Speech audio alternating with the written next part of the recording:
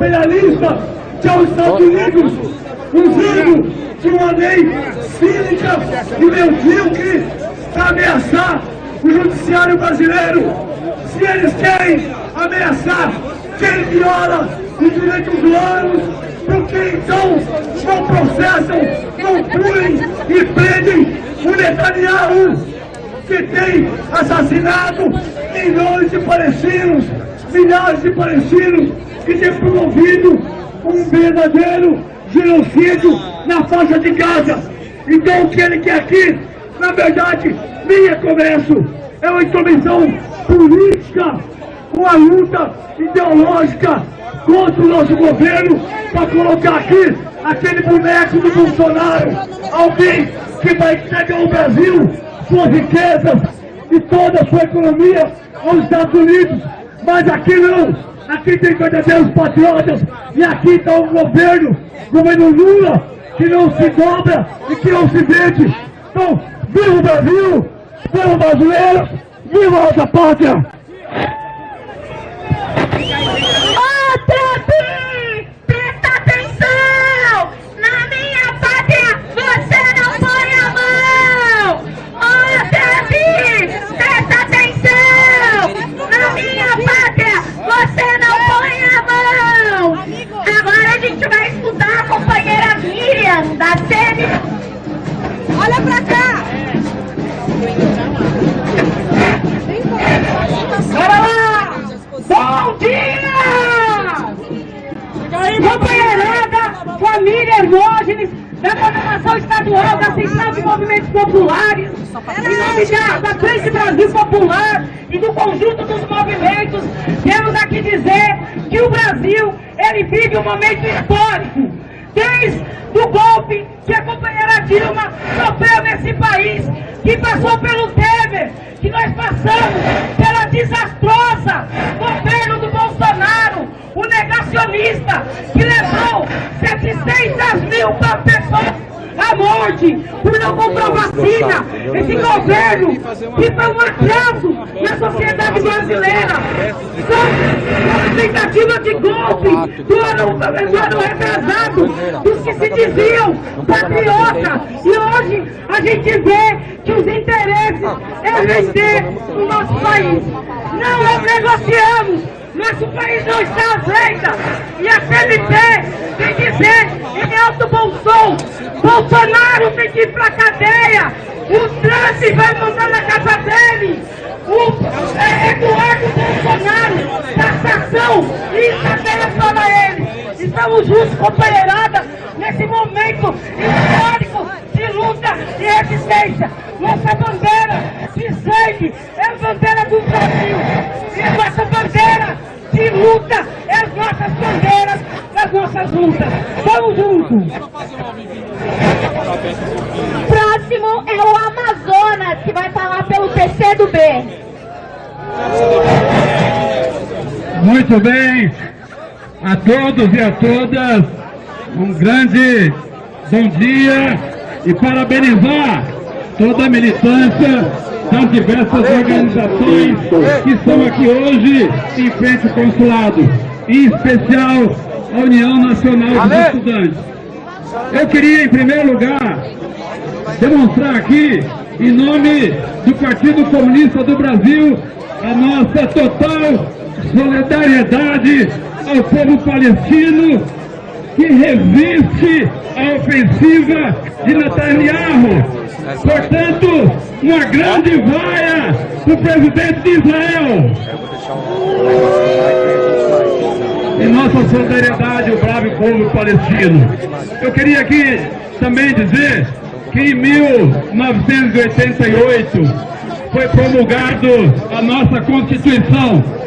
E naquele momento, o presidente do Congresso Nacional disse que aqueles que conspirassem contra a Constituição, que desrespeitassem a Constituição brasileira, eram traidores da pátria. E é isso que é aquele deputado estadual, aquele deputado federal, aqui pelo nosso estado, que está nos Estados Unidos, conspirando contra o nosso país. Não vai demorar muito, ele também vai seguir essa daqui que está na questão. que é a Zambelli, que já está lá na Itália presa e precisa cumprir sua pena aqui no nosso país. Mas ela só está puxando a fila, porque Bolsonaro também precisa pagar pelos seus crimes. E o povo brasileiro não pode mais sair das ruas, não pode mais sair das redes, defendendo a nossa soberania, a nossa democracia. E o povo tem que estar nas mãos aqui no nosso país.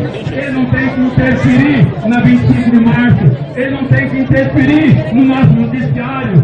Portanto, a partir de hoje, como já fizemos na Avenida Paulista recentemente, vamos colocar milhares e milhares de brasileiros nas ruas em defesa do nosso país. A pressão do povo brasileiro já fez com que o Trump desse uma pequena recuada. Ele precisa recuar mais, ele precisa respeitar o povo brasileiro. E eu queria estar aqui dando um grande parabéns ao nosso presidente Lula, o presidente da República, que não vacilou um único momento, saiu em defesa do nosso país e do povo brasileiro. Portanto, parabéns ao governo brasileiro que está reagindo a essa ofensiva do Trump no nosso país. E parabéns a todos aqueles que lutam pela democracia e pela nossa soberania. Um grande abraço do Partido Comunista do Brasil.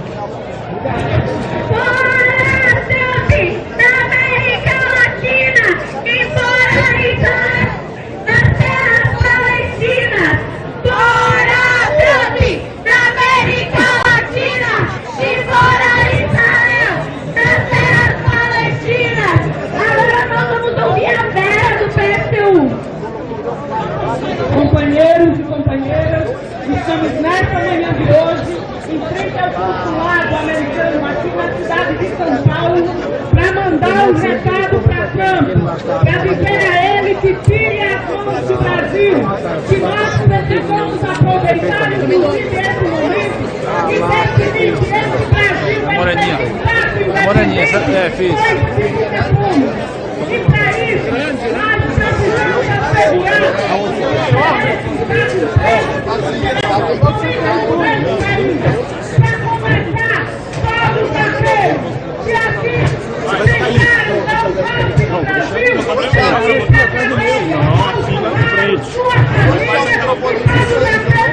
Essa surpresa, essa é a parte que achamos que é muito importante a lei de reciprocidade e ela precisa ser ajustada. Mas para fazer isso, é preciso começar a estatística as 250 empresas do Brasil, começando pelas estadunidenses, e dizendo que nós não vamos pagar a dívida pública, começando pelos títulos servidos às empresas estadunidenses e ao Estado norte-americano. É preciso assegurar que os interesses das classes trabalhadoras sejam assegurados, que ninguém aqui vai perder emprego, garantir que nenhuma empresa sai desse país, que o dono que vem, ele vai levar a sua vida para as suas máquinas de pico, e passando produzir e recomeçar a produção. Por outro lado, é inaceitável. Ô, caralho! Caiu uma capa! Fui chamado ao Brasil para ajudar Panelinha! Ela disse que eu sua voz e se amargada que ia pra cama! Eu vim aqui taxar! Taxar todo mundo!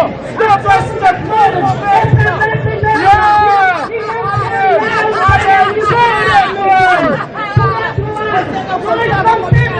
Quem é esse barata? Você não vai ouvir o Brasil! Não! Não! Não! Não! Maravilha, não! Maravilha,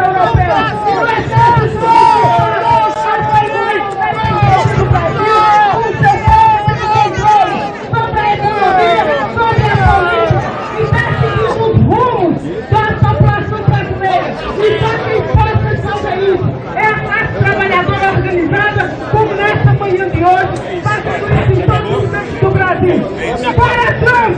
Para daqui! Bolsonaro na cabeça! Juruna, da Força Sindical! Obrigado. Eu queria saudar aqui os companheiros do PSB, da CTV, da Nova Central,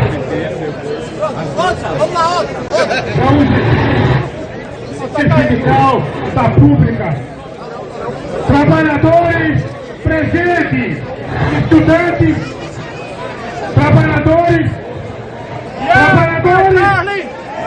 a luta pela soberania, companheiros, não pode nos colocar contra trabalhadores de outros países. Os trabalhadores devem estar unidos pelos seus interesses. Por isso, as centrais sindicais fizeram uma farsa contra Trump, assinado, inclusive pela Federação Americana. De 50%! 50%! Que é isso? Quer mandar no mundo como se fosse imperador. Vocês, mexicanos!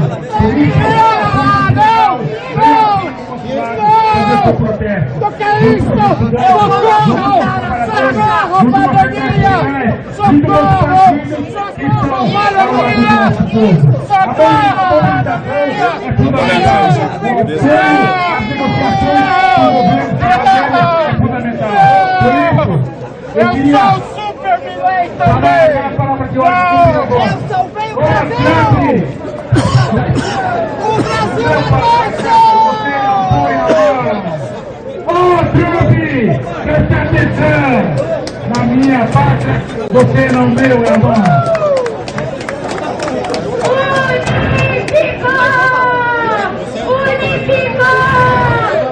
Estudante junto com o trabalhador! Unifico! Estudante junto com o trabalhador!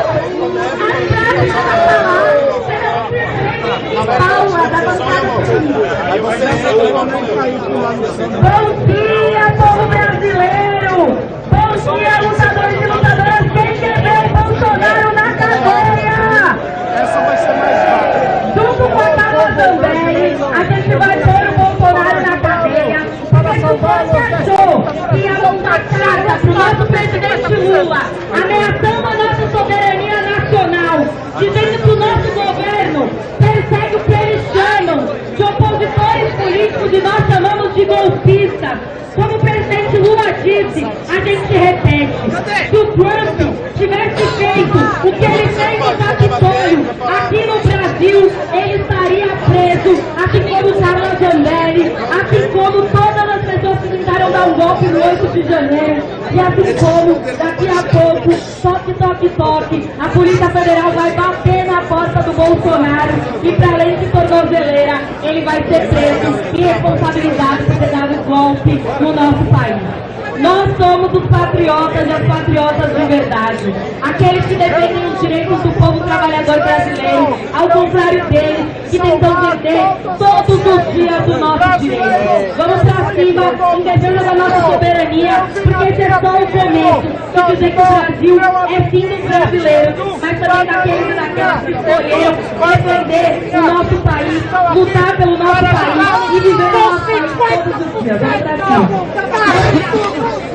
Essa aí é a luta das ruas que a gente vai poder derrotar o Trump e a uma política que ataca a soberania do nosso país.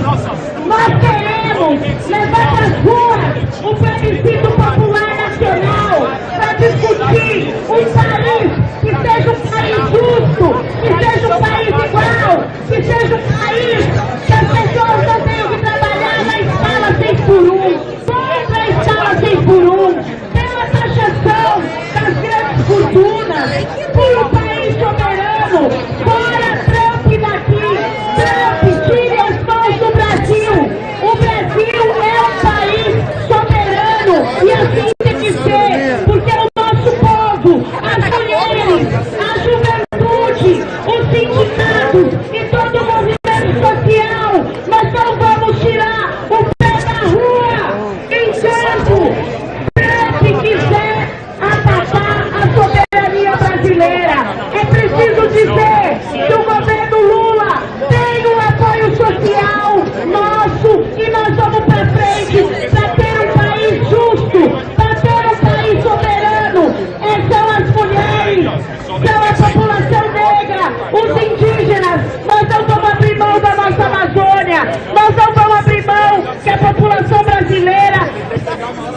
alimentação, não adianta a carne, não adianta vir taxar os produtos brasileiros. Nós vamos à rua, na rua.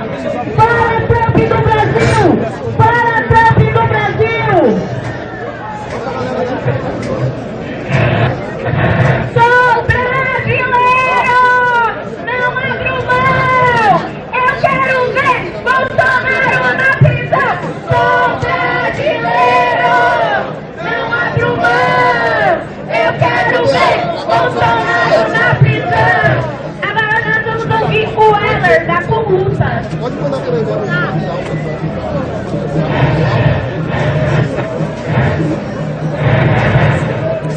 Muito bom dia a todos os lutadores e lutadoras que constroem esse ato aqui em frente ao consulado dos Estados Unidos, aqui na cidade de São Paulo. É muito importante e fundamental a gente colocar o bloco na rua, fazer esse debate junto com toda a população brasileira, em unidade com os movimentos sociais, os sindicatos e a juventude do nosso país. Esse tarifaço do Donald Trump, no qual ele recua e retira 700 segmentos da tarifa extra, mas ainda segue sobre muitos produtos, não é apenas uma tarifa. Isso é o embargo econômico do imperialismo no nosso país.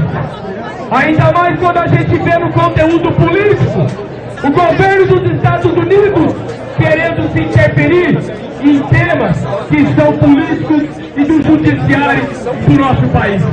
E nesse sentido se faz necessário que esta unidade construída nesse ato seja o primeiro de outros que nós vamos construir de norte a sul do nosso país.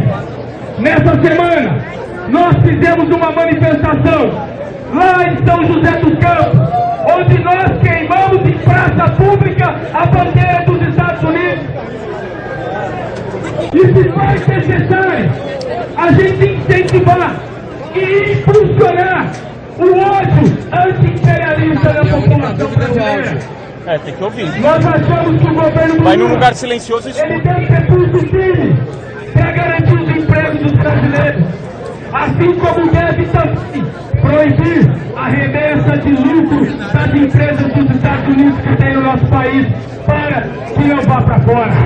E é preciso que essa unidade construída em defesa da soberania nacional seja parte da luta que tem hoje no nosso país pela redução da jornada nacional, tem a luta pelo fim da escala 6x1. Assim como foi dito por vários que interviram aqui, quando a gente imperialismo, a gente não pode deixar de falar da situação do povo palestino que está sendo massacrado pelo Estado sionista de Israel. E nesse sentido é muito importante que a gente faça essa luta unitária. Eu sou do Sindicato dos Metalúrgicos de São José dos Campos e região. Nós somos filiados na Sociopolitical. Nós temos as nossas posições divergentes com o governo do Lula. Nós achamos que nós temos que colocar o bloco na rua com independência total diante dos padrões. Mas diante de uma ameaça imperialista que faz necessário a unidade possível para dizer em alto e bom som ele tira as mãos daquele país. E para finalizar, quero chamar aqui um grito de guerra junto com essa juventude. 1, 2, 3, 4, 5 mil, não altar espaço para Trump do Brasil. 1, 2, 3, 4, 5 mil, não altar espaço para Trump do Brasil. 1, 2, 3, 4, 5 mil, não altar espaço para Trump do Brasil. Valeu, gente, em nome da Festa Supercolumpa, essa é a nossa fundação.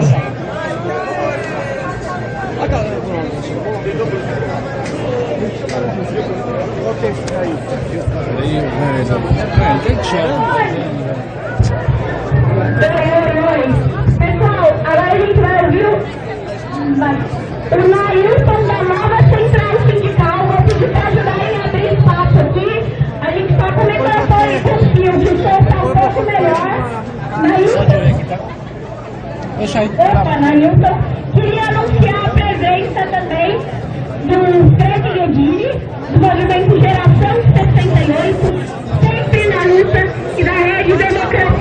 e direitos humanos. Obrigada pela presença de todos, pessoal. Valeu.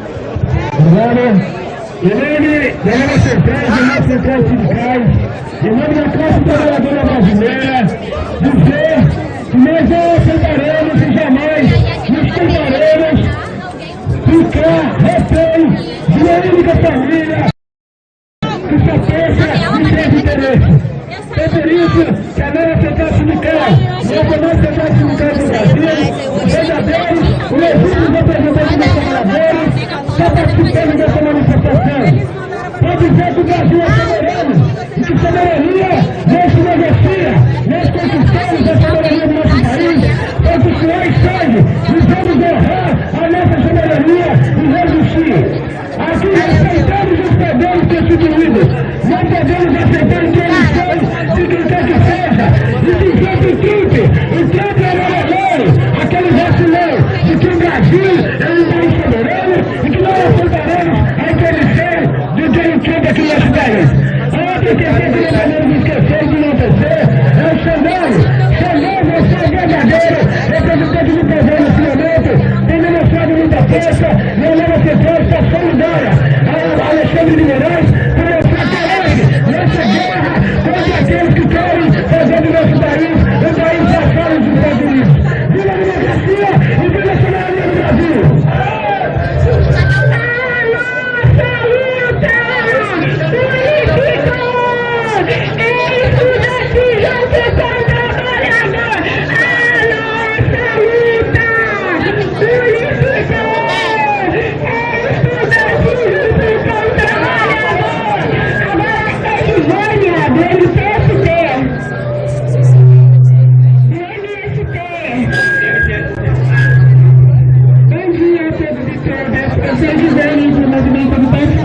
Junto com a juventude toda no Brasil, a gente está aqui para dizer que agradecemos e organizar a todos os movimentos, a todos os sindicatos que estão aqui.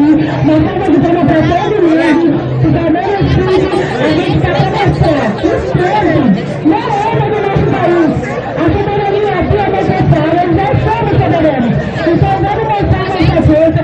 Se precisar, a gente ocupa a luta, a gente ocupa esse país, mostrando que é nosso. O Brasil é nosso, gente, a gente tem força. Já dizer isso aqui, pode mostrar a nossa força. Parabéns a todos, embora lá fora pronto, é Bolsonaro na cadeia, tá? E Melania, chupando laranja, porque papai não anda de novo. Beleza, gente?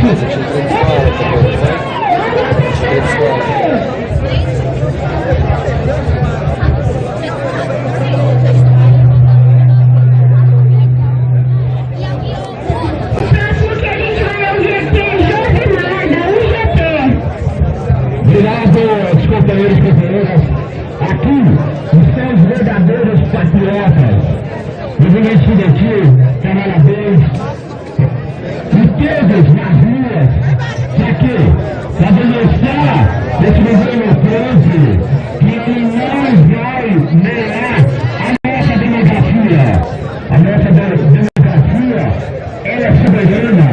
E aqui quero decretar toda a minha solidariedade ao STF. E ao STF é o Alexandre de Moraes, porque é bizarro. Quando o Trump coloca um decreto para sancionar todas as questões financeiras e bloqueio do ministro do Supremo Tribunal Federal do Brasil. Então o Trump está imaginando que o povo brasileiro não tem Brasileiras, não tem história, não tem coragem.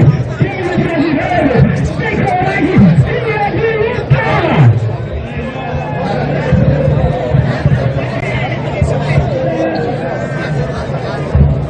Oi, gente, chamando aqui agora a Bia Ribas, da Fogo no Pavio, para fazer fala pela frente do Sem Medo.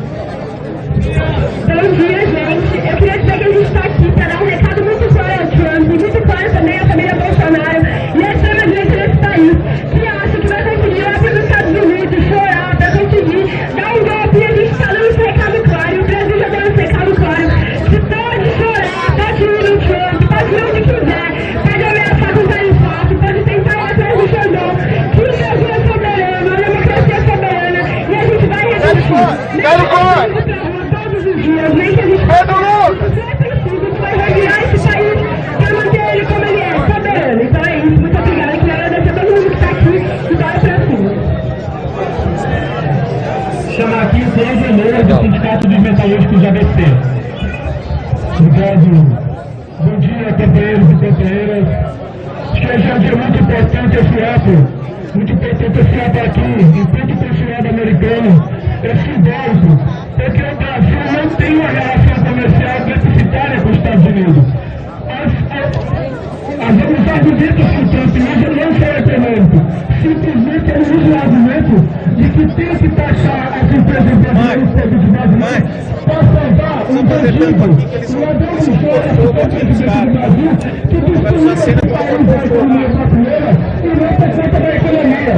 Então o Brasil sempre teve uma relação de país do mundo. Agora o povo brasileiro tem que ser... Deixa eu colocar meu ao vivo aqui.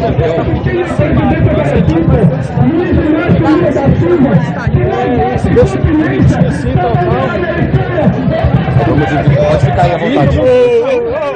Gente.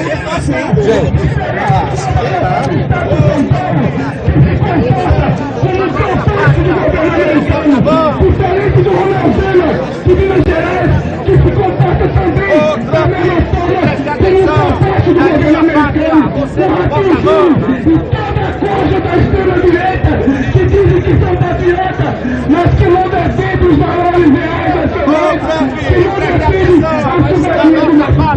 Então todos têm que perguntar e temos nós, o movimento sindical, as centrais sindicais, o movimento estudantil, temos que construir um grande ato nacional em defesa da cidadania nacional, porque nosso país, quem manda é o povo, não é o top, não é essa coisa da extrema-direita que diz que é patriota e manda o filho para os Estados Unidos defender taxação nas empresas e defender a instituição das empresas nacionais.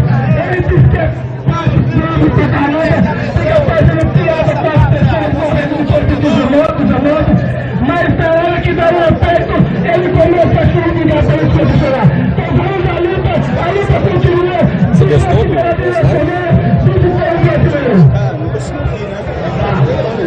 Chamar agora é o Brasil Rua pela Frente Povo Sem Medo.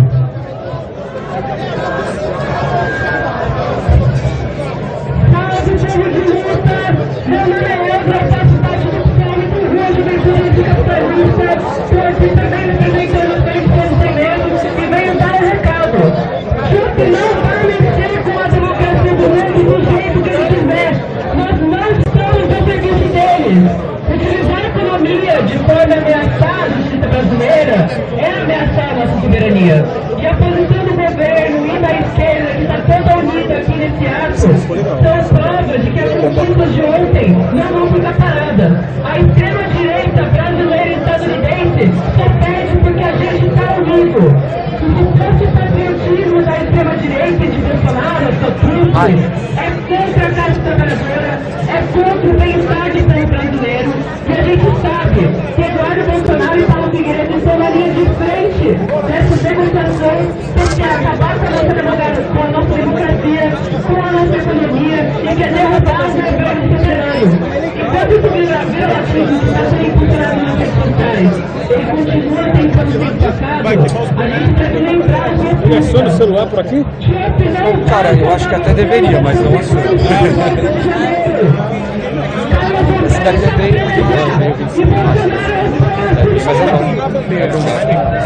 o Brasil é dos brasileiros e nós também somos americanos, porque a América Latina também é América. Muito obrigada. Isso seria pro Bluetooth, não? Eu acho que deveria ser, mas não vai? A gente nunca tentou. Vamos saudar as centrais sindicais aqui presentes, saudar os estudantes, saudar os patriotas, saudar os partidos políticos que apoiam a soberania nacional. Este é um momento histórico e importante para o Brasil reavaliar o rumo que nós estamos dando para o nosso país.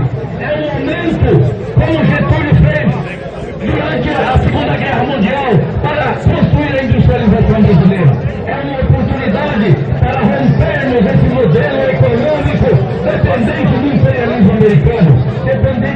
economicamente, dependente tecnologicamente, dependente militarmente, cultural e ideologicamente. É o momento que o presidente Lula precisa de apoio, e nós estamos dando apoio para esse enfrentamento que o governo brasileiro, o povo brasileiro está fazendo. Mas o presidente e o povo brasileiro serão desafiados a romper com a cabeça fiscal, porque nós teremos que fazer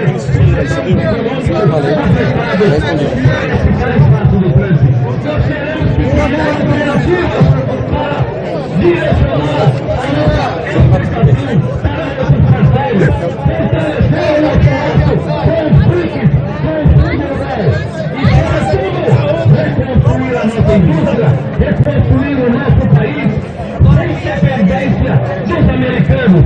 O que os americanos podiam dar para o Brasil já deram, e foi esse tarifaço, foi esses fascistas, patriotas, antipatriotas e canalhas. Prisão para Bolsonaro, prisão para todos esses fascistas que estão traindo o nosso país. Viva o povo brasileiro, vamos intensificar a nossa mobilização. Somente o povo pode derrotar esse tarifacista. Um grande abraço a todos. Viva o povo brasileiro!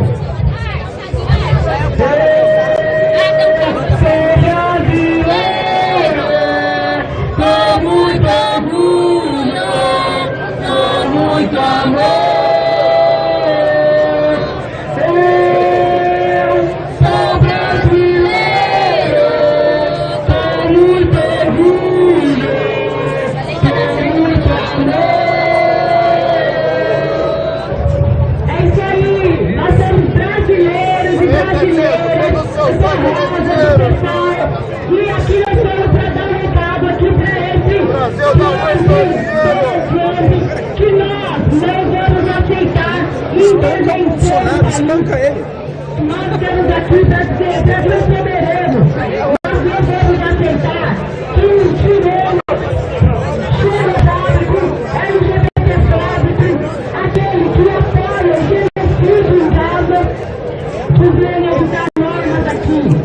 Nós não aceitamos que um país que apoiou e que foi fundamental na ditadura aqui na América Latina venha querer ditar regras aqui no nosso país. Nós queremos Bolsonaro na cadeia, nada aos golpistas. Nós resistiremos. O Brasil é soberano, nós somos muito maiores e não aceitamos intervenção dos fascistas. Fora fascistas, fora golpistas, Bolsonaro na cadeia e pronto, volta para os Estados Unidos, volta para o luxo da história, que é o seu lugar. Obrigado, Rosa. Queria chamar aqui o Erupt, que vai falar pela fronte da Frente Povo Sem Medo, e pedir já para preparar a Jade do MST. Bom dia, povo de luta!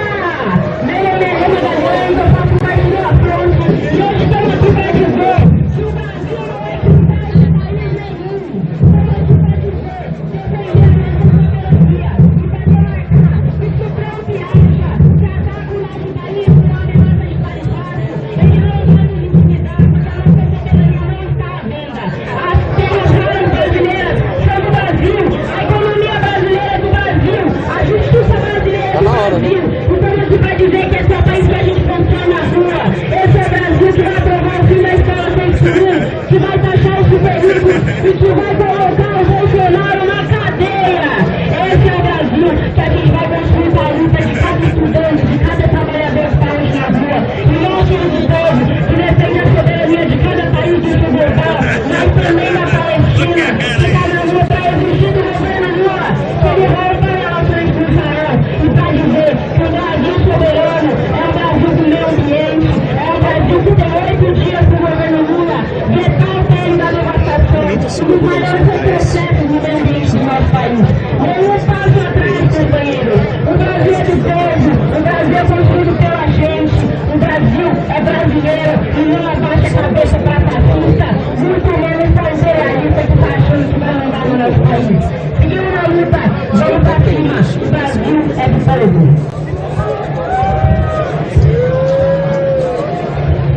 O sol tá comendo aqui. Sou brasileiro!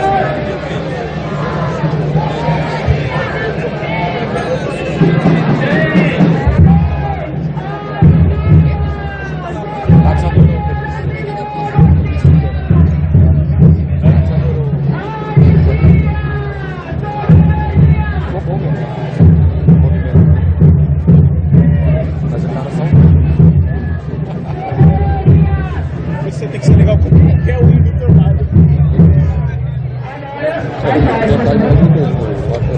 Bom dia, galera! E gente, aí tá certo, né? Eu disse bom dia, galera!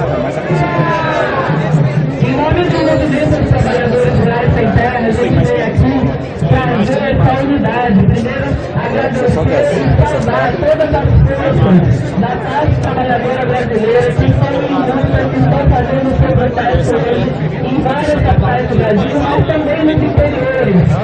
Lembrar, pelo menos, que o Brasil é grande, o Brasil é imenso. Quero fazer uma foto. O Brasil é dos brasileiros. Amiga, mostra o café.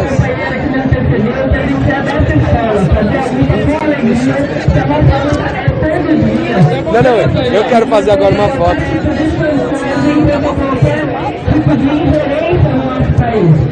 Então, para não ficar me escrevendo aqui, a gente está bem contemplado, acho que a gente está bem consciente do nosso trabalho daqui para frente de fazer esse diálogo com toda a população, com o nosso povo, com as classes trabalhadoras, entender que está em jogo e reafirmar que essa terra é nossa. Deixa eu morar com cara de santo aí. Os alimentos são nossos e ninguém vai botar a mão. Povo brasileiro, da pegada é de falar. A luta é tentando no meu samba, cadê a bateria?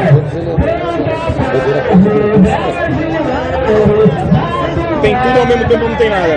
Poluído, né? Não, é só um dedo, mais nada. O dedo dele no estado do polícia. Aqui eu fiz 30 minutos dela aqui, ó. A nossa luta é todo dia!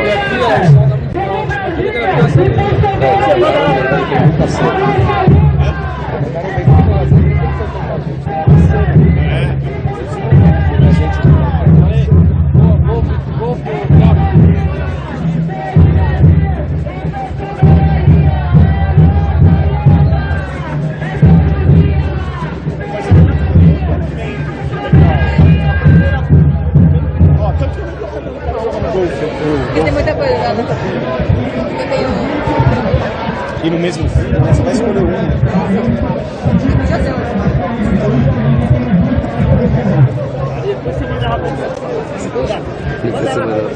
Fez?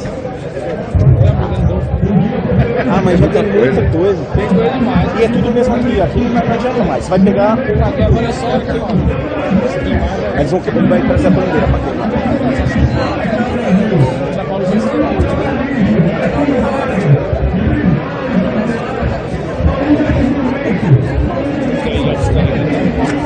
Apesar que de dia queimando. Ah, ele vai pegar sinalizador. Porque de dia a fumaça queimando também não aparece. Ah, tá dito, né? Olha o genuíno. Olha o genuíno.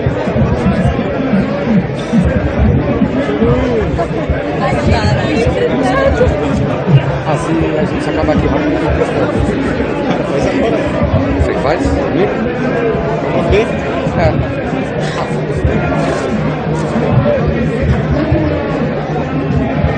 Se esse é o tipo de bola. É, agora não vai dar, chegou. Eu também acho que vai ficar. Vai sair depois, né? Genuíno tá o que hoje? Sim. Hã? Só. Complicado. Aonde você viu a bandeira? Hã? Ah, eu pensei que era americano.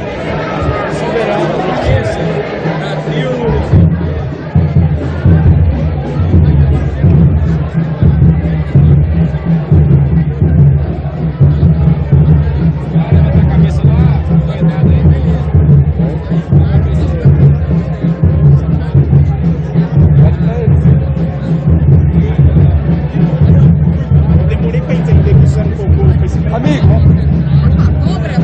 Não sei. Porra, tá de sacanagem, né? Você é uma cobra primeiro. Eu tô bobo. O que você quer? Quero que ele levante a cabeça do Bolsonaro.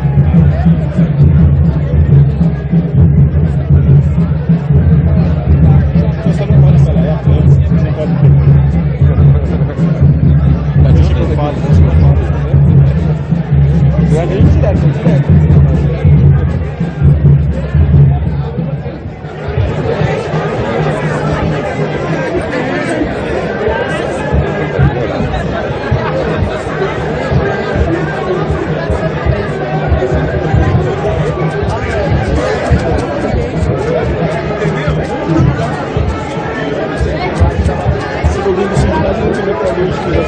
Parece um negócio de loja, alguma loja. Mário, né? Sei lá. Parece o Mário.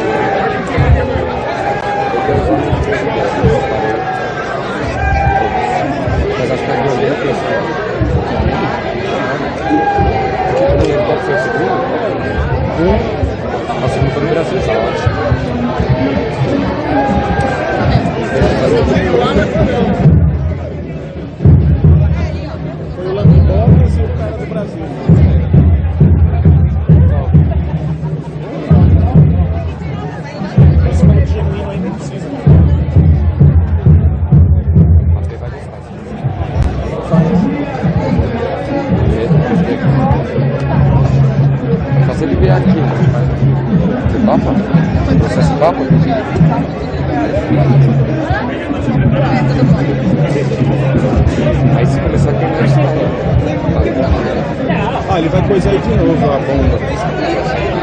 Ah, não, agora não. Agora ele vai pôr a bomba de verdade. Pera aí, gente. Pera aí. Da nossa pátria, você não põe a mão. Presta atenção. Aqui na bandeira. Você não põe a mão. Aqui na bandeira. Você não põe a mão. Ô, Trump. Presta atenção.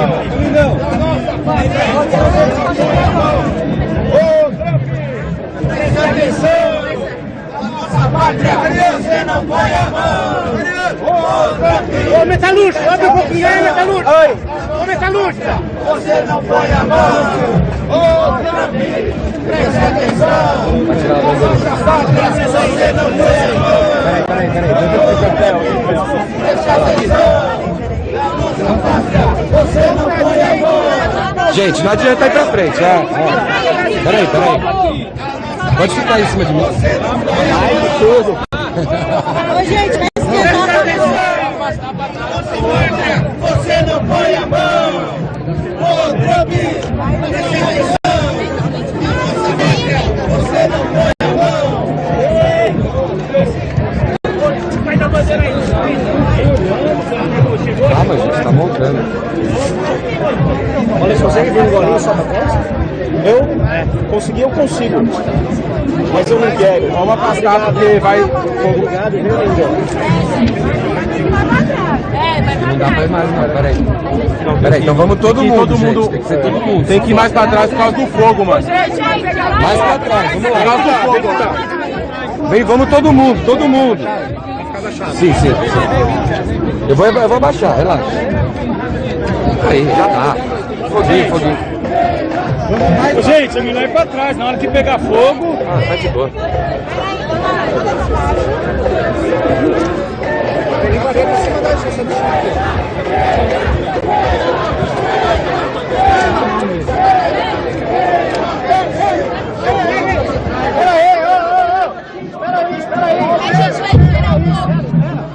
Não vai ser agora?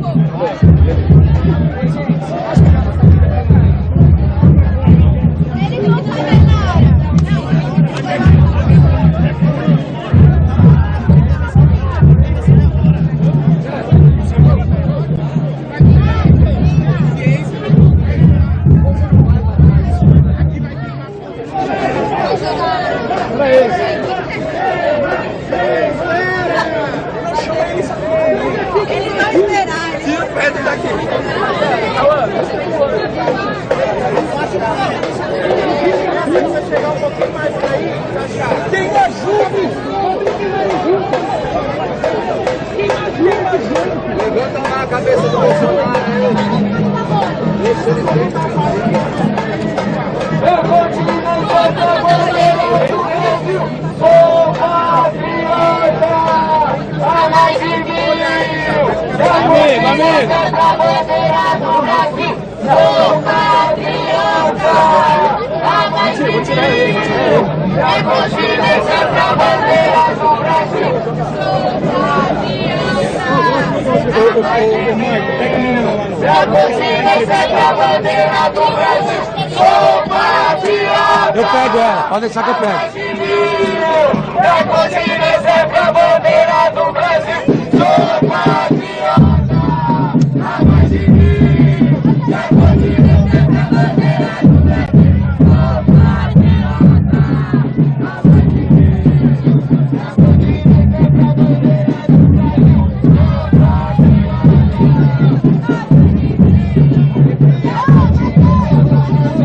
Brasil. Sou continência pra bandeira do Brasil. Sou patriota. Há mais de 1000. É continência pra bandeira do Brasil. Sou patriota. Há mais de 1000. É continência pra bandeira do Brasil. Sou patriota. Há mais de 1000. É continência pra bandeira do Brasil. Sou patriota. Há mais de 1000.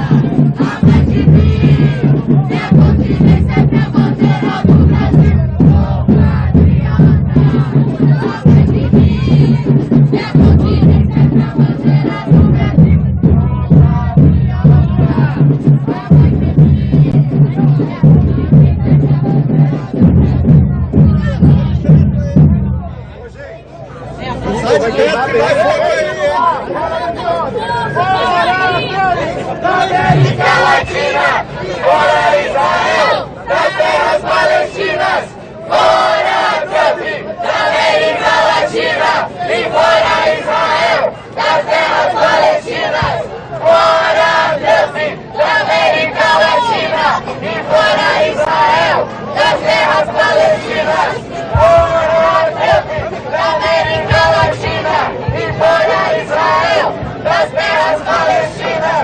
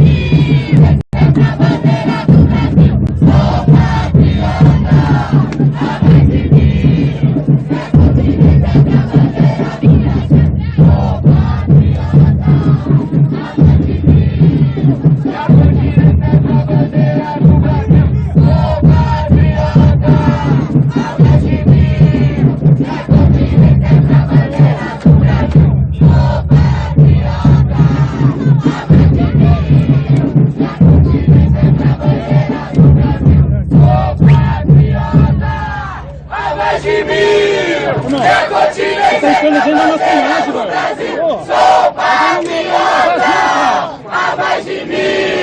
Minha continência pra bandeira do Brasil. Sou patriota há mais de 1000. Foi, né? Deu. Eu vou ter que levantar aqui. Pode levantar, Paulo?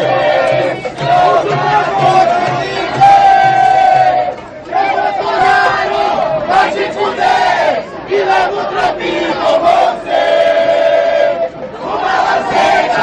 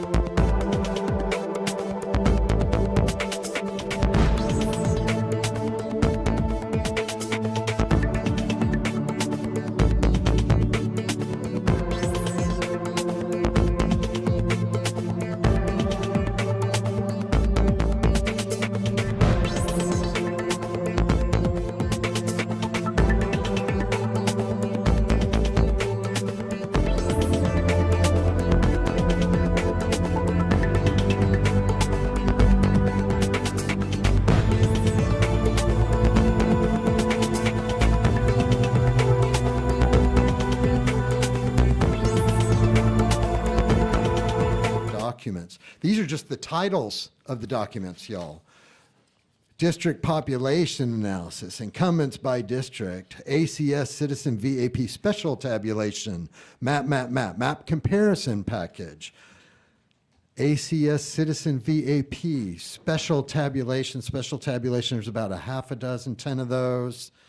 Cities by CDPs and districts, district election analysis for numerous districts around the state, election analysis with county subtotals, voter registration and turnout analysis, pages and pages just of the titles of these documents.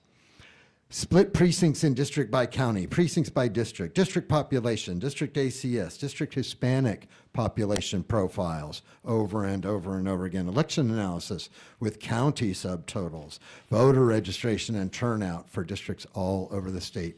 In total, y'all, over 150 documents were filed.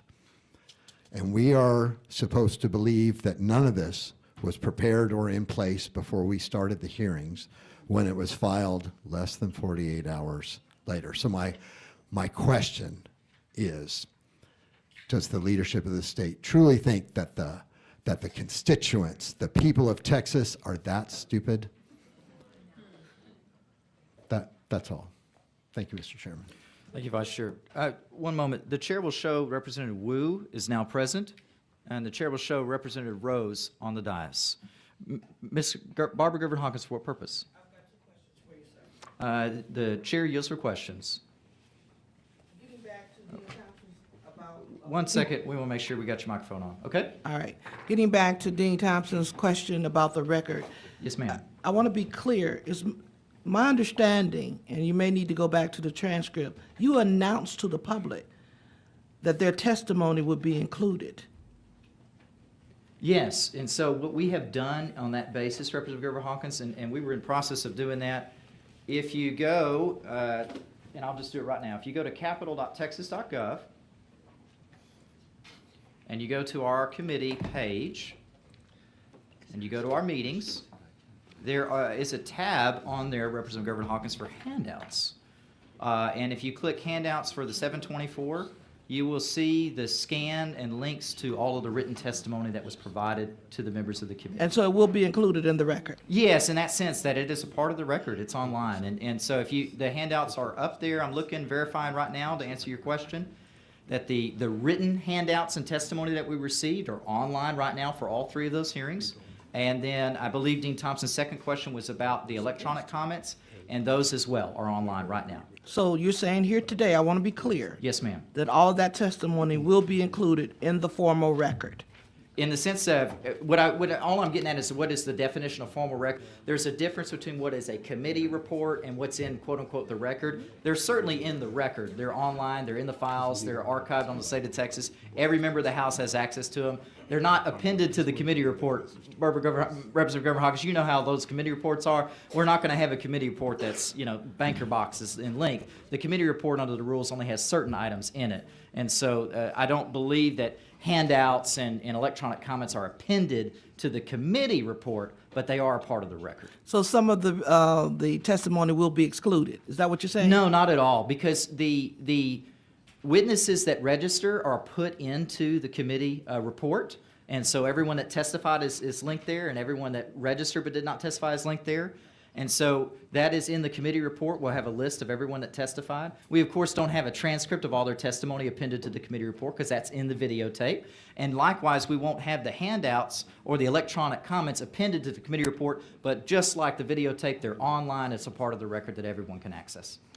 My second question is for the community, what is the planned timeline? So our goal today is to do what? And what happens next? So our plan today is right after this, I'm going to lay out the bill and recognize Representative Hunter to open on that bill. And then, of course, as you know, he can answer questions to the members of the committee about the bill. And then we'll go into public testimony. And then when public testimony concludes, I'll recognize Representative Hunter to close on his bill, at which time the members of the committee can ask other questions. And then, if we get to the point that we're going to take further action, what I'll do at that time is call up any amendments that may exist, and then recognize members to speak on for or against House Bill 4 and take action. But if we don't do that, then we will do that tomorrow. And so your plan, your plan A, I'll say, is to get this to the floor early next week? I don't control that. I mean, I would envision it would, but the calendars committee is ultimately what's going to be responsible for setting it or not setting it. When do you anticipate it? I would anticipate it next week, early next week. I think that Monday, Tuesday, Wednesday, Thursday, Friday? When? Probably Tuesday. That's what I would anticipate. But again, it's up to the calendars committee when they set it. Thank you, Mr. Chair. Thank you, Ms. Gervin-Hawkins. Mr. Dean Chairman. Thompson, for what purpose?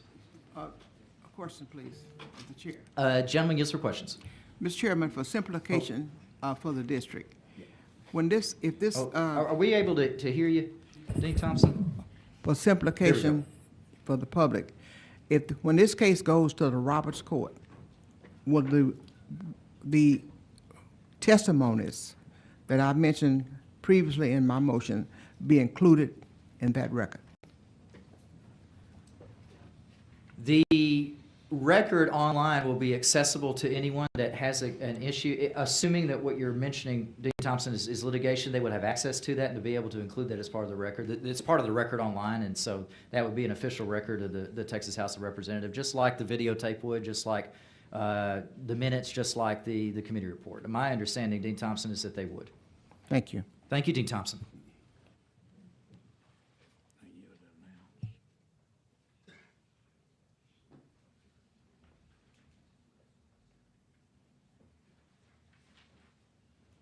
If any other House member is in the room, you're welcome to come sit up on the dais. I just noticed we had some extra chairs. It's totally up to you. I mean, if you want to do that, that might free up some space for members of the public to come to the room, but it's up to you. I'm only going to recognize those in attendance that are on the dais. Mr. Chair? Mr. Manuel, for what purpose? Now, let's make sure this microphone works. Okay, thank you. I just have a quick question of the chair, if possible. Chair, useful question. I think, I know this has probably been answered, but I just want to simplify it and get a question answered on this one. So we are not going to be having field hearings on the map that we currently have before us as we had before we had a map throughout the state, or at least going to the same places that we went to before. Is that correct? It's the Before chair's we take a vote intention on that it. today's public hearing be the public hearing on the bill. Yes. So we won't have anything else for the community to put input on the maps before we vote on this in committee, correct? Only the actions that the chair mentioned earlier, which is testifying today, public comments online, emailing your representatives, et cetera. Okay, so just this hearing. This and hearing then- and is the then- chair's and then only public hearing. The only that is public intended. hearing, and Yes, sir. then whenever that date comes, whether it's today, tomorrow, or whenever, we will vote it out here, and then it'll go to the floor, correct? Yes, well, hyper-technically, if we were to vote it out here. Well, to calendars, excuse me, Then it from goes to here to calendars, then it's calendars, set and on a then- calendar, and then it comes to the floor, second and third readings. But there will be no field hearings for the community at large to be able to say how they feel about the maps like we did there won't be any field hearings like we did before we didn't have maps, asking how people felt about redistricting versus how they feel about the proposition of what the new maps are, correct? Besides this public Besides hearing. this hearing, that's correct. Okay, thank you. Thank you, Representative Manuel. Mr. Wu, for what purpose? Chair, yields for question. How long will I'm sorry, I apologize for coming in late. No worries. How long will the online statement submission stay open? Through adjournment of the hearing today. I think that's what was previously put into the notice, and so we got to keep it open for the length of the meeting. So I understand the limitations on in-person testimony, but given the short amount of time that the public has had access to this map, because again, I assume that this map could have been filed at the beginning of the special session, but it wasn't until, I guess, 48 hours ago. Would it not be more transparent for the legislature to provide the public with more time to view the map and to submit just written comments about their feelings about what is being done to their own communities? Should that not be the case? Well, the comment portal has been open since the notice was issued, I believe, on Wednesday morning. And so under the notice, the comment portal will be open through the conclusion of today's hearing. I believe to the point about opening the portal longer, the notice has already indicated when it will close, and so the chair's going to follow that notice. And the hearing today was not even set until, I guess, our Monday hearing? When did you set this hearing? The notice for this hearing went out Wednesday morning, I believe around 10 o'clock. 10:03, I think, might have been the exact time. That's why I waited to start till 10:03. Was this map submitted? I forgot when this map was submitted. Was this map submitted before or after that that notice was posted? The bill was filed on Wednesday morning, referred to committee, and then after that, the hearing was set. Okay. So you were well aware of the time limitations that that notice would impose. Like prior to you setting that notice, you knew that the bill had been filed just that morning, that the map had been submitted just that morning, and knowing that, you set the hearing for Friday, from Wednesday, about 48 hours layout. The chair set the hearing, and as the chair previously promised, I believe the question might have been asked by Representative Jones of me at the, you may recall at the Houston hearing, that would we have a public hearing on the map? I said 1,000%. And I said I would give at least 24 hours notice, and the chair has always been endeavoring to give as much notice. And so when I saw the map filed and referred, I said it as soon as I could. And I did the notice out at 10 a.m. and gave 48 hours notice of this hearing, which is, of course, twice as much as is required by the rules. Absolutely. And the difference between this and a regular bill, unfortunately, is that a regular bill, we know what's in the bill. That this process, because of the way that you have intentionally handled it, we, meaning the members of this body who are not part of your secret society, did not get to see these maps at all until they were publicly filed, and the public did not have an opportunity to see these maps until Wednesday. And this is a process that you solely control, correct? The chair set the hearing, as he's indicated, as soon as the map was filed, and tried to endeavor to give 48 hours notice of this hearing. And so, yes, in that sense. And the it is chair totally obviously sets the schedule. Absolutely, and it is reasonable for you, and completely technically possible for you to have moved the online submission further back to give the public more time to submit their comments while this bill is proceeding through calendars and through other things, so that the public can weigh in and so that members could see what their own constituents were saying before he headed to the floor. That is possible, correct? I don't think it's impossible. I don't know. I've never seen that done before, Representative Wu. I know usually the way that the public comment portals work for all bills is that public comment remains open until the bill is heard. But as I mentioned, the public comment portal is, of course, one option. Members of the public are free to reach out to members of the legislature at any time, all the way up until third reading. And as you and I know, we get phone calls, we get emails from members of the public commenting on legislation all the time. And so, are those comments automatically submitted to the committee as comments on this legislation? They're not put into that comment portal in the sense that they're not on that PDF. I'm not aware of any rule that prohibits any member of the committee that receives a public comment some other way from sharing it with the members of the committee. No. Is it allowed that members of the legislature submit statements from their community to the committee file, to the court record? I'm not aware of that being done before. Is there any rule against it? Actually, chair's not advised. I don't know. I don't know the answer to that question.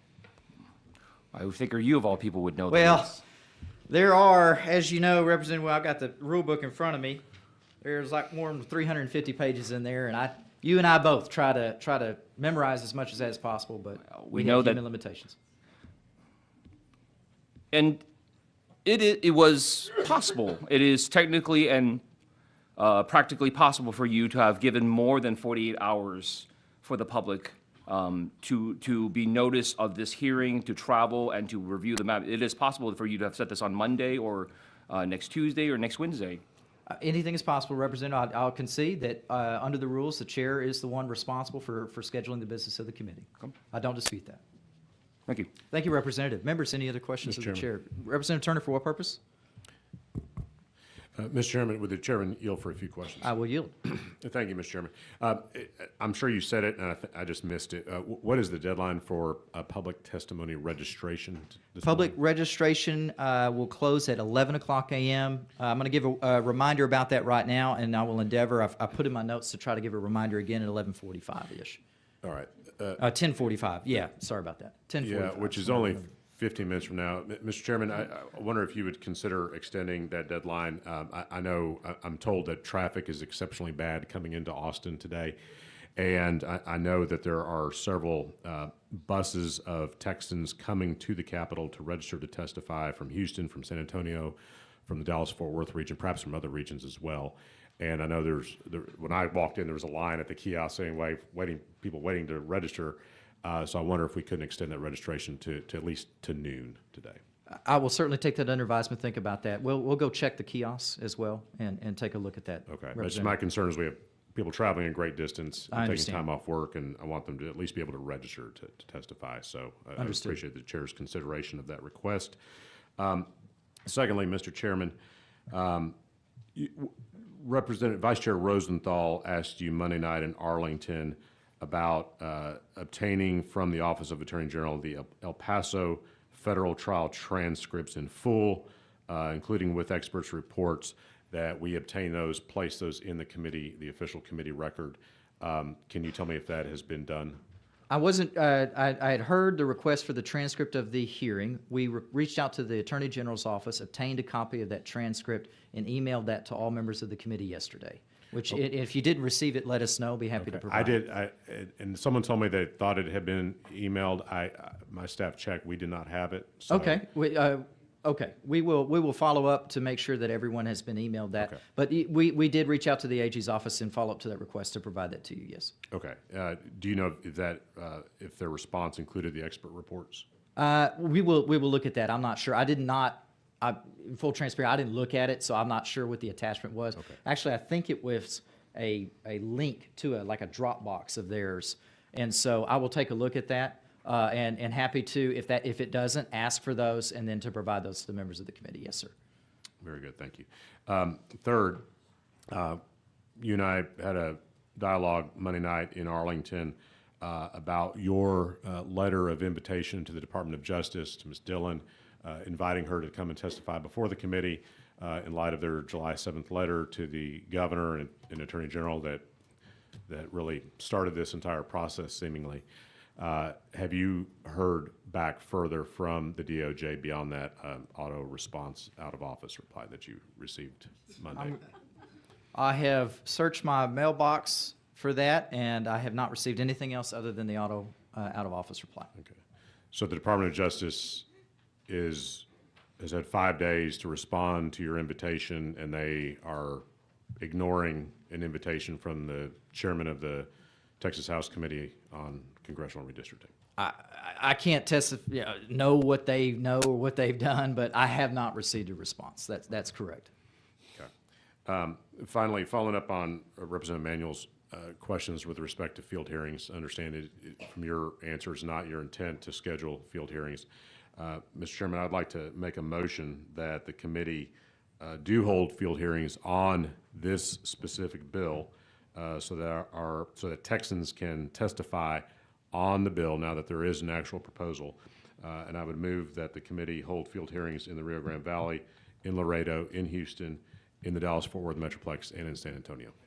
Thank you. The gentleman is not recognized for that motion at this time. Thank you, Mr. Chairman. Thank you, Mr. Turner. Members, any other questions? Mr. Manuel, for what purpose? Question of the chair. Chair, yes for questions. Just have a very quick point of reference.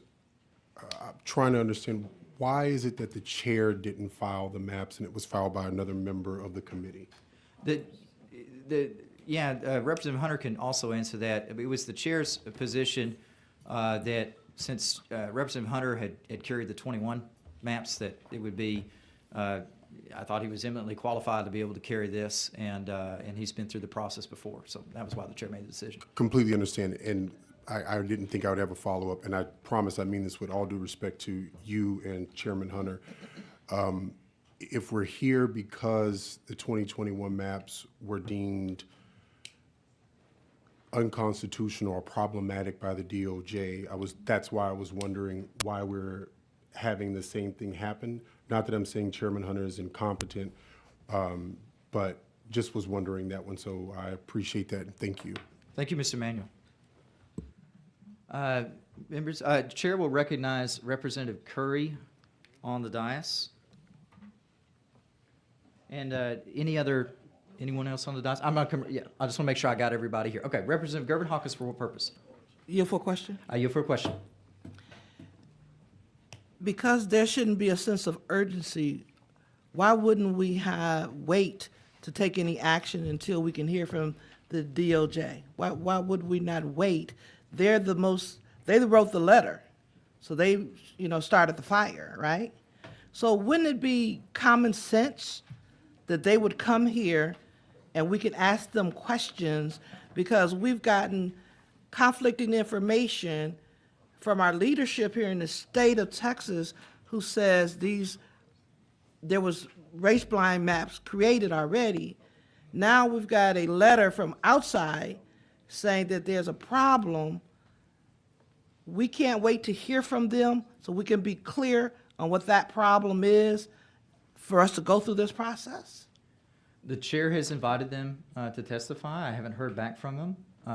I think that it's the chair's position. As you may have seen in the Senate, they received, and we have all received and have access to a memo from Ledge Counsel, which is a nonpartisan attorneys for the whole legislature, that we don't have authority to subpoena. And so the chair's position is if they wanted to come testify, they could. And if they're here today, they're welcome to. But the chair is not intending to wait to secure specific testimony before we move forward. We've had this hearing scheduled and want to move forward with the public testimony today. So you're wanting us to believe that they're out of office?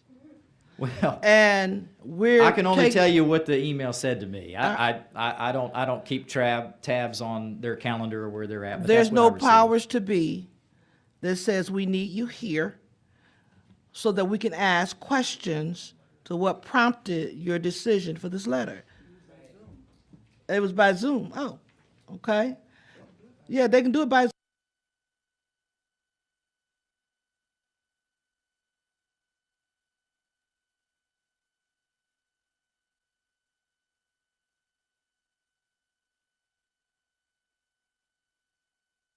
About why and what did they see we didn't see, but we're ready to move quickly on this?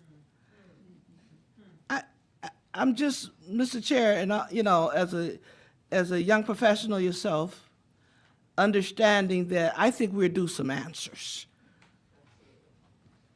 And I think that the powers to be in this great state of Texas can ask them to, via Zoom or whatever, get here and talk to us in person so that we can hear what's going on. I understand the member's position. I totally get it. And again, I haven't heard back from them. They're free to testify if they want to. But again, as of now, I haven't looked through the whole witness registration list to see if they've somehow registered. But that invitation is there and open to them. And I don't have power to subpoena them, so it's up to them whether they come. And there's no way we can make that happen, you're saying? Not the way that I read the memo that was provided to it was provided to the Senate committee by Legislative Counsel and then shared publicly. Thank you, Mr. Chair. Thank you, Ms. Gervin Hawkins. Ms. Hicklin, for what purpose? I have a question for the chair, please. Chair, use of questions. Is it out of the ordinary for hearings to be held early in the process before maps are drawn? No, that's how we've always done it. Okay.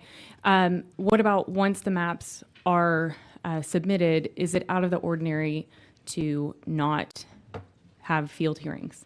The chair's understanding is it's not. I believe in the Yeah, I mean, Okay, Chairman Hunter has it's- more experience with the last time around and knows the details perhaps better than I Okay. do, but we've had these, any bills on redistricting have been voted out Okay. here in Austin. Well, and one last thing, the special session requirements for notice of hearing is 24 hours, is that correct? That's correct. Okay, thank you. Yes. Hickman? Dean Thompson, I'll recognize you to ask me a question in such a way as to answer the question. Mr. Chairman, Mr. Chairman, thank you very much. Ask me if I'm aware. Mr. Chairman, thank you very much. I've been here for 53 years, and I've gone to through several of these hearings, redistricting. We always had public input on the maps. We have always allowed them to see those maps. We have always had field hearings where they can have input. Whether we consider their input or not, we gave them those opportunities, and I have never, never, never seen it done this way. Thank you, Mr. Chairman. Understood, Dean Thompson. Members, any other questions? Okay. With that, the chair will lay out House Bill 4 and recognize Representative Hunter from the dais to explain his bill. Thank you, Mr. Chairman and members. And the chairman has asked me to give an overview of the bill. And I'm going to this is addressing the committee and anybody that's watching or listening. Now, members, many of you have not been through redistricting that's on this committee. And many of you are unaware of the policies. That's understandable. So I'm going to outline information in my opening so that you're aware of some of the information. Because I want you as the members that take action to have general information as best as you can. Now, we are here today to take up a congressional plan.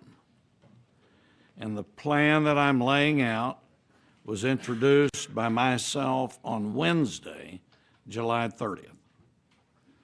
We have a special session governor's proclamation, and the Texas House takes up certain or all of those items. And this item is the Texas congressional districts. Now, this is different than general session constitutionally. And I want everybody to understand this is not general session. This is special session. And a special session has different requirements. Special sessions are 30 days only, can only be extended by the governor. The topics of a special session are assigned by the governor, not the legislature.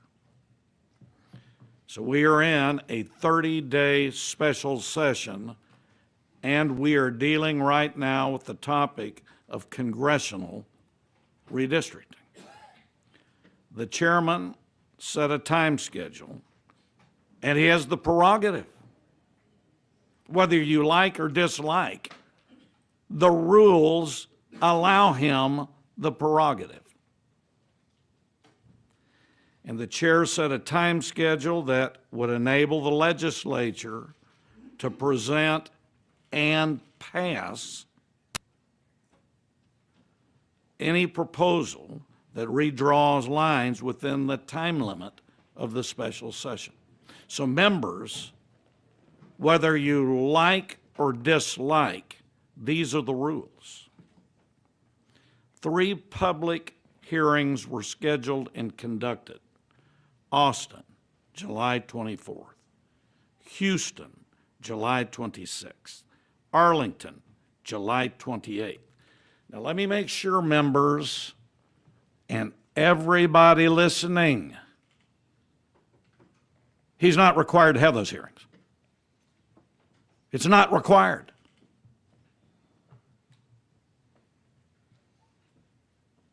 He chose to do those hearings. So I want everybody to know he didn't have to, And he did. Now, we set up invitations. Anyone could register and testify on the question of whether and what, if any, congressional lines should be redrawn. And I disagree with many of our members.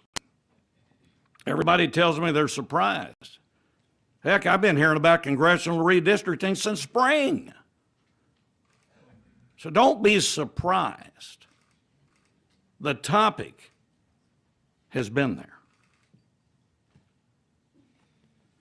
Now, arrangements were made for anyone to submit written comments to the committee, whether the witness chose also to testify. By the way, and we had a session similar to the Senate that allowed remote witness presentations. One session was held on Saturday, and one session was held after normal working hours. And see, they're already calling me about redistricting right here in the meeting. The chair will pause for just a moment just to announce that he's been advised that there's no lines at the kiosk, but to remind everyone that witness registration will close at 11 a.m. Mr. Wu, you for a moment. Let me allow Mr. Hunter to complete his opening. Well, I'm happy to let Mr. Chairman have the filibuster. What? Now, Mr. Chairman, listen. We're members. We have the rules of decorum, Mr. Wu. And I am not going to cut you down. I'm not going to be negative to any person. You may not like issues, but I'm not going to degrade you or demean you. I would remind you we have rules of members, and we should treat each other that way. And you called a filibuster. I appreciate you elevating me to a senator, but we don't have filibusters here. And you may not like it, but I was asked to give an opening. So if you don't want an opening and do not want the members to question, and you want to go straight to the public, Mr. Chairman, I will agree with that. So the chairman of the Democrat caucus doesn't want me to talk and wants to go straight to the public. I will grant that request. Mr. Hunter, I did not set the arbitrary time limit for your presentation. Most other bills that I've been a part of in this legislature, we do not set an arbitrary time limit for how long the author has to present his bill. How long members have to question the bill author about his bill. Correct. We don't do that. We also don't drop bills out of the blue. All right. 2 days before the bill is heard and voted out in committee. So, Mr. Wu, do you have a question of the bill author? What? My presentation's not over. That's right. So on this time, Mr. Chair, I move that we extend registration time past 11 o'clock. Would you recognize me for that motion? The gentleman is not recognized at this time. The chair will recognize Mr. Hunter to continue his layout. Again, members, all sessions were live streamed and recorded for later viewing. Any written statements and other information filed with the committee are available for viewing, and the chairman has said at the front that he's checking to make sure the information is there. And as a reminder, Red Apple, which you've been explained, has been and is available for development and submission.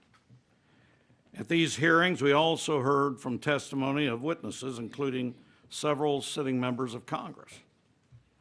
And today, he has set a large amount of hours for the committee hearing on the bill itself. Now, members, especially those that haven't been through redistricting, and anybody that's listening, it's important to note that when you deal with redistricting, such as this, it can be done at any time. It can be done at any point in time. It's not blocked. When drawing congressional districts, we have to look at them a little differently when it comes to population requirements. With congressional districts members, we have to draw districts with population that is as nearly equal as possible to the ideal district size. This means that congressional districts must be so close in population that they are essentially equal in population per district. Now, the reason I'm telling you all this is different than for state legislative districts. The ideal district size for Congress district is 766,987. And that is what we try to get to. The plan before you meets the population requirements for one person, one vote under the U.S. Constitution. Any amendments that would be proposed to this plan will need to meet the same requirements. Now, we are allowed to draw congressional districts, and I want the members to know this, and everybody listening, whether you agree or disagree. And by the way, this has been involved with both major parties. You can draw districts based on political performance, political partisanship. That's recognized by the United States Supreme Court. These districts were drawn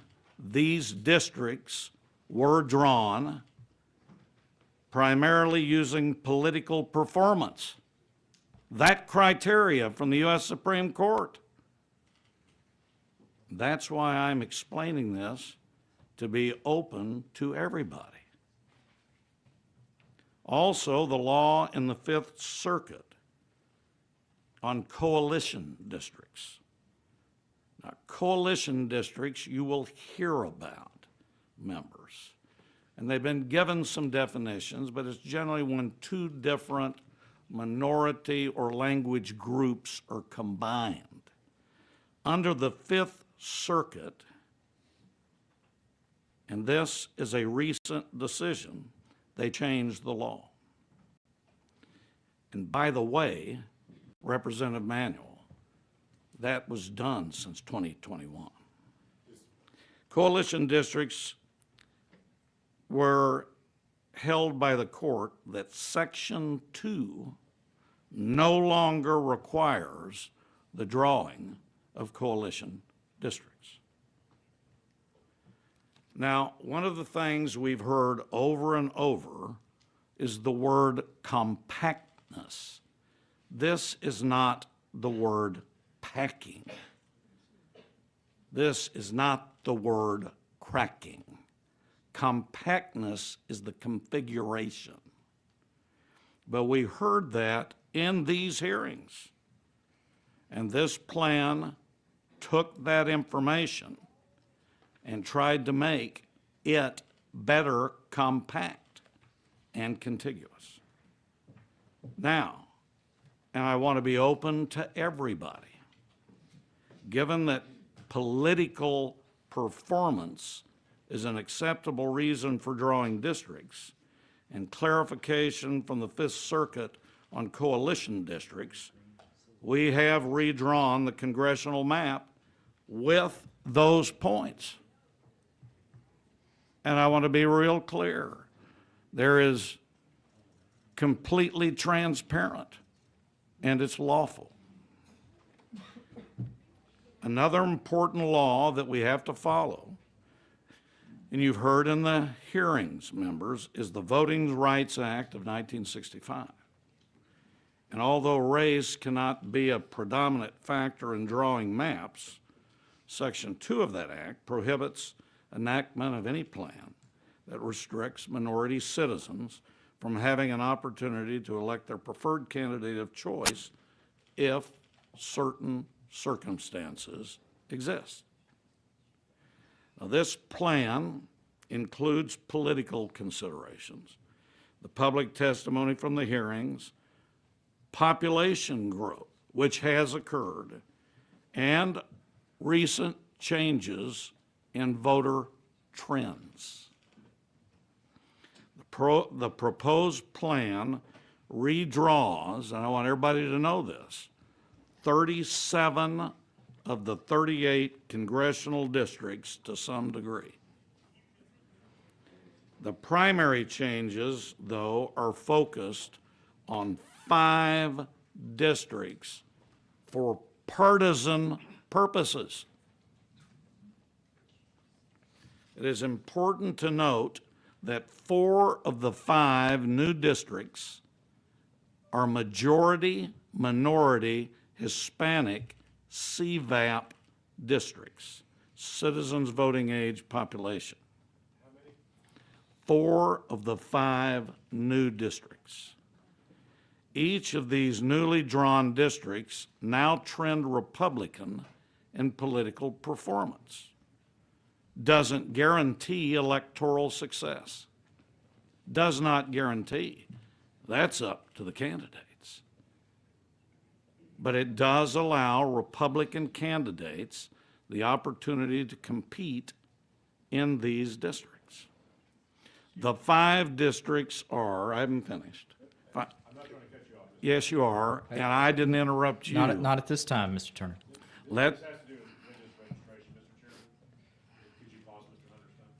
I will pause. Representative Turner, for what purpose? Thank you, Mr. Chairman. I'm not intending to interrupt Mr. Hunter. You said the witness registration concludes at 11 o'clock. I've been told that there are people in the building trying to register on their phones using the Capitol Wi-Fi, and there's an issue with the Wi-Fi network in the building. And so I would ask you again, would you, considering the volume of people here today, and this deadline is now in 4 minutes, would you extend the witness registration time period to noon to accommodate the Texans who've shown up here today?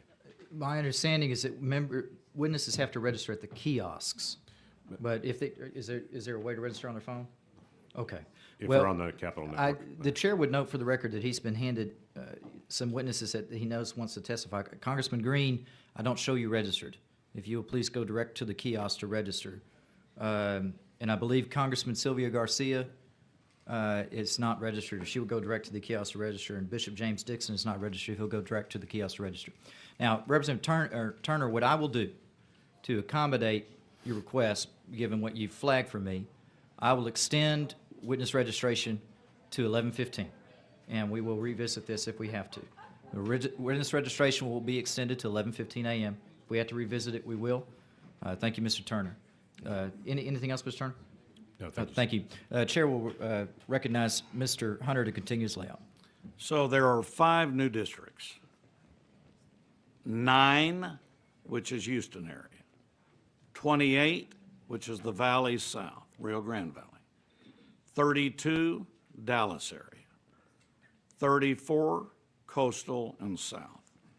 And 35, San Antonio area. Congressional District 9, the new district, has a 50.5% Hispanic CVAP.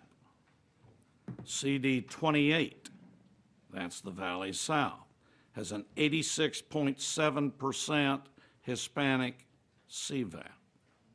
CD 32 is and remains a non-minority district. CD 34, 71.9% is now a Hispanic CVAP. And CD 35, which is San Antonio, is now a 51.6% Hispanic CVAP. Now let me give you some information, data points, in comparison to the 2021 plan. Law has changed since 2021. Population has changed since 2021. Voting trends have changed since 2021. In the 2021 plan, there were 9 Hispanic majority voting age districts. In this plan, there are 10 Hispanic majority voting age districts. In the 2021 plan, there were 7 Hispanic citizen voting age districts, and under this plan, there are 8. There were no majority black CVAP, citizen voting age population districts under the 2021 plan. In the proposed plan today, there are 2 majority black CVAP districts. CD 18 is now 50.8% black CVAP. In 2021, it was 38.8. CD 30 is now 50.2% black CVAP. In 2021, it was 46%. Now, overall, these are the changes. They're primarily 5. It does affect congressional districts, and I think my memory is pretty much everybody but 1 in the West Texas area. But I want to be clear whether we agree or don't agree. I want you to know the criteria, and I think I've been pretty open about it. And so whether you agree or disagree with the plan members, I want you to know how it was based. I think it's a good plan for Texas, and I urge its adoption, and I'm not filibustering. I end at this time. Members, questions for Mr. Hunter. Representative Spiller is recognized question witness. I mean the bill author. Thank you, Mr. Chairman. And Chairman Hunter, I've questioned a witness or 2 before, but I've never done one behind me, so I'm going to try to do this efficiently. First of all, I want to say thank you for filing HB4. Thank you for allowing me the opportunity to joint author HB4. I want to talk about for a minute, because when we had these field hearings, there were questions of why are we here and why are we doing this? And you touched on that we're here because our governor issued a proclamation for us to go into special session, and one of those items was legislation that provides a revised congressional redistricting plan in light of constitutional concerns raised by the U.S. Department of Justice. Is that correct? Correct. Right. And in short, and you've touched on it, there was... Well, let me clarify that. All right. And then anybody can question me about it. I don't know if it was caused by the Department of Justice. I keep hearing that. And I keep hearing about a letter. All I know is we're here by a proclamation of the governor. Now, what the letter has to do with it, I got no personal knowledge. I have no knowledge. And I will tell you, I don't know what that has to do with this. That wasn't part of me. All I know is we had a special session call, and this was a topic, and I agreed by the request of the chairman to file this bill. Great. And so based on what you just said, in summary, in light of the governor's call, and I think you've already stated based on statutory and constitutional authority, do you agree that the legislature and this committee have the absolute right and authority to consider congressional redistricting at this time? Absolutely. And as I said, there's no requirement that you have to do it at a certain time. In fact, if you look historically, members, it's not always been at a certain time. The problem that we have is some people like it and some people don't. And that's the nature of redistricting. All right. And I want to talk about the legal side of this for a second and talk about the analysis and address it from that standpoint. And you are an attorney, correct? Now let's get this clarified for the, number one, I have experience in the process. You even heard the lady that said I had blonde hair when I first started this process.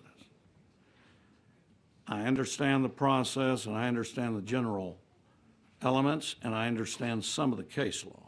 I am not an expert on redistricting law, but I think this hearing has probably provided an annuity plan to a bunch of law firms across the nation. And I'm going to just tell you, I'm not an expert on redistricting law, but I'm going to believe people sitting at this dais are probably being communicated with by hourly rate lawyers, and my phone is turned off. And that's fair enough. I want to talk about that Fifth Circuit case that you referenced and referred to as the Petaway versus Galveston County case. We'll call it the Petaway case, which was ironically, the ruling came down, I don't know if you recall or know, was 1 year ago today when the Fifth Circuit issued that opinion. Were you aware of that? I have a copy before me, and it says August 1st, 2024. There we go. So in that case, in the Petaway case, is it your understanding that the Fifth Circuit held that coalition claims, and we've talked about, and you've already described what coalition districts are, but coalition claims do not comport with Section 2 of the Voting Rights Act of 1965. Is that correct? In fact, reading the case so everybody hears, it says, we conclude that coalition claims do not comport with Section 2's statutory language or with Supreme Court cases interpreting Section 2. Okay. And there are several, and I think you've already testified to this as well, there are several districts in the current map, not under HB4, but the current map that was for congressional redistricting that was adopted in 2021 that actually contain coalition districts that were created in that process, correct? The law was different then. Exactly. And those maps were created in 2021 when we did redistricting. I say we, you led the charge and did redistricting in 21 because you were the chair of the redistricting committee, and I haven't checked, but I'm assuming that you're the one that carried the bill. Well, I just want to remind a lot of the people on this dais, 21, that I got a pretty good memory. And I remember the vote in 2021, and I remember who came in and agreed with the amendments in 2021. So when I hear 2021 map was faulty, why did I accept those amendments and agreements from both parties to put in 2021? So we're going to be transparent. Make sure that you tell everybody you didn't ask for something to be put in the 2021 maps. But you had coalition districts being interpreted differently in 2021. Today, you have a 2024 Fifth Circuit case absolutely changing the law.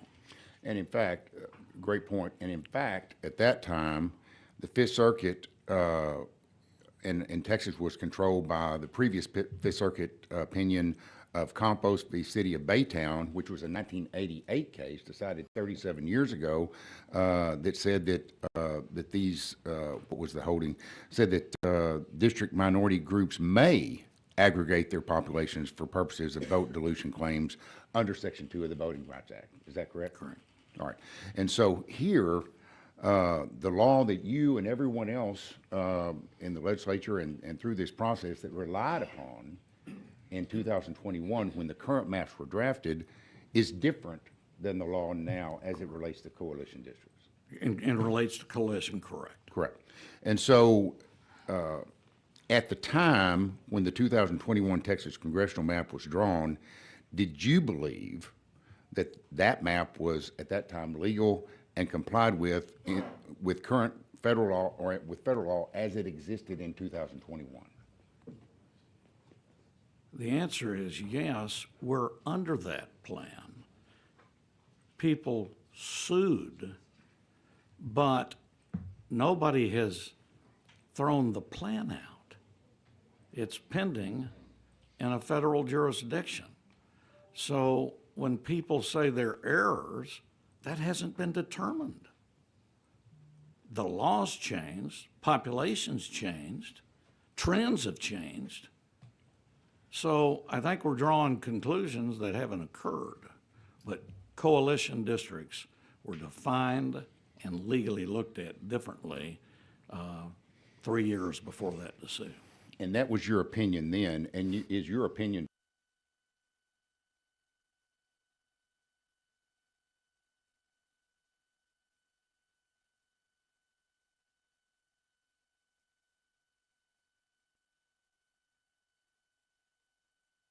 the Petaway case came down, and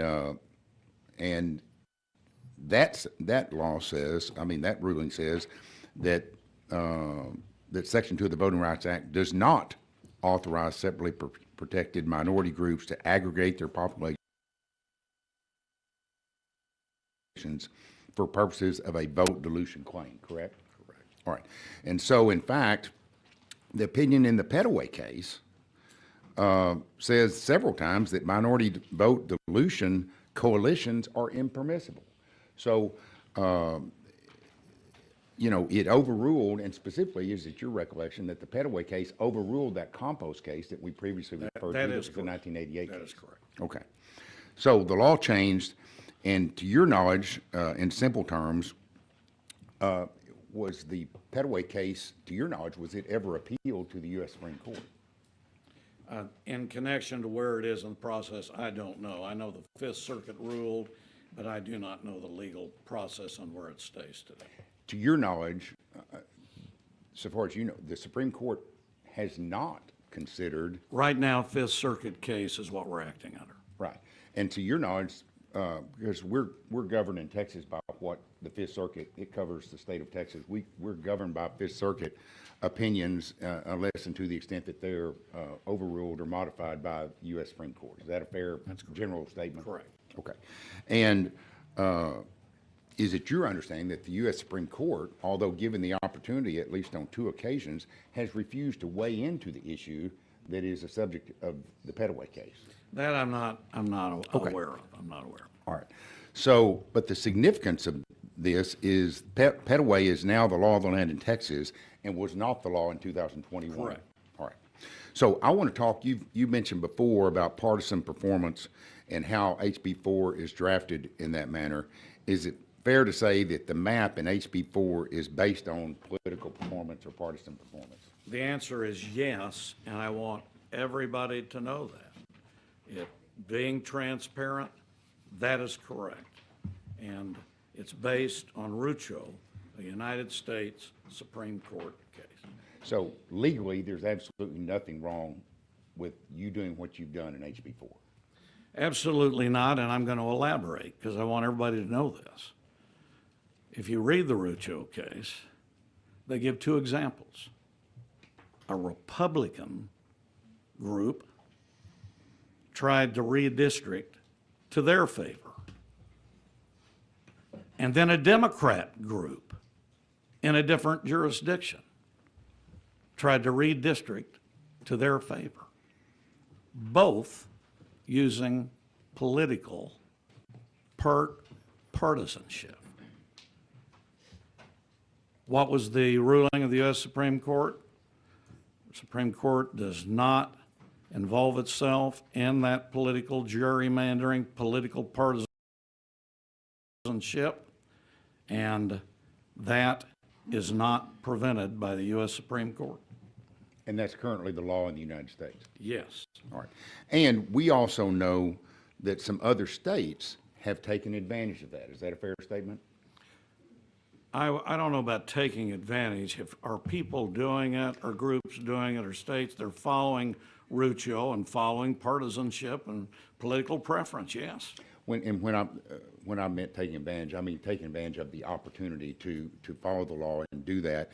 And for example, are you aware, for example, I'll give a couple of examples. Are you aware that, for example, the state of California is 62% Democrat? Their congressional delegation in D.C. is 43 Democrats and only 9 Republicans, giving them an 82% advantage, and yet they only have a 62% advantage in the state. Yeah, I'm not aware. I'm not aware of the Are you aware of the state of New York, which is 58% Democrat? Their congressional delegation is 19 Democrats, 7 Republicans, and they have a 73% advantage. Not aware. And likewise, in the state of Illinois, I don't know if you're aware of this or not, they're 56% Democrat. Their numbers are 14 Republicans and only 3 Democrat seats, giving them an 82% advantage. Not aware. All right. You may be aware, though, that Texas currently is 58% Republican. Their seats are 25 currently, 25 Republican, 13 Democrat. although one of those Democrat seats is vacant, and which only gives Texas a 65% advantage. I'll follow your math. All right, you don't dispute it anyway. But as you mentioned, HB 4 creates a total of 5 districts that it's not guaranteed that they would be Republican, but they would have a better chance of electing Republicans than they did before. That is correct. Okay. And it's crafted, as you said, for the purposes of partisan performance, and you've already said there's nothing illegal about that. Is there anything wrong with doing that? There is nothing wrong with doing it. And I want everybody to understand, different from everybody else, I'm telling you, I'm not beating around the bush. I'm telling you that we have 5 new districts, and these 5 new districts are based on political performance, and we look at part of it on Rucho. And Chairman Hunter, is it fair to say that the majority of Texans would rather see more Republican congressional districts? Let's just put it this way. I can say the Republicans absolutely agree with that. And if I can't tell you on majority or percentages, but if you're the party, as Rucho says, and you have that position, certainly you are. And you'll base it on political performance, percentage, and whatever your party makeup is, they should be supporting that. Well, I'm going to ask you, my district, House District 68, is 88% Republican. I don't want you to speculate. I don't want you to go too far out on a limb here, but would you assume that my district might support your map? Well, I do not speak for anybody but Todd Hunter. I support this. I'm going to be open to everybody, whether they like or dislike. But you would have to be the one talking on behalf of your district. But if you're trying to give me a softball, I bet your district supports this bill. Right, right. I think you're right. Let's talk for a second about, and I know we've got a lot of time and I want to move through it, but we had a hearing in Harris County in Houston, and I want to talk to you about the districts that are affected in Harris County. And we heard some testimony on those last Saturday. First of all, we need to define a couple of terms. In redistricting, in that process, you're familiar with the term CVAP, which my understanding is stands for Citizen Voting Age Population. Is that correct? That's correct. All right. And you looked at that, and also we sometimes hear the word VAP, which is referring to voting age population. That's correct. Similar. All right. So let's talk about District 18 in Harris County, what is referred to as the Barbara Jordan District. Is it your understanding that District 18 was, or it currently is, a coalition district? Let me pull up some of the information that I have so I can give you what I have. I am not going to be able to tell you that I personally know it was a coalition.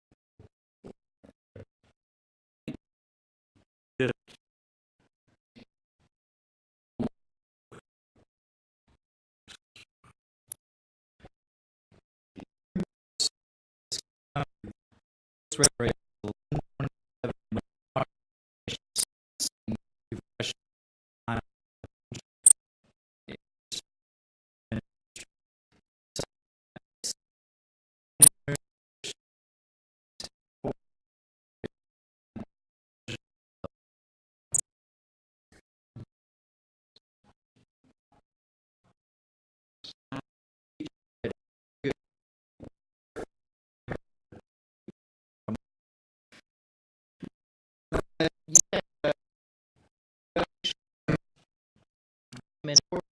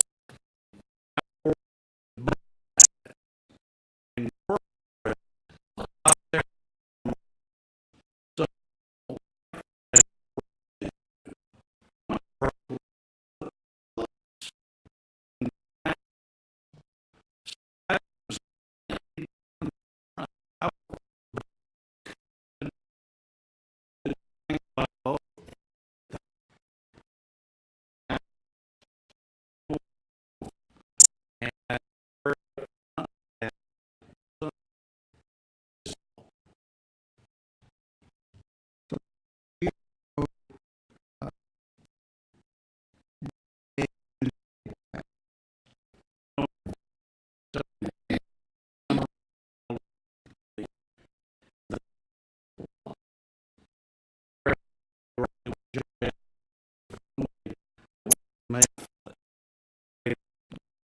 their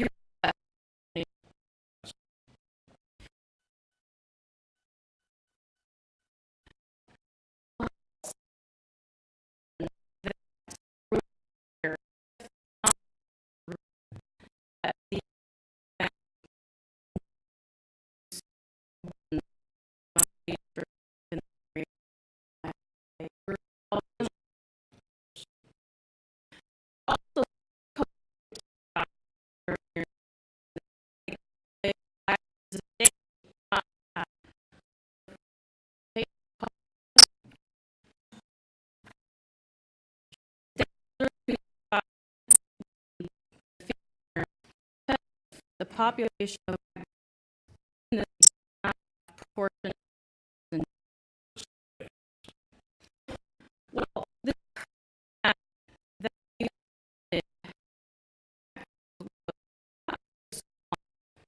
two class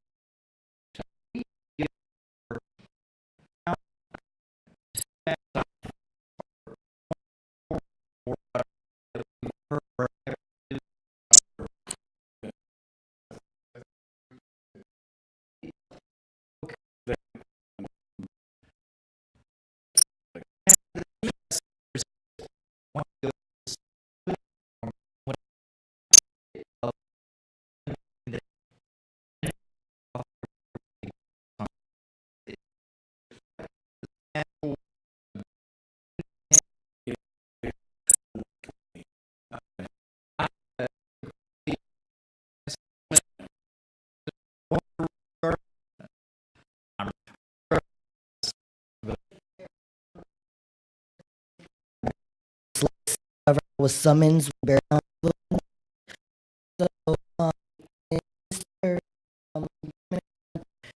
Are aware of the cases 18 specifically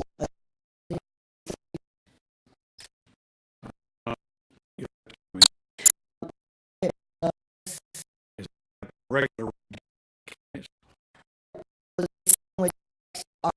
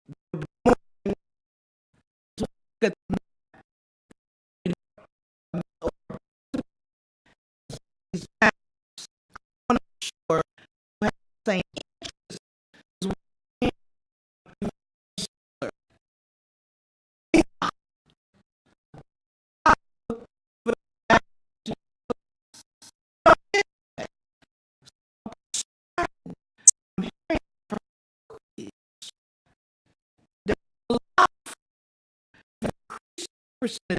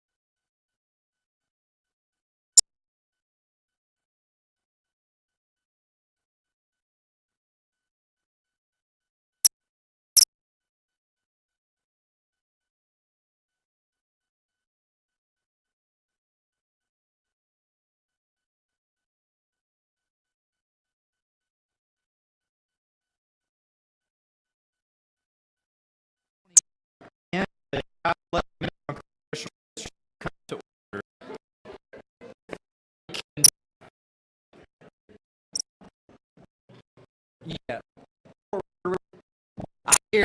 I'm sorry. Okay.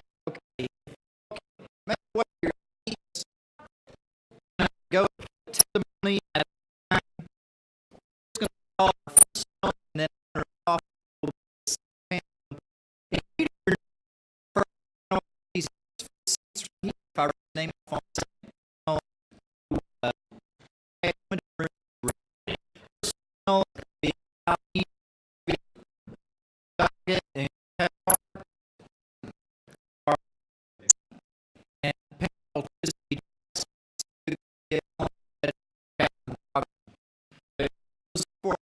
just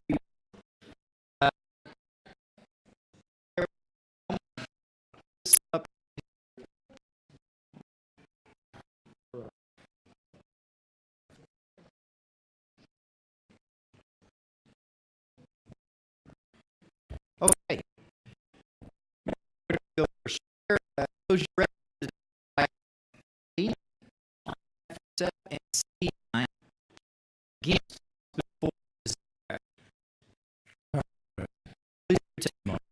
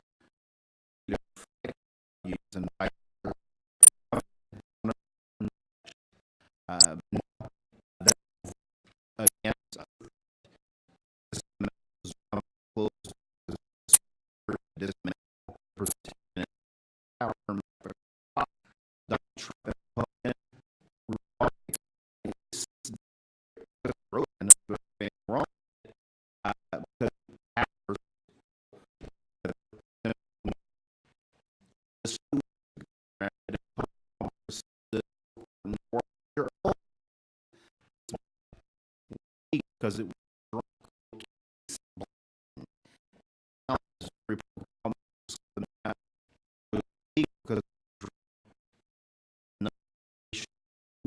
about this.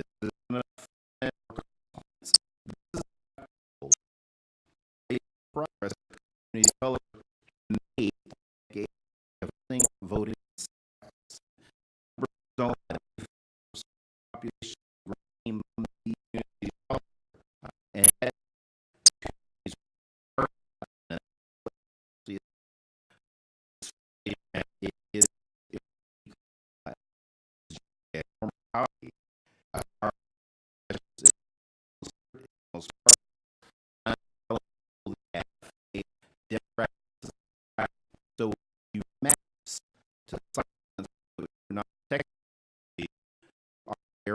So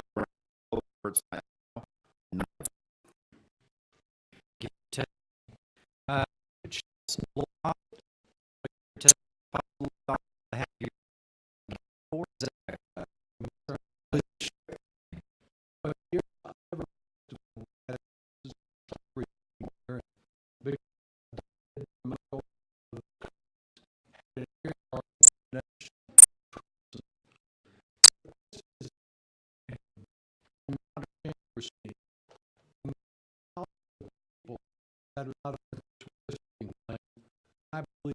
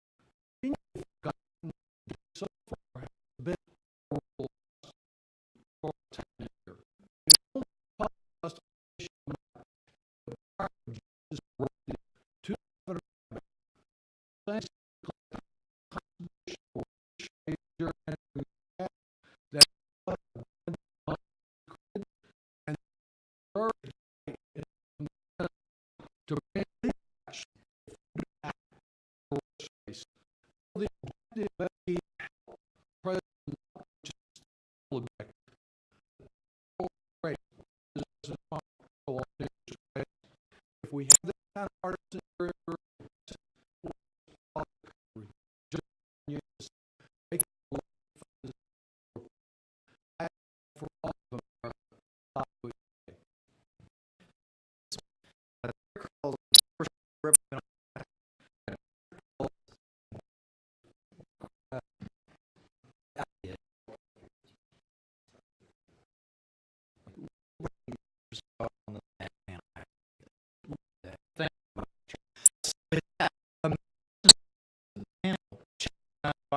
all of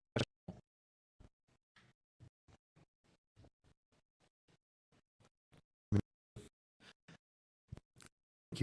for taking time to be here.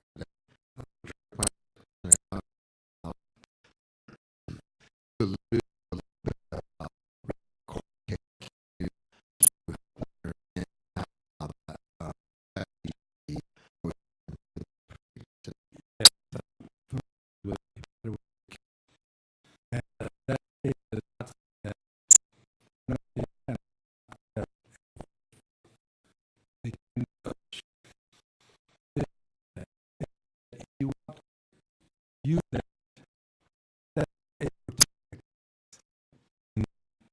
doesn't mean you can have this part listing that's just got the same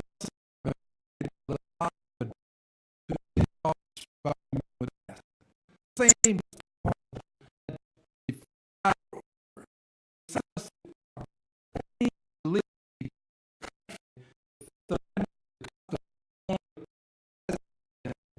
so it got wrong.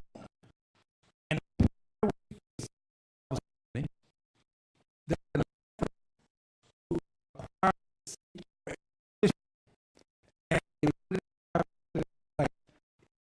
that is in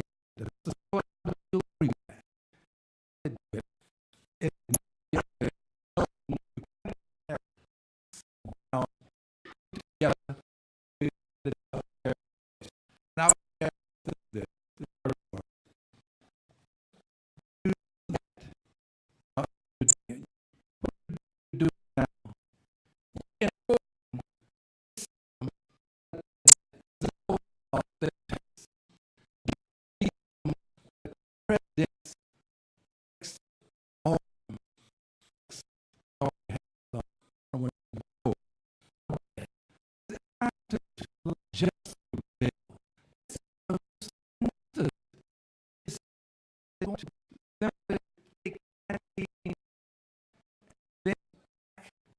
not compact. As we know it. By the way, mine has been moved. I still live in 18. It's more than that. That is 18. If you look at the number, just turn the AS for move like this one, move the earth.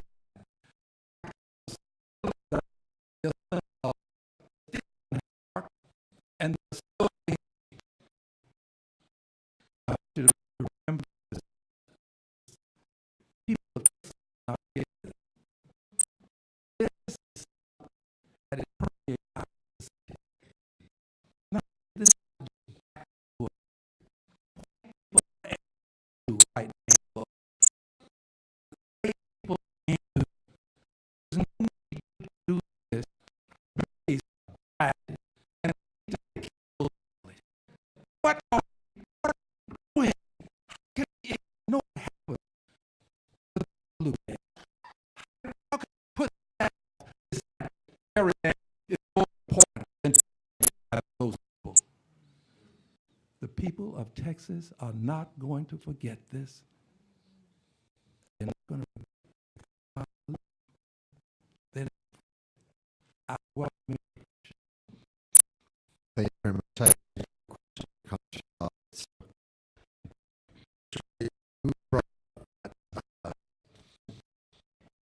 News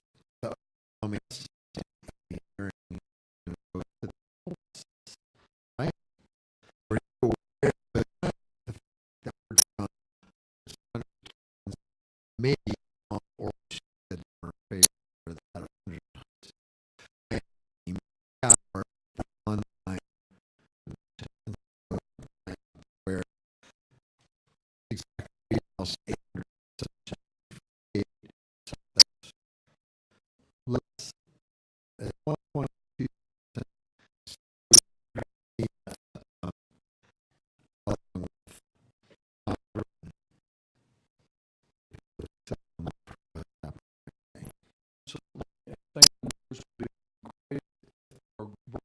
understanding the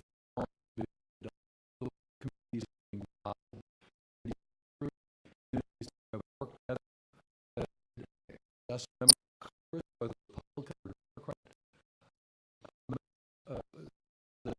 want to assure they have representation if they can't all their they have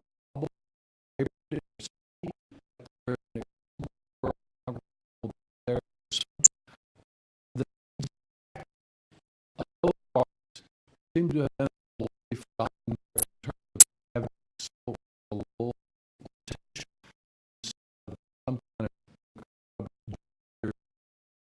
that none of that is such low potential. But I don't while giving President Trump control of the Congress, which he's supposed to lose school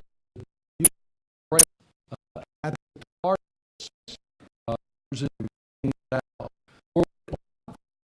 President Trump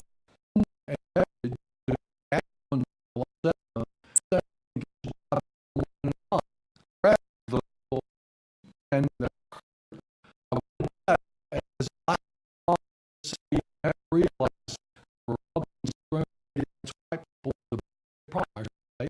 but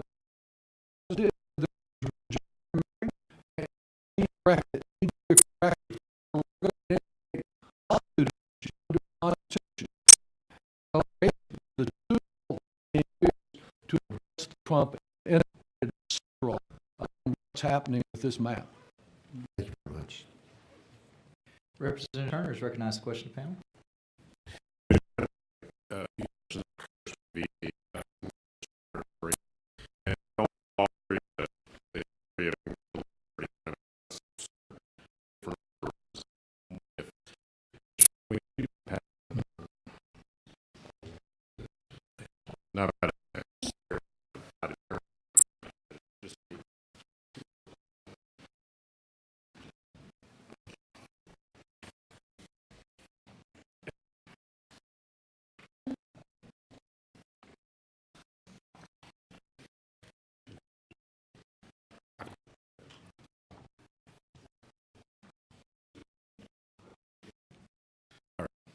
I want to just talk about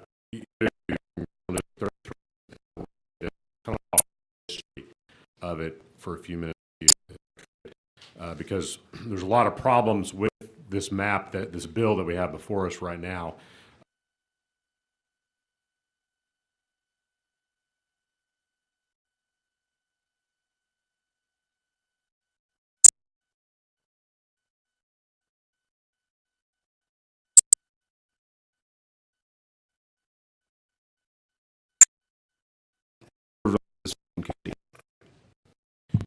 And for members' reference, Representative Nicole Collier, Speaker of the House.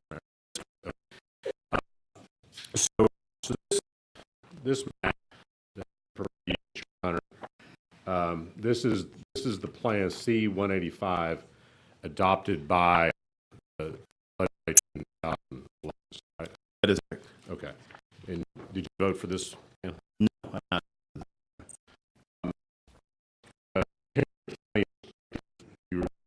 You were representing at that time.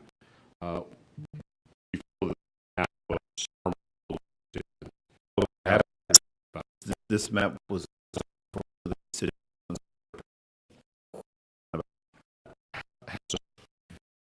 Basically, what this map did was split the community and up a little bit, so they have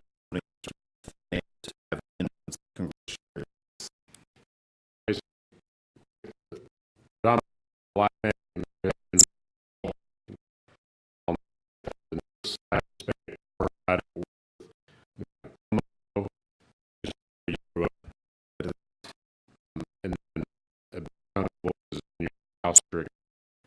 southeast Fort Worth.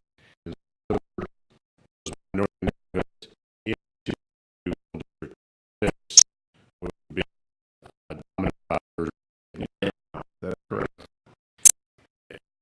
That then was to San Antonio later that year, is that right? Correct. Okay. And what was the outcome of that litigation with respect to the finish? The court ruled that the district was unconstitutional and violated the voting rights of minorities, and as a result, the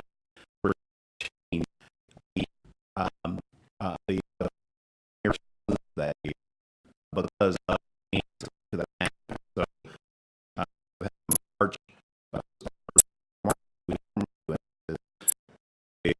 primaries were moved and runoff stage.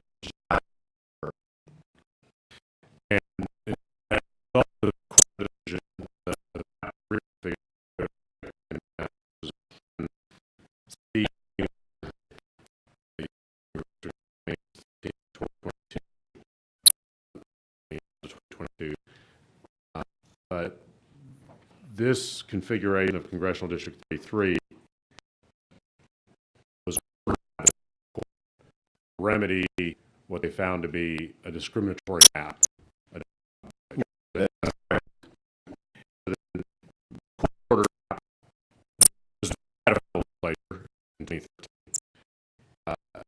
Unified north side of Fort Worth, southeast Fort Worth, basically House District 95 for the most part, and as it unified that with parts of Arlington, Grand Prairie, Arizona, represent minority neighborhoods on the west side of Dallas. Correct. Okay, and so since that time period, Congressional District 33 has been a majority-minority district. Correct. In which minority voters in Tarrant and Dallas counties have repeatedly elected their and last time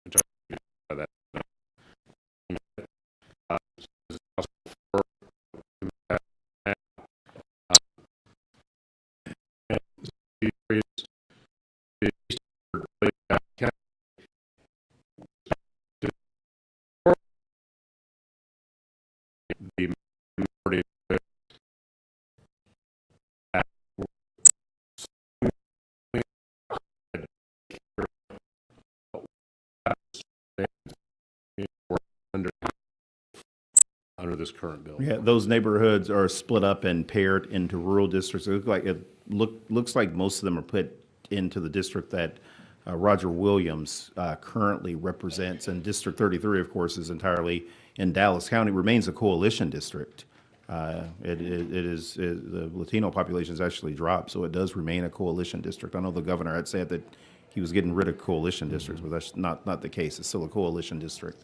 But the representation in Fort Worth is 100% for the black communities and brown communities in Fort Worth. Their representation and their ability to have influence in elections are gone. It's done. Yeah, they're basically cracked into really between, looks like Congressional District 12, the north side and part of the south side are going to go into CD 12, and then the balance of southeast Fort Worth is going to go, and along with Forest Hill and Everman, are going to go into CD 25. Correct. Which stretches out to Callahan County, a couple miles west of Right. Fort Worth. Yeah. Nothing in common with those communities. And that's so basically this map, House Bill 4, with respect to minority communities in Fort Worth, in Tarrant County, it achieves the same goal that the map in 2011 did in a different way, but it accomplishes the same goal, diluting and really destroying the voice of minority voters in Fort Worth, and that's what the federal court found to be unconstitutional. Right. Absolutely. That is why we have the delayed primaries, and that is why the map was redrawn the way that it was in 2011. And do you have any, last question, do you have any idea why it would be a good idea for the legislature to adopt a map that commits the same mistake that a federal court ruled to be unconstitutional in 2011? I think it makes no sense at all for the committee to adopt a map that was struck down for those very same reasons, and could possibly lead to Republicans destroying the opportunities for the Republicans in other states if it happens here in Texas. I mean, if I'm Darrell Issa, I'm thinking I'm calling the chairman of the Texas state legislature right now. If I'm Representative Calvert, if I am any of those Republicans, I'm like, dude, what are y'all doing to us? Y'all about to make us lose our seats too. And I don't think this is good for the country. I agree. Thank you. Thank you, Congressman. Members, any other questions for the members of this panel? Chair recognizes Representative Hicklin to question the panel. Representative Doggett, thank you so much for being with us today, making the trip. Appreciate that. In your testimony and comments, I noticed that you focused a lot on race. Are you concerned at all that treating minority communities as monolithic voting blocks for one political party actually risks violating the spirit and letter of the Voting Rights Act, especially when we're looking at the political performance that you can see in the Valley? My concern is that when you have maps that have gotten approval of a federal court that recognize voting rights districts, that provide opportunities for people of color in our state to be represented, have the kind of effective advocates that we have at this table and that you will hear from shortly from other colleagues, that it's wrong to come in and begin to dismantle that. And I don't find any justification in the Department of Justice directive to the governor to call this special session on race, and don't believe that there was racial gerrymandering in any form that would justify either this map or the Justice Department taking any legal action. Thank you. I would refer to Chairman Hunter's comments about that we're responding to the call and not necessarily the DOJ letter. But thank you again. Thank you. Members, any other questions for the members of this panel? Representative Manuel is recognized to question the panel. Congressman Green, I promise I'll make this short. Can you explain let me ask it like this. Does this feel adversarial towards you as a black person, as a black man, and to your constituents who are, would say, a rainbow group of people, of black, Hispanic, gay, straight, everything?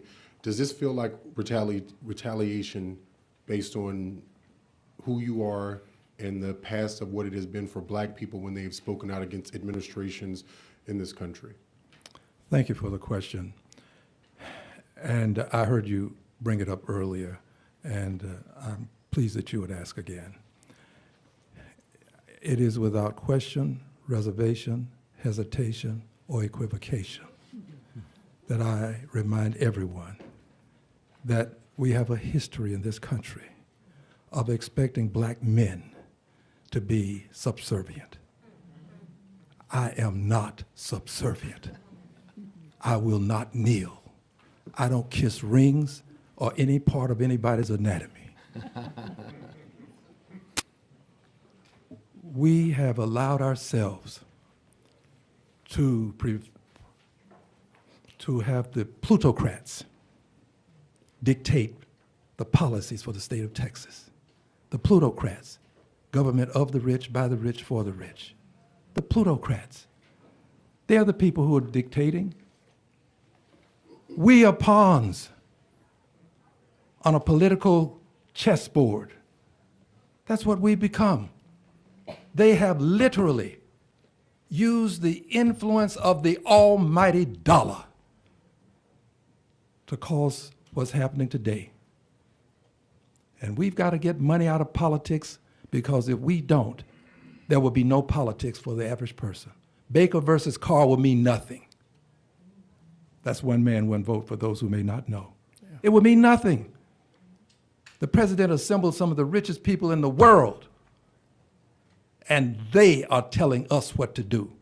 You and I should be on the same page, Mr. Spiller. We should be working together against those people in Washington, D.C., who are trying to tell us here in Texas how to run our business. Texans are strong. Texans don't allow themselves to be dictated to. And that's what we have in the White House now. An authoritarian who defies court orders, who doesn't recognize due process of the law, who will allow your daughters to be picked up by men with masks and taken away. This is not the America we've wanted to have. This is not the government of, by, and for the people that we've fought for. And if we are not very careful, we're going to let it slide too far. And it's going to be difficult to bring it back.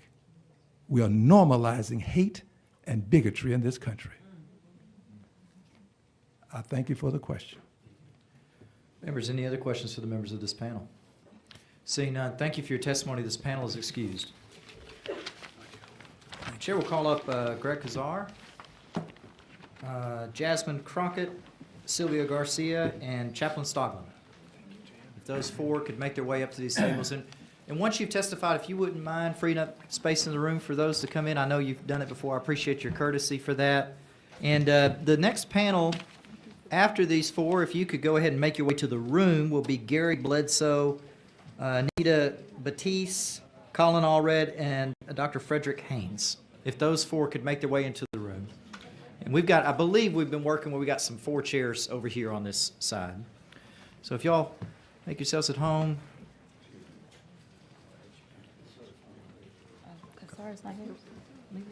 We'll go ahead and get started with those here, and then we'll pick up Mr. Kazar last. Okay. All right.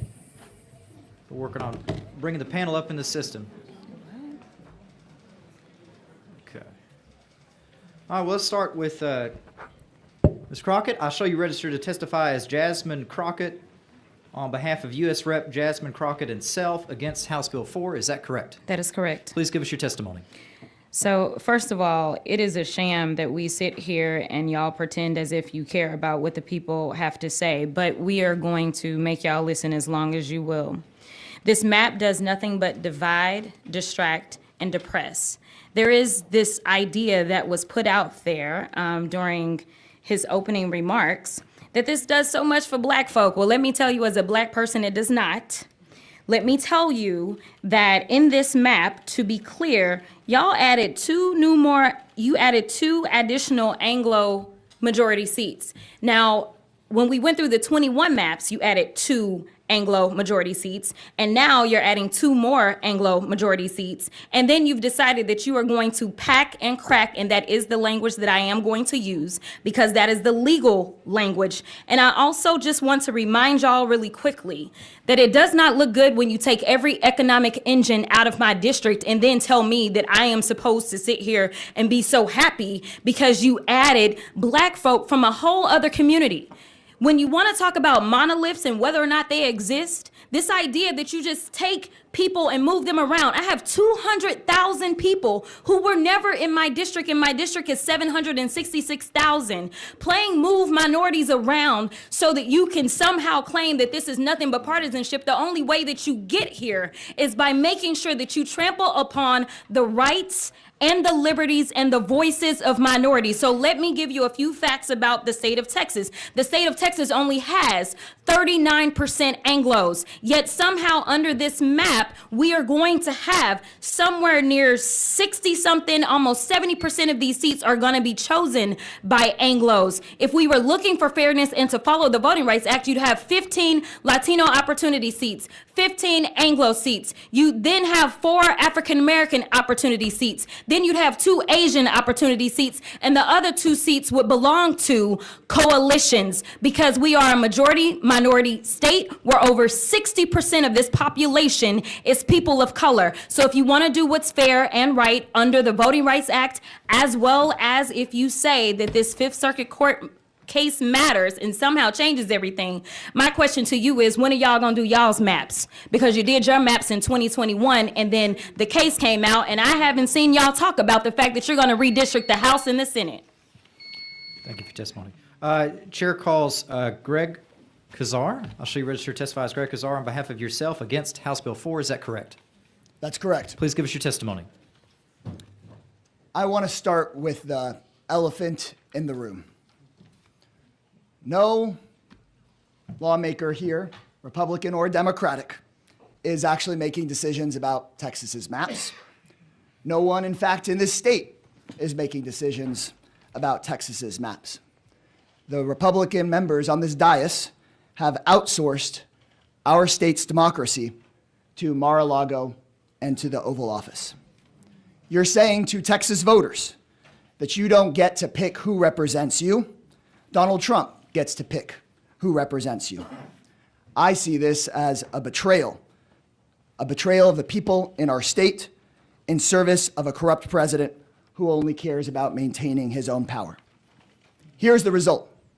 In this proposed map, 10 million Texans would get thrown out of their district into another district for no good reason. And 2/3 of those who are getting moved around are Texans of color. This proposal illegally suppresses the votes of Black and Hispanic and working class Americans. Just like George Wallace did, just like Bull Connor did, just like Governor Alan Shivers of Texas did, just like every other Jim Crow era villain that you and I read about in our history classes did. And I want to say a word about how this affects my home city of Austin, Texas. To wring as much power out of this as possible, Trump is demanding that we create districts that make no sense. The southern part of the Austin metro area gets gerrymandered into Port Aransas. Northern parts of the city get gerrymandered into Midland, Odessa. The drive between Midland, Odessa and Port Aransas, which I know some of us have made, is 8 hours long. That is tearing apart my home's community in order to preserve billionaires' power. Please do not tear apart our home for the benefit of Donald Trump. It's the same old story over and over, corrupt politicians trying to change the rules to drown out the voices of working class people and communities of color. Donald Trump is the most corrupt president in American history. Amen. Ken Paxton, the most corrupt politician in Texas history. Amen. Do not be in on their scheme. Thank you very much. Thank you. Chair will show Representative Guerra is now present. Good to have you with us, Bobby. Chair calls Sylvia Garcia. Shall you register to testify on behalf of yourself against House Bill 4? Is that correct? Absolutely. Please give us your testimony. Thank you, Mr. Chairman. And you'll recall, I am from District 29, one of the targets that was listed in the Department of Justice letter. District 29 was created in 1990. It was made to be a majority Latino district and has remained a majority Latino district for 35 years. As a Congresswoman for CD 29, I have focused on the needs of the working families in Houston to ensure that they have a voice in Congress. I am the lead sponsor of the American Dream and Promise Act to provide citizenship for dreamers who are brought here to the United States as children, and I sponsored the Keeping Families Together Act, prohibiting eviction of mixed-status families in HUD housing, directly benefiting working Latino families. I have had a long public service career in Houston at all levels of government, including being a judge and being here in the legislature as a state senator. And since 1990, Houston Latinos have always had representation in Congress of their preferred candidate. But this bill, if passed in its current form, will no longer make that true. This is significant and material. Harris County would no longer have a Latino Opportunity District. In the current plan, CD 29 has a Hispanic citizen voting age percentage of 63.5%. HB4 lowers this by 20 points, down to 43%, less than 50. By lowering the CVAC, Latino candidates have a diminished chance of winning nomination in the primary elections. HB4 dismantles a protected Latino Opportunity District, which has functioned to elect the Latino candidate of choice for 3 decades. As of the 2020 U.S. Census, Harris County Latino population was about 2,034,000 people. If this bill passes, there will no longer be a congressional district in Harris County that elects a candidate of choice for 2 million people. This is a shame, it's a disgrace, it violates federal law and potentially the United States and Texas constitutions. I urge you to stop this illegal redistricting and focus on the true needs of Texans. Texans know what to do. We don't need a con man from New York telling Texas what to do. Thank you, and I yield back. Thank you for your testimony. Chair calls Chaplain Stoglin. Shall you register to testify on behalf of the Frederick Douglass Republicans of Tarrant County? That is correct. For House Bill 4, is that correct? That is correct. Please give us your testimony. The renowned economist Dr. Thomas Sowell stated, when you want to help people, you tell them the truth. When you want to help yourself, you tell them what they want to hear. Thucydides, the Greek warrior commando general, who later became a classic writer and philosopher, wrote in the history of the Peloponnesian War, the society that separates its scholars from its warriors will have its thinking done by cowards and its fighting done by fools. While the founder of the Frederick Douglass Republicans of Tarrant County, the late Honorable Reby Carey, stated, especially to black and brown Americans, be an informed, intelligent voter. Make your vote count. Remember, freedom isn't free. Someone has to pay the price. Historically, Texas has elected 40 Democrats, 1 independent, 1 unionist, and 6 Republican governors. We must read and evaluate the prosperity of our great state under each party. On 4 through 6, 1867 in Houston, Texas, the Republican Party of Texas was created by 150 colored men and 20 white men. They did this in the name of justice, requesting redistricting in the name of justice now.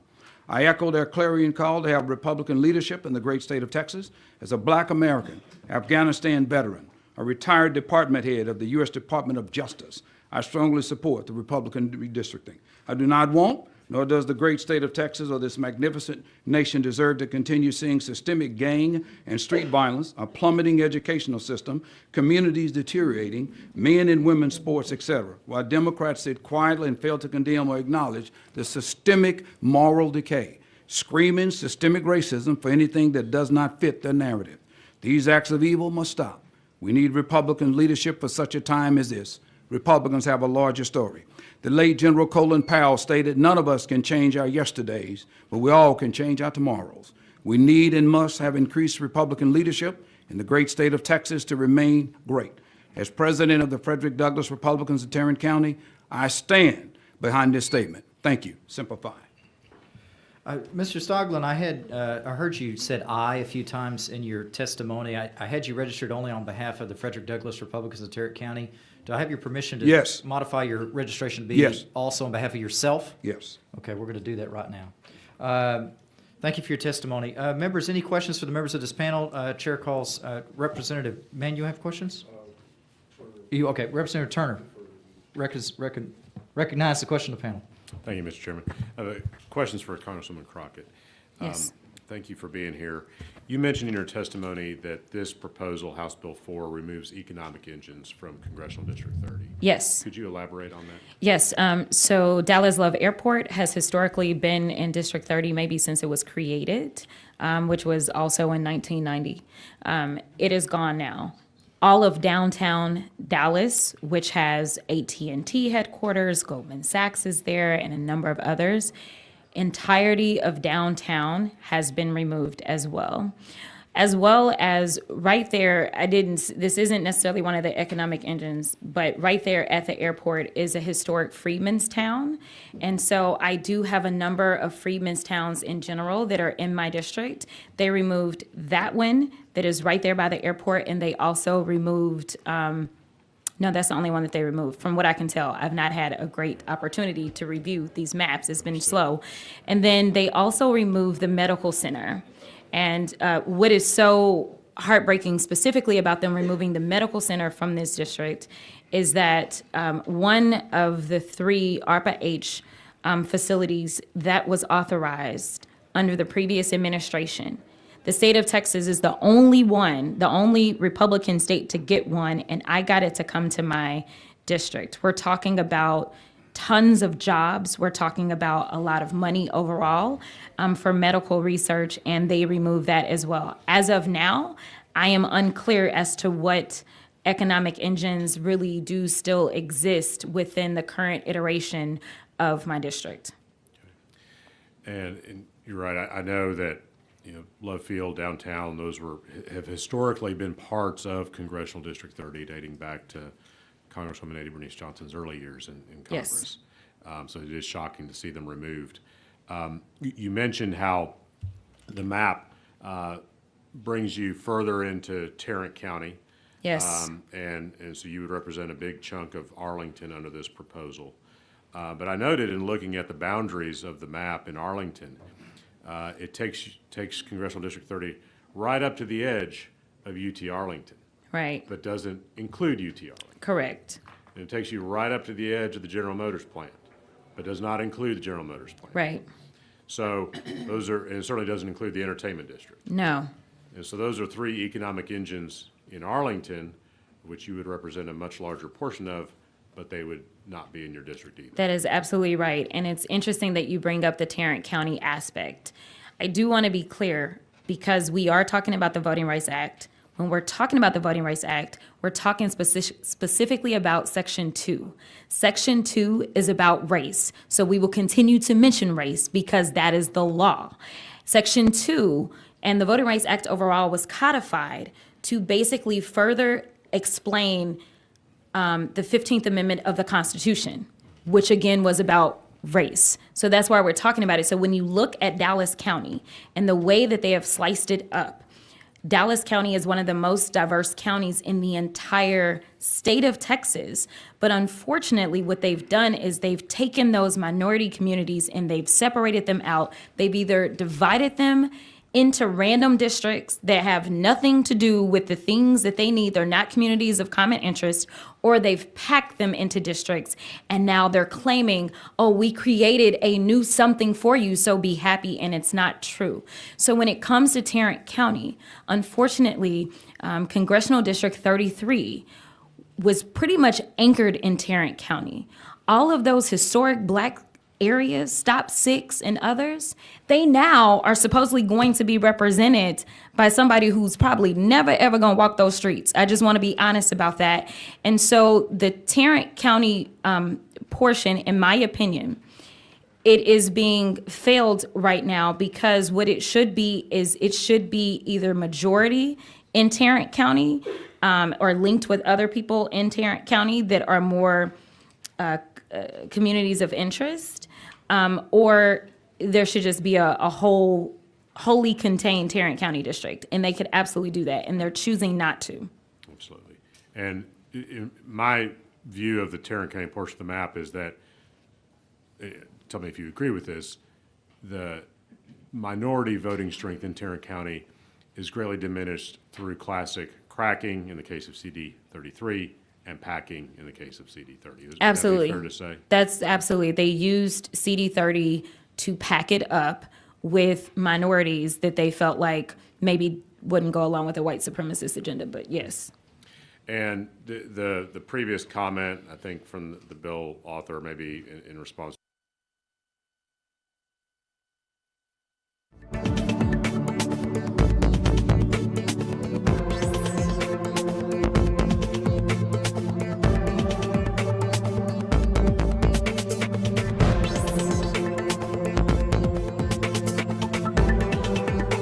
Position of the state. I am engaged in litigation from the 2021 maps where they used CD30 in a similar way. And actually, at the time that the 2021 maps, well, as we were working on the maps and the numbers came out, CD30 had a naturally occurring population of 52% citizen voting age population being African American. This legislature in 21 decided to pull it down from being over 50%. And they were allowed to do so because federal law says that it's more so about, will this still perform as an African-American opportunity seat? So they did not do me a favor and somehow create an African-American opportunity seat. And their position in this current litigation that has not been resolved has been that CD30 is protected under the Voting Rights Act as an African-American opportunity seat. Absolutely. And back to the last question, back to economic engines briefly. Federal courts have historically looked at redistricting plans, and when legislatures have removed key economic engines from minority districts and districts represented by minority members of Congress or minority legislators, is it fair to say they have taken a dim view of legislatures doing that? They have absolutely taken a dim view, which is one of the reasons that I brought that up. In addition to the fact that I know that this legislature did ask us as members of Congress to confirm our addresses. I don't know how many of us actually still reside in the districts that we represent. I do not currently reside in my district based upon the plan that has been drawn, which is another red flag, in addition to courts consistently looking at how many people have been moved. And when we do the math, our districts are approximately 766,000 people. All of a sudden randomly moving approximately 200,000 people out and another 200,000 people in, because Tarrant County, I only had about 50,000 people in the current iteration. Now I'm going to have 250,000 people from Tarrant County.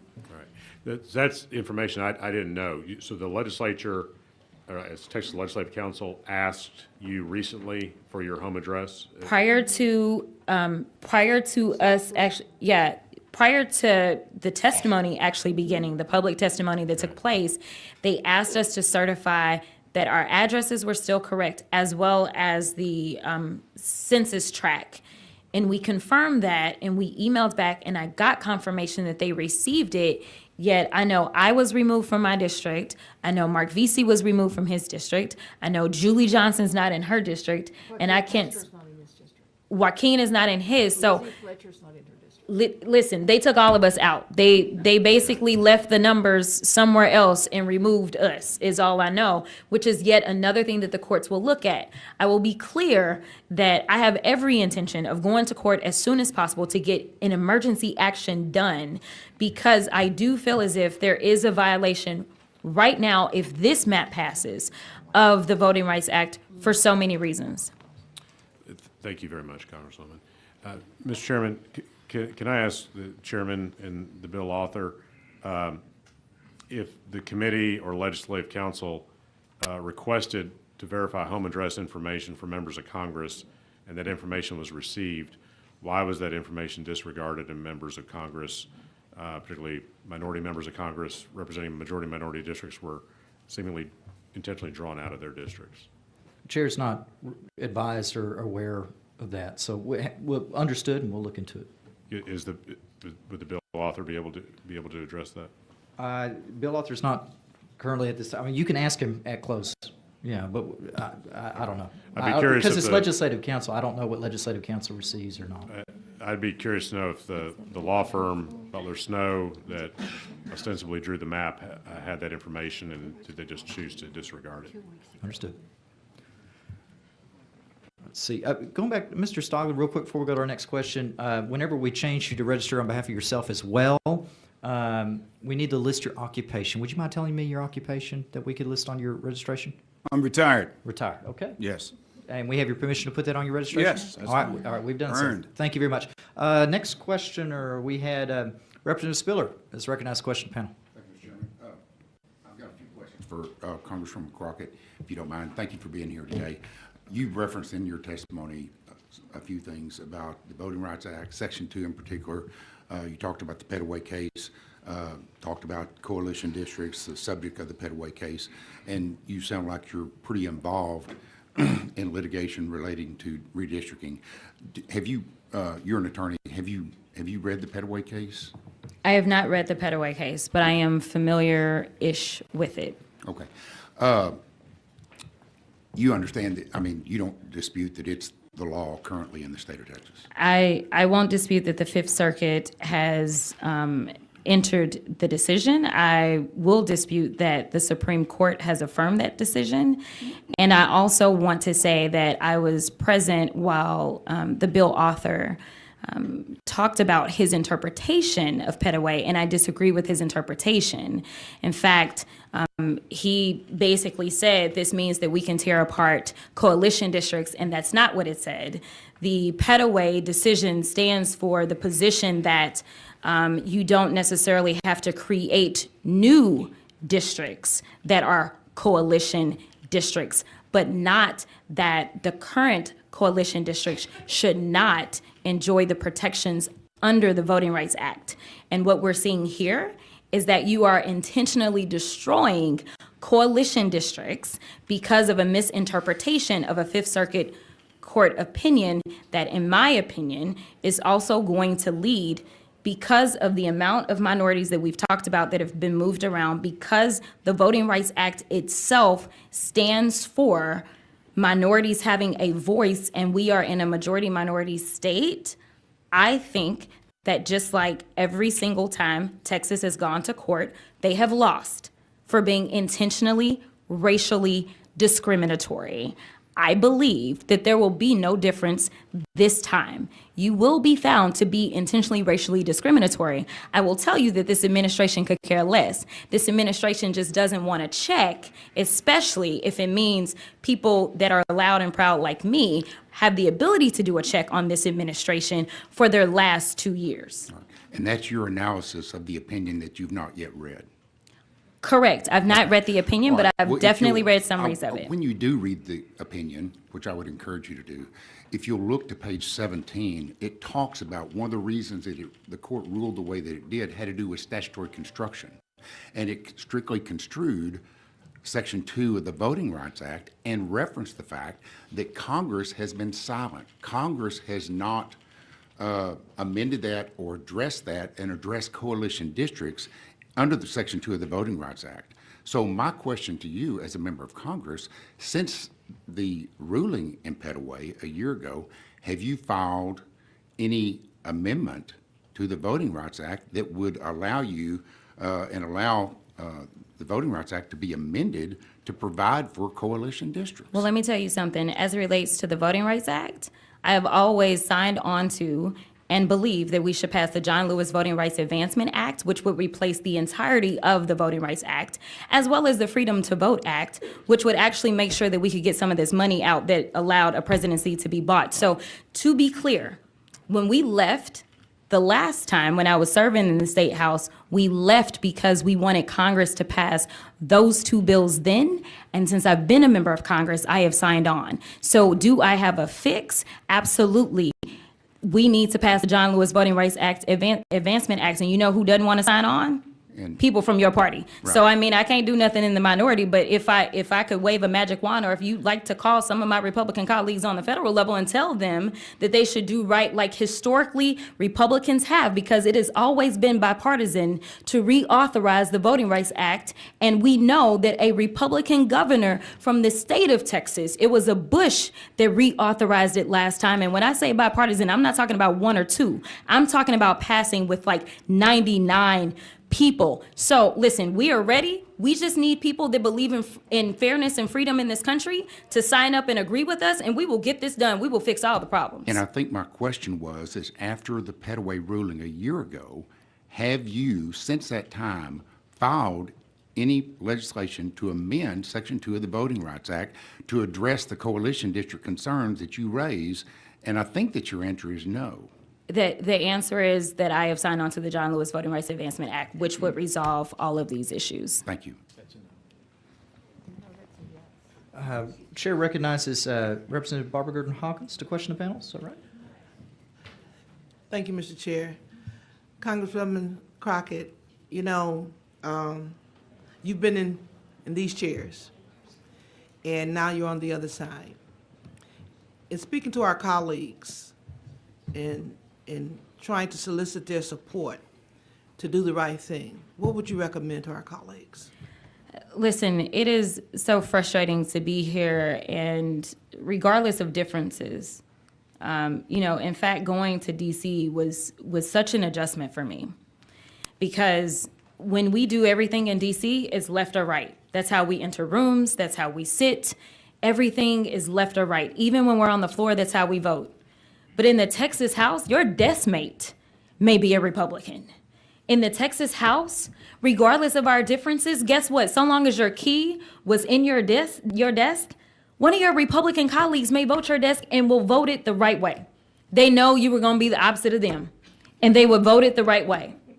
So it was weird for everything to be so separated, because even though we obviously were not in the majority when I was here, there still was this kind of Texas pride that we always walked with. And it was always that, listen, we are Texas, we are not DC. And right now, y'all are being DC'd. And that is wild to me, because we always talked about how we were Texas and that we didn't do the DC stuff. And so now to get caught up in this and do harm to the constituents that trust us. You talk about the hearings that took place. There were Republicans that said at the end of the day, I may not agree with the Democrats, but I agree with fairness. So I am here to testify against this process because it's not fair.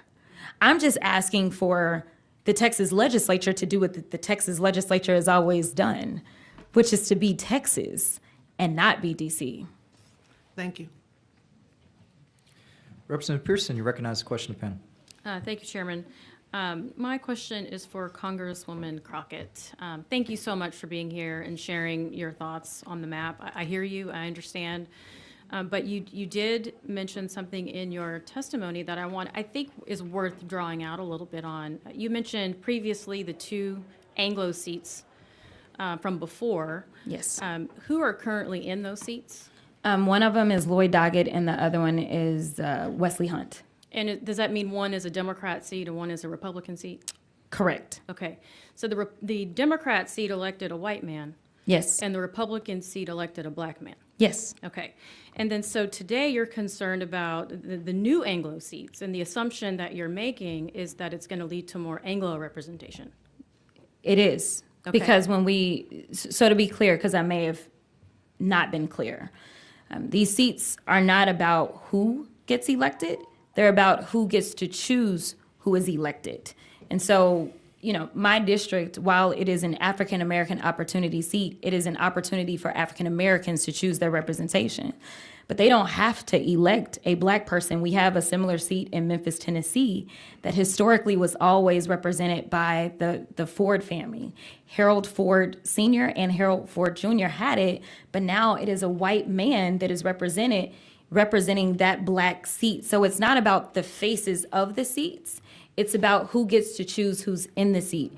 And that doesn't mean that they're going to choose their own race. As you see, 2 Anglo majority seats One went for a white candidate, one went for a black candidate. It's not about us as candidates, it's about the people that get to do the choosing. Well, I would argue that based on the testimony that we've heard over the last week or so, it's both. We're hearing racism all over the place. We're hearing, people want to choose people who look like them, which apparently has been happening. And I just wanted to make it clear that, something that has not been said yet is that there are minority Republicans. I mean, there is a Black and Hispanic Republican on the dais. And so I just don't think it's fair to just assume that the Anglo districts are going to lead to more Anglo representation. Again, But those were your words, so I'm just Again, I bringing that up. apologize if that is how it was interpreted, but my clarification is that when we're talking about the law and the Voting Rights Act, it's never been based upon who it is that gets elected. It's based upon who it is that gets to choose who is elected. And unfortunately, adding 2 more Anglo seats in a state that added, if we're going on the census that came out in 2021, there were only 180,000 new Anglos to this state. So the idea that we would take the bodies of Black, brown, and Asian, 95% of what allowed this state to garner 2 new seats, and basically use their bodies for the benefit of making sure that a shrinking majority continue to hold on to power is wild. Because when we look at the numbers, this is just to clarify. In the last 3 censuses, in 2000, Anglos were 52.43% of the state of Texas. In 2010, Anglos were 45.33% of the state of Texas. In 2020, Anglos ended up being found to be 39.75%. At the same time that Anglo percentages were going down, somehow their seats and their ability to elect more representation to DC goes up at the same time that Latinos back in 2000, 31.99% of the state. Then it went to 37.62 in 2010, and then it went to 39.26 in 2020. Yet somehow they still don't have the ability to elect representatives of their choice, whoever they elect. It may be, you know what, we can talk about Lloyd Doggett. Lloyd Doggett, for the longest, was representing a seat that was a Latino opportunity seat. They chose Lloyd Doggett. That's fine. We just want people of color to be able to choose their representation so that we can comply with the Voting Rights Act as well as the 15th Amendment of the Constitution. That is it. And who they decide to elect is who they decide to elect. And in addition to this state being in trouble in previous court litigation, they have found that when this state legislature has said, oh, well, we'll add these minorities over here.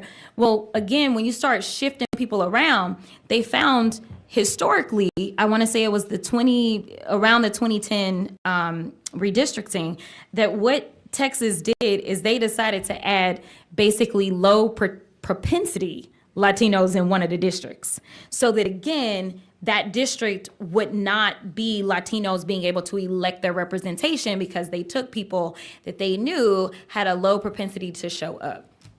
And so on that note, with these new lines, political performance was taken in consideration. That is what we've heard from the bill author, yes. And in previous hearings, I mentioned specifically that in the state of Texas, President Trump did win a majority of the Hispanic voters in the state.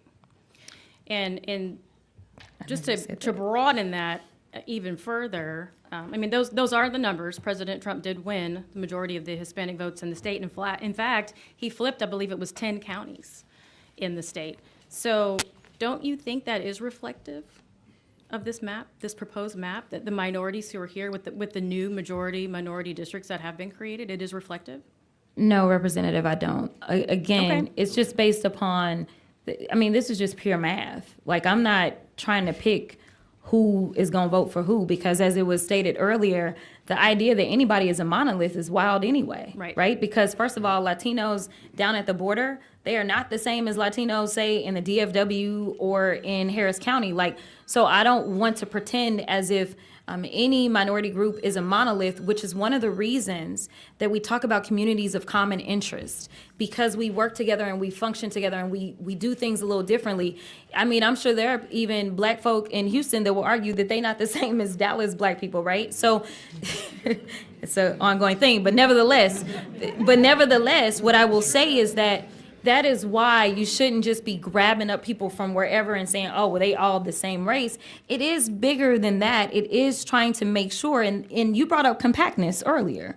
And so compactness is one of those things that you consider as well, because again, it is different. When you look at a state the size of Texas, you know how many states you can fit in our state, right? So thinking about it in that way, a reflective map would look like the fact that only 39% of this state is Anglo. So how in the heck do we have 60% of the seats that go to DC are going to be decided by Anglos? That's the math that doesn't work.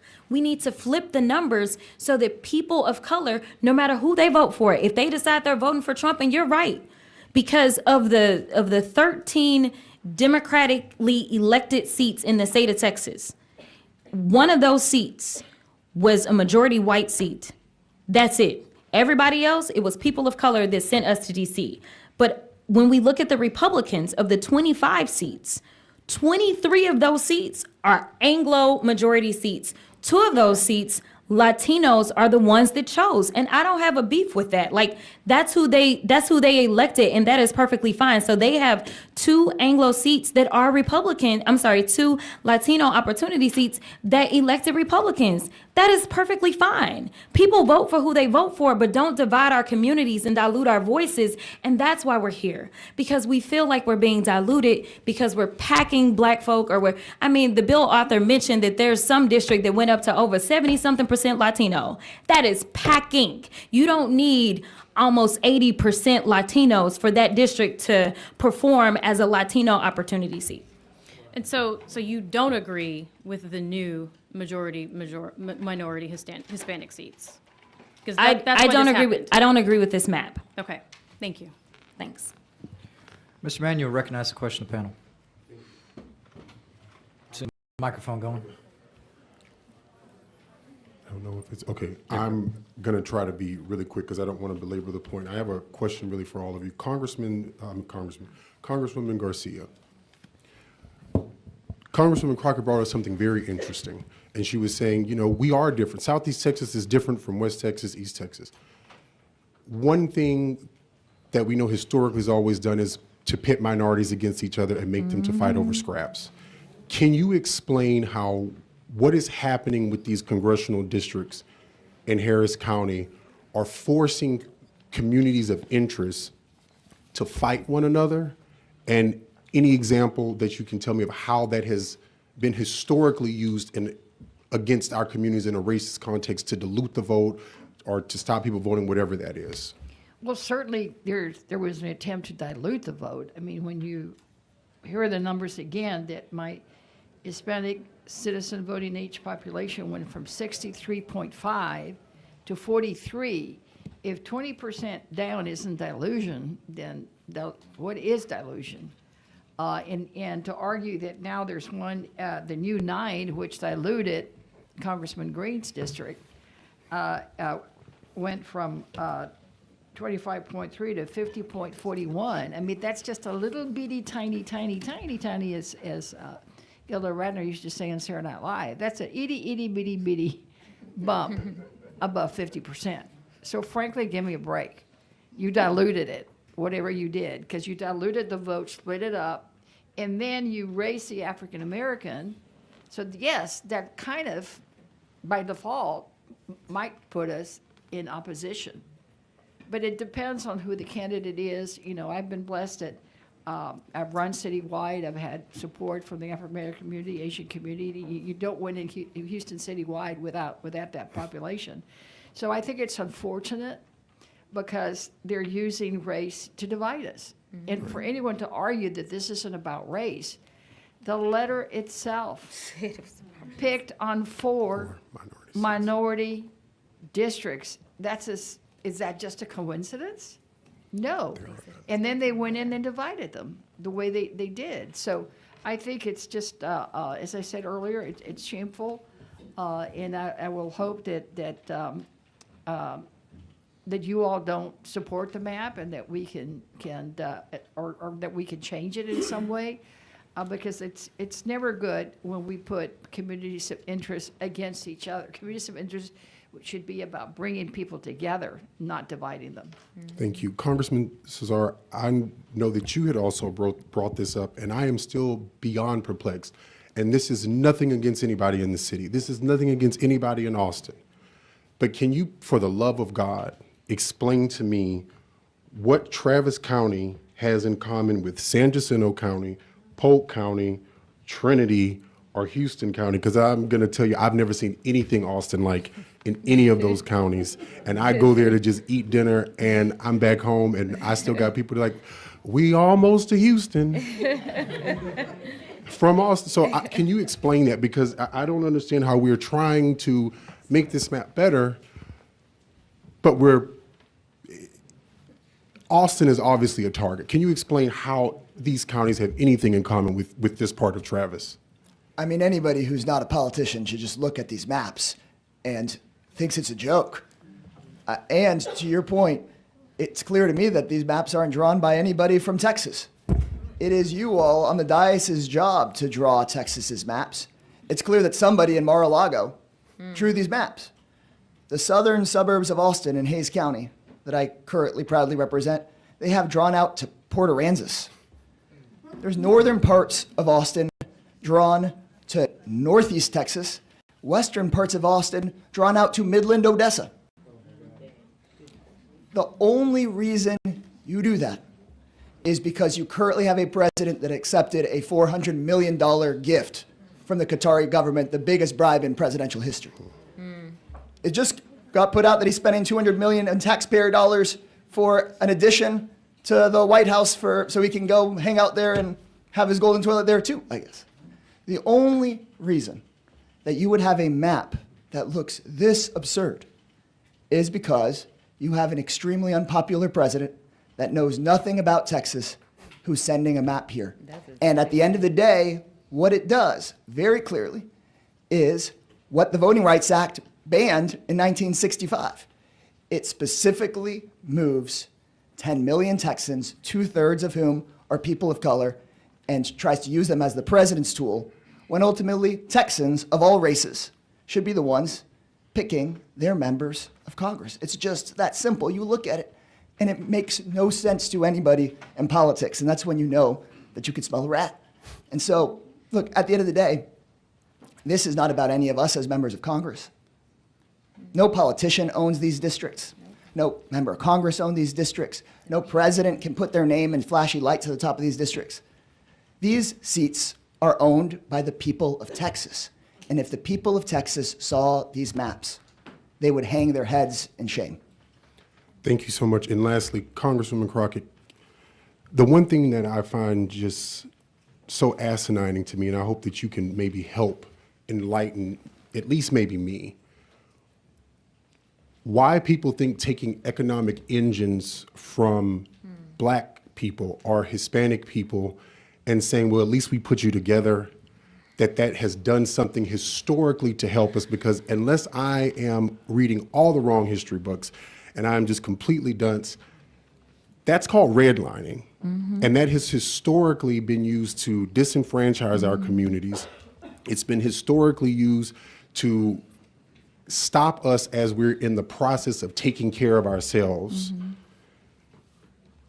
And it's been something historically used to, once that community starts to become dumbed down for people, and I brought this up last time to say that we're lazy, we're ghetto, why can't they just do this? Why can't they behave this way? When you take every economic engine away from them, so maybe you can explain to me how is that gonna affect that part of Texas that has historically dealt with some severe forms of racism, that people whose families never lived through racism will never be able to tell you the experience of how bad it was for them, not what they saw on you know, the Lifetime movie that said, "Oh, it's okay, we still love you," and my family wasn't racist like that. Yeah, no. You know what? One of the things I failed to mention is that this map is so terrible that the two new black seats that they telling us that they gave us, because they're like, be happy we gave you some scraps, because that's kind of how it sounded when they said it to me. The 18th and the 30th lost their airports. The 18th had IAH, and the 30th had Dallas Love Field. And not only did it have Dallas Love Field, Southwest Airlines is based at Dallas Love, which is right there, right? As well as JSX Airlines is based in my district right there at Dallas Love.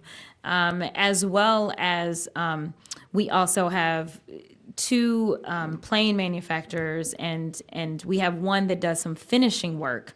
It's not the headquarters, but a lot of private jets. Gulfstream is based right there at Dallas Love Field. Now, let me tell you what a good representative does. I can't speak for anybody else, but one of the major parts of having these economic engines, and they are then tied to my district, is I make them not be able to ignore my district.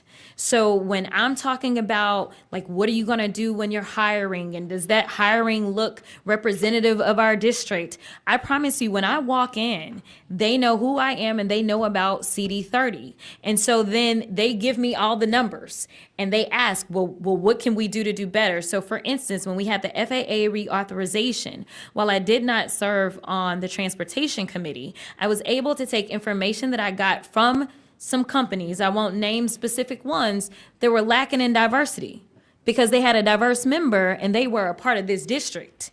And so I said, I want to help you. I don't want to hurt you. And so we were able to talk and get legislation into FAA reauthorization that would increase the diversity numbers when it came down to pilots, that would increase people's abilities to actually ascertain what is normally a $30,000 pilot's license, which then limits so many people of color from being able to enter the field. I am able to talk to them and tell them the things that they can do to make sure that they're hiring locally, and locally looks like within our district. When you have a break like that, this means that the economic opportunities for my constituents may go away because now they are not tied to my constituency, a constituency that unfortunately has 20% of my district live at or below poverty. To then take my economic engines away,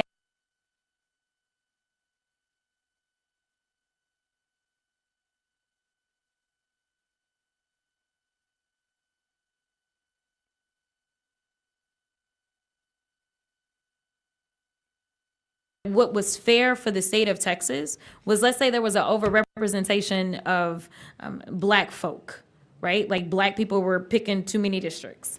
And so they had to get rid of one of them. And it ended up being mine. I would say that's fairness. Like that's just what it is, right? But unfortunately, this map is not reflective of our state, and that's the only thing that I wanted to do, is be reflective of our state and make sure that you are keeping communities of common interest together and you're not depriving those districts that are already struggling of their economic engines, which has been done to both the 30th as well as the 18th. And if I may mention someone as it relates to Latino districts representative, because it's been brought up quite a bit, I currently represent a district that is a Latino opportunity district upheld by the Supreme Court and its conservative justices in the last decade. And what I hope that this panel looks at closely is some of these districts that are supposedly new Hispanic opportunity districts, that since you'll be reviewing a map made in the White House and not here in Texas, that you check to make sure that they did not intentionally make sure that it was neighborhoods of Latinos that they saw that in the last few elections voted at a lower rate, so that it could ultimately be, in fact, not a Latino opportunity district, but a sham opportunity district. So the numbers show that under this proposed map, there are more Anglo opportunity districts. And the so-called new Latino opportunity districts, I would look at that very carefully, and I believe judges and lawyers and history may look at those quite unkindly, especially if you dismantle the actual Latino opportunity districts that Congresswoman Garcia and myself currently represent. Let's see, Mr. Tepper, do you have questions for the panel? Yes. So recognized. Congressman Sacer, this has been racially focused of late and even charged. I think you made some comments about Hispanic districts being broken up, et cetera. One of the issues I'm seeing as we go through this process is that Hispanics, and I mean, according to most of the exit polls we see, voted for President Trump, about 55% of the vote. Does that change your testimony about dividing that population? I'm not, Hispanic voters should, of course, be able to vote for whomever they want. What this map does is it tells those Hispanic voters that President Trump is going to change the lines and change who your member of Congress is. What this map does is it breaks up many of those Hispanic voters, cracks them into multiple districts, draws their districts across the state, and that's wrong. I believe that those Latinos and white voters and black voters should be able to call their member of Congress about issues in their community. But a Latino voter that lives in the South Austin suburbs should not, for political purposes, in order to defend a corrupt president, all of a sudden have their district drawn out to Port Aransas. That just makes no sense. That has nothing to do with who they voted for president. They can vote for whoever they want for president, but they shouldn't have the current president screwing up their lives, changing the rules of their election because he's scared he's going to lose an election. If he's scared he's going to lose an election, then he should do popular things and win their votes. But Hispanics make up, I think it's 30-something% of the population of Texas already. It would be impossible to draw a district that wasn't splitting Hispanic votes in some way. Isn't that just like it'd be impossible to draw one that isn't splitting up white votes in some way? I think a 5-year-old could draw a more coherent map than what they sent you from Mar-a-Lago. It is very difficult to draw a map as convoluted as this one. Y'all know But this it. one is much more, it looks much more like the octagons we were talking about earlier, the hexagons. It seems to be much more cohesive, the districts, than they were previously. I believe the current map. Put them up against each other. I'll be clear. I believe the current map Not even is close. illegal and gerrymandered Yes. and absurd. Correct. And I believe strongly that Texas should have an independent commission. And I think that could prevent doing that could prevent other states from going down this path. Isn't that naive, independent commission? I mean, they're all appointed by someone that's got some kind of bias. Actually, here in the city of Austin, Texas, the government does not choose who sits on that independent commission. And I think that is really the So proper who step. chooses? Citizens get to submit their names, and then the independent city auditor that is independent of the city of Austin actually has those citizens in place. Okay, Chaplain Stoglin, retired Marine, sir. Along that same thread, black men are reported to have voted for the great President Trump 20% of the time, which is a huge increase from previous years of any other Republican versus Democrat presidential election. Do you see that trend continuing, or was that just a blip of some sort? No, sir, that's absolutely continuing. I think it seems to me that people think people of color can't read, or people can't think that they have to be in a certain geographical location for them to vote, or else if they move out of that vote, or if their district moves, gosh, they can't think, they can't read, they can't go to college. I was in Afghanistan for 330 days, boots on the ground. Thank you, sir. I was the #2 on the enemy snipers list. I reported directly. I think to in the here you're number one, but go ahead. Yeah, I reported directly to the #2 guy in charge of the entire war. I was the command chaplain of 39 nations of the world, and I rated a full-time security team. My gear weighed 80 pounds, and because of all that intensive training, I'm a disabled vet. and my security team weighed 140 pounds per person. I was not allowed to ride an elevator for a year. I had to climb up 6 flights of steps in Afghanistan. It's 140 degrees now there, and going in a building. And I was the command chaplain. And you know what's interesting is I also was a senior military advisor to a senior general of the Afghan National Army who controlled the brain trust of the Afghan National Army. And nobody said, you were located in Afghanistan, well, I guess I'm deluded. I guess I can't have the brain power. I guess I didn't. But the general who had a PhD that I worked for, a 3-star general,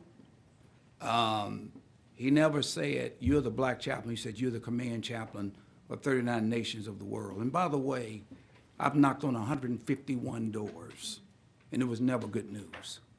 And they were all kinds of people. And there were some people, there was one of your colleagues who mentioned about UTA this Monday, but he never mentioned the fact that UTA is the most friendly military university in the country. But Maureen, to circle back, do you see the trend, the voting trends changing? I see the voting demographically? trends changing, representative for Donald Trump and the Republican Party, because the Republican Party was created by 150 colored men, as I said, and 20 white men.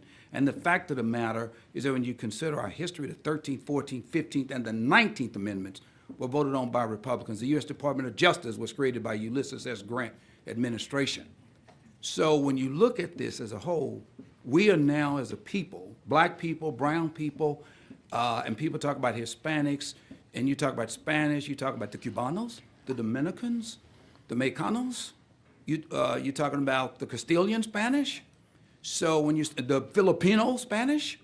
So when you look at all of this, that's what you're looking at. And I see the trend, particularly as black males, increasing Republicans, because when you look at what happened in the Great Society of the 1960s, that they thought they were doing black people a favor, when Moynihan said, you cannot do this, you'll make the black community, or the Negro community we'll call it, a matriarchal system. You had 80% of black males who were fathers in the home. Today you have 80% who are fatherless. Who's suffering now? Look at these districts, and the black males are looking at these districts that are horrible. Schools, gangs, and you talk about daughters being snatched off the streets. What about these smugglers and these coyotes and all these people that are taking these daughters off the street? So, and nobody cares. And human smuggling is a huge issue. Black males as a whole is looking at this and all of these issues because of these issues and problems that are here today. Thank you, sir. Any other member of the committee have a question? Okay, Representative Hickley, you recognize the question panel. Thank you, Chair. Quickly, because I know we want to honor the great citizens, great Texans that have come here today, but Representative Kassar, I didn't want to pass up on the benefit that we have of you being here and we're discussing your district. And the reason that I wanted to talk to you was related to your comments about District 27 and the shape and the gerrymandering. But your current district is like a gerrymander's delight. Would you agree? The shape in the shape. I think that the shapes of virtually all of the districts currently in Texas do not make good sense.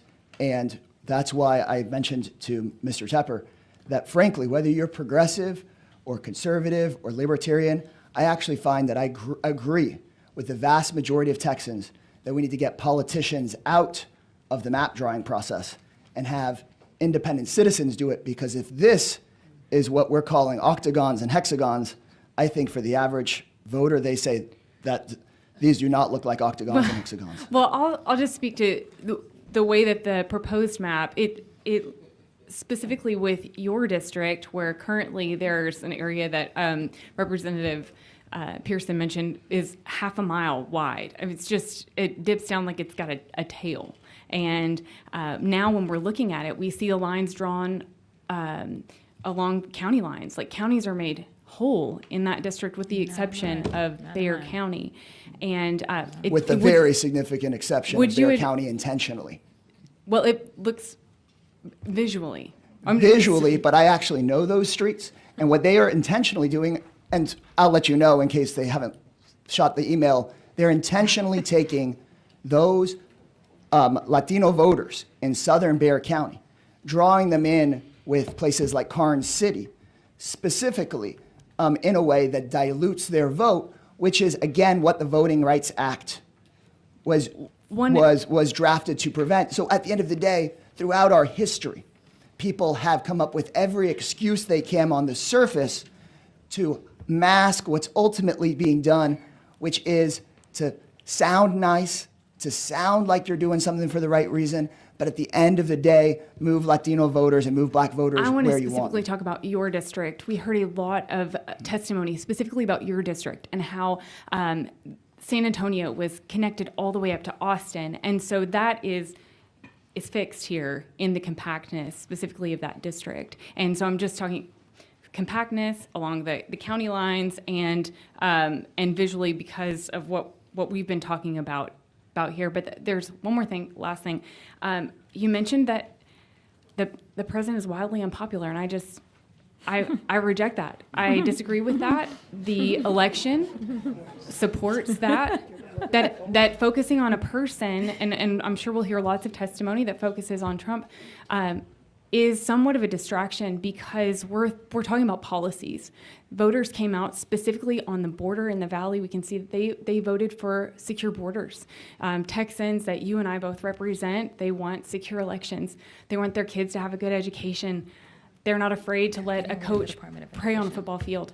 And that's what we're looking at is that political performance. And obviously I support this map, and I'm hopeful that that's what we're going to get to. Thank you. Yes, I believe the president ran on lowering prices, and our prices continue to go up.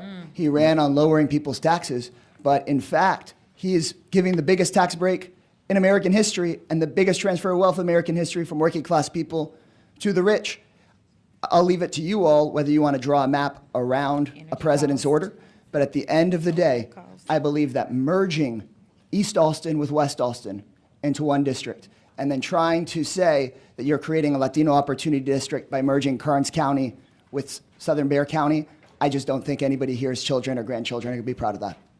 Mr. Chair? Oh, hold on. Representative Wilson, you're recognized to question the panel. My question is to Chaplain Stockman. You had something you wanted to say? Yes, sir.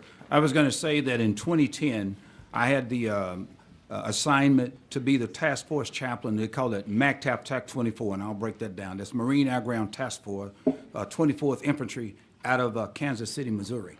We were there to train 26 Central American nations on anti-narco terrorism, including Mexico, so they wouldn't have these people snatched off the streets. And sir, it's now declassified. Hamas was there. And so we didn't know, we had to identify that. And so we were there to do anti-terrorism. And because we knew that the border was going to be threatened. And that, sir, was in 2010. And so to Representative Hickland, question and all of that, that's what was growing because we don't know who's in this country. And the president is saying, we've got to get these people because you don't know. And I tell you, if people saw what, and I hope they don't, what I saw in Afghanistan when children and bodies were blown apart. And then the mullah said, we had a gentleman, sir, who his wife needed to go to the hospital. He borrowed 2,000 American equivalent dollars. He was unable to pay it back. So he was brought before the mullah, the religious leader, and they had a 7-year-old daughter. So the mullah said, did you borrow the money? Yes, mullah. Can you pay the dollars back? No, mullah.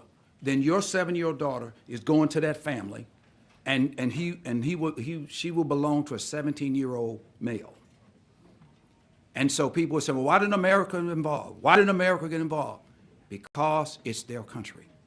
And so if you think it doesn't happen, it does. And so my point of it is that that's what the president is trying to get this country to understand.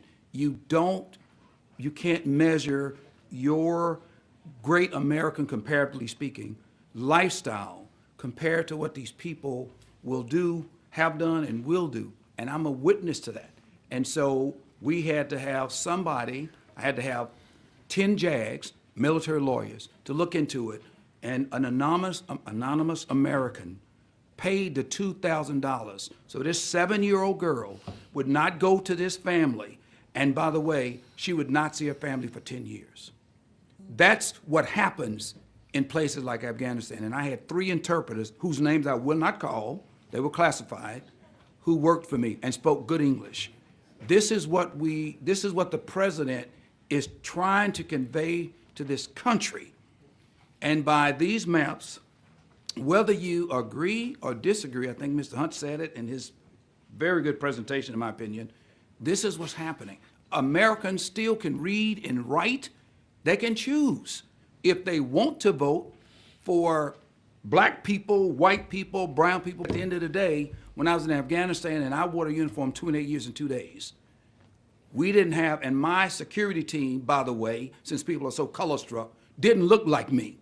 And they took their jobs very seriously. The first day I was in Afghanistan, a sergeant first class talked to me and he said, "Sir, you Commander Stoglin?" "I am." "Sir, walk to me." I did. "Sir, this is your security team. We are willing to give your lives for you. We're willing to give our lives for you." They didn't know me. We wasn't in the same neighborhood. We had to move. Let's come 8,000 back, miles. let's come back to the bill. So anyway, I'm sorry, but anyway, excuse me. I can listen to you all day. No, members, so- members, when you question a witness, make sure that Excuse me, Mr. Chair. You tie it back, please. Just, hey, don't leave that on the chair to do. Thank you, Mr. Chair. Representative Sorry. Gervin Hawkins, you recognize the question of the panel.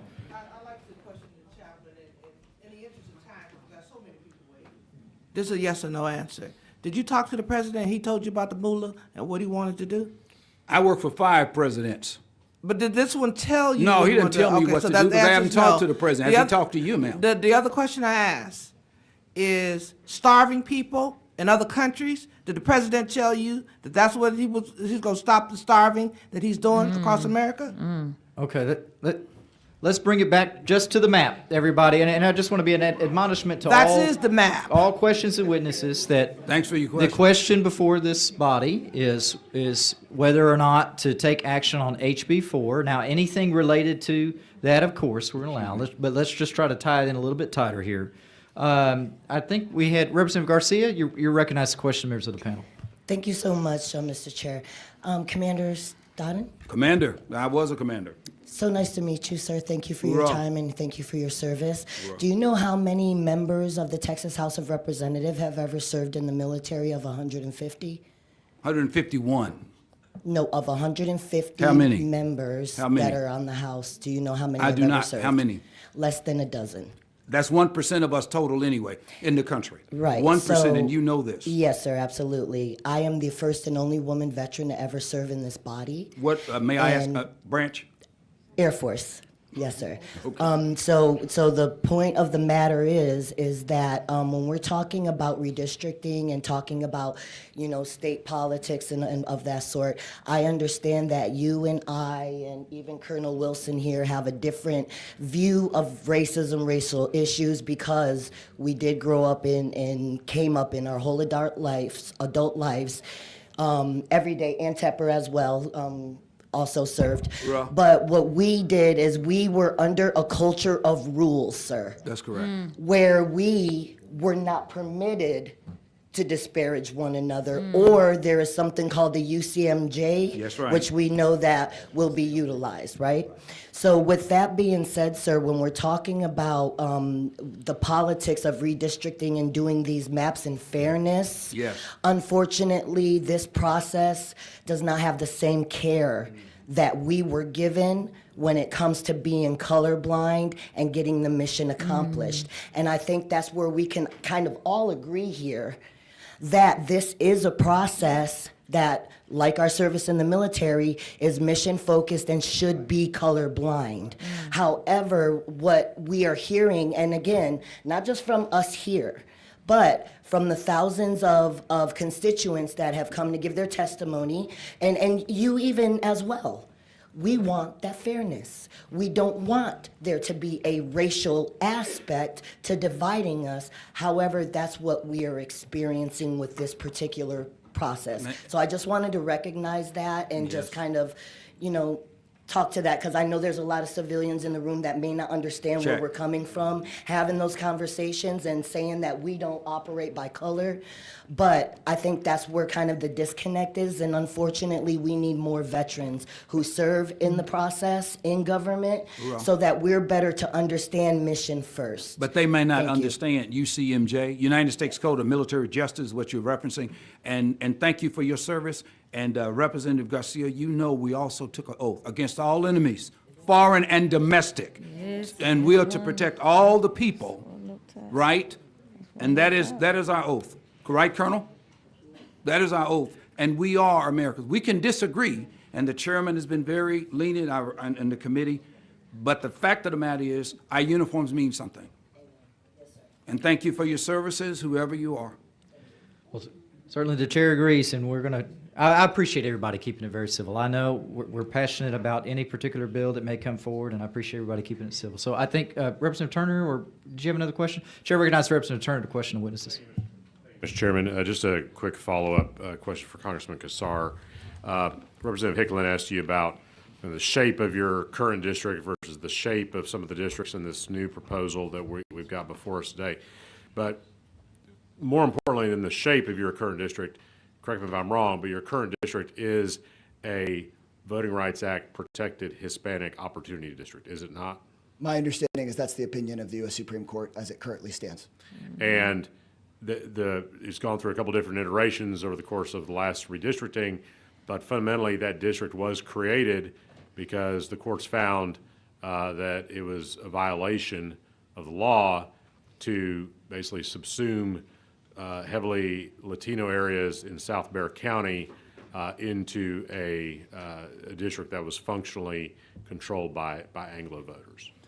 My initial look at this map, as Representative Hicklin said, was while there are some counties that are fully contained in what is labeled 35 under this map, very conspicuously, Southern Bexar County suddenly gets carved in, and I believe that courts and lawyers and people on this dais should take the time to see if that is intentionally done.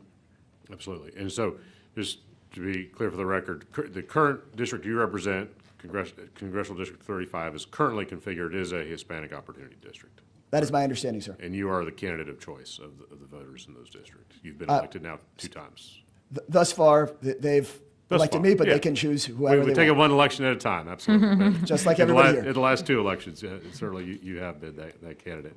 But the way Congressional District 35 is reconfigured in this proposal in House Bill 4, it may very well be that those Hispanic voters, particularly in Bexar County, the ones in Travis County aren't even in it, the ones in Bexar County may not maintain that ability to elect the candidate of their choice. The map, of course, was only recently posted, but from my initial look, it seems that the Latino voters and communities of color and the bulk of the geography of current 35 gets merged in to create a new Congressional District 37. That district is majority people of color now, but we very well may find that voters of color do not have block voting power in that district. And then what is now labeled Congressional District 35 that has virtually no overlap with the current 35 seems to me to be something very suspicious, given that it pulls in Southern Bexar County into places like Karnes County. And basically, your current district is cracked in this proposal. Well, yes, and that's without mentioning Hayes County now being run out to Port Aransas and then other parts being run out west. All right, so it's cracked at least 3 ways. At least. All right, thank you. Any other member of the committee have a question for this panel? Representative Pearson, you recognize the question of the panel. Thank you, Chairman. I'll be brief. I would be remiss, Chaplain, if I didn't thank you for being here, coming all the way from North Texas. And thank you again for your service. And I just wanted to put a little bow on your testimony when asked by my colleagues if you saw the trend of black voters moving Republican. And I just wanted to say I'm honored to be on the front end of that trend, helping President Trump get elected from the beginning and leading his coalitions. And I just wanted you to know that out of all of the coalitions that I ran for President Trump, the Black coalition was the largest by hundreds of thousands. So thank you for being here. You're welcome. And Madam and Mr. Chair, some of you may have not seen this, and the representatives, you know what this is. For those who don't, I was presented this stole in front of 39 nations. This is the stole that I was awarded in Afghanistan. Thank you for your service. You're welcome. Members, any other questions for the panel? Okay, we're going to go to non-members. Start, Representative Jones, you recognize the question of the panel.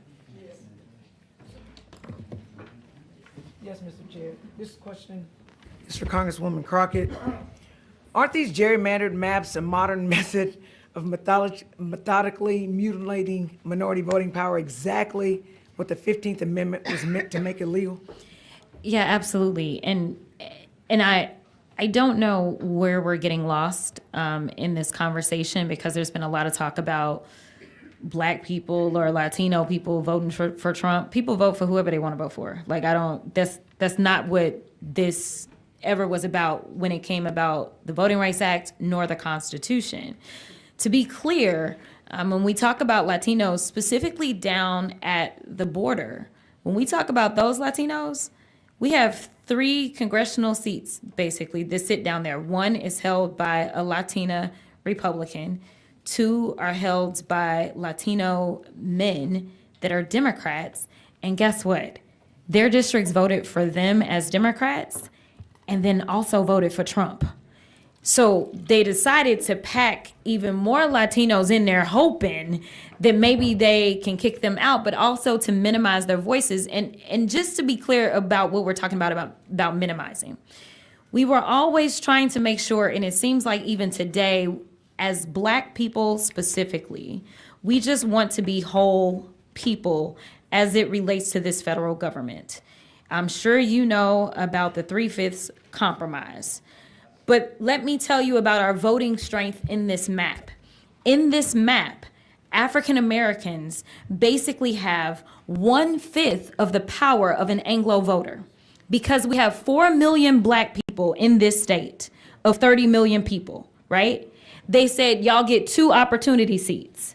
So Black people have 1 representative for 2 million and another representative for another 2 million, all right? But when we talk about Anglos in this state, there's only 12 million Anglos in this state. Yet somehow they have so much more voting power. And when it comes to the Latinos, and I'll pass it along, the Latino vote is only 1/3, has only 1/3 of the power of an Anglo, and Black people have 1/5 of the power of an Anglo. What we are trying to say is we want equity. I know that's a bad word nowadays, but we are all human. And last time I checked, only citizens are allowed to vote in these elections. So every citizen should have equal access to choose their representation, instead of crowding Black people to the point that all the Black people in the state only have 2 representatives, and all the Latinos in the state are crowded up to the extent that their voting power is diminished. That is why the vast majority of the people that have signed up to testify as it relates to this bill are testifying against it. Now, they not gonna care, because I've been here before, but we literally have 400-something people that they are trying to testify against them. And the reason that their voices are being ignored is because even in our state maps, whether they're the state house or the state senate, our voices are not where they are supposed to be. If they were, our representatives would listen to us, and we would get legislation that was reflective of the will of the people in this state.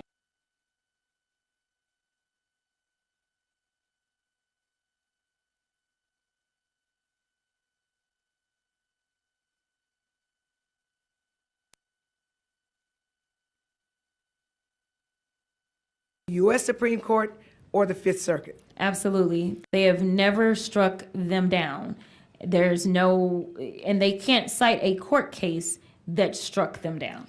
And along those same lines, regarding the legal precedent, Petaway v. Galveston County, which we keep hearing about, the Fifth Circuit ruled that a Black and Latino coalition district wasn't protected under Section 2 of the Voting Rights Act, but the United States Supreme Court did not affirm that decision. They simply denied cert in June of 2024. So isn't it true that a denial of cert is not an endorsement of the Fifth Circuit's reasoning. They just refuse to review the case, since we both lawyers. Absolutely. Okay. That's all that it means. I want to make sure of that as well. Also, Congresswoman Crockett, you heard Chair Vasud admit on the record at the beginning when he was explaining the process that he's not informed about this 350-page bill, that he hadn't had time to fully read or understand it. So if even the chair isn't informed, how can everyday Texans with no legal training nor staff and only 48 hours to respond be expected to give meaningful and informed testimony on something as complicated as this in this hearing today? That's $1 million question, but I assure you that this seems like it is part of the design and not a defect. And my final question to you, Congresswoman, you attended the University of Houston Law Center, correct? Yes, we're both Cougs. We both go Cougs. So you're familiar with Congressional District 18. I am. You served alongside both Congresswoman Jackson Lee and former Congressman Sylvester Turner. Yes. Who happens to be from Acres Homes. Yes.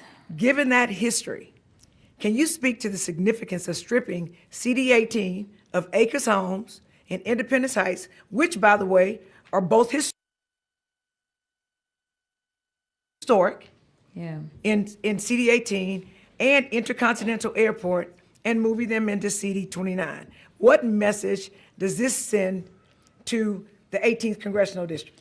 Yeah, it is so unfortunate. The 18th has such a legacy, going all the way back to the incomparable Barbara Jordan, who also served on the state level as a state senator. And as we know, Barbara Jordan actually ran for the state house multiple times and was unable to be elected. And it was not until that fateful election, after we had opportunity seats created in the state of Texas, that in the state house, my late great predecessor, Eddie Bernice Johnson, was able to be sworn in 1972. That is also when the dean, who sits up here, the first two black women that were ever elected to the state house, at the same time, Barbara Jordan was able to win and serve in the state Senate because there had been a change in the law. And there was a recognition of the fact that minority voices have been diluted. Now just think about the fact that the dean, one of the first black women, the first two black women to ever swear into this body, is still serving today and serving honorably over 50 years later. But unfortunately, 50 years later, things don't seem to be looking up or looking better. They are trying to make sure that there are less Miss T's coming along than more. That is why we are here, because we know that there would not be a Miss T or a Eddie Bernice Johnson but for laws that made them do what was right, which means that certain communities had an opportunity to elect their representation. I don't know why we are pretending. I honestly would rather people just tell us what it is. We don't care about black and brown. Just say it. Like, let's just be real about it. Because that's what they're going to do when you say black folk. You have 4 million of y'all here, but you only get 2 seats amongst the 4 million. While 12 million Anglos end up with all these seats, 20-something seats. So, you know, taking an economic engine out like IAH, one of the largest airports, not only in this state, but one of the larger ones in this country, that deprives this community, that a lot of these historic communities need a little bit of economic kind of tie-in to help them thrive. When you start to talk about Acres Homes, listen, Acres Homes, and when you talk about the late, great Sylvester Turner, when I tell you he was so proud to be from Acres Homes that he never left. He made sure he was always going to stay there because he never wanted the people to believe that Acres Home ever left him. He could be the mayor of the city of Houston or be the congressman from Houston, but at the end of the day, he was born and bred in Acres Home, and he wanted those children to recognize that it's not where you come from that will determine where you are going. And so he stayed there, but this is a historic black community. So again, they took one of my freedmen's towns away. There are certain things that I had to fight for that Freedman's Town to even have their designation, and I had to fight for certain things from coming in there. When you throw them into another district that does not know their struggle or does not care about their struggle, then they won't have a representative, no matter who that representative looks like, that will protect their interests. That is what common interest looks like. And so taking those things out of the 18th, in my opinion, is downright evil. And it is wrong, and we will see what the courts ultimately have to say about it, because I don't think that we will engage in real legislation in this body. Real legislation looks like real debate where parties listen. Real legislation looks like actually taking up amendments. Real legislation looks like taking into account what these members who have traveled from all over the state have to say, and hearing them and taking that into account, and making sure that the legislation doesn't come from some random person whose name we cannot name right now, but a random law firm who none of us hired, and then saying that this is what y'all gonna get, instead of listening to the very people that put everybody that's sitting here into these seats. And along those lines, this is what I say. People, let's just say the Republicans on the ones who've spoken are scrounging their faces up or chagrined because we keep using the word racism, right? Yeah. First of all, where I come from in the 18th Congressional District, you call a spade, right? And everybody keeps saying, why are you talking about racism? And why are you pulling a race card for the most part, which is what they try to do to get us to back off of speaking truth to power and telling the truth. I'm gonna pull that race card from the bottom of the deck, the middle of the deck, the top of the deck, as long as they keep doing racist stuff, right? Yeah. So if you don't want me to call a race card when you're being racist, then stop being racist. Yeah. And all I'm going to say is this. The way that they have cracked and packed our districts, and again, when you talk to Congressman Kassar, when you talk to Congresswoman Garcia, when we talk to you, when we listen to Congressman Vesey, and we listen to Congressman Al Green, in the urban districts, which is where most black and brown people are, by concentration, that is where they literally took away or designed 3 seats taken that are voted by either black people or brown people. And they figured out a way to surgically, like precisely, crack us and pack us so that white folks would get more seats. Yeah. And you can sit up here and you can tell me that's not true, and we were just trying to get 5 Republican districts. That's like telling me it's raining when you peeing on me.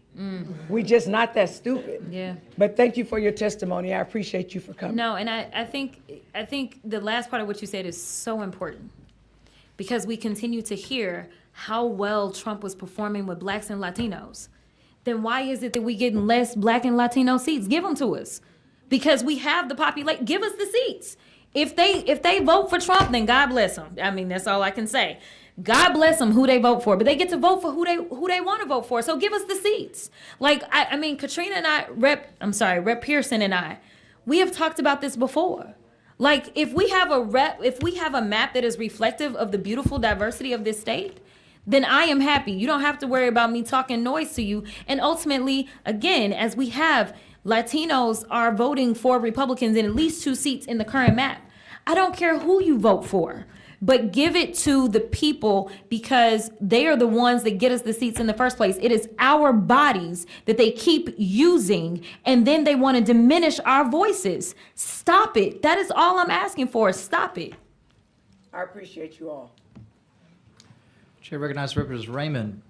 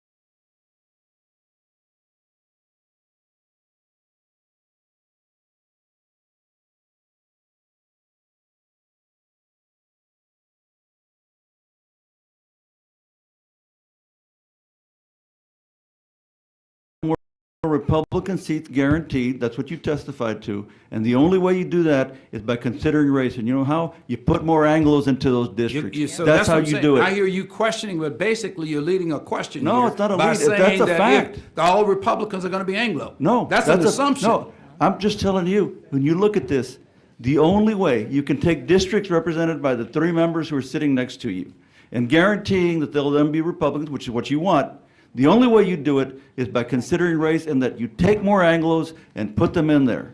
Maybe and by not. the way, no, that's what you do. No, So maybe they won't. No, sir. You just said maybe you they won't be Anglo. You just said you can look at the maps. They are. We They shall are. see. For the record, they What are. did they just say? You got to wait for the election time, right? No, look Okay. at the map. There are more, all these districts that are being created. The My, only my way, position is my position. I know, and your position is that race should be considered. And to get to the race that you want is to put more white people in these No, districts. sir, you don't put words in my mouth. That's not what I That's what said. you said. No, sir. That's what you said. You are But let in me say error. this.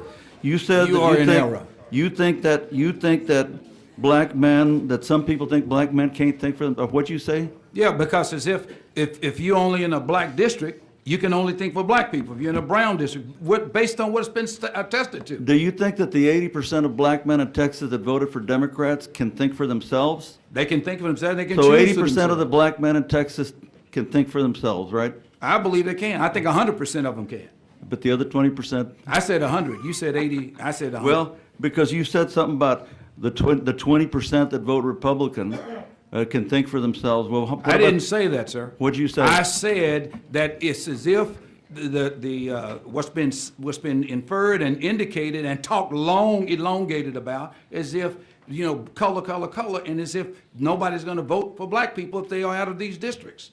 Or they're not going to vote for Hispanics if they're out of these districts, whatever these current designated districts are. That's not true. Well, what I know is that by your own testimony, 80% of the black men that voted for Democrats, I guess they do know how to use their brain, right? I never doubted it. Okay, so 80% of black men in this state believe that Democrats should be representing them in the United States Congress. So they're pretty smart, right? That's their choice. That's their choice. They're pretty smart, right? I didn't say that. They're pretty dumb? I didn't say that either. Can they think for themselves? I hope they can. Can they? Can they think for I have themselves? no idea. Last question, can they think for themselves? The 80% that vote for Democrat, can they? Yes, it is, Chairman, yes, it is. I think that people. Can those they think people for who themselves? Vote if they vote their choice. End of story. So they can think for themselves, right? Thank you. Okay. Mr. Stoglin, I had called you to testify as Chaplain Stoglin, but I looked at your registration. Your first name was listed as Chaplain. Is that your first name? No. Okay, what's your first name? Rich, R-I-C-H. Rich, I'm what, sorry. R-I-C-H? Yes. Do I have your permission to change your your Yes, registration? you do. First name of Rich, last name Stoglin? Yes. Okay, and we'll make that correction right now. Good to go. All right. With that, members of the panel, thank you for your testimony. This panel is excused. Mr. Chairman, if you'll indulge me, I do have a letter that was given to me after my testimony from the Congressional Hispanic Caucus of the United States Congress. Could I submit that for the record? Or do I need Please to- hand that to the clerk, absolutely. Okay, thank you so much. Thank you, Congresswoman. Members, we're going to now take a little break. The House Select Committee on Congressional Redistricting will stand at ease for 5 minutes.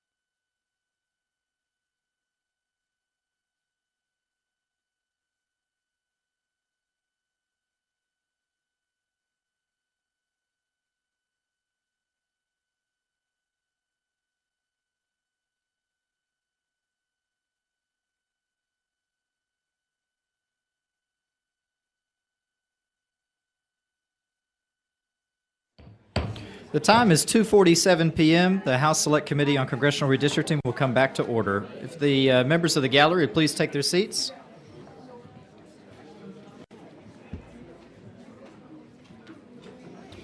Chair's going to call up our next panel. They'll make their way to the front here. I have Gary Bledsoe, Nita Batiste, Colin Allred, and Dr. Frederick Haynes.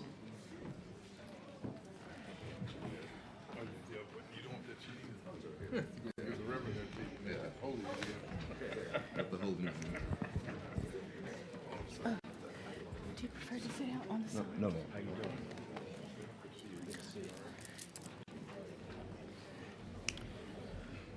Okay. Trying to take you guys from right to left here. Ma'am, I show you registered to testify as Nita Batiste. That is correct. On behalf of the Alabama Coshada Tribe of Texas against House Bill 4. Is that correct? That is correct. Please Mr. give us your Chairman. testimony. Thank you. Chikma Hachikano Bana, Mr. Chairman, members of the committee. My name is Nita Batiste. I serve my people, the Alabama Coshada Tribe, on Tribal Council. We are one of 3 federally recognized tribes in Texas with over 1,400 enrolled members. Our tribal land is located primarily in Polk County. I'm here to testify in opposition to House Bill 4. Since 2023, we have been part of Congressional District 8, represented by Congressman Morgan Luttrell. Anchored in East Texas, Congressional District 8 is comprised of rural and suburban counties with similar demographics, common interests, and values to our home county of Polk. In addition, Congressman Luttrell has represented the tribe with respect, passion, and conviction. He has taken the time to learn about our history, our people, and the issues and concerns we have. His committed representation of the tribe is necessary to us due to the many issues the tribe faces on a continued basis. Congressman Luttrell has been a true champion for us. House Bill 4 proposes to now place Polk County in Congressional District 10. The new district runs from Polk County in East Texas all the way to western Travis County. The population center will now be Austin. The Alabama Coshada Tribe strongly encourages the committee to reconsider the placement of Polk County in Congressional District 10 and would respectfully ask that you place Polk County in Congressional District 36, which is more reflective of the tribe's values and daily priorities. Under the proposed map, Congressional District 36 is centered in East Texas. In addition, Congressman Brian Babin represents Congressional District 36. He represented the tribe from 2015 to 2024, 2015 to 2022, of which the tribe holds in sincere gratitude. Alila Molo, thank you for your consideration of this request. Thank you for your testimony. Chair calls Colin Allred. I show you registered to testify as Colin Allred on behalf of yourself against House Bill 4. Is that correct? That's correct. Please give us your testimony. Thank you, Mr. Chairman. My name is Colin Allred. I'm here as a former representative for a district that you're trying to rip apart. I'm also here as a voting rights lawyer who has spent his career helping his community deal with the consequences of this body's actions. I'm here as a product of our public schools, the YMCA, and the working class neighborhoods that you seem to want to ignore. The people who made it possible for me to go to the NFL, to become a civil rights lawyer, and to serve in Congress. Most of all, I'm here as a Texan, and Texans know BS when we see it. When you passed the toughest voter ID laws in the country, it was my job to help folks deal with the chaos that you created, to answer their questions, to help them gather their documents. When you made it harder for seniors to vote by mail, I helped them jump through your hoops. And when you gerrymandered the last time in the place where I grew up, we beat you anyway.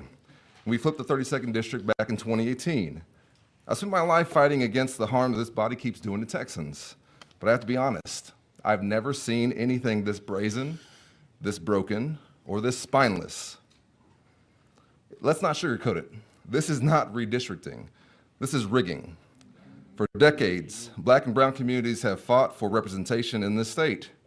There's a long legacy, stretching back to abolition, that I and so many others have to honor by speaking out now. It's because of them that I had a chance to serve in Congress.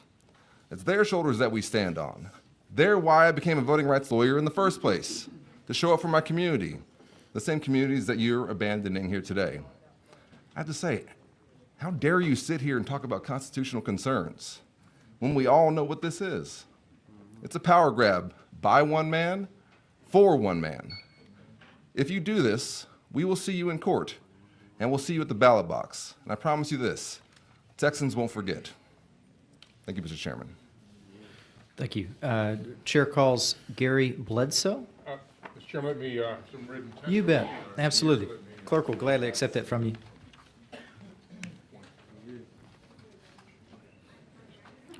I show you registered to testify as Gary Bledsoe on behalf of the TX NAACP and self against House Bill 4. Is that correct? That is correct. Please give us your testimony. Okay. Thank you, Mr. Vice Chair, Mr. Chair, members of the Redistricting Committee and legislators. This highly unusual mid-decade redistricting, like everyone before it, reminds me of the long, unbroken history of efforts to silence and diminish the political power of black Texans. C-2308 accomplishes this illegal and unconstitutional goal, despite what's been said, eliminating 2 districts where African Americans were able to elect their candidates of choice. We need to remember that this is not just about political parties. It is about systematic efforts to restrict the influence of people of color in this state. At this nation's founding, the Constitution enshrined the 3/5 compromise, counting black people as only 3/5 of a human being. The purpose of legislative representation was behind this. This is where our state is moving again. Out of 38 congressional seats, currently, white voters control or dominate 28 of them, which is 73%. Under the proposed map, because we've had little time to examine it, we can determine that there are at least 3 additional seats that will be dominated by white voters.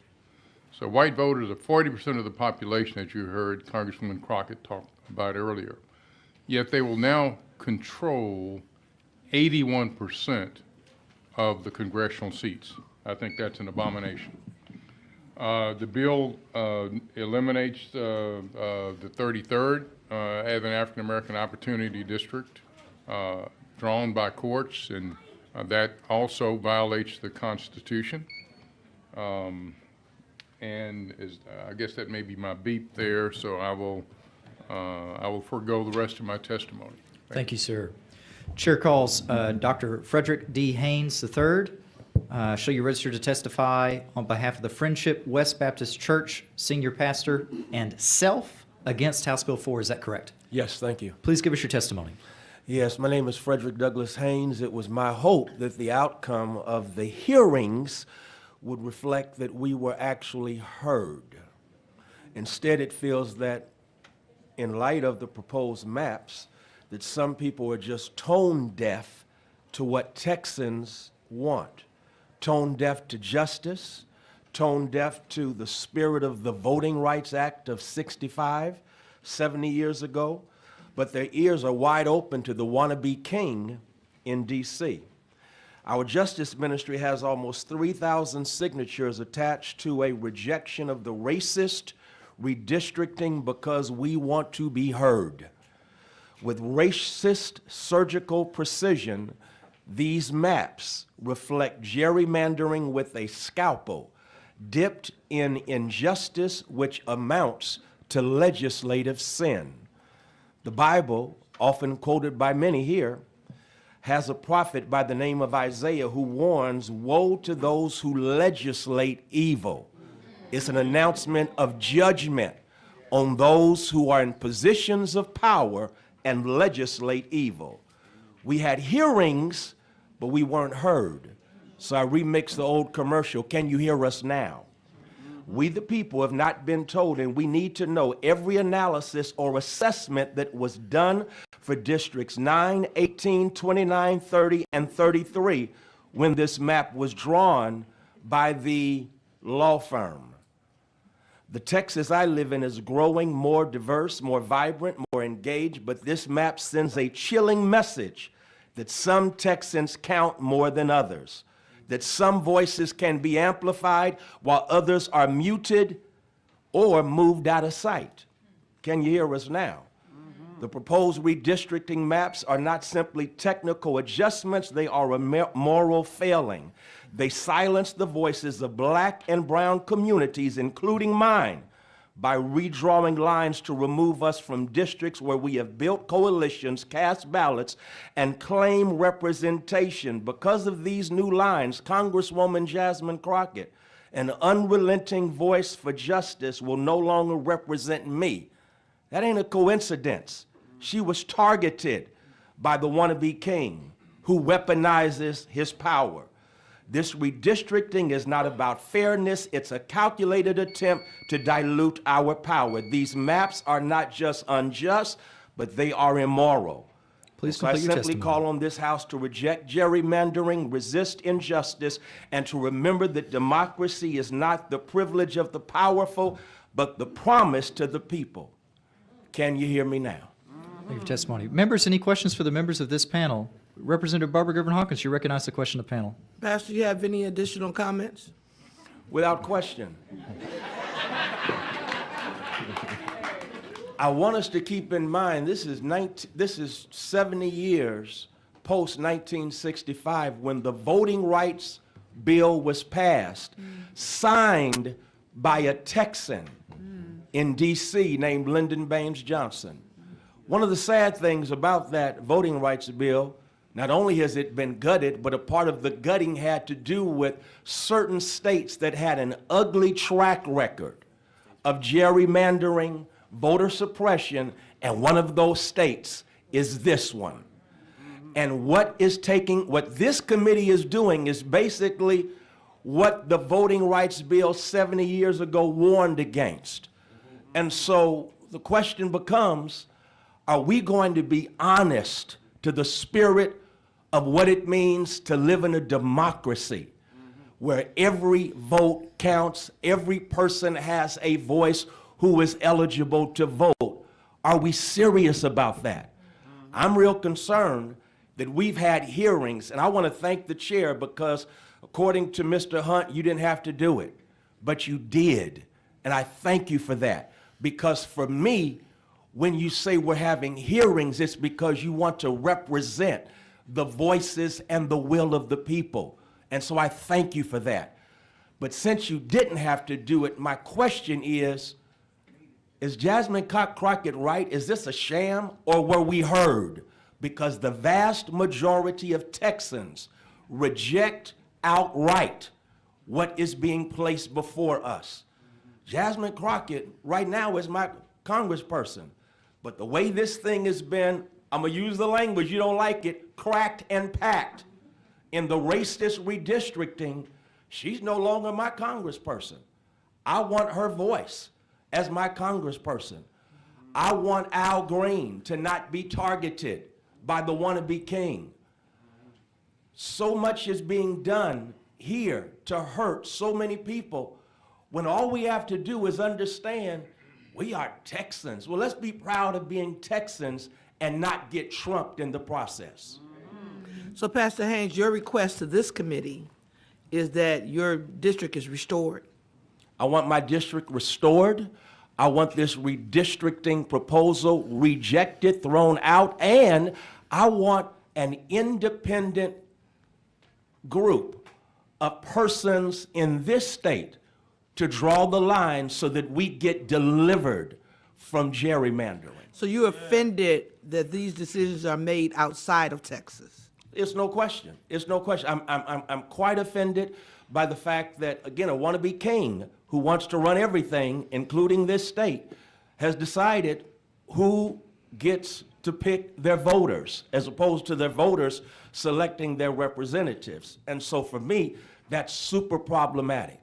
So, Pastor Haynes, if this committee continues, you're committed to mobilize your people, which I know there's thousands, to address this issue. Is that correct? without a doubt. And there are a whole lot in this room right now and a whole lot outside this room. And they are ready because, again, our voices deserve to be heard. We paid too high a price for our voices not to be heard and to be wiped out by the new water hoses, which is gerrymandered lines. And would you agree that you have members in all of these people's districts and people who know people in these districts, and they're very serious about what needs to happen? They're very serious about what needs to happen and are committed and determined to invest whatever they need to do to make sure that we have true justice and not gerrymandering. And this will be a movement that have ever been seen before. Such as has never been seen before. I was just speaking to one of my beloved members and leaders, and he basically talked about, well, we may need a freedom summer right here in Texas. Thank you, Pastor. Appreciate it. Thank you. Thank you, Representative Gilbert Hawkins. Members, for the public, the next panel, if you can go ahead and start making your way in here as we go. I'm not excusing this panel. I'm just making sure that the next four know to come over here. The only reason I'm doing it is because I forgot to do it earlier, and I want to make sure, since there are in other overflow rooms, that we're not having to wait for them. So if Ricardo Samaniego, Brian Carter, Matilda Miller, and Carmen Maria Montiel, if you could make your way into the room right over here onto the left, I'd appreciate it. Let's go back to questions of this panel. Dean Thompson, do you have questions for the panel?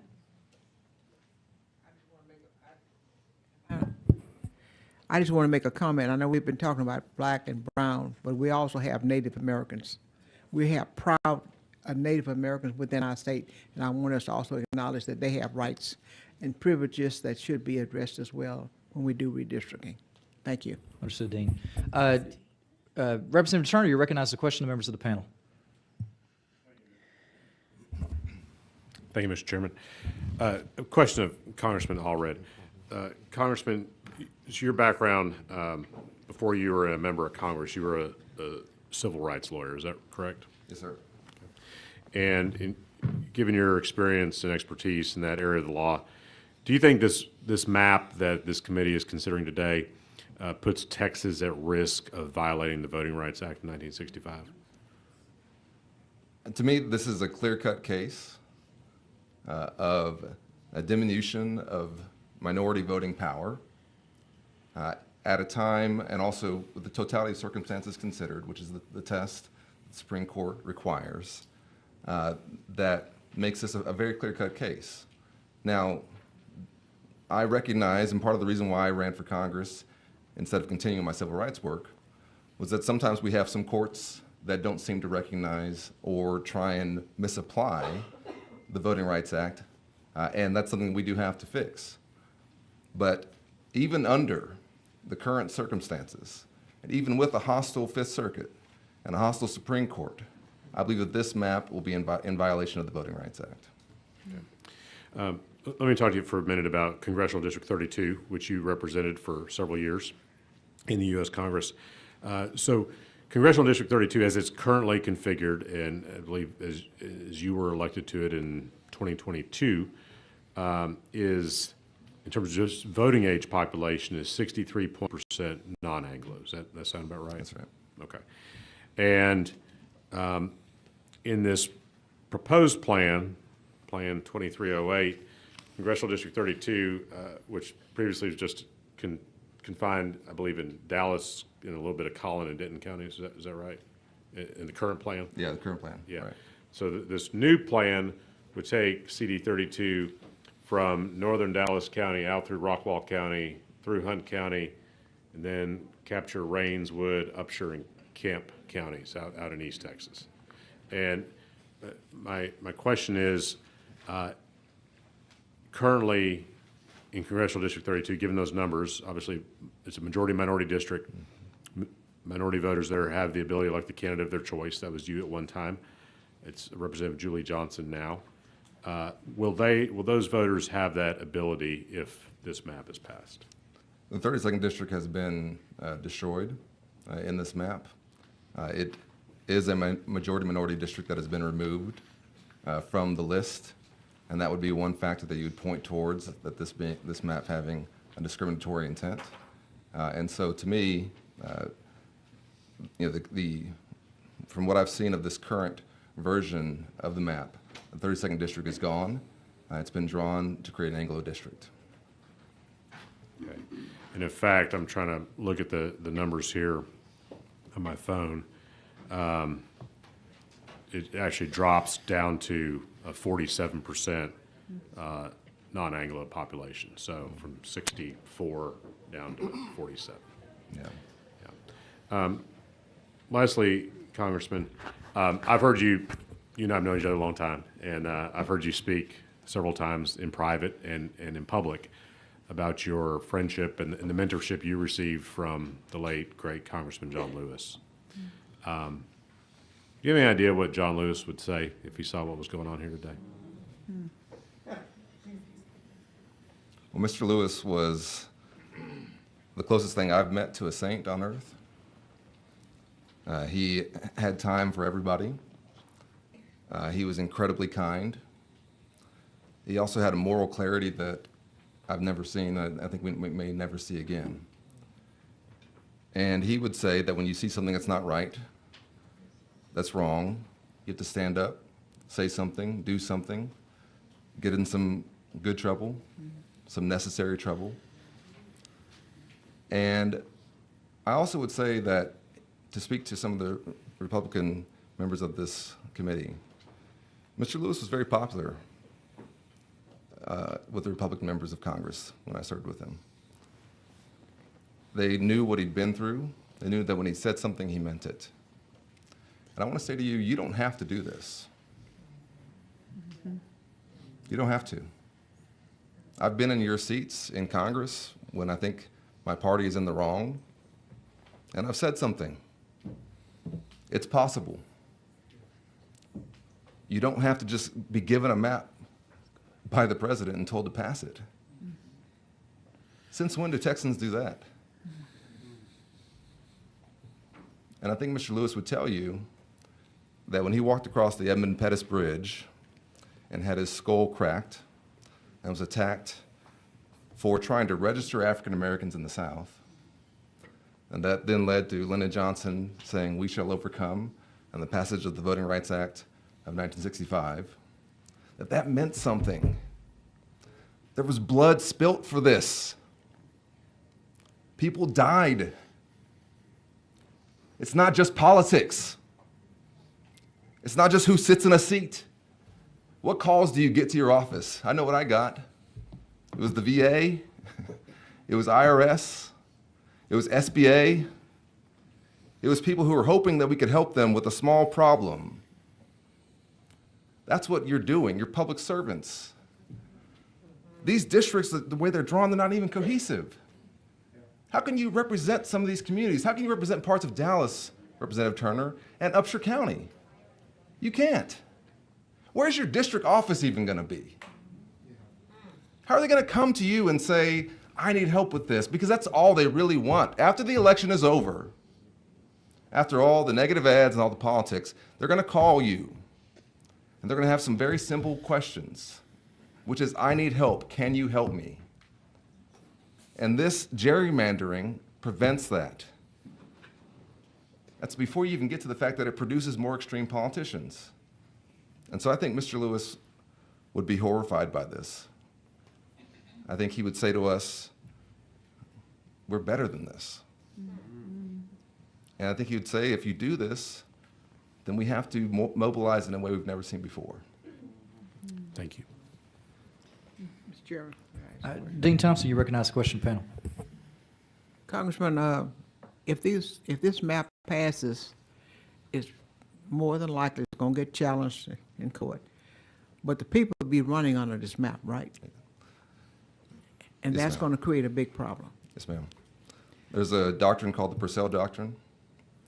It's from a case that basically says the closer to an election, the less likely for the court to step in. We know what the process will be, that it'll be slow, and that there will likely not be any kind of justice delivered before the election because of that. And so I also think we'll have an illegitimate set of members of Congress elected from this state under these district lines as drawn. And they want somebody who's going to help them with their problem. That's right. And it might be a small problem, but to them it's a big one. That's right. Yes, ma'am. And the move today is to give them an 800 number or an email address. Mm-hmm. But they like to see a body, a real person. I call sometime, and they says, the machine comes on and asks you a bunch of questions, and they say, what do you want? I say, I want to talk to a real person. And I just keep repeating that until they give me a real person. And that's what people want. They want a real person who's going to be able to address their issues, because to them, those issues are real. Thank you. And I'll just add that my grandfather worked for the Customs Department in Brownsville, Texas. My uncle worked for FDA. My mom and my aunt were both public school teachers. And I believe in public service. I served in government as well. And I agree with you. Nobody ever called me or asked me a question when I was at the Department of Housing and Urban Development and said, well, I'm a Democrat, I need this. Or I'm a Republican, I need that. It was just, we need help. And I do think we have to remember that. Thank you, Dean. Representative Mann, you'll recognize the question, members of the panel. Yes, a few questions. First, Congressman Allred, thank you for being here. You touched on something. How do you think this is going to affect Texas's ability to recruit Black and Latino people from different states who are not necessarily dealing with the type of gerrymandering that we're dealing with? How do we continue to get the best and the brightest if we already know we're losing doctors because of abortion bills? We're losing immigrants coming in here because they feel like it's a violent state or it's against them. How do you feel that's going to help this economy when a big thing is, Texas is open for business? Well, I think this body's had, 2 hearings on flooding and disaster relief? Is this your 8th hearing now on redistricting? Somewhere around there? Not here, but yeah, they've had some, yes, but not that many. And the first time I think people talked was yesterday. Yeah. And, one thing as I'm a 4th-generation Texan, one thing I can't stand is when I'm outside of Texas and somebody says, well, what the hell is happening in Texas? I said, what do you mean? And I say, it's so extreme. And to me, that extremism is putting at risk the Texas miracle, whatever you want to call it, all the things that we have to offer, from space to cost of living to diverse communities. It's all put at risk by this political extremism that we're engaging in. The fact that it's just, if you can get away with it, you're going to do it. And, we see this already with, as you mentioned, doctors and physicians, particularly OBGYNs, fleeing our state or saying that they don't want to practice in our state. That is a cliff that we're approaching. But we also see it in higher education with professors saying they don't want to come here, or with research not being done here. This is a huge problem for our state. We should be leading in these areas. But instead, people are saying, no, I don't think I want to do that in Texas. And this will double down on it. The entire country is watching this. And they're seeing that it's openly being said, we're going to take 5 seats. And y'all are just filling in the gaps. Do you think members in Congress would be open to having a nonpartisan committee on redistricting where we're not having to play these games? So I helped to write a bill called the For the People Act. That was later the John Lewis Voting Rights Act and the Freedom of the Vote Act, split into different components that put in place for congressional districts independent, nonpartisan redistricting requirements for every state. And I hear folks talking about California doing this or other states doing this in response. I don't want it done anywhere. If you want to know what's broken,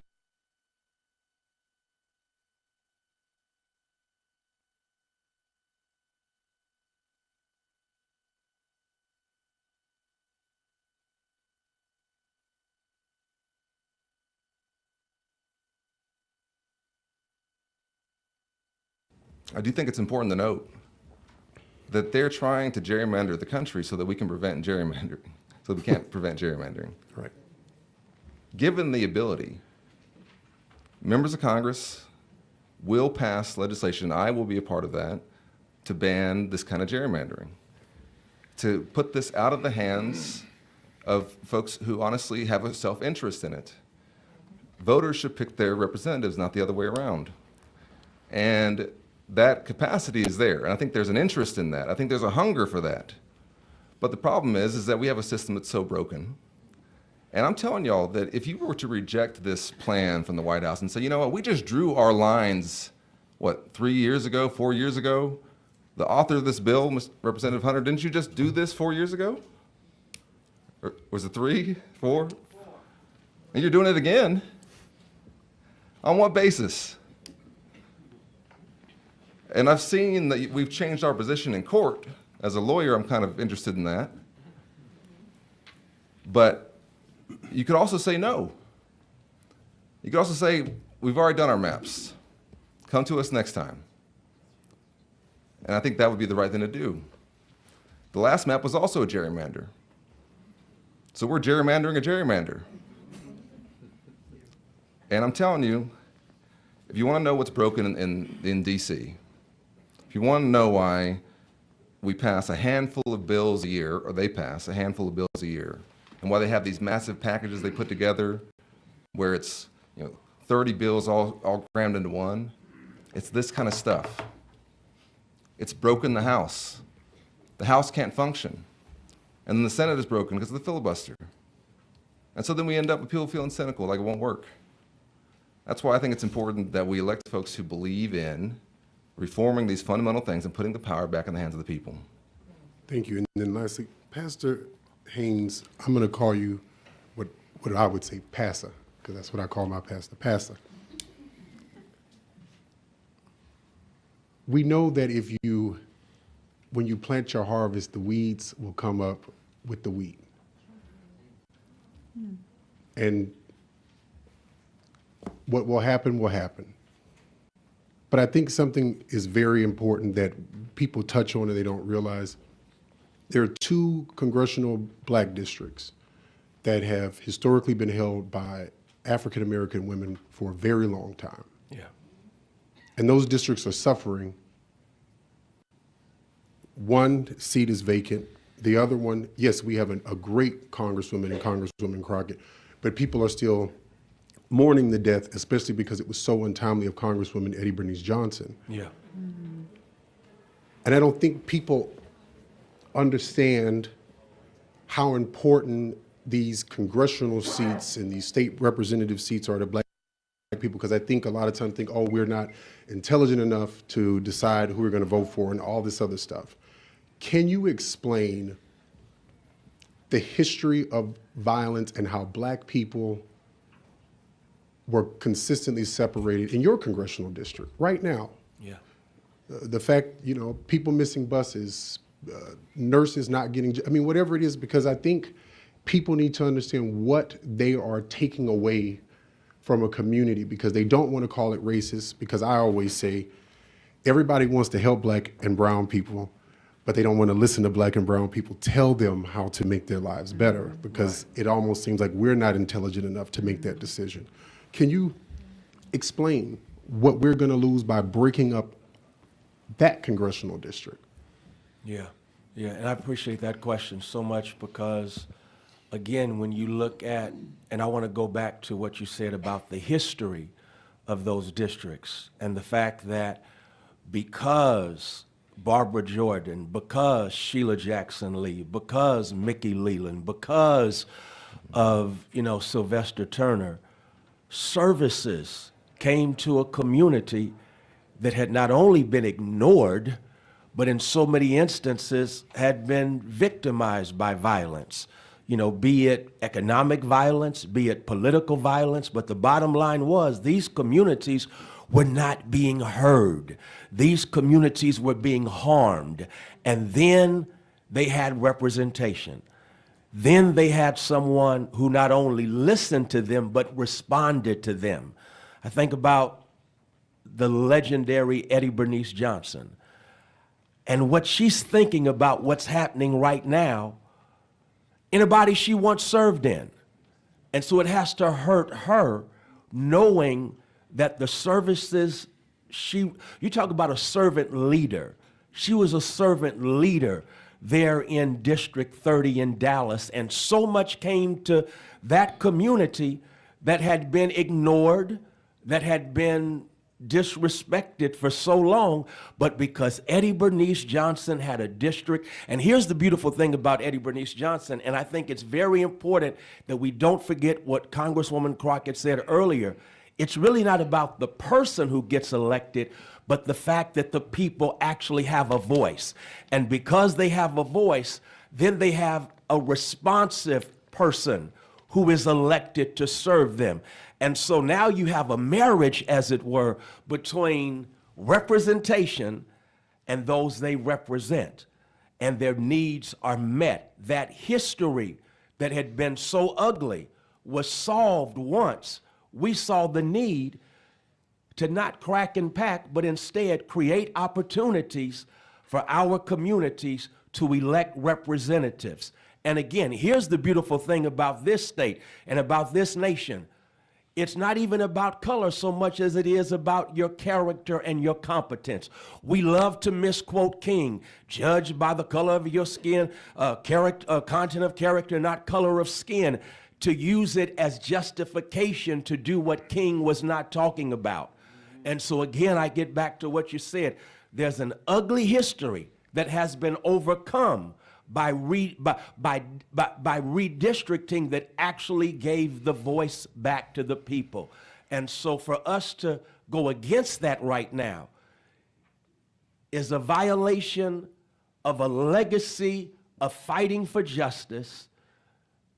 And I can just imagine LBJ, I can just imagine EBJ upset right now because of what we are doing to a people who were saying, well, not only do we want to suppress your vote, but we want to ensure that your vote doesn't count when you do vote. Say that. Representative Pearson, you recognize the question of the panel. Thank you, Chairman. Thank you all for being here. Good to see you again. My question is for Congressman Allred. You know, I don't know if you were here earlier when we talked about states like Illinois, New York, California, who've already done these types of maps. But you're not disputing that it's legal to draw political performance maps, correct? Unfortunately, and I think this should be changed, the Supreme Court has allowed for political gerrymandering, but this, I think, crosses over that line, the Section 2 line of being a diminution of the voting power for minorities in this state. So it's not just a political gerrymander. This is considering race in a way that is negative, has negative impact on communities of color in Texas. Okay, so on that point of political performance, Texas has elected a majority of Republicans to the Texas House. So my question for you is, if those tables were turned and Democrats were in control, is it your testimony that Democrats wouldn't use political performance to draw maps? The last time I was in the majority in Congress, I voted to end gerrymandering, and it got the majority of the vote in the House of Representatives. It was entirely Democrats.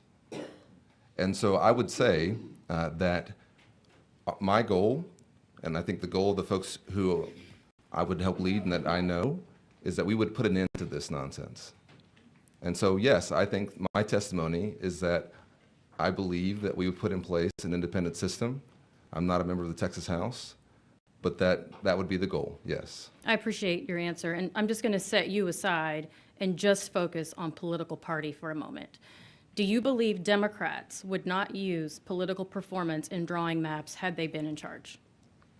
The last time we had the majority in the House of Representatives, almost every Democrat voted to end gerrymandering. That's the best answer I can give you. Okay, so then I will take that as you don't believe Democrats would use political performance in drawing maps. What we're talking about is something that's already happened. We had a chance to say, should we change this? And we said yes. Unfortunately, we could not get past the filibuster in the Senate, or otherwise it would have become law. Okay. I would assume that the Democrats, at least my friends that I know, would use political performance in drawing their maps. But I was just curious to hear your point with the gerrymandering. Here's the thing. I think we disagree about who should be drawing the maps. Mm-hmm. I don't think that politicians should draw the maps. I don't think that you cannot be a neutral arbiter in this. you cannot also know every part of a state. Part of having independent commissions is that you'd have commissions in part of leaders in communities who could help you understand how you could have cohesive maps that best represented those communities. And listen, you know, it's not to say that Democrats would do better under that. It's just that it would be fairer. And that's what I want to see. I'm not trying to say that this should result in one thing or the other. I think we should have more fairness and let the chips fall where they may. From my football background, that's what I come from, is that if we lose, okay, but let's have a fair fight. No, and I take your point, but I'm just pointing out that this was already done in Democrat states, so this is not new. And I just wanted to know, in your opinion, if Democrats today would use political performance in drawing maps If Democrats today have the majority in the Congress and the presidency, we would here in ban, the Texas we would ban House, gerrymandering. if Democrats here in Texas had the majority, would they use political performance? You should ask your colleagues about that. I'm asking you. You're in the You witness want me chair. to peer into their... Well, you're a Democrat, are you not? Listen, I think there's a lot of difference among different parties, but... There are, but for the purposes of our discussion in redistricting, which is what you're testifying on today, you were a Democrat congressman. I think you're well equipped to speak to the issue. You ran for statewide office here in Texas. I would hope you would know where Democrats stand today. If I was in court, I'd object until you're asking me to speculate. But let's just say that Democrats control Texas, then I think that we would put in place an independent system of drawing the maps. So then your answer is no, you don't believe Democrats would use political performance. Again, I think you're confusing who I think should be drawing the maps. No, I'm asking It wouldn't be specifically about who Democrats. today, who does Here's draw what the I want you to maps, not understand, who might Representative draw Pearson. the maps or who should draw the Here's maps the thing. today. What people like me want is that Democrats or Republicans wouldn't be drawing the maps. Experts would be. And that's the difference. I You understand put that. in place a system where it's not up to you, right? Then you take yourself out of it. I understand, but you're not dealing with the context that we have today with redistricting Okay. on this bill under the But you current asked me to rules. speculate what we would do. Yeah, I'm absolutely asking that's you my what answer. you believe Democrats would do had they been in the majority. Would they or would they I not use believe that political we would put in performance? place the system that I'm talking about. Okay, I would help thank you. lead that Thank you for your system. answer. Yeah, thank you. Members, any other questions for the members of this panel? Anyone else? Chair is none. Thank you for your testimony. This panel is excused. Thank you. Chair calls our next panel. Ricardo Samaniego, Brian Carter, Matilda Miller, Carmen Maria Montiel. That'll be our next panel. If you'll make your way up to these first front row seats here, or I guess there's a table in front. Our next panel, if these four could go ahead and make their way into the room. If you may find yourself in an overflow room, please make your way over here. Amanda Edwards, Ryan Davenport, Melinda Preston, and Lisa Dyer. If you'll make your way up to these seats we have reserved for you right up front here.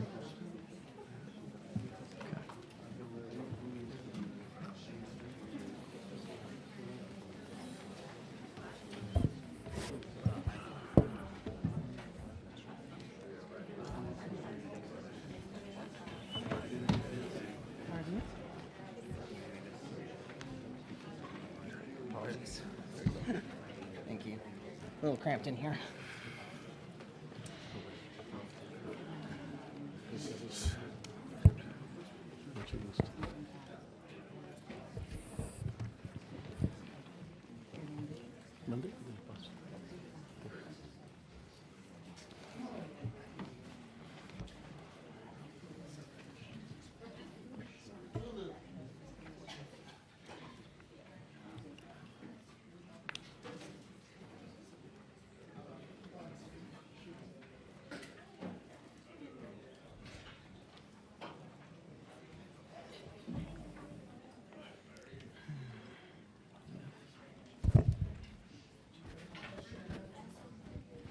Chair will also show Representatives Plesa and Flores are on the dais. Okay. Appreciate y'all hanging with us. We had to bring up those registrations here. Let's see. I'll try to start. You know what? I'm just going to call them in order they appear here. Chair calls Matilda Miller, and I show you registered to testify on behalf of yourself against House Bill 4. Is that correct? That is correct. Please give us your testimony. So I'd like to open with a joke. a convicted felon, a rapist, and a pedophile walk into the Texas Capitol. Then he says, just a simple redrawing, we pick up 5 seats. Actual quote, by the way. We are here today to peacefully protest this blatantly illegal power grab. And I think that this government needs to be reminded what a peaceful protest actually is, because so far, y'all have been treating it like a nuisance that you can just afford to ignore. Representative Hunter earlier was acting like allowing us to testify as some kind of favor that he's doing for us, that we should be grateful for the opportunity for him to ignore us and lie to our faces. To the contrary, you should be grateful to us because we are your lifeline here. You see, a peaceful protest is a warning, the tide going out before the tsunami, an opportunity for you to change course, to stop this redistricting, to respect the law, to respect your constituents, to oppose authoritarianism, before you show this entire country that you are complicit with a system that is not just failing them, but is actively harming them, and that the rules don't apply anymore, that the social contract has been broken. MLK Jr. once said that a riot is the language of the unheard. I know that you don't care about us, but I have seen thousands of people plead with you to give a damn about their safety, their children's safety, and those pleas fell on deaf ears. Y'all only seem to care what Trump says. He says jump, you say how high. I'm not expecting my words to make your hearts grow 3 sizes today. My purpose here is not to appeal to your morals, because I know that that's futile. I am informing you of the situation that you have put yourselves in, and I am hoping that you are smart enough to act in your own self-interest. Make no mistake, if you do not listen to and work with those of us who come here to voice our anger and opposition within the law, then you will be forced to reckon with those who will do so outside of it.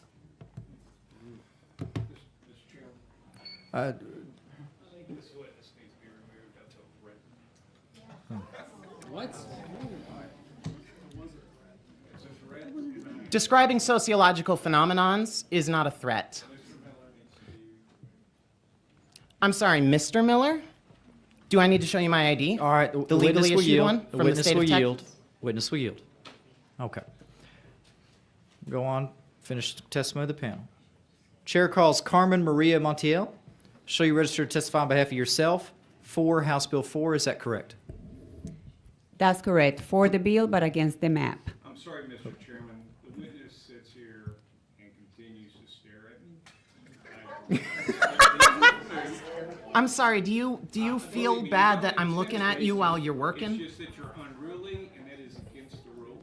Sitting here with my arms crossed is unruly. All Okay, right. so if I said The like House this, Select is that Committee on better? Congressional Redistricting will stand at Is that ease better? for 2 minutes. Interesting.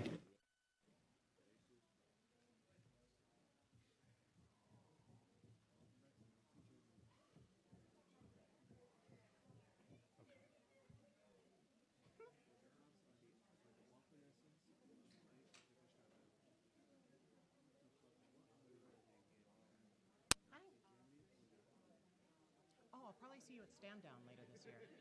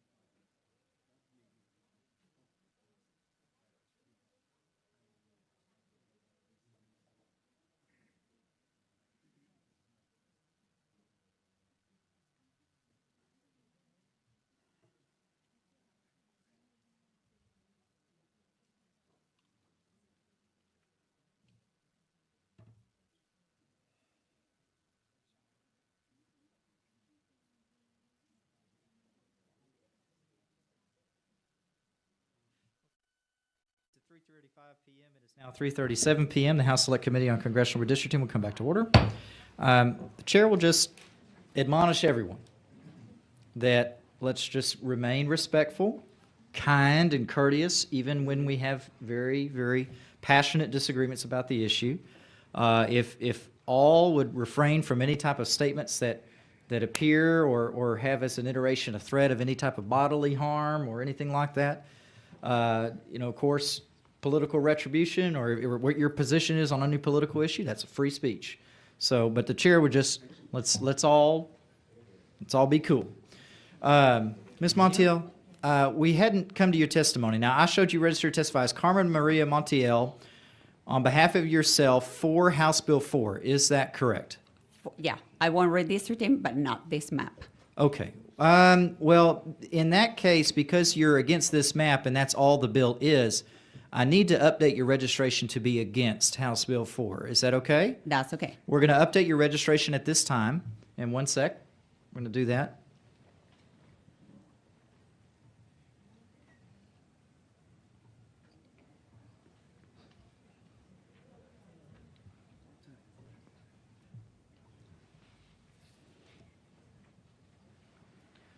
Okay, we're gonna get that done, but while he's doing that, I'm gonna show you registered to testify as Carmen Maria Montiel on behalf of yourself against House Bill 4. Is that correct? Yes. Please give us your testimony. Good afternoon, committee. Houston, we have a problem. If our cities stay blue, they will take Texas as they took California. Our cities are dying as people are fleeing them, fed up with the crime, damaged roads, floods, lack of electricity, gas, etc., etc., etc. Houston looks like a third world country. I'm telling you because I come from the future. I come from Venezuela. Our districts should represent the reality and values of each area and our people. The point is that new districts should not be coalition districts. This is the purpose for this mid-decade redistricting. Harris County and Houston demographics are 45% Latino, whites are 27%, blacks or African Americans are 21%, Asians are 7%, and the rest a little bit of everything. We have experienced that voters do not necessarily vote for a candidate that represents the majority or their color, as we saw with Wesley Hunt and Jean Green. The new proposed District 18 will be a coalition district, as it puts blacks, the third demographic group in our area, into the majority with over 51%, then Latinos, and push whites for the third demographic group when they're the second. We want our voters to elect the right person. Conservative Latinos need to be represented and not neglected anymore in Houston. Democrats have a grip in Houston. They use our problems as political talking points, but never solve them. Where are the billions of federal money allocated for Harris County to solve our problems? Where? We need to take back our cities for the people. Please consider the cities in these maps. This is not about black, white, Latinos, or yellow. This is about the true representation of America, the true representation of Texas, and we the people. Thank you. Thank you for your testimony. Bear with us one moment.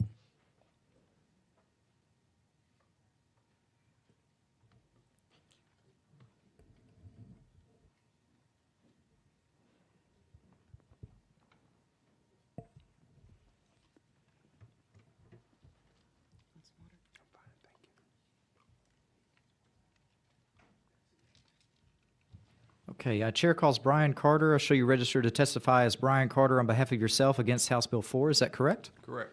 Please give us your testimony. My name is Brian Carter, pastor of Concord Church of Dallas, Texas, and a resident of 30th Congressional District. Thank you for this opportunity to speak before you today. I come as a concerned pastor and community leader, and more importantly, a descendant of a generation who fought, marched, and bled for the right to vote and for the right to be counted. Today, I speak in opposition to the proposed redistricting plan, not because it's merely political, but because it is profoundly unjust. Let us not pretend that this is simply a technical adjustment. This proposal is part of a long familiar pattern, one that we in the black community know all too well. It is the latest chapter of a long history of voter suppression, gerrymandering, and political manipulation designed to silence the voice of marginalized people under the guise of legality. We've seen this before. We saw it with the literacy test of Jim Crow. We saw it with poll taxes. We've seen it as gerrymandering has happened throughout history, that has cracked and packed black and brown neighborhoods to dilute our influence. And now in 2025, we see a plan that would strategically shift district lines to benefit one party, not to reflect the growing and diverse voices in our community, but to drown them out. This is not democracy, this is not equity, and this cannot be allowed to stand. The right to vote is not just about casting a vote, it's about having the ballot matter. It's about ensuring that every community, regardless of race or political affiliation, has a fair and equitable voice in shaping the laws that govern their lives. If this map is approved, it will send a chilling message that progress is punishable and that the political power, when it comes from black and brown communities, is something to be managed, not to be respected. I urge this committee to remember the eyes of history are upon you. Will you side with justice or will you bend to partisan pressure? Will you protect the people's voice or participate in silencing it? Because our ancestors crossed rivers, broke chains, and faced dogs and horses just so that we could have a voice, we will not allow the voice to be withdrawn out of existence. The redistricting proposal is not about representation, it's about regression. It's about turning the clock back to a time when the system worked against us instead of for us. And so I'm here today because we are seeking justice for our community. The proposed plan is a vicious attack on our community. The Bible says this: do not pervert justice. Do not show partiality to the poor or favoritism to the great, but judge your neighbor fairly. We're here to stand for justice, to stand for the marginalized, the righteous, to stand for righteousness and equity, for truth and freedom, and to stand for our children. But we urge you to oppose this redistricting plan to suppress our communities. Thank you for your time. Chair calls Ricardo A. Samaniego. Shall you register to testify on behalf of El Paso County and yourself against House Bill 4? Is that correct? That is correct. Please give us your testimony. Mr. Chair, committees, Speaker Moody, we showed some political impact, and I hope today I'll be able to show the impact it's going to have on our economy in El Paso. And so I'd like to start off by saying, to clarify, my testimony is not about any concerns I may have about Representative Gonzalez, but rather about the ineffectiveness and impracticability of the proposed redistricting plan. Adding more responsibility to District 23, one of the largest congressional districts in the county, will only dilute our representation for El Paso County. As the county judge on my second term, I have personally witnessed and experienced a stark contrast between District 16 and District 23 in terms of addressing challenges and opportunities. Our unique status as part of 3 states, 2 countries, and 1 region makes us universally distinct. In the past 5 years, working closely with the Texas Economic Development Office, El Paso County has significantly contributed to the Texas economy. We attribute the success to the strong partnership we have cultivated with Fort Bliss, the Army Medical Center, and the synergism of our entire community. Our motto since the beginning of the last century has been, Fort Bliss is El Paso, and El Paso is Fort Bliss. These were the exact words of General Taylor, the acting commander at Fort Bliss during his state of the military. As the veteran capital of the USA, we have solemn responsibility to meet the needs of our veterans. Having 2 representatives in a very united community would only lead to disparities in services. Congresswoman Escobar presently represents Fort Bliss, the Army Medical Center, and the airport. Born and raised in El Paso, she has been instrumental in securing immense funds for these 3 El Paso assets. Case in point, she secured $700 million for the Army Medical Center that might now be represented by Congressman Gonzalez, that lives 500 miles from El Paso. With all due respect, as a public servant, I make every effort to make decisions based on facts and not on political alignment. Unfortunately, it is evident that the proposed redistricting plan is a subjective and a politically motivated strategy that has not considered the unique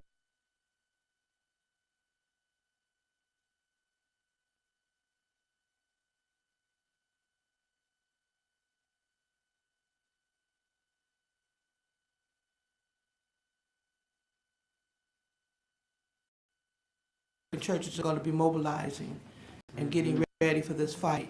Because as you stated earlier, would you agree it's a fight that our forefathers and mothers died for? Most definitely. This is a time that we are serious about. We understand this is a significant moment that we are prepared to organize, strategize, and mobilize so we can make sure our voices and our communities are protected in an incredible time like this. There's no time like now, and it is crucial that we play our role like the Black church has and other churches have in the history in helping to shape justice for our communities. And it is our belief, too, that we have allies out there. 100%. It's not just a black and brown issue. This is a justice issue. And so we fully understand and have partnerships across the race, across the demographics that are ready to help us move this work forward because they understand that true Christianity does not align with just a party, but it aligns with what's right and it aligns with justice. And that's where we stand together. Thank you, Pastor, for being here. Thank you. Speaker Moody, you recognize a question from members of the panel. Thank you, Mr. Chairman. Judge Samaniego, sorry, way back here. Okay. First of all, I want to thank you for coming here. I know that a lot of people from around the state traveled very quickly as soon as they knew this hearing was posted 48 hours ago. I know you probably weren't planning on being in Austin this week, and so I thank you for taking the time to be here. I'm very familiar with that travel schedule, and so I know that it's not easy.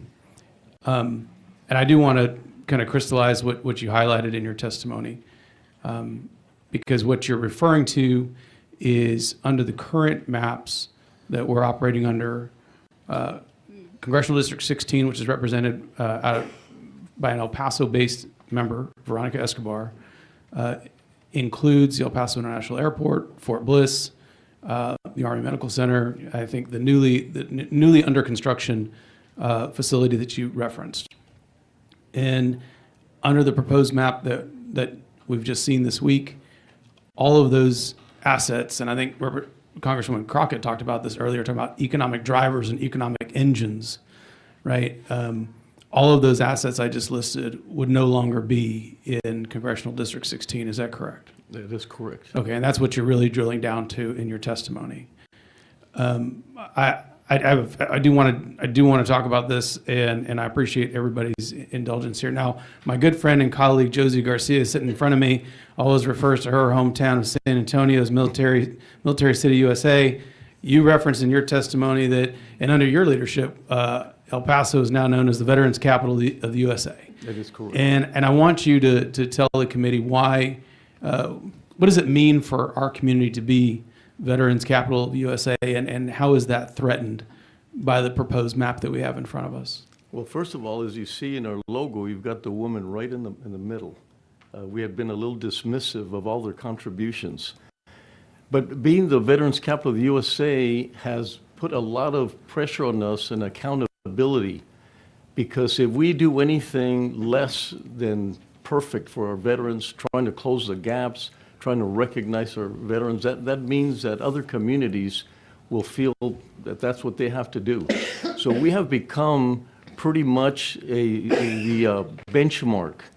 I cannot tell you the number of national organizations that have decided to start their campaign in El Paso because we are the Veterans Capital of the USA, including Elizabeth Dole for caretakers, so many of them. So we have this opportunity to really do to veterans what we should have done a long time ago.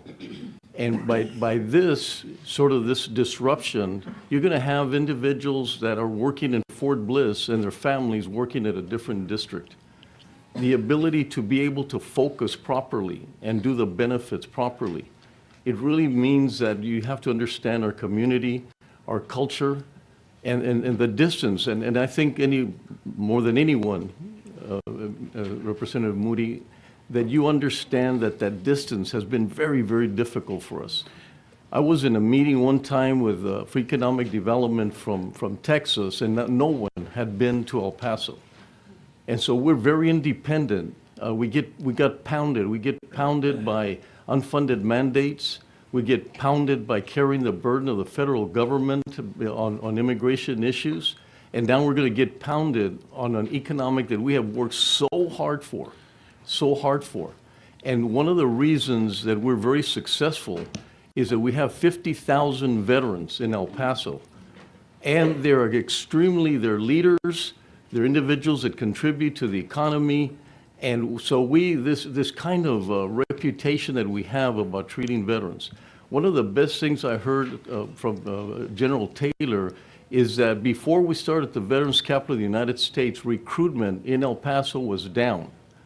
After that, they started feeling good about the fact that there were veterans. They started feeling good about going into the military because it's now respectable and seen as something important. Our recruitment is the highest in the entire military bases in the country. So we have to show this unity, and our unity and the sort of the legitimacy is Fort Bliss. This idea that Fort Bliss is El Paso and El Paso is Fort Bliss is, remember, they take care of their soldiers. Yeah, and I think that, I don't, and just historically speaking, I think when you say El Paso is Fort Bliss and Fort Bliss is El Paso, not that anybody was looking for a history lesson today, but Fort Bliss was established in 1848 and El Paso County was established in 1850. So they were born together. Exactly. They've always been together. Now, you mentioned that, people live off base, work off base. We have a number of personnel that don't live physically at Fort Bliss, but their lives are inextricably intertwined with those assets. And can you kind of touched on it, but can you discuss the importance of keeping those communities together? Well, we've gone through a lot. This very weekend is the 6th anniversary of the Walmart tragedy, the 6th anniversary. And so this unity, this is what everybody talks about El Paso, talks about the unity, about collaboration, about working together. And so having to deal with two representatives in such an area, I mean, can you imagine the airport, the Fort Bliss, the Veterans Medical Center, taken away and then addressed by someone that's 500. Like I said, it's not a slam on Congressman Gonzalez. He has contributed funding and has been supportive. But it's just the idea of this ability to understand such a complicated community. I mean, very few people will understand historically how we're so close to Mexico, how we live as a community, how our culture comes together. And so I just want to maintain this uniqueness that we have, and we're huge contributors. Because of this uniqueness, we're huge contributors. We've got Meta coming in, and why did they come in? They respected our workforce. They can't believe how dedicated they are. So we're very, very homogeneous community that I feel that has to be seen as not trying to get into the economic impact that these we call them these sort of boosters of the energy of the economy that is so important to us. So I'm just I just worry that people don't quite understand what it really means to get someone 500 miles away to represent El Paso, and especially those industries that we have that we're talking about. If we go with the mapping as it is, we stand to, our economy stands to be hit quite hard. Well, and so I think all of us can see the maps in front of us, right? That Congressional District 23 is a wide swath of land. I think it's one of the largest geographic districts in the entire country. It's historically had some population from El Paso County. Has that district ever been represented by someone from El Paso? In recent history, I think there's been five that I know of in the past, including Hurd and now Gonzalez. Not one single one has been from El Paso. And just to kind of wrap up and tie up your testimony, I certainly appreciate you laying this out for everybody. And it may seem like a small piece of the map, and I know that we feel geographically isolated at times from the rest of Texas. This is an important thing for us, and I think that's why you're here. Is it your opinion that the map as it's proposed today would disenfranchise voters in El Paso County? Absolutely, absolutely. We work so hard to get the voter turnout because we have a lot of challenges. This would just create more of a challenge for us. It's very important that we do get the voters to go out and feel good about and have credibility. And I think right now they've lost credibility because of the administration. There's a lot of concerns about that. So if they see something as obvious and as disruptive as this mapping, their credibility of voting is just going to be another extra challenge for us because that's how it's being perceived. There's a strategy to get more, more representatives that are Republicans, and I think El Paso is held steadfast to really believing in our country. I think that if you see the patriotism for the government, for the president, it's just incredible, the resilience that they've had to continue to believe in our country, to believe in the Constitution. And these things become so obvious that we lose. Remember, we get a lot of individuals coming from Mexico to become residents and citizens that come in with really high hopes about the United States.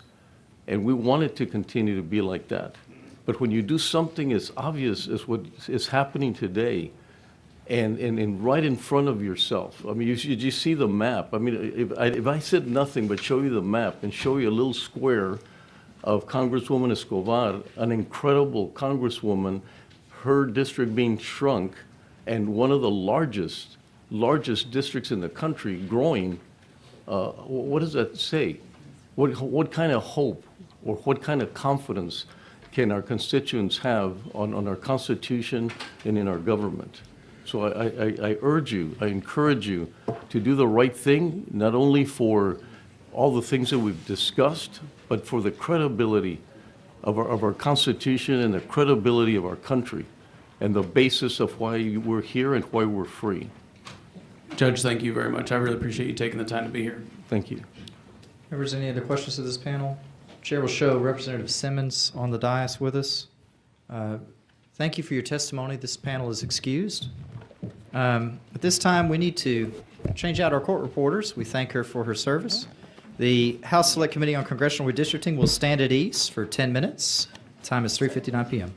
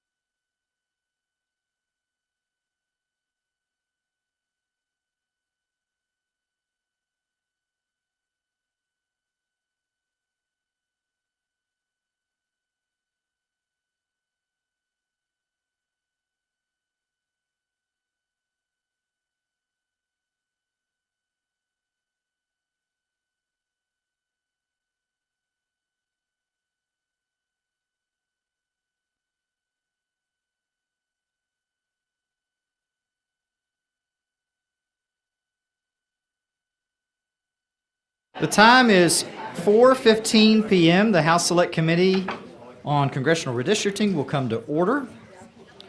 I appreciate everybody hanging in there. We're going to call our next panel, and we're going to endeavor, as I've told all the overflow rooms that I've gone to, we're going to try and move a little faster. So that's what we're going to endeavor to do. All right. Chair's going to call up our next panel. We had Amanda Edwards, Ryan Davenport, Melinda Preston, and Lisa Dyer. If you'll take these 4 seats up here at the front. Okay, and then the next panel to have on deck will be Savant Moore, Key West, Gerard Hudspeth, and Scott Felton. If you will make your way into this room and take these 4 seats right here, make sure that we get to you. Okay. With that, show you registered.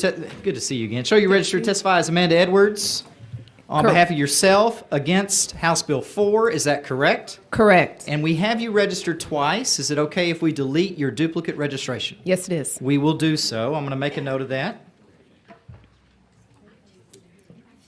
Please give us your testimony. Good afternoon. My name is Amanda Edwards, and I'm a former at-large Houston City Council member, now running to be the next Congresswoman for the 18th Congressional District. I was here before our Black and brown voices elevated instead of silencing them. I'm here today to testify against the redistricting again. It is critically important that we keep our community strong and together. And I used to be able to say, and I can say now, but after the maps are approved, if they are approved, I used to be able to tout that I was born, raised, and still live in the 18th Congressional District. And while I still live in the 18th Congressional District, large swaths of the 18th Congressional District's fabric have been ripped away.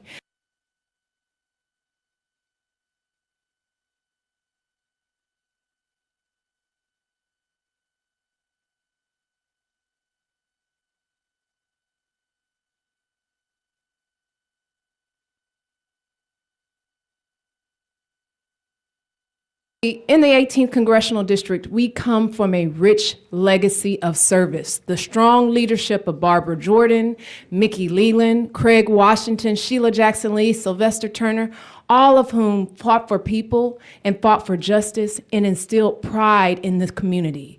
Now people are not going to be a part of this rich legacy of service and of history. And so I encourage you to think of us not as widgets, not as cogs in a machine, but instead think of us as the wonderful community fabric that we are. Having a cohesive community will also enhance and continue to support more political engagement and civic engagement in our community so that we can all thrive. So I encourage you all to reconsider the redistricting, and I say no to the redistricting in the lines proposed today. Thank you for your testimony. Next up, Ryan Davenport. Chair calls Ryan Davenport. Show you registered to testify on behalf of yourself against House Bill 4. Is that correct? That's correct. Please give us your testimony. Hey, everybody. My name is Ryan Davenport. Quick recap, former field director for the Republican Party of Texas, staffer for Dan Patrick on the Education Committee in the 83rd, two-time elected member of the Texas delegation of the National Convention. I joined you in Arlington when there were no maps on Monday, and now here 4 days later, and 268,000 square miles of Texas has been redistricted almost overnight. And I want to commend the very honest Republican members of this committee on their ability to redistrict 186 square miles of Texas per minute between Monday and Wednesday. I have to reiterate my opposition to this effort. Donald Trump is demanding additional congressional seats so he doesn't have to pay the natural consequences of his assault on free trade, free markets, democratic institutions, his departure from ethical leadership. You are positioned to be his enablers. Not only is he keeping minority voters from having fair representation, but he's systematically removing them, even saying he'd be open to deporting United States citizens and naturalized citizens. Don't you see what is happening? He's reducing the voting population to ensure he can continue his reign of tangerine tyranny. When I was a Republican, it meant protecting unalienable rights, the Constitution, our liberties. We understood that any power you gave a good government today could be used, abused, and weaponized by a bad government tomorrow. And so we reserved those powers for states and the people. There was respect for the proper role of government. What you're doing will create a runaway government hell-bent on imposing an incoherent political dogma on our country. What you are proving is that there is no bounds to the power that you will steal. Individuals who believe in individual liberty and small government, that respect the rights of every American, whether they're black, Hispanic, white, Asian, gay, straight, trans, Christian, Muslim, or Jewish, we can't vote for Republicans anymore because you will abuse every ounce of power that you are given. And the only option that we have left is to join the Democrats to safeguard the ultimate experiment of representative government with checks and balances. Thank you for testimony. Chair calls Melinda Preston. Show you registered to testify on behalf of the Denton County Republican Party and yourself for House Bill 4. Is that correct? Yes, I am the chair of the Denton County Republican Party. All right, please give us your testimony. Good afternoon. I want to take a moment to talk about something that's been in the headlines lately, redistricting. To me, this isn't just about lines on a map. It's about making sure every Texan in every corner of the state has a fair shot at being heard. Texas has changed a lot in the last decade. Families are moving in, towns are growing, and communities that used to be small are now booming. Redistricting is how we keep up with that change. The Constitution requires that each district have roughly equal population to ensure fair representation. At the same time, we must follow the Voting Rights Act of 1965, which protects against discrimination and ensures the minority communities have a fair opportunity to elect representatives of their choice. This means growing communities don't get left behind, and rural voices, which have always been about the backbone of Texas, still carry weight in our government. This isn't about one party or another. It's about being fair, being smart, and being true to our Texas values. It's about responsibility, accountability, and standing up for what's right. We have a responsibility to get this process right, not just for political reasons, but for the people we represent. When districts are drawn fairly and thoughtfully, everyone benefits. So let's approach redistricting the way we approach most things here in Texas, with common sense, with honesty, and with a long-term view. I am for HB 4. One of the things that I did want to bring up is I felt like it was appalling that we had 5 people that talked about violence if they didn't get their way. Yes, I am a Republican, but I would never resort to violence. The Democratic Party would, 5 Democrats said they will resort to violence. Guys, violence is not okay, ever. It's never okay. We all work together as a team, as a party, each come together, work as a team, not against each other. So I want to thank you guys for all you're doing. Thank you for testimony. Chair calls Lisa Dyer. I'll show you registered to testify on behalf of yourself for House Bill 4. Is that correct? That is correct. Please give us your testimony.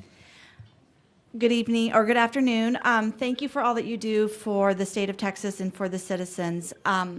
Last year, in the summer of 2024, I served at the Republican National Convention as a delegate representing our great state. I just wanted to take a moment to talk about redistricting. Every 10 years, as you know, after the census, we have the responsibility to redraw our political maps. That's not just a technical exercise, it's a key part of making sure our government works for everyone. As Texans, we should absolutely support redistricting, not to gain advantage, but to make sure every Texan is fairly and equally represented. Texas is one of, if not the fastest growing state in the country. People are moving here for our strong economy, our freedoms, and our way of life. The 2020 census showed the growth of Texas by 9 million people. With Texas growing by 1,000 people a day, how many more have we grown in the past 5 years? That growth deserves to be reflected in the way we draw our districts, prompting the need for redistricting in 2025. When done right, redistricting keeps communities together. It allows us to protect the voice of rural Texans, strengthen representation in fast-growing suburbs, and ensure that our elected officials truly reflect the values and needs of the people they serve. Supporting redistricting is about fairness, accountability, and respect for our Constitution. It's not just about lines on a map, it's about making sure that each voter carries equal weight, that each vote carries equal weight, and that every Texan, no matter where they live, has a voice. Some will argue that redistricting is about partisanship, but let's be clear, this process is rooted in the law, based on data, and grounded in principles that Texans hold dear: local control, limited government, and representation that reflects the will of the people. We believe in following the rules, standing up for rural values, and respecting the voices of growing communities. Redistricting helps us do all of that. It's not just good policy, it's smart planning for our future. Thank you for your testimony. Members, any questions for the members of this panel? Chair is none. Thank you for your testimony. This panel is excused. Chair is going to call up our next 4 witnesses. If they will come up to the front 4 seats here: Savant Moore, Key West, Gerard Hudspeth, and Scott Felton. The next panel after that, if you could make your way into the room, will be Carl Jones, Brian Anthony Chase, John Carr, and Christopher DeCloit.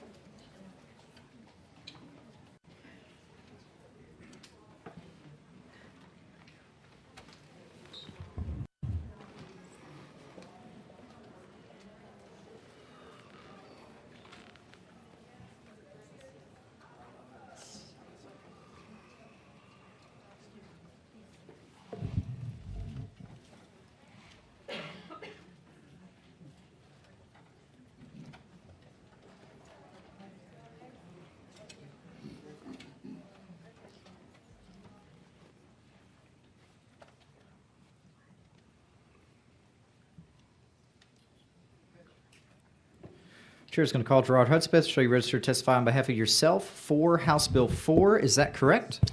That is correct. Now, first, I know that, see in the records here, you have a duplicate registration. Is it okay if we delete your second registration? Unless I can have 4 minutes, yes.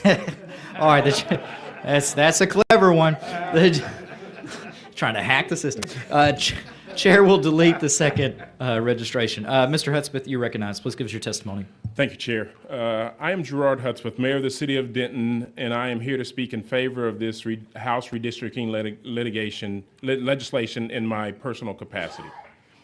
It has been my personal experience that the citizens in my area vote Republican and want representatives who reflect Republican values. We support increasing opportunities for electing Republican representatives to Congress. This plan gives voters in and around our area an opportunity to elect another Republican member of Congress. The entire plan offers voters an opportunity to elect up to 5 more Republicans to Congress if they so choose. And that's what I support. Give the voters the choice. I can see that this plan creates more compact districts, keeps communities together, and increases the number of majority-minority districts, specifically adding 1 Hispanic majority district and 2 Black majority districts, bringing the total to 8 and 2 respectively. I stand with Governor Abbott that we must do more. The last election showed stronger support by Black and Hispanic Texans for Republicans. Black support more than doubled.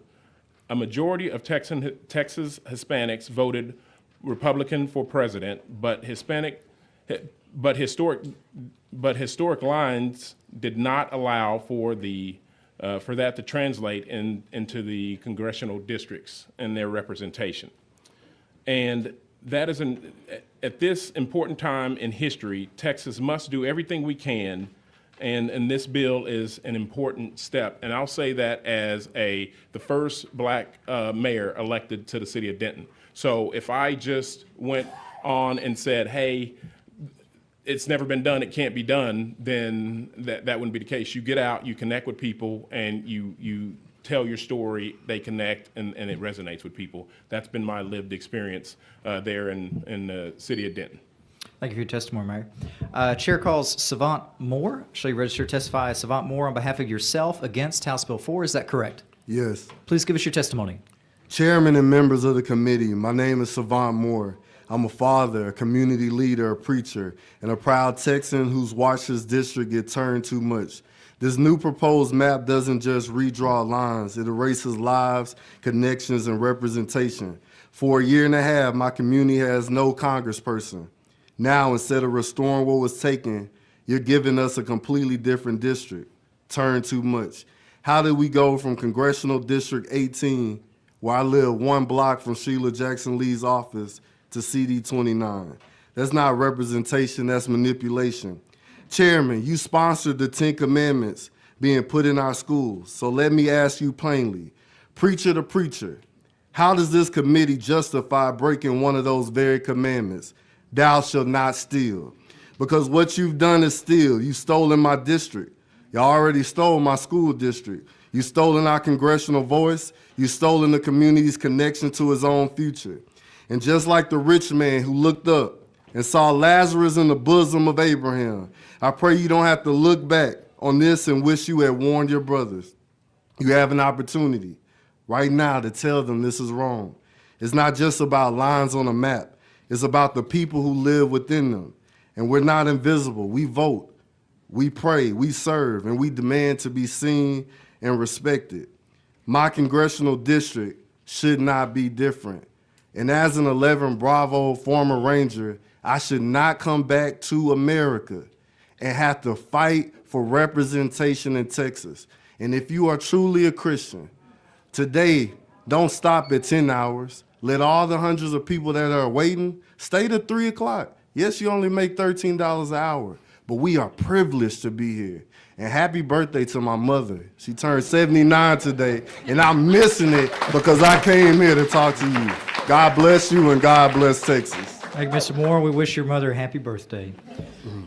Chair calls Judge Scott Felton. Shall you register to testify as Judge Scott Felton on behalf of yourself for House Bill 4? Is that correct? That is correct. Thank you. And we had on your registration here, I've never seen something like this before. It says self and self, but you're not testifying twice. Can we modify that to make it to where it's just one self? Please. Okay. All right, Judge, you're recognized. Please give us your testimony. Thank you very much. Thank you, Chairman and members of the committee. My name is Scott Felton. I'm the McLennan County Judge. In McLennan County, Waco is our county seat. I'm not sure whether we're a large, small county or a large, small county, but we, county judge in a county my size has to do many things, and one of them is work for the betterment of economic development. We have a partnership between the City of Waco, McLennan County, and Waco Industrial Foundation to create an environment for good industries to come into our community that pay high wages and provide good jobs and a good tax base growth. We put in a lot of key things to give us a competitive advantage, including water and workforce development being a couple of them. The third advantage we have is the popularity of Texas being a great place to work and live. We take that and we work and try to make McLennan County even better than that. And so in our efforts to call on industry to come into our community, we go to where the best source of folks that want to leave where they are to come here, which is West Coast and East Coast. I've made numerous trips to California and met with companies there that were either wanting to move out of California or expand and did not want to expand in areas of a more liberal state or liberal communities. And so we provide a good place for them in that regard. So appreciate the time that you all have here. I encourage you to expand the amount of conservative living in our community and take every advantage to jump on that when you can. Thank you very much. For your testimony, Judge. Chair calls Key West. Is Key West here? Chair calls Key West.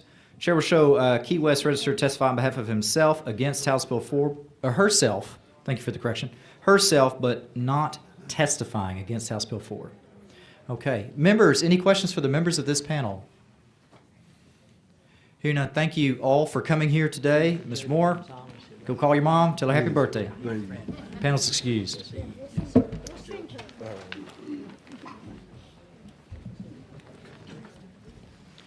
Chair's going to call up our next panel, Carl Jones, Brian Anthony Chase, John Carr, and Christopher DeCloit. If you could make your way up to those first 4 seats there. The next panel after that, if you hear your name, please make your way to the room. Amanda McLaughlin, Rachel Preston, Julie Greenewalt, and Brian Mueckett. M-U-E-C-K-E.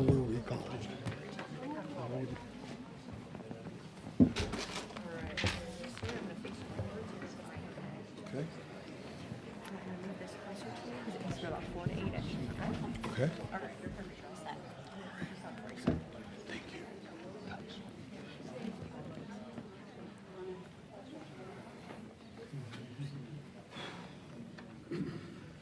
Okay.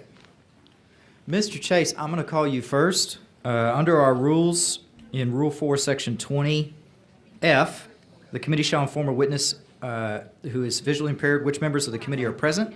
The chair will inform you that Chair Vasut is present, Representative Hefner is present, Representative Metcalf, Representative Guerra, Representative Hunter, Vice Chair Rosenthal, Representative Thompson, Representative Barbara Gervin-Hawkins, Representative Hicklin, Representative McQueenie, Representative Tepper, Representative Spiller, Representative Wilson, and Representative Pearson. Those members of the committee are present. While not required by the rules, I'm going to let you know that on the dais as well are Representative Curry, Representative Simmons, Representative Hinojosa, and Representative Flores. Members of the committee, have I missed anyone? Thank you. Mr. Chase, I'm going to call you to testify first. And members, if I could have you just stay in your seats. If you get up, I need to let Mr. Chase know, and I will do so. I show you registered to testify as Brian Anthony Chase, Jr. on behalf of yourself against House Bill 4. Is that correct, sir? That is correct. Please give us your testimony. Well, thank you. First of all, thank you, Mr. Chairman, for allowing me to be informed of who is all in the room and taking sensitivity for me being a blind individual. All right, going forward, I'm going to go and testify. My name is Brian Anthony Chase, Jr. I am a resident of Austin, Texas, and overall 27-year resident of the state of Texas, living in Amarillo, San Antonio, and Austin, Texas. I testify against this measure because the sheer fact that this redistricting goes against the spirit of Texas individualism. This was not organically called upon from the direct constituents of the state of Texas, but from the administration of President Donald Trump, as sent from a letter from the Department of Justice, relayed from the governor, from the lieutenant governor, to the House of Representatives and the state Senate. With that, I would have to say this measure is disingenuous, as the majority of constituents did not call for this redistricting, as well as the fact that this redistricting measure goes against both the 10th, 14th, and 15th Amendment, as well as the way the 5 districts are targeted against minority districts is clear violations of Civil Rights Act of 1965. With that, I state for the record, I am against this measure. Thank you very much. Thank you for your testimony, Mr. Chase. I'm going to go to the other members of the panel if you'll stay right there, and I will, of course, inform you throughout the course of this panel if anyone else comes into the room. Chair calls Christopher DeCloit. I apologize if I pronounced that right. Is it DeCloit? DeCloit. DeCloit. Show you registered to testify as Christopher DeCloit on behalf of the McLennan County Republican Party and yourself for House Bill 4. Is that correct, sir? That is correct, Chairman. Thank you very much. Please give us your testimony. Members of the panel, thank you very much. On this day, the 216th anniversary of the birth of William Barrett Travis, I'm glad to be here today to see that we can talk about this redistricting. The maps in HB 4 move away from identity politics and towards voting patterns and political performances within the state. It compacts the areas together and brings together areas of communities of common interest. And so I will be brief and just say, I hope that you will vote for HB4 and bring about a better maps than we have today. Thank you. Thank you for your testimony. Chair calls Colonel John Carr. Show you registered to testify as Colonel John Carr on behalf of yourself for House Bill 4. Is that correct? That is correct. Please give us your testimony. And thank you, Chairman, for pronouncing my last name correctly, because it's spelled K-E-R. The chair may have been tipped off. Thank you. Please give us your testimony. Thank you. Since most of what I had planned on saying has already been covered, I'd like to take a different approach.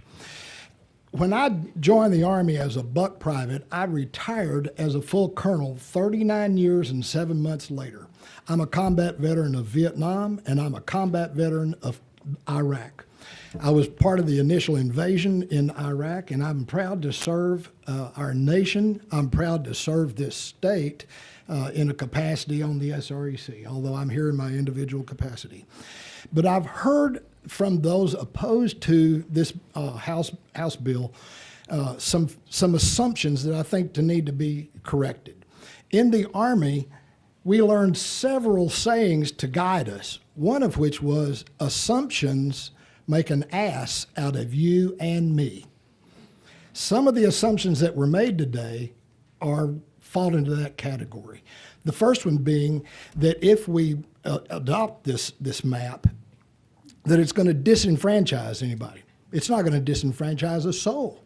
Everybody has a right to vote. They can vote or they can choose not to vote. Simply because the lines have been amended and drawn in a different direction does not mean that someone can't vote. The second assumption that is that if we follow or adopt this plan, that minorities can't run or that minorities won't win. Both of those assumptions are false. Anybody can run to a position. And if they run, they can win. You still got 15 seconds. That first beep, don't let it scare you. That second beep, think about it. Third beep, stop. I'm going to sum up with this. The arguments that I've heard today are assumptions which are false. Please pass this bill. Thank you for your testimony. Finally, Chair calls Carl Jones. Show you registered to testify on behalf of yourself against House Bill 4. Is that correct, sir? Yes, thank you. Please give us your testimony. Can you hear me? Okay. Thank you for this opportunity to speak. I want to start out by saying this. He was caught cheating on video on the golf course. He cheated on his taxes. He cheated on his business loans. He cheated on his wives. He cheated on the business contractors that he stiffed through 40 years of business. And he tried to cheat in the 2020 election. Now he's trying to cheat and win this 2026 midterm election because he knows he can't win. He has ordered Governor Greg Abbott to obey his command and cheat on the Texas redistricting scam to gerrymander 5 new, grossly and illegally drawn House districts. We are here because Texas is the first state under assault.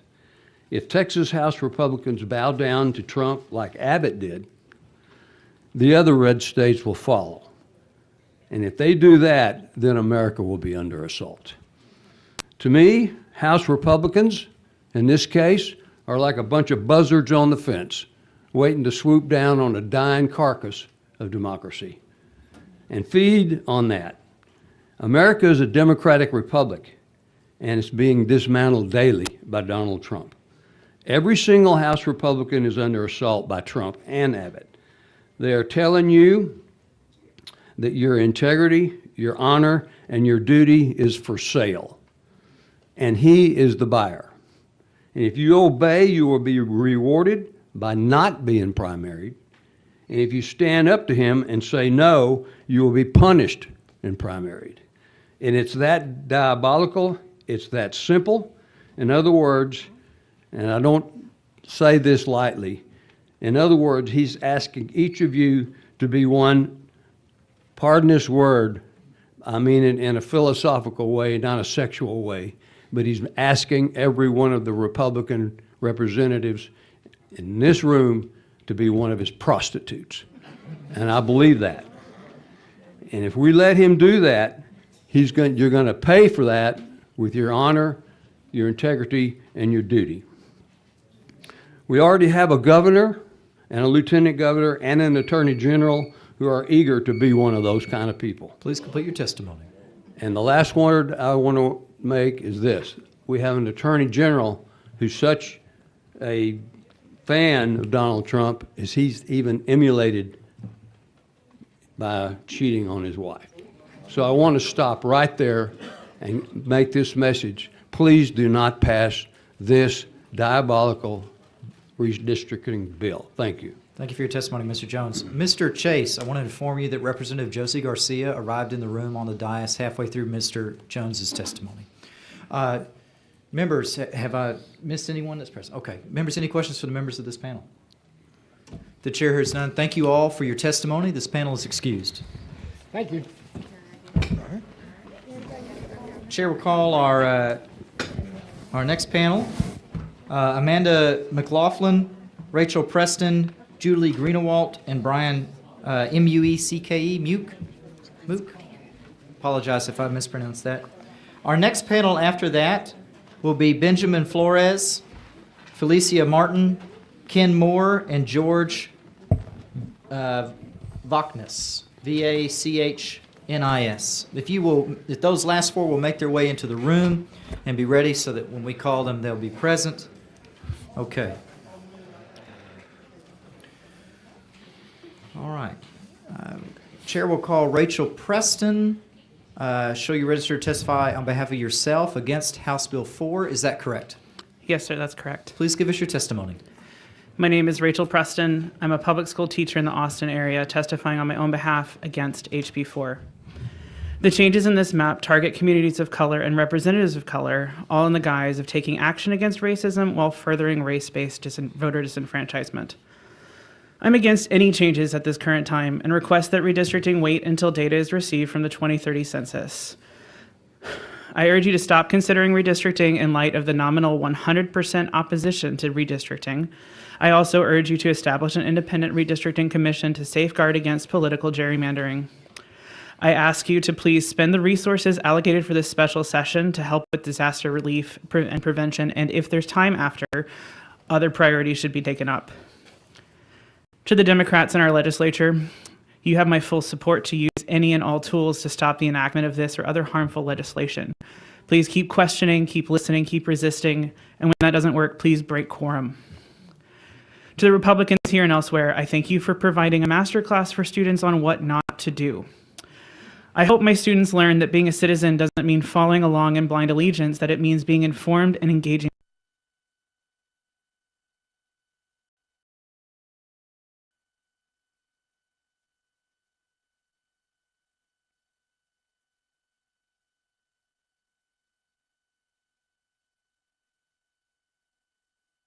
Truly plural society. I hope our children learn that being a patriot doesn't mean grabbing power just because you can. It means standing up against injustices, even when it is your country that is in the wrong. I hope that my students are successfully equipped to distinguish between these non-examples and the positive examples. I thank the committee for your time and attention. I want to thank also Representative Hinojosa and Representative Flores, who is my representative, for being present, and I will be happy to answer any questions. Thank you for your testimony. Chair calls Amanda McLaughlin. I'll show you registered to testify as Amanda McLaughlin on behalf of yourself against House Bill 4. Is that correct? That is correct. Please give us your testimony. Okay. I'm Amanda McLaughlin and I'm representing myself. For years, any bias in the last redistricting was denied, but it is now the basis for this redistricting. The purpose of this redistricting is not to correct any past bias, just the opposite. It is an attempt to seize more power that does not represent the people. There have been hearings in Houston, Austin, and Arlington. People in those hearings were strongly opposed to redistricting. Over 96% voiced their opposition to redistricting. How can you ignore that? On Monday, in the Arlington hearings, we were told that there were no maps and it was unknown as to how the maps would be drawn. But in less than 2 days, the maps were released. We were lied to. The maps just released are drawn to serve a corrupt president who is bullying Texas legislators for 5 more Republican seats. The needs of the people in Texas are secondary to the president's needs to influence the election because his presidency has been a failure and he is worried about midterm elections. These maps will hurt all people of Texas. In an effort to dilute Democratic votes, we have also weakened the votes of Republicans. People in the city have different needs in rural areas. The maps are an attempt to help the president at the expense of the people they are meant to serve. This is a government that rules by fear and hate. We are told to hate our neighbor if they are different. This fear and hate divides people. Good leaders unite people. This administration has dehumanized and demonized anyone that is not white, male, and conservative. We should be embracing and celebrating diversity. Even diversity of ideas is not allowed. Anyone disagreeing will be bullied until they conform. What happened to walking in another person's shoes? This is not democracy. I don't want more of this. Is it worth destroying Texas to give the president 5 more seats? Thanks for the opportunity to speak. Thank you for your testimony. Chair calls Dr. Julie Greenawalt. Shall you register to testify as Dr. Julie Greenawalt on behalf of the Denton County Republican Party and yourself for House Bill 4? Is that correct? That is correct. Please give us your testimony. Thank you. I'm Dr. Julie Greenawalt from Texas, from SD 12, from Denton. I'm a nurse, a veteran of the United States Air Force, and an educator. I want to thank the panel and the public for hearing about the current issue that we have on redistricting. I now live in Denton, where I've lived for only 2 years, as I've retired from Pennsylvania, where I was teaching. I was a conservative faculty member, which is rather an oxymoron, being able to have a voice. So I appreciate coming and having my voice heard. Your job is to be the voice for the people, to give voice to those that do not have it. So I want to thank you for being visionary, representative, and constitutional. Redistricting makes the electoral process fairer. It gives voice to the vulnerable. I do recognize its legality and its messiness, and I appreciate you sitting on that side to have to do it and not I. Our census has increased dramatically from 2000 here in Texas to 2010 to 2020. Denton County alone is rising in residents by 90 people per day, Tarrant County by 120 a day.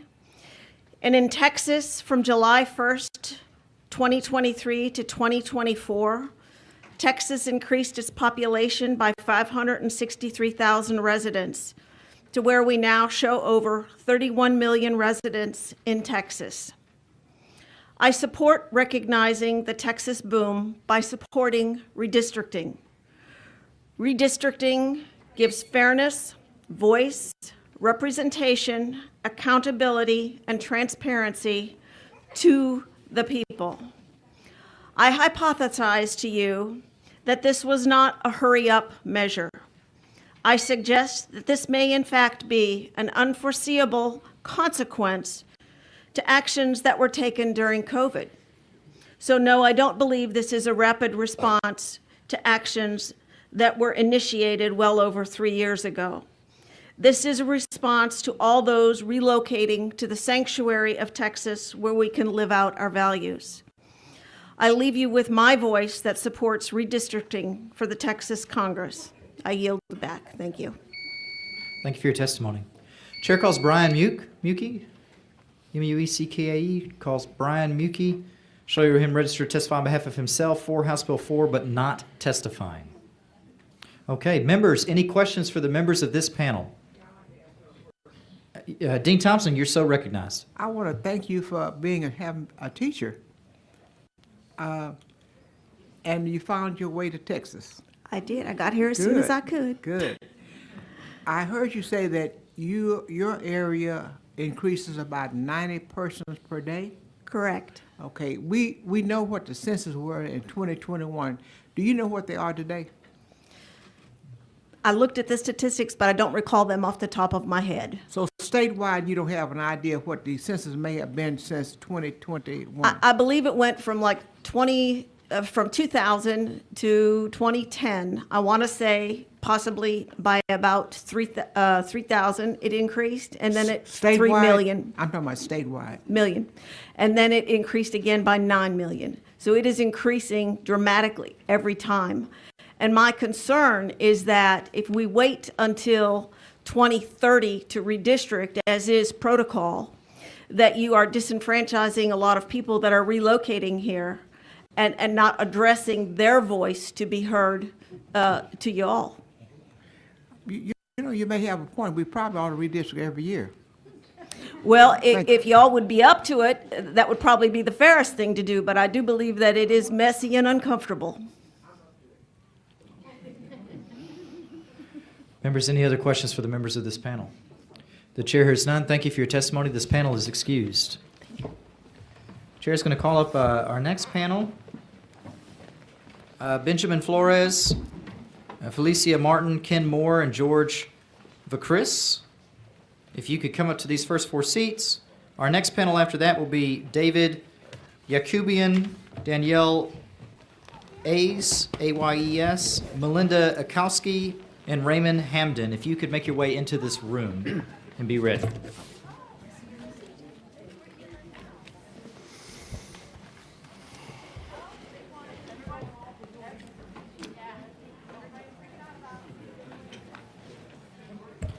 All right. I show you registered. Chair calls Benjamin Flores. Show you registered testifies Benjamin Flores on behalf of the City of Bay City and yourself against House Bill 4. Is that correct? That is correct. Please give Chair. us your testimony. Buenas tardes, Chair, committee members. I'm Benjamin Flores of Bay City, and I speak for working Texans when I say we're tired of solutions being hijacked by Republicans playing their political games. While families in Central Texas are burying their dead, the governor is playing politics.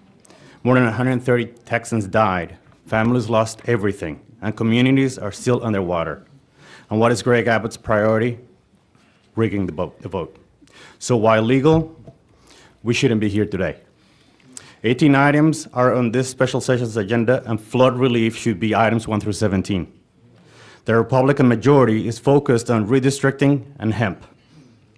Republicans can't win fair elections in Austin, Dallas, Houston, and the Valley. So what do? Reshape those districts to create a 5-seat advantage for their party.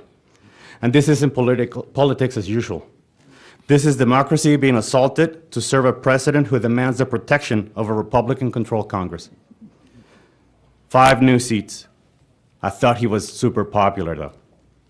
This tyranny of the Republican majority is showing everyone why Texas can't fix problems, because you all put politics ahead of people. This is why we have a power grid that fails in bad weather, public schools without enough money to properly educate children, difficult paying for groceries, rent, and medicine, and maternal health care denied, letting women die in hospital parking lots because you all made it illegal for doctors to treat problems during pregnancy. Can we fix those things first? This is in the Texas I and others moved 2 years ago. In that Texans, we worked together and thrived. Personal liberty was protected, democracy flourished, and opportunity was our calling card. Texas didn't become great by rigging the system. Texans did that with hard work, fair play, and everyone having an opportunity. It became great because Texans thrived together. So I ask, please reject this proposition. Thank you for your testimony. Chair calls Felicia Martin. Show you registered testifies Felicia Martin on behalf of yourself against House Bill 4. Is that correct? That's correct. Thank you. Please give us your testimony. Hello, everyone. My name is Felicia Martin. I'm a proud product of public schools in the Aldine Independent School District that is represented by U.S. Congressional Districts 18 and 29. I'm also a Rice alumna, a voter, a taxpayer, a Latina, a proud Texan, and part of a 2-mom family raising a daughter now here in Austin. I'm also the newest president of the Texas Freedom Network, an organization that has spent over 30 years fighting for public education, religious freedom, and the fundamental rights of every Texan. I'm here today on behalf of Texans who believe in real democracy, not the version being manipulated behind closed doors. I'm here to ask each of you, what does democracy mean to you? Because from where I sit, and what I was taught by my parents and in my public schools, is that it means people, not politicians, pick their leaders.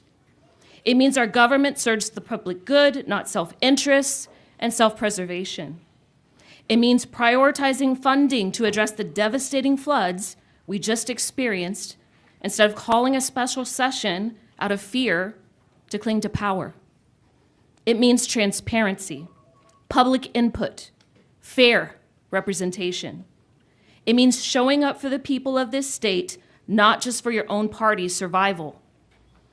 Are you so terrified of Black, brown, and young voters that you feel compelled to shut us up?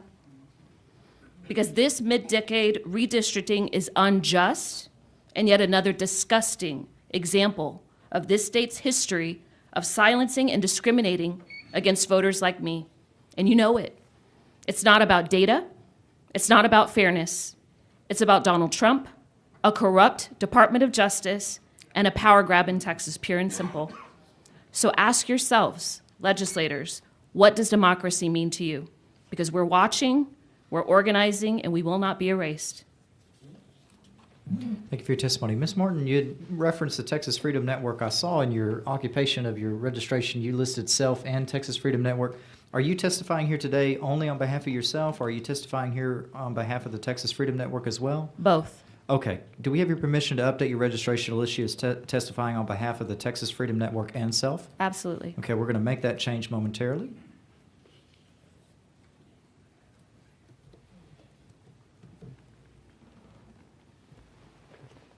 All right. We've got that change made. Thank you for your testimony. The vice chair is correct. This is way better than paper. The chair calls Ken Moore. Show you register to testify as Ken Moore on behalf of yourself for House Bill 4. Is that correct? That is correct. Please give us your testimony. Okay. Texas is indeed a hard red state, and it's getting redder with time. These congressional maps are being withdrawn in part to reflect this change. But make no mistake, this shift is not being driven by congressional maps or manipulation by some nefarious force. The state is changing because people are changing. The hard fact is, more and more people, including minorities, are voting Republican. The old promise of raising people out of poverty by continually raising taxes on the rich and redistributing that wealth to everyone only creates more poor people. If you starve the chicken that lays the eggs, the chicken will stop laying the eggs. And if you create an environment where the investor cannot make a profit, they will invest somewhere else. And if people see their poverty getting worse and not better, they will vote for someone else. In 2016, then-candidate Donald Trump offered this challenge to American minorities, primarily to blacks. What do you have to lose by trying something different? After generation after generation after generation of poverty and things not getting better, what do you have to lose by trying something different? And a lot of people took him up on that, and they rolled the dice, and they were happy with the changes, and so they never looked back. And that's what's driving the change here. HB 4 helps facilitate that change, and it's a good thing. Please report it favorably to the full body. Thank you, Mr. Moore. Chair calls George Vacris. Shall you register to testify as George Vacris on behalf of yourself for House Bill 4? Is that correct? George Brian Vacris. Yes, I'm testifying for myself. Okay. Do you want us to? We don't have a middle name button, I think, on there. So is it just George Vacris? Okay. That's fine. Oh, okay. Please give us your testimony. Okay. So I was at the public hearing Saturday at the University of Houston, and you had stated that over 700 people had registered to speak, so I didn't get a chance to speak. So I made sure I came here. But before I came here, for the Arlington hearing, I submitted testimony, written testimony online.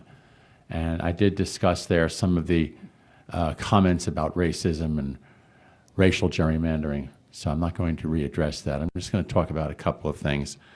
I am the party chairman, Republican Party chairman, Harris County Precinct 885. You took my precinct and you actually divided it, which is fine because you divided it along the mud district boundaries.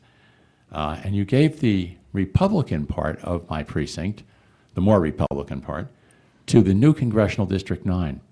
The new Congressional District 9, unlike what someone said here was testifying, is actually a very majority Hispanic district. And last night I was talking to a Spanish surnamed Republican who said he would run for that office. So much for racial gerrymandering or ethnic gerrymandering or whatever you want to call it.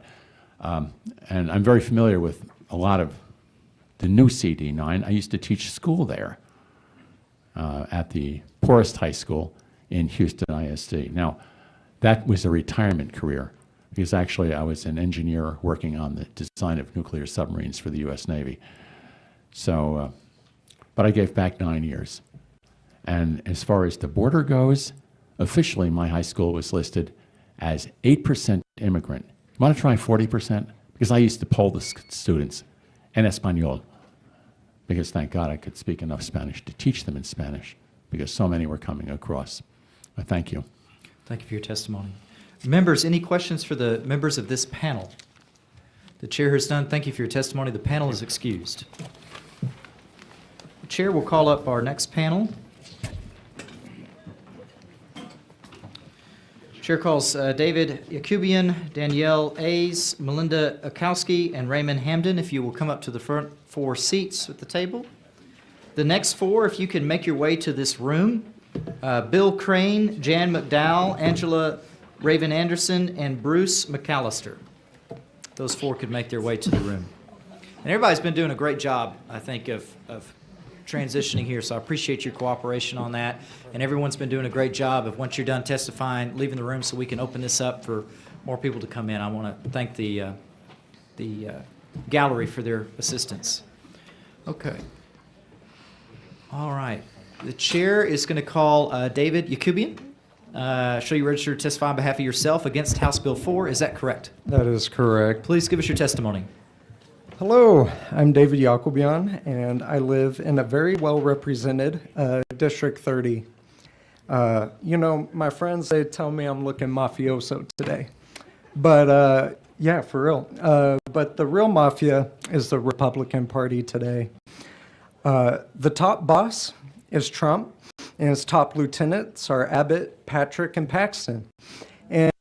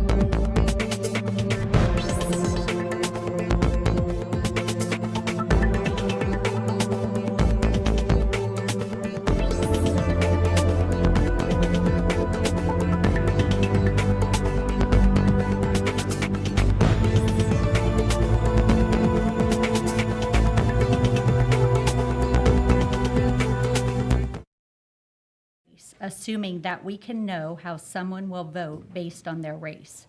I reject the idea that the proposed map is racist. It is my strong opinion that these new districts have been drawn based on population growth and voter data. With that perspective in mind, I believe this map aligns with the principles of transparency and fairness that Texans expect. Thank you for your time. Thank you for your testimony. Chair calls Raymond Hamden. Raymond Hamden here. Chair calls Raymond Hamden.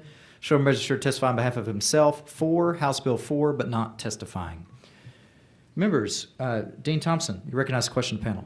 I want to talk to the gentleman here. Hello, ma'am. Thank you. You were mentioning a moment ago our responsibility as legislators. Yes, ma'am. And may I share some information with you, please? Absolutely. According to the Texas Constitution, Mhm. the duties of a state representative is to make the laws. That's it. Mhm. We are not obligated. We're not, there's nothing in the Constitution say we have to break quorum. Absolutely no, let me finish. Mhm. Absolutely no responsibilities. Mhm. We make $13.97 a day, and we try to earn every penny. Yes, ma'am. I don't disagree. Every one of us. Especially you. We try, yeah, especially me, because I'm my sole supporter. Yes, ma'am. We look out for the marginalized. Yes, We ma'am. look out for everybody, Mhm. because that's what we want to do within the state. Mhm. Texas is over 60% minorities. Yes, ma'am. And when this map passes, the minority group of this state will represent 83% of the districts. Mhm. Not the minority, not the 60%. The minority group would have the bulk of the congressional districts. We do it according to population and some other factors when we Yes, do ma'am. this. Mhm. And the last time we had a census was in 2021. Correct. We don't have a census. We're doing it. They're doing it by This they're doing it by midday other methods and means at this particular time. Right. And I want to share that information not as a matter of criticism to you or anybody on the panel, but I want to let you know that the minority of the state is getting a lion's share of the congressional districts, I understand. while the Mhm. people who are in the majority in numbers are getting the brunt end of it. Thank you so much. Mr. Chairman, thank you. Thank you, Dean. Members, any other questions?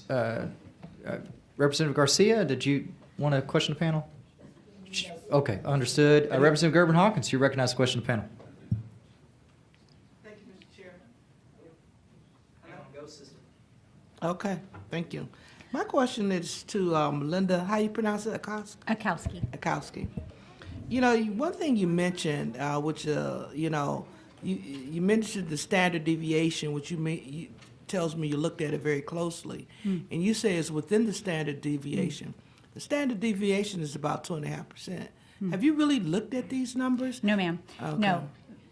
From what I was saying in there, the standard deviation being what it would normally represent, sorry.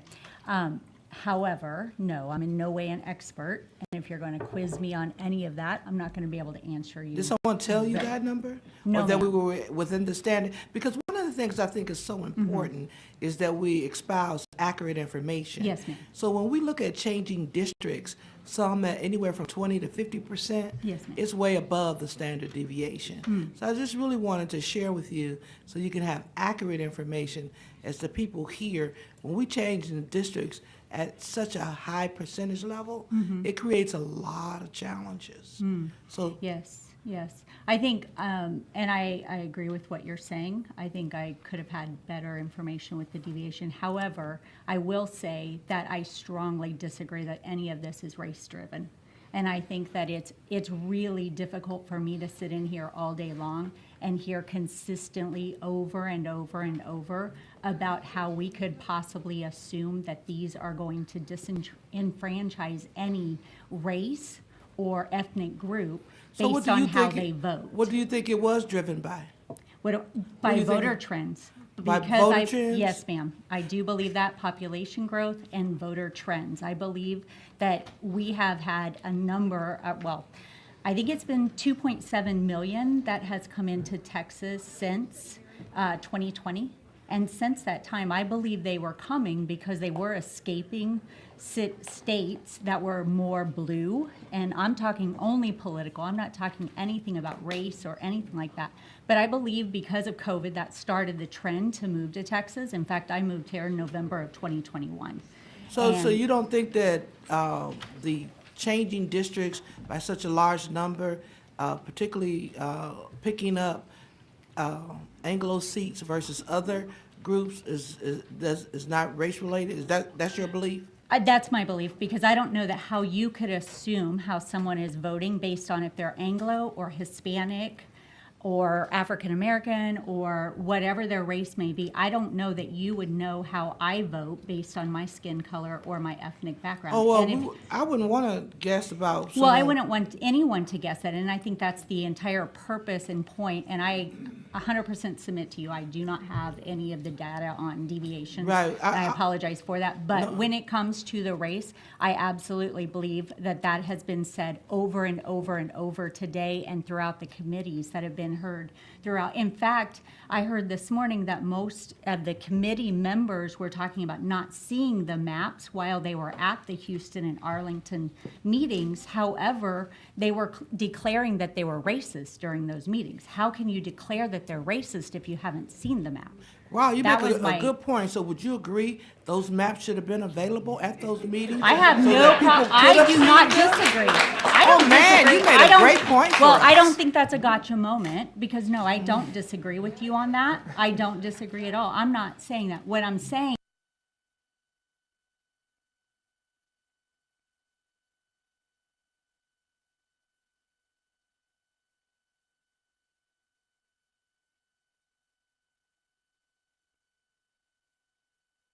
Maps and Yes, study ma'am. the maps? Yes, ma'am. And so you believe that the maps really lay out a fair and balanced based on? Ma'am, I believe that based on the data that I've seen, that it was based on population growth and the way that they are outlined based on the population, yes, ma'am, and So- on voter trends. So my final question then. Yes, ma'am. Is population growth, if 95% of the population growth is minorities, then how could minorities be losing seats? Ma'am, if I you can't use that answer logic? any questions about minority or majority because I actually don't look at the world within that. Oh, okay. Thank you so much, Melinda. You're welcome. And all I would ask is, look at it a little bit more closely, so as you're making your decision. I and see you as a supporting- person as I would hope that you would see me. I love you, and We're all that's- God's children, I agree that's wholeheartedly. absolutely, We're and all I don't God's think children. that there's But any reason as all to I why would we need say- to call that out. Yeah, all I would say is, when we're making decisions, Yes, we ma'am. want to make sure we have accurate information, and our representatives Yes, are ma'am. giving us accurate information, so it's going to take a little time to look at that data. But I would really implore you, again, thank you for being here, I really Mm-hmm. Yeah, appreciate it. absolutely. But implore you to really look at it very closely so that you're not giving lies and untruths Oh, in okay. terms of the Well, data. Wait, Thank wait. you so I much. don't think I lied.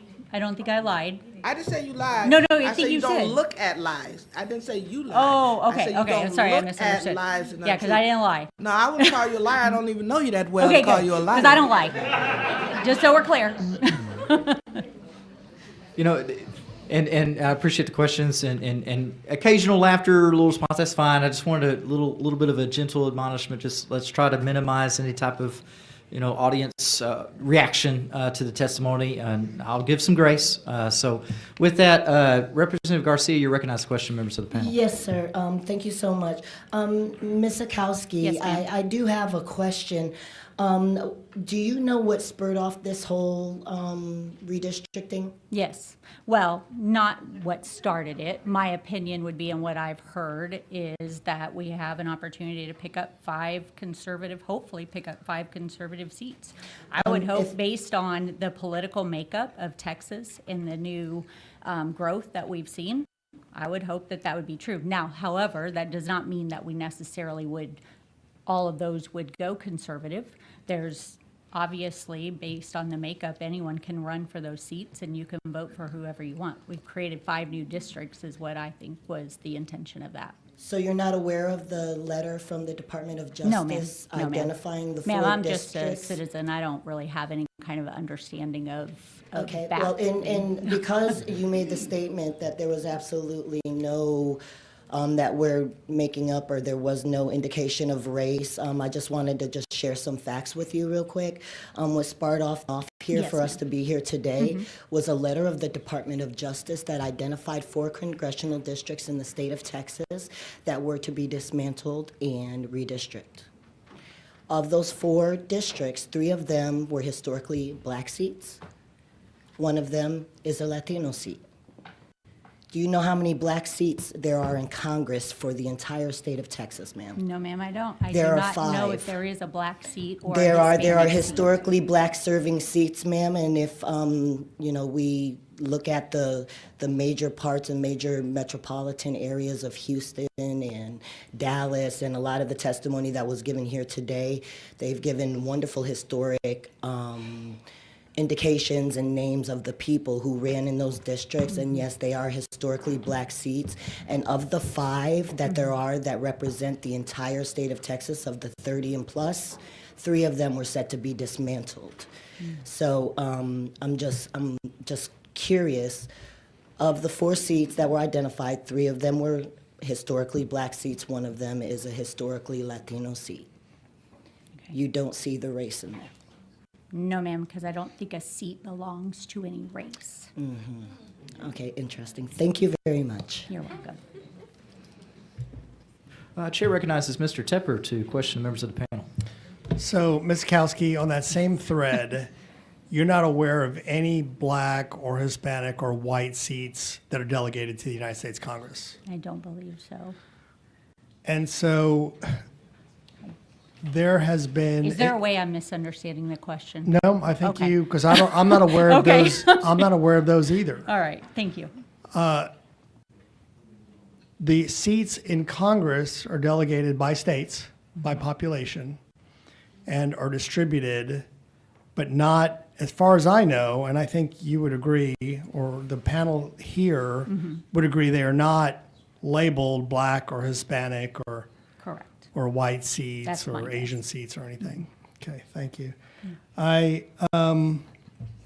Is it frustrating to hear that so much racial discussion about how the seats are distributed? You've sat for hours and then you gave your testimony as a citizen, and you're essentially, belittled and attacked for having those opinions. Is that correct? That's correct.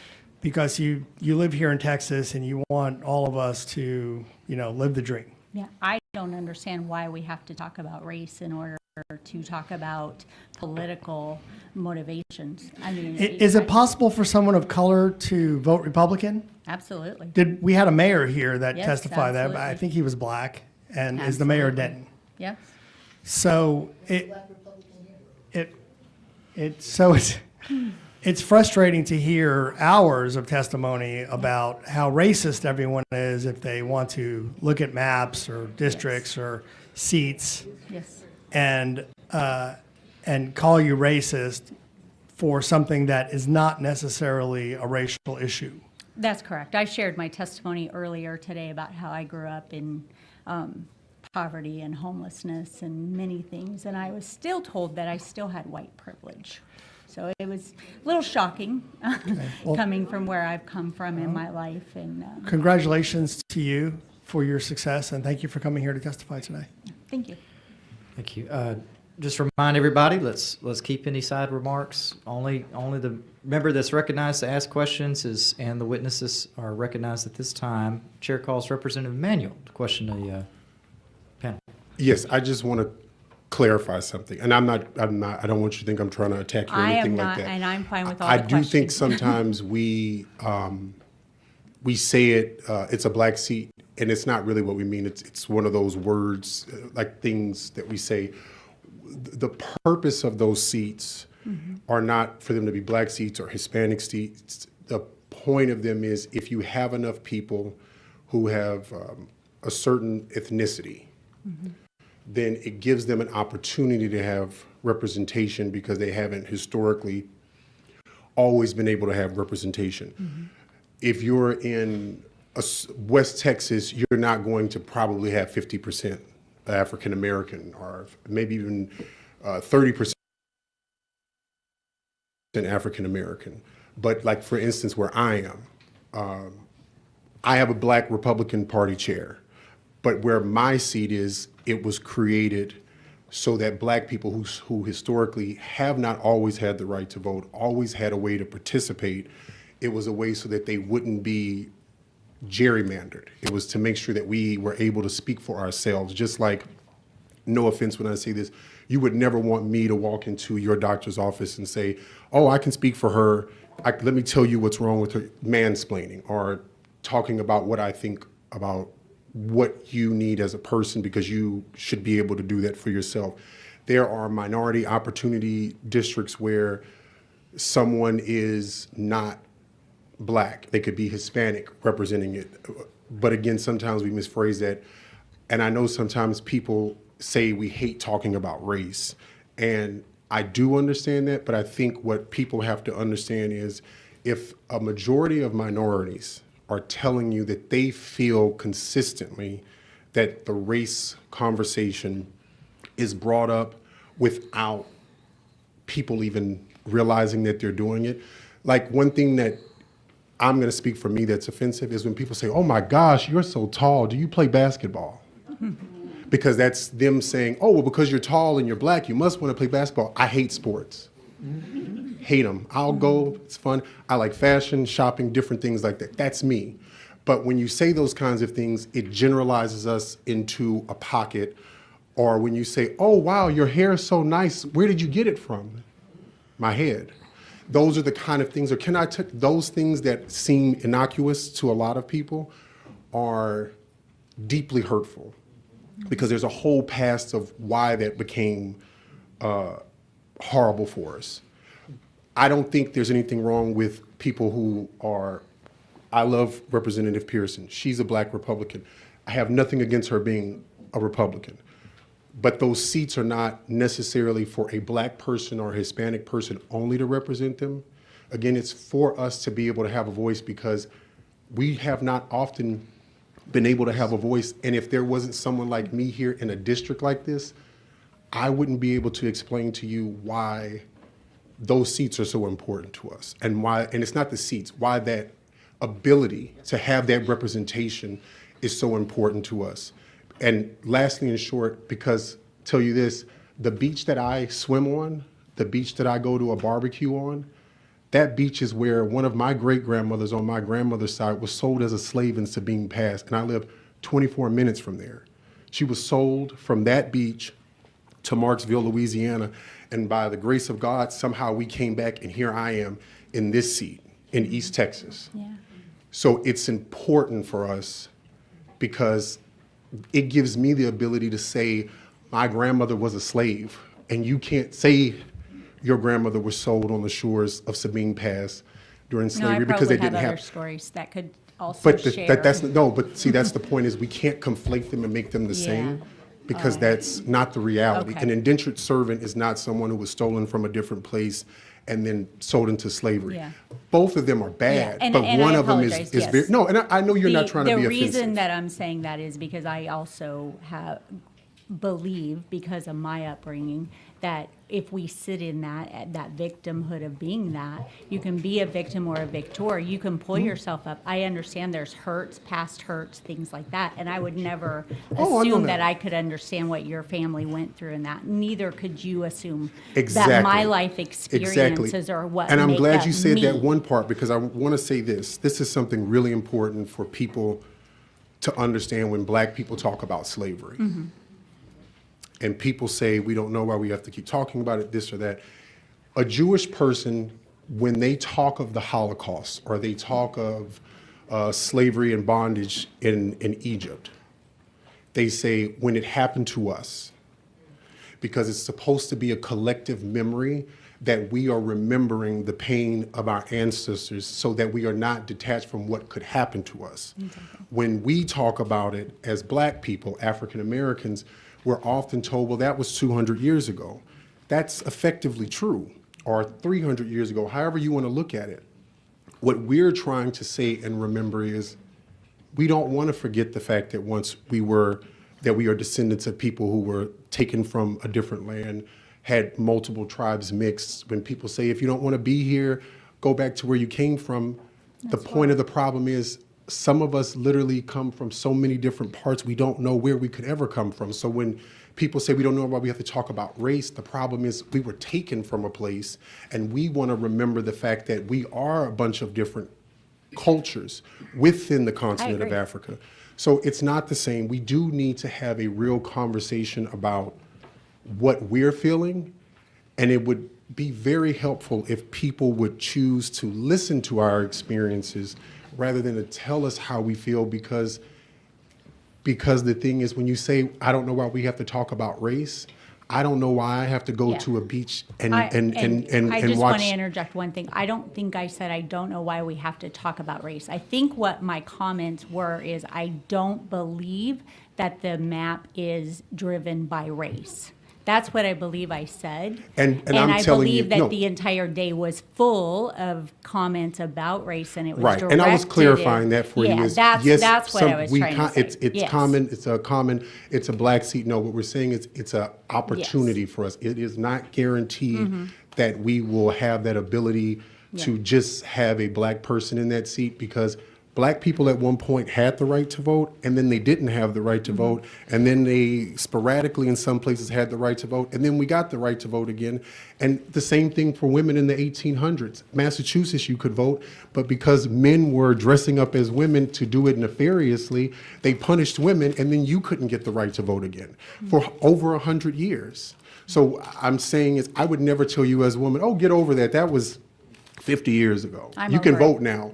But what I'm saying, I wouldn't say it. Yes, I understand, and I apologize if you think that I was demeaning or anything it's not an about apology. that. I was just directing it all direct on the map, and that I'm I going to don't be think the quiet map after is this. I just want racist. you to say is, I don't think this conversation was. I think sometimes people think when we're talking about this, we're saying you need to have white guilt. That's not what we're saying. I don't. What we're saying is, can you just listen to us without interruption and just listen to our experiences? That there's been some implications and you're not doing that now. on me. Listen to our experiences of being Americans, because they are vastly different. And my best friend, who's my roommate, who's my grandmother, is 95, and she's been alive longer than she's been able to ever vote. Wow. And she knows what that felt like, just like she knows what it felt like to be called a negress by people when she went to Louisiana and Texas. So it is a painful memory. And it is something that we would just prefer people to listen to and not ask why we have to interject race. We haven't always been treated fairly, and it hasn't been 100 years that we've been treated fairly. Yes. It's been less than 100 years. Yes, I think there was some misunderstanding in my testimony, if that is what you had heard from what I was saying. What I was saying is I don't believe that the map itself is racist, and which I meant from that, in my opinion, I didn't think that that needed to be directed toward a race. The entire day focused on that. That was my entire point on that. It's not negating what you have gone through and what your family has gone through in that. That's not anything of what I was trying to say. And if I did portray that to you, I apologize, because that was not what I was saying. I was simply trying to let you know that what the point of it is. We should be able to talk about race whenever we choose to, if it's a whole day of it, or if it's for 5 minutes of it, because of the fact I still think we just aren't not like communicating well, because I'm not saying what you're thinking I'm saying. If I I may interject, I appreciate it. Please do. If I may interject, I think no. I think we got it. Okay. No, and then I think that's great. This is what America is all about: having these robust conversations. So, you bet, Representative Manuel. Members, any other questions for the members of this panel? No. The chair actually heard a no. I'm hurt. And on that basis, thank you all for your testimony, for your words, and you are excused. The chair is going to call up our next panel: Bill Crane, Jan McDowell, Angela Raven Anderson, and Bruce McAllister. If you'll come up to these first four seats. The next panel after that is going to be Louis Minor, Robert Hsiao, or Hsiao. I apologize if I mispronounced that. And Michael Garrett Neves. I remember Mr. Neves. And Zoe Kador. If you could make your way into the room.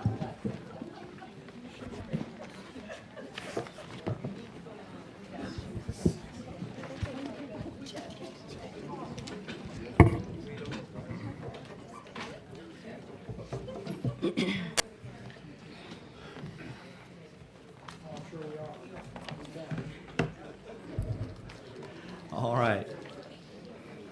I got my other panel. Yeah, sorry, we're just working on doing a little housekeeping. Get this organized.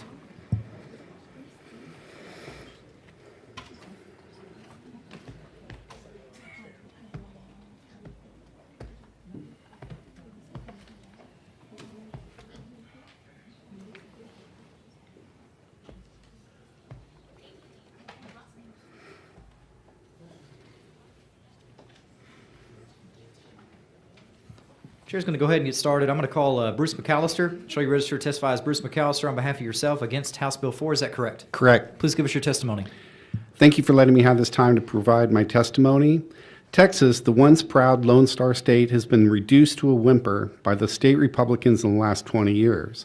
The Texas GOP rallied an the Texas GOP rallied in the independent electrical power grid that failed in disaster. It was all for independent energy, profits, and political contributions. They did not want to afford the protection of the national power grid. Texas is alone in the continental U.S. on this. It remains the same today, lives lost, and zero apologies. I have to amend that a little bit. I just found out today that El Paso is part of the national grid. Now we are here for a redistricting of voting districts mid-census. Redistricting normally follows a census which examines populations and trends. This is not that. Texas Republicans have decided that our Texas pride can be sold to Donald Trump. Donald Trump has been convicted on 34 counts of felony falsification business practices and has been convicted of sexual misconduct. Yet Texas Republicans are all for him. It seems that the Texas Republican Party wants to learn more from his illegal practices to hone their own skills. As in any crime, the facts are slow to develop. In this case, the crime is in the redistricting map given to the Texas Republicans by Donald Trump.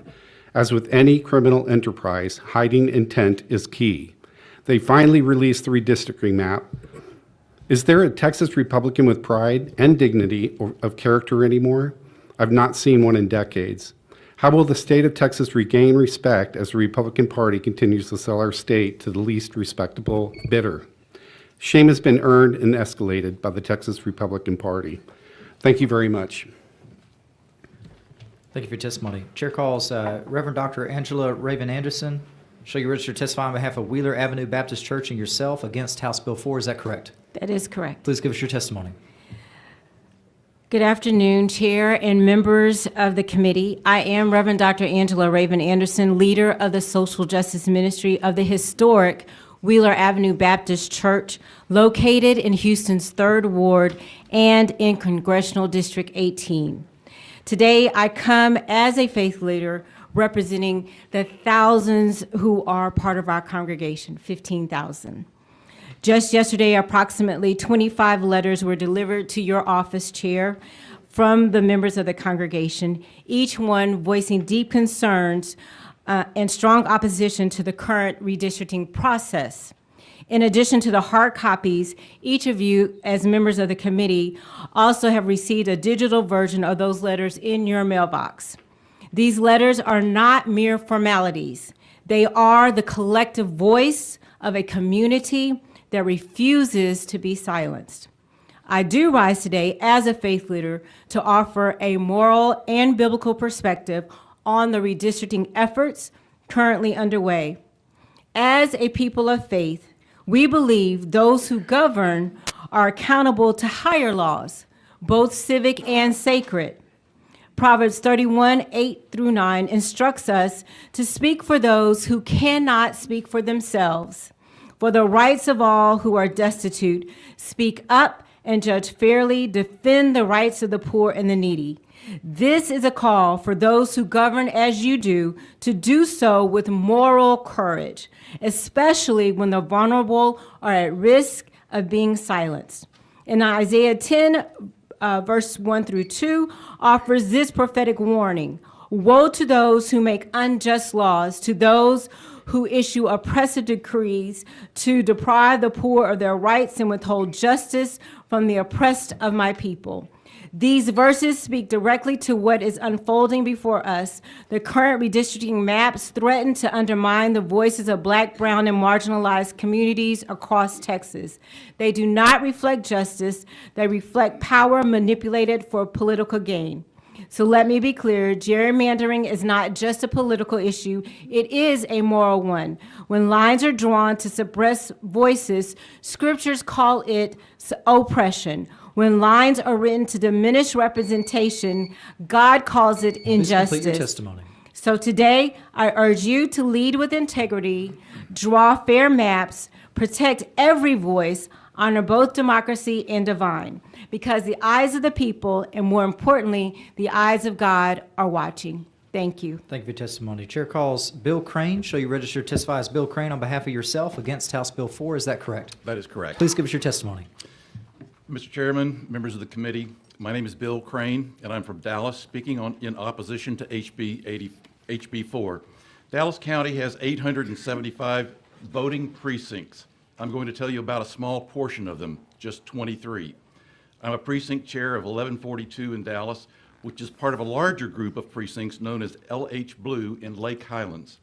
Of the 23 precincts in the confined area of Dallas, 21 will be in a new congressional district, and only 2 remain in the same district. But that district that with the 2 unchanged precincts is transforming from a district almost entirely within Dallas County to one being combined with 6 rural East Texas counties that almost reaches the Louisiana border. That is not the definition of compact. That is 6 contiguous counties running straight east from Dallas. 14 of our precincts in District 5 are now combined with the 4 large East Texas counties. And 5 of our precincts are now in 33, which is a combination of a leg that goes down to the southeast part of Dallas, another leg that goes into southwest Dallas, and another leg that goes into northwest Dallas, which makes it look like a big, ugly X in Dallas County. Our tiny portion of Dallas County looks like the epicenter of an explosion you caused to break up our voting interests to be diluted in the areas that would be of best suited to your interests. The entire congressional representation of LH Blue covered Dallas and Tarrant counties only. Now we will be spread out over 11 counties. That's one neighborhood that is only the size of a small portion of one high school attendance district. This is a massive change that is completely unnecessary. There is no new census. The same numbers that must be used that were used to draw the current map. You should not do what is not right. When someone asks you to do something that is wrong, you should say no. When someone orders you to do something that is wrong, you should say hell no. There have been a few statistics that were cited at the beginning before testimony came on that's made up of some voodoo math. It was stated to make it look like gloss over the ugliness of this map. To use some popular terminology lately, District 32 has been completely obliterated. Thank you for your time. Thank you for your testimony. Chair calls Jan McDowell. Shall you register to testify on behalf of yourself against House Bill 4? Is that correct? That's correct. Please give us your testimony. I'm Jan McDowell. I live in Carrollton in Congressional District 32. You've heard from legal experts today about why the proposed map is illegal. You've heard that the current maps are racially discriminatory and that the proposed map will put that on steroids. I'd like to focus on the fact that it's just wrong. Yes, even in 2025, when facts apparently don't matter and science is just woke and whatever comes from the puppet masters in Washington is gospel, there still is a difference between right and wrong. America is a proud nation approaching our 250th birthday. We have a Constitution written by our founding fathers' steadfast work to create a document that would withstand every potential attack that they could foresee. They did not foresee that politicians would one day throw it all away just to curry favor with a convicted felon. Today, our national leaders work against any attempts to head off climate change, oblivious of the dangers we can see every day. with extreme flooding, fires, turbulence racking commercial flights, and extreme heat and cold. They endanger public health when they take health care away from millions. They alienate us from our international allies. They deport people from our streets who are clearly not the worst of the worst. Yes, I said national leaders are doing these things. These are disasters being fueled in D.C. But now that you are planning to manipulate upcoming elections to send more stooges to Congress to enable all those things, everything that will happen to America and to Americans will be on your hands. I feel certain that many of you know that this is wrong. I'm asking you to please act on what you know is right. Thank you. Thank you for your testimony. Members, any questions for the members of this panel? Dean Thompson is recognized to question the panel. Dr. Anderson, I want to thank you for the generosity and the kindness of Wheeler Avenue Baptist Church, allowing us to use your gymnasium and hearing the rest of the witnesses who were unable to testify when we had the hearing in Houston. Would you please extend my deep thanks to your church. I did call Reverend Alexander Johnson and I texted him and told him, but I wanted you to know we are most grateful. Thank you. Thank you, Dean. Members, any other questions for the members of this panel? Chair Hassan, thank you for your testimony. This panel is excused. Chair calls Louis Minor, Robert Hischau, Michael Garrett Neves, Zoe Cador. If you'll make your way up to these front four. The next panel after that, if I call your name, if you could make your way into the room, James Halamek, Susan McNeil, Jonathan McCullough, and Alexandria Butler.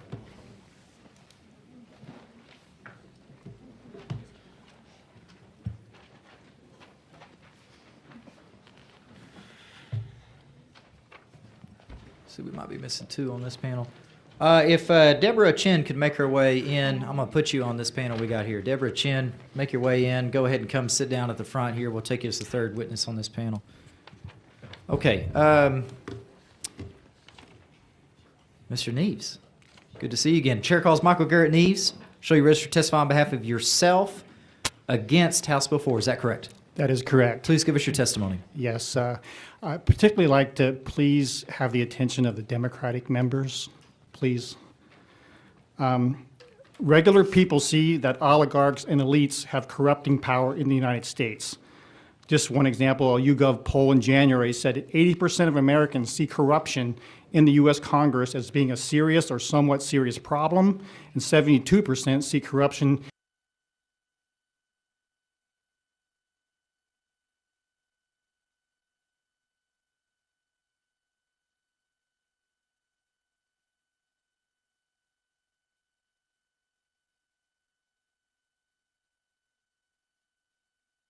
oligarchs and elites, including within their own party, and propose changes to greatly reduce corruption.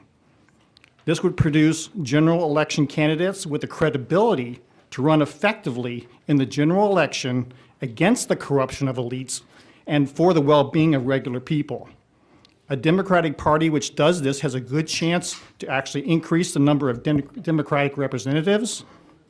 The corrupt mid-decade redistricting necessarily, and forget that part. But see, Democrats can start right now, by acknowledging that the $1.7 million that AIPAC has given Hakeem Jeffries and $1.7 million that AIPAC has given Chuck Schumer, they paid off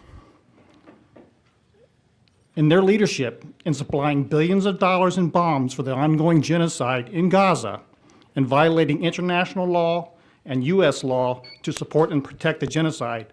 Thank you for listening.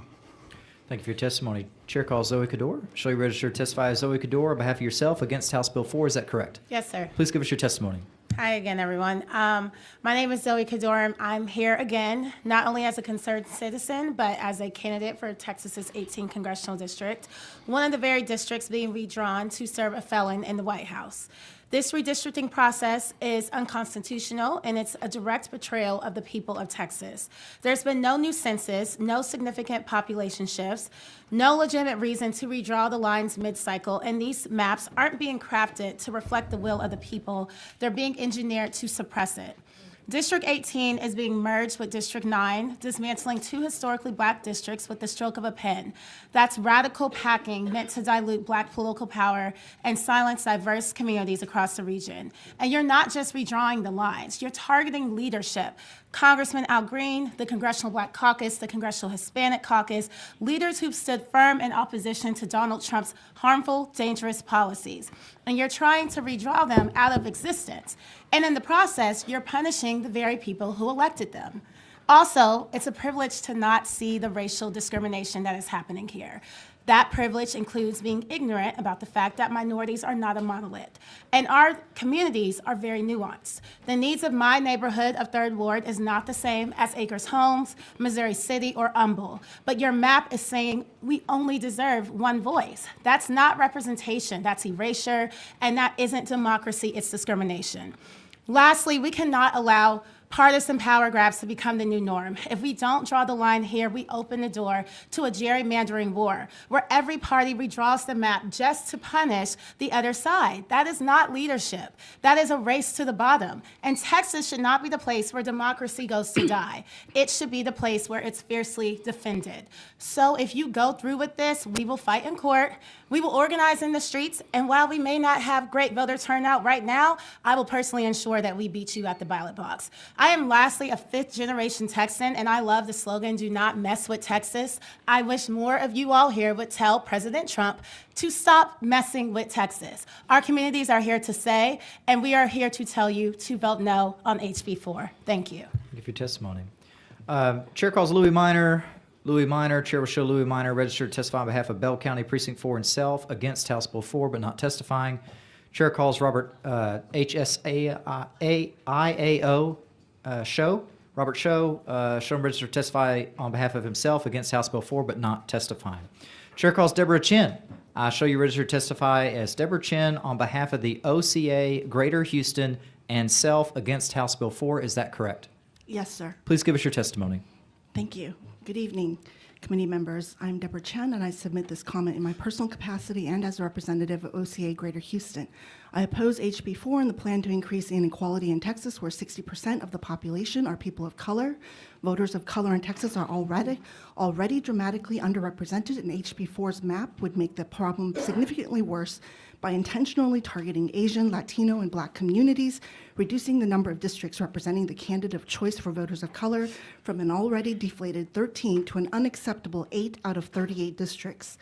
Asian Texans in the Greater Houston area already face barriers accessing representation and resources because their communities are splintered across several districts.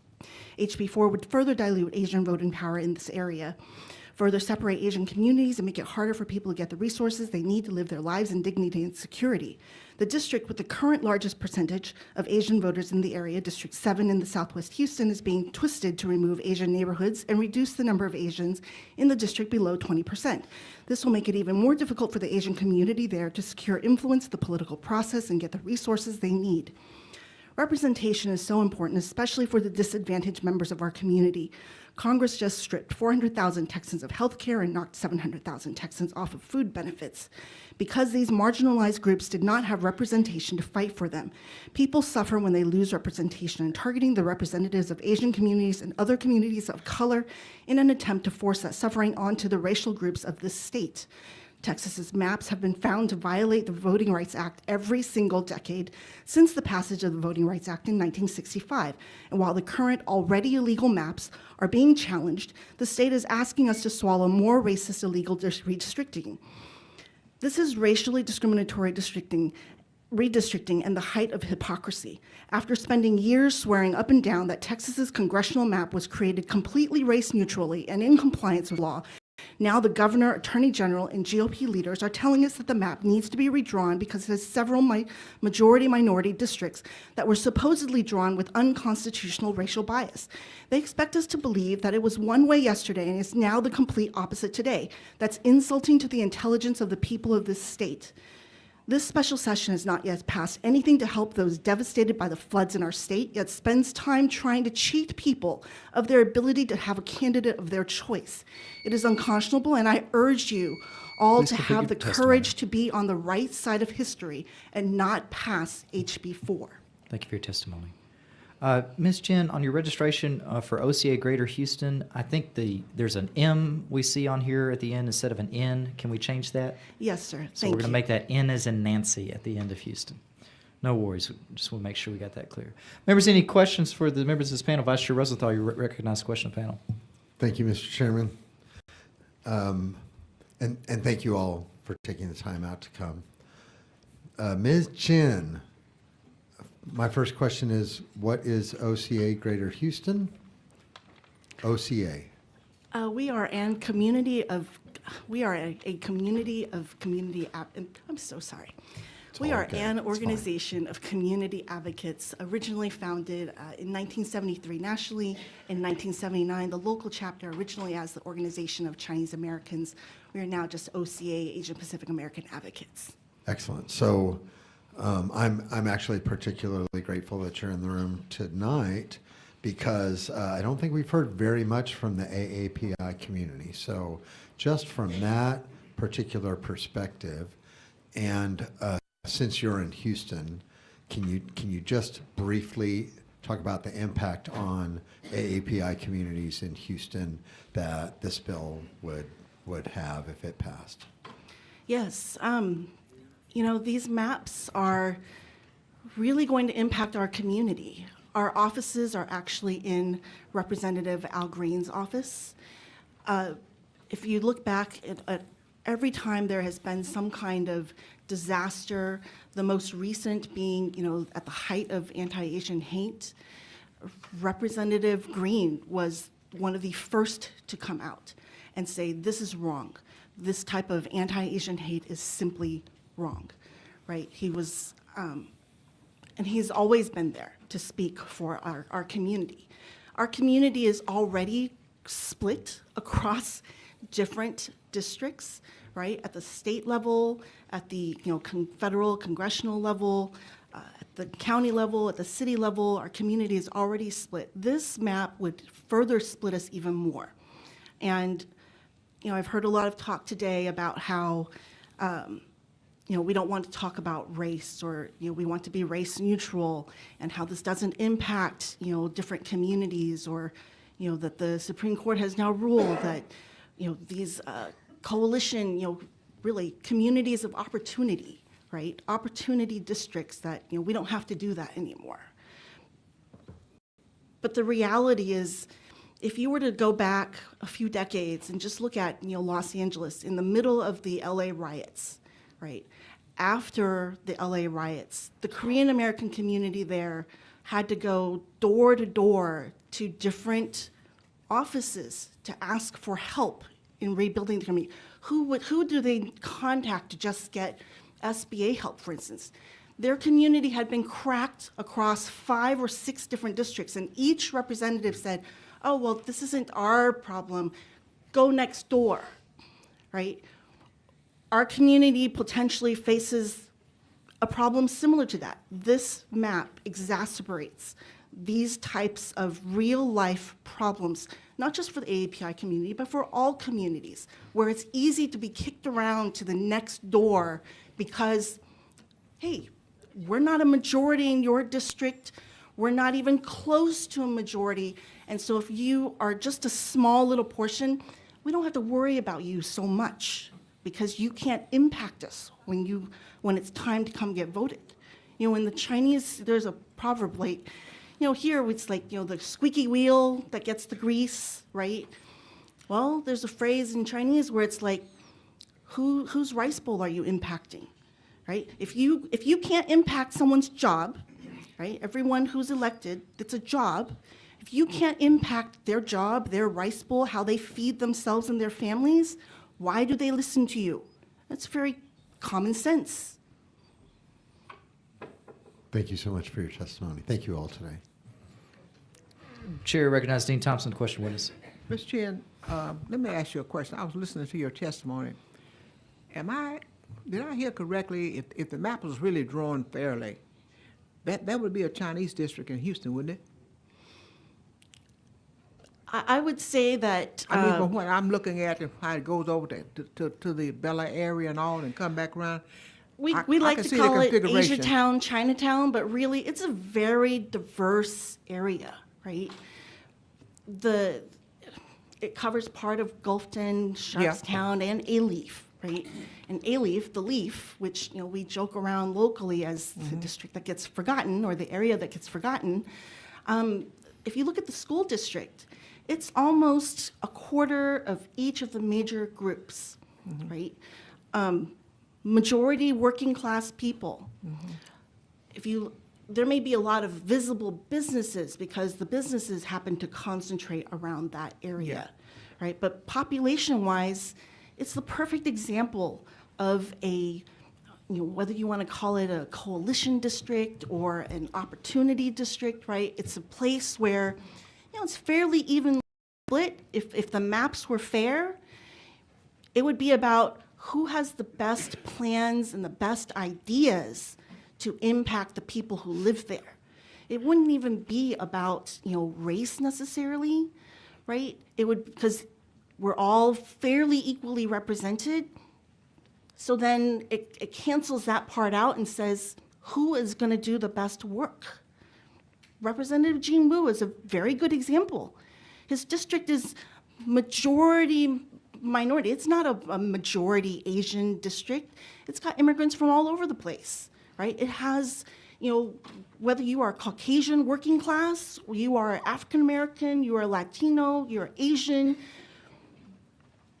Representative Wu doesn't speak for just the Asian community. He is there for everyone who wants to have a good living.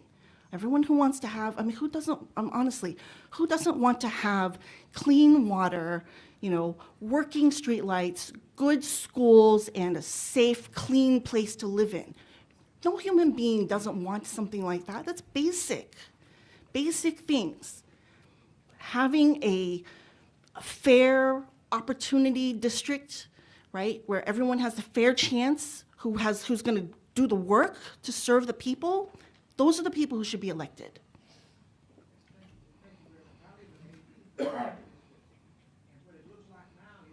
Two-thirds of another district from miles away. It's now a part of where my district is. They brought the southeast to the northeast. And even though, we're all there's a lot of African Americans there, but we have different common interests. And it just throws us, I guess they said these minorities just dump them in there. They just dumped a bunch of people over in that district. And it makes it very difficult for our communities because we lose a lot of services of people we've been accustomed to getting services. It may not mean anything to people on this committee, but when somebody has a problem with their Social Security, they want a congressperson that's sensitive to those issues, and not somebody to give them an email address or an 800 number. And if you finally get them, maybe, just maybe, you might get some services. Thank you for your testimony. Good to see you, Dor. Thank you. Representative Mann, you're recognized. Question of members of the panel. Question. You brought up for me a really interesting point, and I think sometimes we forget this. Have Asian Americans historically been forgotten about in history and what they've contributed and what they've suffered through, in your opinion? Yes, that's why we've fought so long to just try to have AAPI curriculum, an approved curriculum by the State Board of Education, to just a way for people to hey, if you want to learn about these histories and contributions, this is where you could go and at least get a list, right? It doesn't guarantee that every school will have the resources or the interest, frankly, to want to offer the course, but at least has that list. Right now, Asians are mentioned twice in history books, right? We're mentioned that we helped to build the railroad, and we were In interned concentration in camps. concentration camps during World War II. And then they're gone, poof. Right. And the funny thing about the railroad is, right, the Chinese helped to build the whole Right. western side, but then when it came time to take the congratulatory celebration Get photo, they were all kicked out of the picture. Which is why we changed our immigration laws in the 20s, so that we could get rid of the people that we asked to come here and work for us. Kind of like what we were doing today to other people that we asked to come here, and then when we're finished with them, get out. Yeah, Or the fact that most people don't know that the largest massacre, the largest lynching in American history was of Chinese people off of false allegations. yeah, and most people, right? Because this isn't taught in history books. They don't realize that, the Chinese Exclusion Act, was, there was a deal cut in 1882. Essentially, you had lawmakers in the Jim Crow South and lawmakers in the West in California pretty much say, look, you can go and discriminate and lynch and do whatever you want to the people in the South, to the African Americans, so long as, and we won't say anything, so long as you don't say anything when we do the same thing to the Chinese and the Asians in the West. And it was I'm a political glad deal. you brought that up, because I'm going to tie that into redistricting. Are you aware that the laws in immigration that we passed in the 20s were the same laws used to kill 40 million people during the Holocaust? It was the blueprint that was used by the Nazis, except for they thought we were just too extreme when it came to the one blood drop law. So us hating Asian Americans caused the massacre of 40 million people during the Holocaust that then turned into the situation that we're dealing with today, because America decided to be hateful. And unless I'm wrong, aren't the Asian American community the fastest growing rates of people moving to this country and immigrating here, like it's as well as people being born here? Yes. So in essence, we are putting one of the fastest growing groups of people in this country. We're separating them before they can get enough power to be collective. That's definitely one way of looking at it in the name of politics, yes. I appreciate you being here and educating people. And for the record, I think everyone should learn about everyone's history, because it's a melting pot. Thank you. Thank you, members. Any other questions for the members of this panel? Chair hears none. Thank you for your testimony. This panel is excused.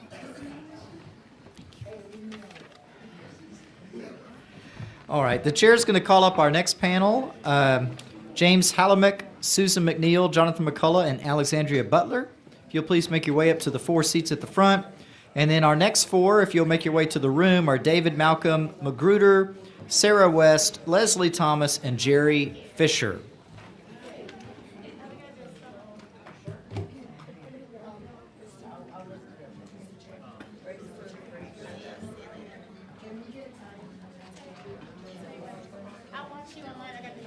Ms. Garcia asked the chair for a time count. The time's at about 5 hours and 15 minutes. That's the running. That's where we're at. Good question. We're at 4:45 remaining. We're a little bit more than halfway there. Okay. No, it's 10 hours. Yeah. Okay. Well, let's see. What's your name? James Holomek. Okay, you're our panel. God bless you. I show you registered to testify as James Halamek on behalf of the Texas State Teachers Association against House Bill 4. Is that correct? That is correct. All right, please give us your testimony. Howdy, my name is James Holomek with the Texas State Teachers Association. Texas educators and parents deserve to have a representative democracy that responds to their needs. This gerrymander push is a waste of time and a display of misguided priorities. This special session is an opportunity to put in the work for Texans. In the education policy, we have TRS retirees struggling with the cost of living on a fixed income. Insurance and housing for educators is becoming increasingly unaffordable, and we have a flawed accountability system. Educators, parents, and students voted for you to address those issues, not engage in frivolous redistricting. Our public schools are integral to our public democracy. But our current march towards increased privatization, state takeover, and now a surprise gerrymander shows a blatant lack of concern for both democracy and public education. The HB4 gerrymander divides communities and dilutes the voting power of black and brown communities. Further stretching out districts across hundreds of miles will disenfranchise voters, make constituent communications less responsive, and break the connection between citizens and their representatives. Right now, we have representatives that are doing the work, listening to communities, and addressing their needs in Congress. There is no need to fracture this work with a rushed, mid-decade redistricting that nobody voted for. Everybody can tell that this gerrymandering is a threatening mandate from the president, and Texas leaders should not be kneeling down to the Trump administration. An administration that withheld school funding, passed a nationwide voucher scheme, cut the Department of Education, has waged attacks on immigrant families, and has bullied the federal workforce. Just last month, the Trump administration failed working-class Texans by putting through a budget that will remove people from their health care and let students go hungry. Leaving people sick and starving does not reflect Texas values. This moment needs to be for empowering Texans, not empowering Trump. Thank you. Thank you for your testimony. Members, any questions for Mr. Hallemuth? Chair hears none. Thank you. You are excused. Chair's going to call Jonathan McCullough. Jonathan McCullough. Chair will show Jonathan McCullough registered to testify on behalf of Urban Conservative of America for HB4, but not testifying. Chair calls Alexandria Butler. Alexandria Butler show her registered to testify on behalf of the Alex Butler campaign and self for HB4, but not testifying. Chair calls Susan McNeil. Susan McNeil. Chair show her registered to testify on behalf of herself against House Bill 4, but not testifying. Chair will call up our next panel. David Malcolm Magruder, Sarah West, Leslie Thomas, and Jerry Fisher. If you'll make your way up to the four seats here at the front. And then our next panel after that will be Misha Leslie Perkins, John McKiernan Gonzalez, Carrie Cordova, and Robin Hardeen. If you could make your way into the room, we'd appreciate it. If everybody could just be listening, because I think we're going to be moving quick on some of these panels coming in. So when you hear your name called, make sure you come in. Okay. Chair calls Sarah West. I'll show you registered to testify as Sarah West on behalf of yourself against House Bill 4. Is that correct? Yes, it is. Please give us your testimony. Thank you. My name is Sarah West, and I am representing myself. I live in Northwest Austin in the current Congressional District 37. But under this new map, someone in the White House wants to move me into CD 10, a district that stretches from Austin, well, even west of Austin, almost to Louisiana. That makes no sense. Austinites don't have the same concerns as the people in East Texas. We deserve representation that reflects our community. Meanwhile, my neighbor just down the road can remain in CD 37. So I called Representative Doggett's office on Wednesday to share my concerns. The woman who answered listened to me. She even laughed when I told her to add exclamation points to my comments. I had already decided that I would be here this morning at dark 30. And then yesterday afternoon, I got a call from Madison, who works for Representative Doggett, and she called me because she wanted to make sure that I knew about this hearing because she wanted me to be able to use my voice. And that is who I want to represent me in Congress. But if this map goes through, I will have to call Representative McCall's office, someone who doesn't know me or my neighborhood or my concerns. My voice will be lost in a district stretched thin and wide by design. I submitted testimony online and watched all of the hearings last week, and over again, you were told no by Texans from across this state. On HB4, we are united. We do not want more gerrymandering. If you care about the Texans that you were elected to represent, you will vote no. And if you don't care about them, you will fold again, just like you did on vouchers a few months ago. Free yourself from the chains of the White House. Stand up for your district and vote no on HB4. Thank you for your testimony. Chair calls David Malcolm Magruder. I'll show you registered to testify on behalf of Friendship West Baptist Church and self against House Bill 4. Is that correct? That is correct. Please give us your testimony. Good afternoon, and thank you, Mr. Chairman. The hour is well spent, so I'll just tell you all a little story about a man named by the name of Charles Magruder. When Charles turned 18 in 1838, he did not own his vote. It was owned by the man that they say owned him, and it only counted for 3/5 of a vote. The census of 1870, and again I say the census of 1870, because I think we draw lines based on census data, showed that 5 years after emancipation, Charles had done 3 things. He had changed the spelling of his name, he'd purchased land for his family, and he registered to vote.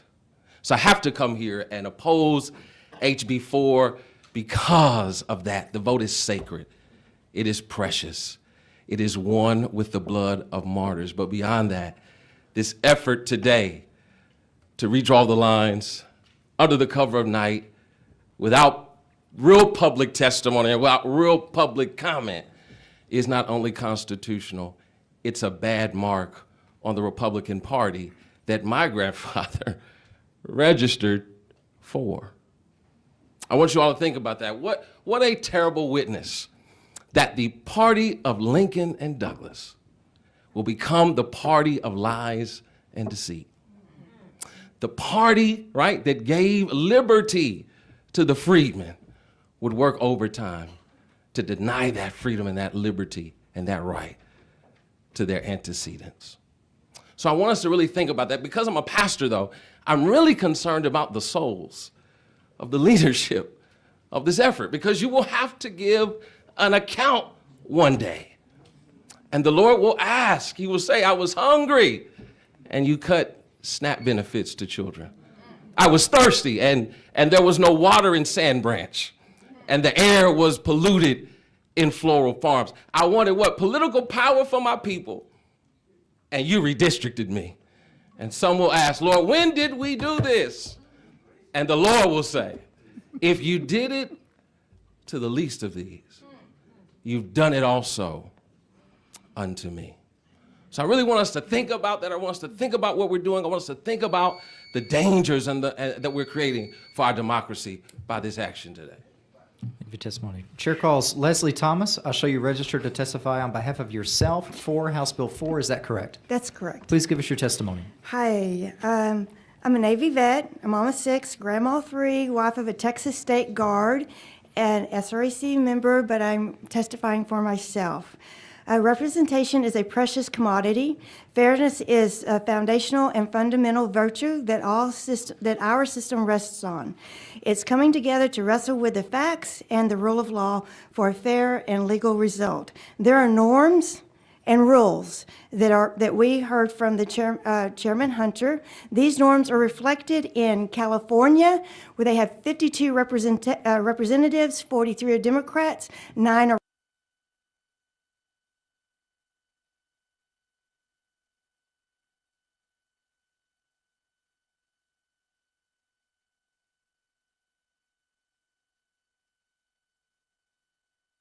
9 Democrats and 0 Republicans, where they get a 0% representation, and they voted for Trump 36%. Ohio has 15 representatives, 10 Republican, 5 Democrats. The Democrats have a 33% representation. They voted for Harris 45%. Florida has 28 representatives, 20 Republicans, 8 Democrats. The Democrats have a 40% representative. They voted for Harris 44% of the time. In Texas, we have currently 38 representatives, 25 Republicans, 13 Democrats, where the Democrats get 48% of the representation, and they voted for Harris 44%. Texas is adjusting to the national norms and the trends established and practiced by our democratic state. Personally, well, I have the rest, but I do want to say something. I'm a Christian. I love the Lord Jesus Christ with all my heart, my soul, and my mind. I want to do the right thing. And I've been sitting here praying as everyone's coming up and invoking the scriptures. And I said, Lord, Jesus, I want to do the right thing. And the verse that he impressed on me was, there's neither Jew nor Gentile, neither slave nor free, there's neither male nor female, but for you all are one in Christ Jesus. Let's do the right thing. And I know a lot of y'all up here And I know a lot of the people that were sitting here that are on the side that I'm talking about, and I know that they are believers. I know they're Christians. I know their testimony. And I love you with the love of the Lord, and I know Concord, and I love them and their testimony. Friendship West. Oh, Friendship West, I love them too. They're down the street. Thank you for your testimony. Chair calls Jerry Fisher. Shall you register to testify on behalf of yourself for House Bill 4? Is that correct? Yes, sir. Please give Yes. us your testimony. Okay, everyone's already heard everything. Thank you so much for the prayers. And thank y'all for hanging out with us today. Thank you for sitting here and listening to all of these speeches. We appreciate y'all, and we're praying for y'all that you make the right decisions, and God will lead y'all to that decision. Yes, I am Jerry Fisher, and I'm here to testify in favor of House Bill 4. Little background, 44 years of being a public school speech therapist, and I cried when I retired because I love those kids, but I still do Special Olympics year-round. So y'all heard all the facts, but I will repeat them. The current maps for Texas House, Texas Senate, and Congress do not accurately reflect the current state of the law and do not reflect the massive population growth in the state. Petaway versus Galveston County in in August 2024, the Fifth Circuit Court of Appeals, the entire court, introduced a new approach to claims under Section 2 of the Voting Rights Act. The court ruled that coalition claims are not permitted under Section 2 and that each minority group must independently meet the preconditions to bring a valid claim. The current maps do not reflect the Fifth Circuit's decision in the Petaway case. Population growth, redistricting, a process that adjusts electoral boundaries to reflect population changes from the census, ensures districts have roughly equal populations and comply with the one vote, one person principle enshrined in the Equal Protection Clause of the 14th Amendment. Texas, which has experienced substantial population growth from 2020 to 2025, has seen its population surge from 29,145,000 to 505 in 2020 to an estimated 32 million by July 2025, as reported by the U.S. Census. Redistricting is crucial in maintaining fair representation and upholding the Constitution. May God bless y'all and continue to guide y'all in your decision. Thank you. Thank you for your testimony. Members, any questions for the members of this panel? Chair recognizes Vice Chair Rosenthal to question the panel. Thank you, Mr. Chairman.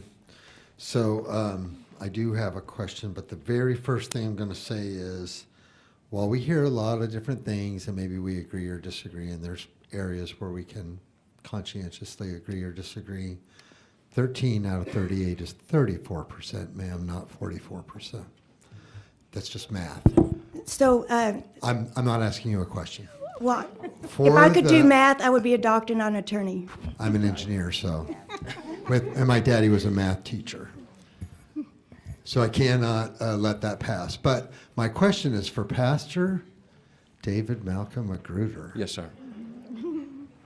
Sir, where is your church? We are located in the 30th District in Dallas, Texas. Next time I come to Dallas, I just want to come to hear you preach. Well, Thank when you get there, Dr. Haynes will probably be preaching, and it'll be 10 times better than what I would do. But All I can please, say please is- come visit us. Please come visit. I loved your testimony today. Just thank you for bringing your energy and your story. Thank you very much. Members, any other questions for the members of this panel? Chair has none. Thank you for your testimony. Panel is excused.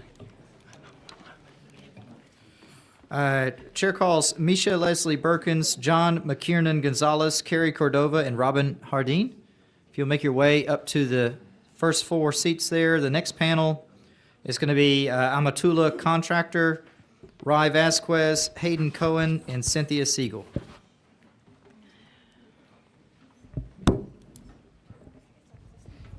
So if those last four will make their way into the room. Okay.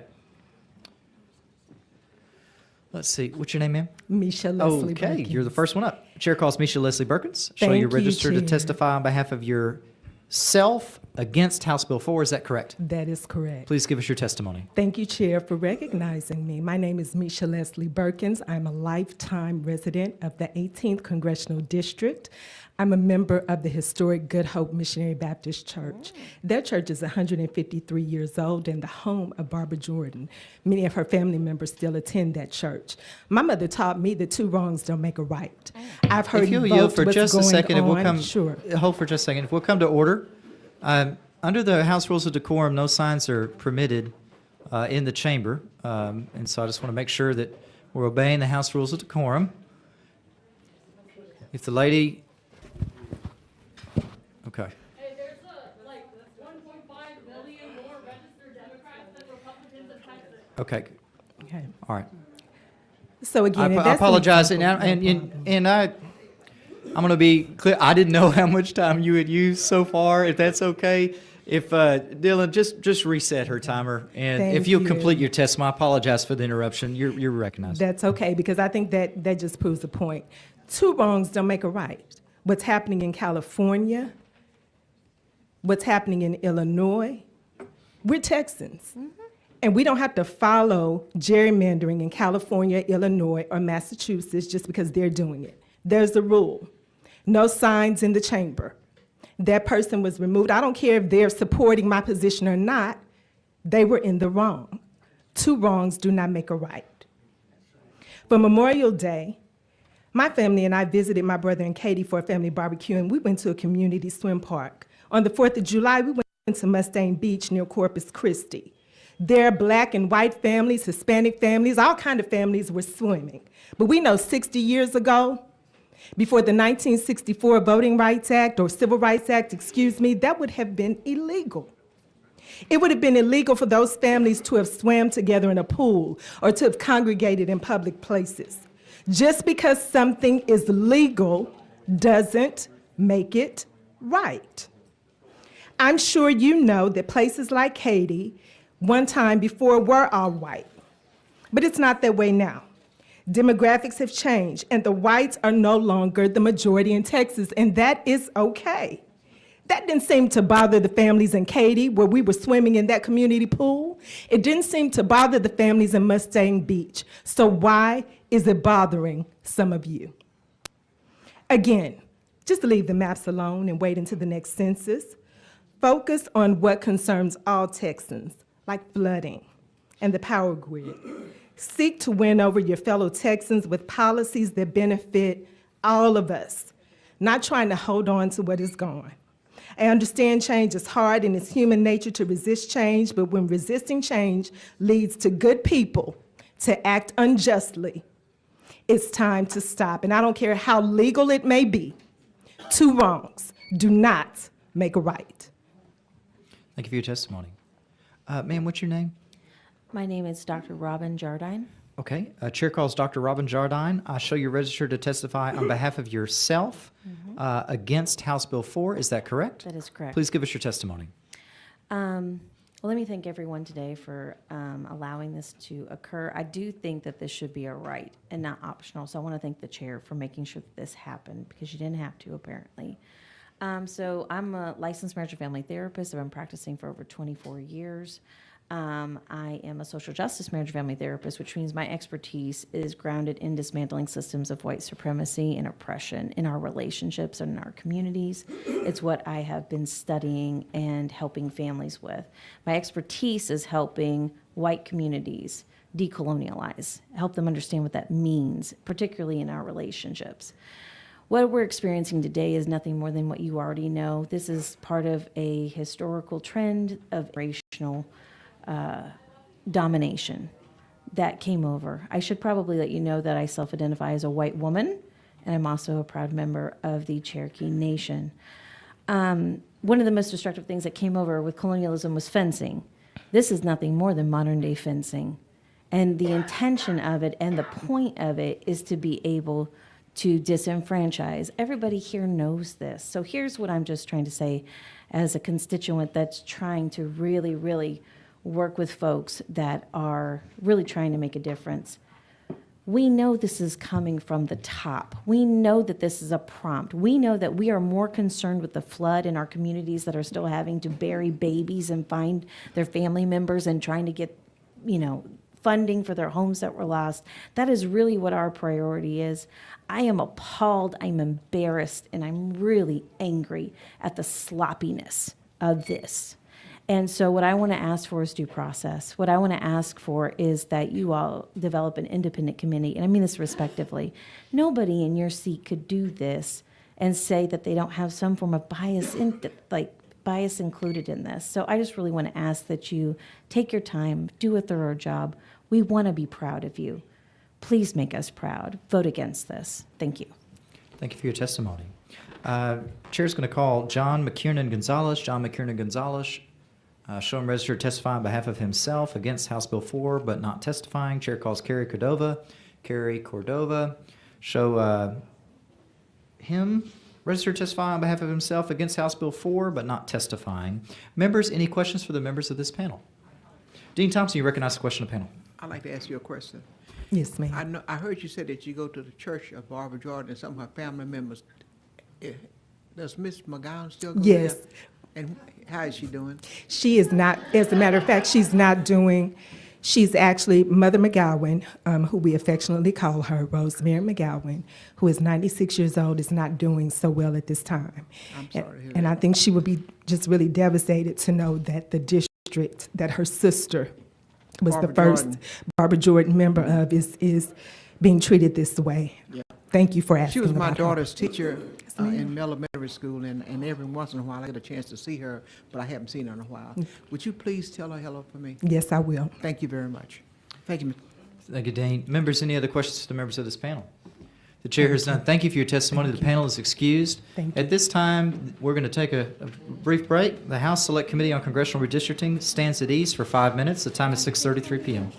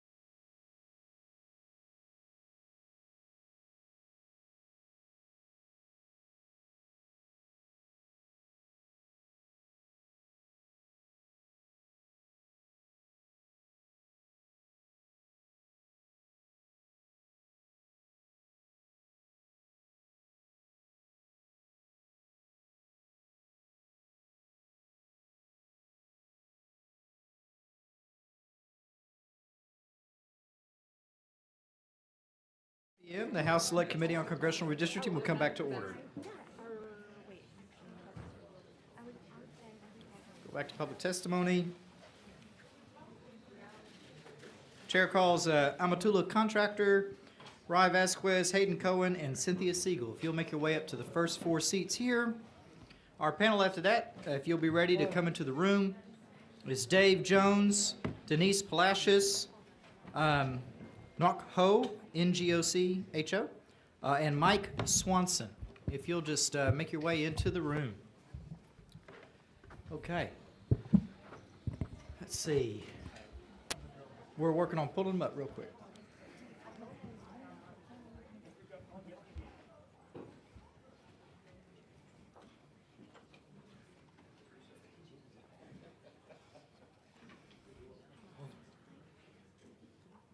All right. Is Hayden Cohen?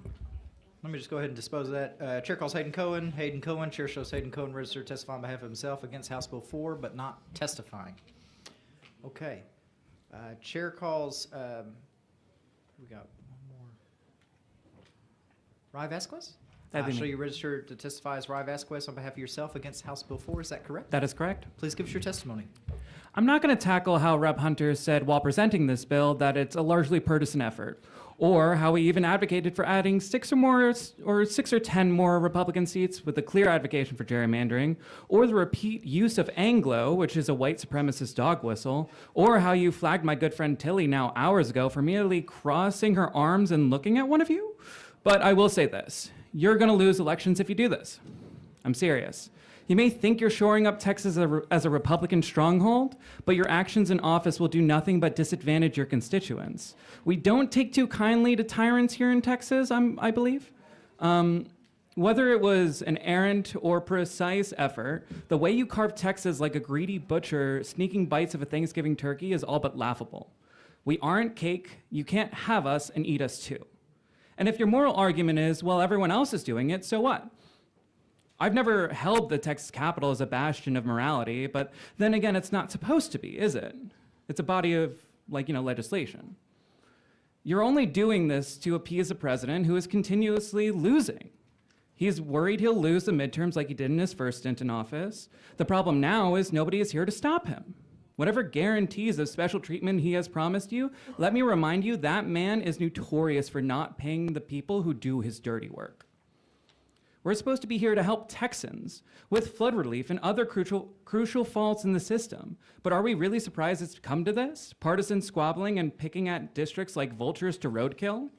I know the Republican Party is known for not listening to the phrase, no means no, but Texans en masse are telling you no.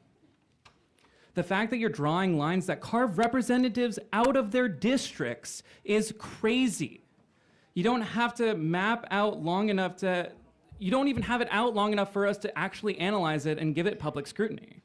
I'm fortunate to live in Austin where I can get to the Capitol with ease, but you don't want to actually hear from the public. Are you scared to let the voters have representation? Weird. In summary, I've testified before. I know how you really don't care what we have to say. Half the time, you're not all here, and the ones who are usually stare at their phones or lick their lips like jackals, savoring the powerful or powerlessness we have as we scream at you to do your jobs. I'm gonna come back and fight time and time again against this insanity because this is just simply arrogant Republicans trying over and over and over and over and over again to take over a state despite our continued opposition. Doing the same thing over and over again and expecting a different result? I don't know. Take the hint and actually listen to the will of the public for once. Thank you for your testimony. Are you Hayden Cohen? We're going to come back. Chair's going to call Hayden Cohen again. Shall you register to testify as Hayden Cohen on behalf of yourself against House Bill 4? Is that correct? Yes, that's correct. Please give us your testimony. Wonderful. Good evening. My name's Hayden Cohen, and I'm a 21-year-old from Houston in Congressional District 7. And I urge you to not redistrict mid-century, to not pass this bill. There's no new census data to guide how we should be drawing boundary lines, so literally no reason we should be having this conversation. Despite the declaration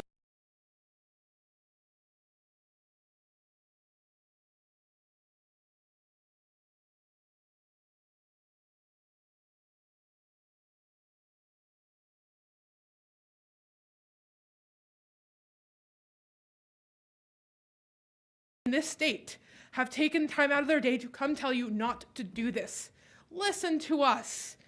We are here. We're telling you. We shouldn't have Democratic and Republican congressional districts. That's not democracy. If you're a Republican candidate who needs the lines redrawn to win your seat, do better as a candidate. It's that simple. Redrawing the lines to get rid of 5 Democratic congressional seats is cheating the system because the Trump administration and the governor don't have faith that a Republican can win over constituents in that district. That's kind of it. To be clear, these Democrats that you want to redraw into Republican districts will make it harder for Republican Congress elected officials to keep their seats. These Democrats aren't going anywhere. You're just drawing them into other districts. I've seen the maps. Interestingly enough, my congressional district won't be changing, but so many others will. Voters should get to choose, not be chosen. It's really that simple. We've told you not to do this. Please don't. Please vote against this bill. Thank you. Thank you for your testimony. Show you registered to testify Cynthia Siegel on behalf of the Harris County Republican Party and yourself for House Bill 4. Is that correct? Correct. Please give us your testimony. Thank you all. Thank you, Mr. Chairman, state reps. You've heard a lot of testimony today from some of our congressional reps that the House Bill 4 plan is a racist plan. However, in Harris County, the new maps have 2 Latino districts, 1 black district, 1 slightly Latino over Anglo, which actually increases the representation for the Latino voters. With the new CD9 district, and it returns CD18 to its historical black majority, which right now, under the current map, it's about a 44% Hispanic majority. And if I understand the demographics that are noted with each district map in Harris County, 5 districts in Harris County are a non-Anglo majority, except for 3 districts, one of which is actually represented by a black Republican. Houston has been noted nationally as one of the most diverse cities in the country, and in fact, during the last election, there were approximately 216,000 new voters in Harris County. Over 50% of them were, in fact, Hispanic voters. I understand the reason for ethnic diversity when you're taking into account your district maps. But that should only be one factor. A district should also look at contiguous communities that have shared interests and concerns. And as we've seen historically, a plan may also take into account partisan factors that represent a shift in how the voters are aligned with. I've lived in Congressional District 7, which was predominantly a Republican Anglo district for decades until Lizzie Fletcher flipped it in 2018. Now the lines are drawn and it's 69% non-Anglo. Additionally, Commissioner's Court in 2021, the Democrat leadership of that flipped at the last moment. Precinct 2 took part of Precinct 2 away, flipped 3 and 4, and ensured that there was, in fact, a Democrat majority of 4-1 versus 3-2. So it's not a perfect world. Please support House Bill 4. Thank you for your testimony. Chair calls Amatula Contractor. Show you registered to testify on behalf of yourself against House Bill 4. Is that correct? Yes, that's correct. Please give us your testimony. Good evening, Chairman, Vice Chair Rosenthal, and members of the committee. My name is Amatullah Contractor, and I'm here to speak against HB 4 on behalf of myself and on behalf of the fastest growing community in Texas, the Asian American community. I am testifying against these maps on biblical grounds because these new maps are stealing political power from already marginalized communities in Texas, communities that were already underrepresented in the 2021 district maps and will now have their political power further diluted. Between 2013 and 2023, the Asian population in Texas grew by 65.7% to reach nearly 2.1 million residents in Texas. During this period, AAPI residents accounted for 20.9% of overall population growth. Yet, these maps have further diluted our political power by splicing our communities in heavily dense AA and HPI neighborhoods across 3 different congressional districts in Southwest Houston, in addition to already being cracked in North Texas in 2021. As a proud Texan, I just can't seem to understand why the cost to appease the Republican Party's new founding father, Donald Trump, has to be the dismantling of our communities and our resources. All day, our legislators have made it very clear that this filing has nothing to do with fair representation, but partisan representation only, which is not only illegal, but spiritually unconstitutional. If voters naturally trended Republican, why gerrymander to guarantee it? Why not make Republican-held seats more competitive? I feel compelled to make the same argument against these maps that Representative Hunter made in support for them earlier. Anyone can run. You don't have to redraw the new maps for that. But obviously, this isn't about giving voters a choice. A fair redistricting process and a fair hearing are not favors. They're the least the majority in this legislature can do to pretend it still works for the people. Our population growth has come from communities of color. Trying to redraw us out of existence won't change the fact that our communities are here and we're contributing more than ever to making Texas the great state that it is. To elect public servants that represent the interests of their constituents, not their personal interests, not their donors, and certainly not the president. Thank you for your time. Thank you for your testimony. Members, any questions for the members of this panel? The chair is none. Thank you for your testimony. The panel is excused. Chair calls Dave Jones, Denise Palacios, Mark Ho, and Mike Swanson. If you'll make your way up to the front here. And the next panel after that, if you hear your name, please come to the room. Brenda Howard, Aihunawa Ale Opinion, Dan Chandler, and Kristen Wick.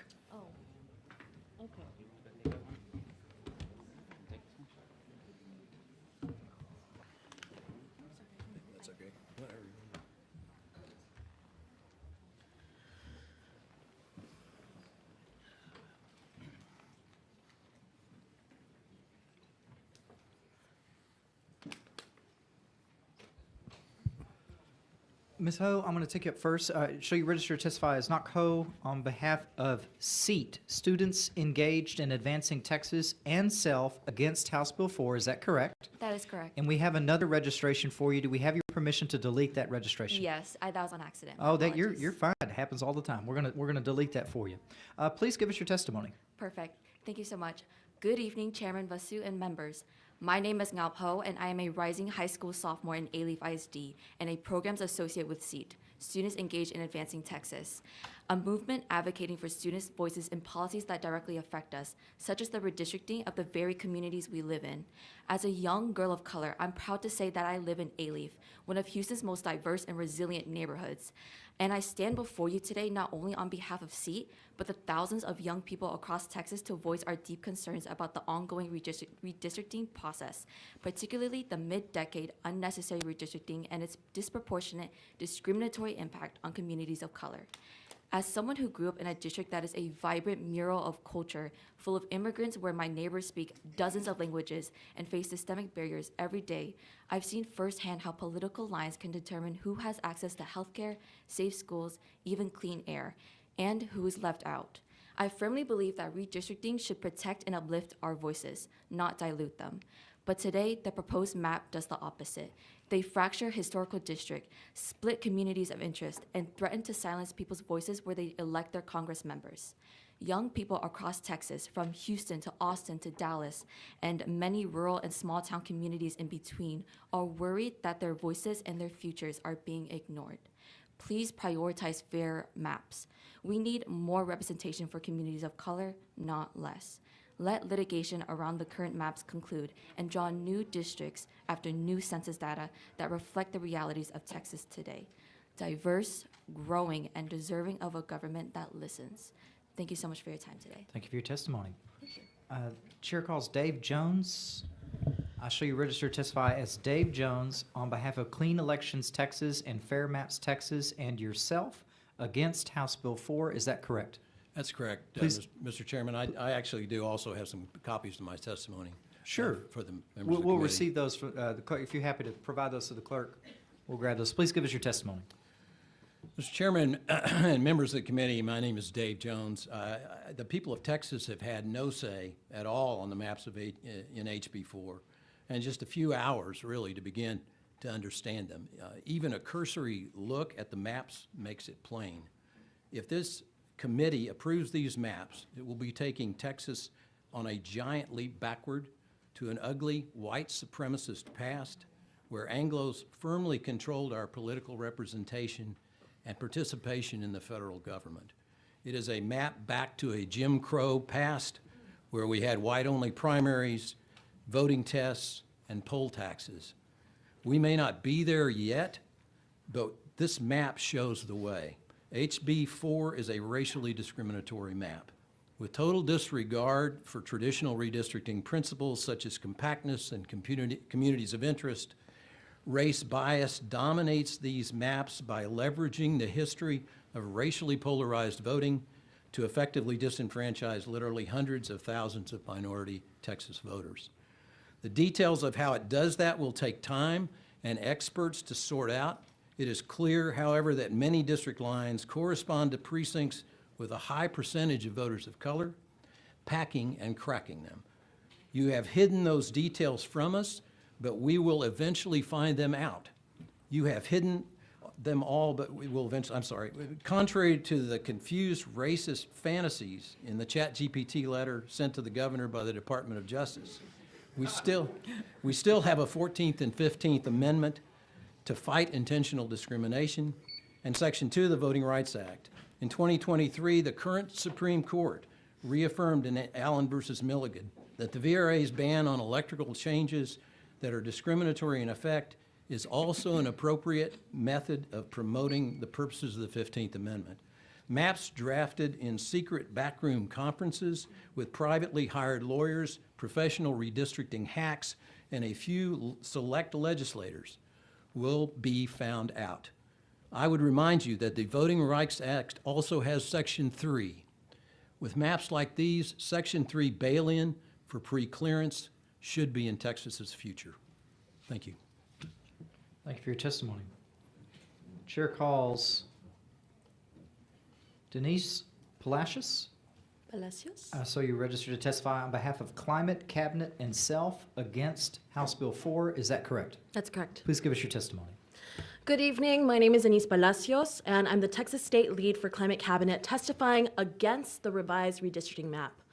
I'm here today after waiting a collective 15 hours to testify between Austin and Arlington this previous week. An additional 10 today because the chairman and half of this committee repeatedly voted to close testimony, ignoring hundreds of Texans waiting to voice their opposition. Do you think that it's possible for the average Valley resident to actually be here? Because no hearings were held in the RGV, which is home to 1.5 million people. And it is clear that legislators want to hide from and exclude us because you know that this is a sham process, that it's immoral and wrong. You are shamelessly stretching our districts and further diluting the voices of our Mexican-American border community. I was born and raised in the Rio Grande Valley, and the climate disasters and pollution that we endure and the culture and experiences of our communities are vastly different than those of Texans who live 250 miles inland outside of the checkpoints. And yet, we're in the same district in these maps. Sixth-generation families in Central Texas face different issues and have different politics than binational first- and second-generation families in the valley along the U.S.-Mexico border. And if the RGV is too far from Austin for legislators to comfortably travel there, just imagine how much more difficult it is for my people to come here. Or for a member in DC to travel back to Texas and then 300 miles across their district. Congressional districts typically hold about 700,000 people, and instead of dividing the valley into 2 districts, because we're 1.5 million, our political power is thinned out into 3 districts. Texas 28, 15, and 34, because the reality is that this is a racist political power grab, and I hope that you will soon return to focusing on what truly matters most in this moment, which is supporting Texans whose lives have been devastated by the floods and tackling the climate crisis, especially as we approach peak hurricane season. Thank you so much for your time. Thank you for your testimony. Chair calls Mike Swanson. I show you registered to testify on behalf of yourself against House Bill 4. Is that correct? That is correct, sir. Please give us your testimony. Chair, Vice Chair, Dean of the House, members of the committee, thank you so much for your time to talk to us and give us a chance to voice our voice and provide a redress of our grievances regarding this redistricting scam. Quite frankly, I believe that if we are going to take such pride in Texas, that we need to remind ourselves of the sovereignty we have as this state to reject claims made by the federal government. Now, I will say I am a candidate for U.S. Senate as well, so it doesn't affect my race personally on this level. But I am standing here in solidarity with all of the candidates across Texas, no matter which party they stand for, that this is an unjust move in silencing so many people's voices, that we have this problem where the Rio Grande Valley is split into 3 districts, that they don't get a perfect opportunity to choose who they want because Eagle Pass has a different representative than Laredo, has a different representative than Brownsville. And let's talk about the cracking and packing. If we look at these maps, if we look just here in Austin, if we look at the I-35 corridor, 5 districts within a 10-mile radius, you expect that to be proper representation? Whoever drew these maps expects that to be proper representation? Quite frankly, I don't. I don't believe that you can adequately fit any of those neighborhoods that are in those districts and be able to solve all of those problems at the same time. You may have created a coalition of representatives at the congressional level for those neighborhoods, but I can tell you, especially with how these lines are drawn, that you are forcing representatives to make impossible decisions about how to fairly represent their communities. I yield back. Thank you for your testimony. Members, any questions for the members of this panel? Sir, I'd like to ask something. Chair recognizes Dean Thompson to question members of the panel. Mr. Jones, thank you for your testimony. I appreciate it. Thank you, ma'am. I want you to know that we heard over 90% of the people who did not want the maps. And like you, I never saw those maps until about almost 24 hours later. It was my understanding that the testimonies that had been given by the public and submitted online, written testimony, were going to be evaluated. And from those evaluations, the map would have been constructed. And I later found out that about 24 hours later, boom, that was the map. And I don't know if they use AI to evaluate those statements or not, but the map, the map is there. Ms. Ho, we knew just about as much as some of us on this committee knew just about as much as you did about what was going on. We just happened to be members of the committee. No additional information. We were just doing the best we can. I live in the 18th congressional district, and if any of you are familiar with Houston, they know where the Astrodome is. Yes. And I live, the part of the city of Houston, I live near the Intercontinental Airport. They have taken the 18th and the 9th district, and they have moved people from past the Astrodome all the way over 2 congressional districts, 29 and 2, Representative Crenshaw, and they added those 2 together to create the 18 congressional districts. I'm just letting you know how they have, really done, my community where I live. So I'm losing a congressional district. They've gained, and they have taken the 9th, and they took it to Pasadena, Baytown, Deer Park, LaPorte. Those of you who may be familiar with some parts of Houston, you know what the Sandy Center Monument? They have taken the 9th from beyond the Intercontinental Astrodome, and moved it all the way over there, eastward, over there. And those 2 communities have nothing really in common. I'm just letting you know what's happening. I'm on the committee, and Mrs. Jones, Yes, Ms. sir. Ho, Yes, ma'am. I didn't know more than you all did until I saw these maps 24 hours. We were told that this information was going to be evaluated by the public. Didn't know anything else. I am familiar with the 10th Amendment. They give us a certain sovereignty. I'm sure some of these people on the committee has used some of that sovereignty. And I heard some of y'all talk about the Kerr bill. I want you to know we pray for those folks, okay? And when we get through with this, we'll get to them. But thank you for your testimony. Thank you, Dean. Members, any other questions for the members of this panel? Chair has none. Thank you for your testimony. The panel is excused. Chair is going to call our next panel, Brenda Howard, Ahunawa, Aleo Pinion, Dan Chandler, Kristen Wick. The next panel after that will be Rochelle Garza, Pauline Mims, David Marshall, and Kelsey Balaban, if you could make your way into the room.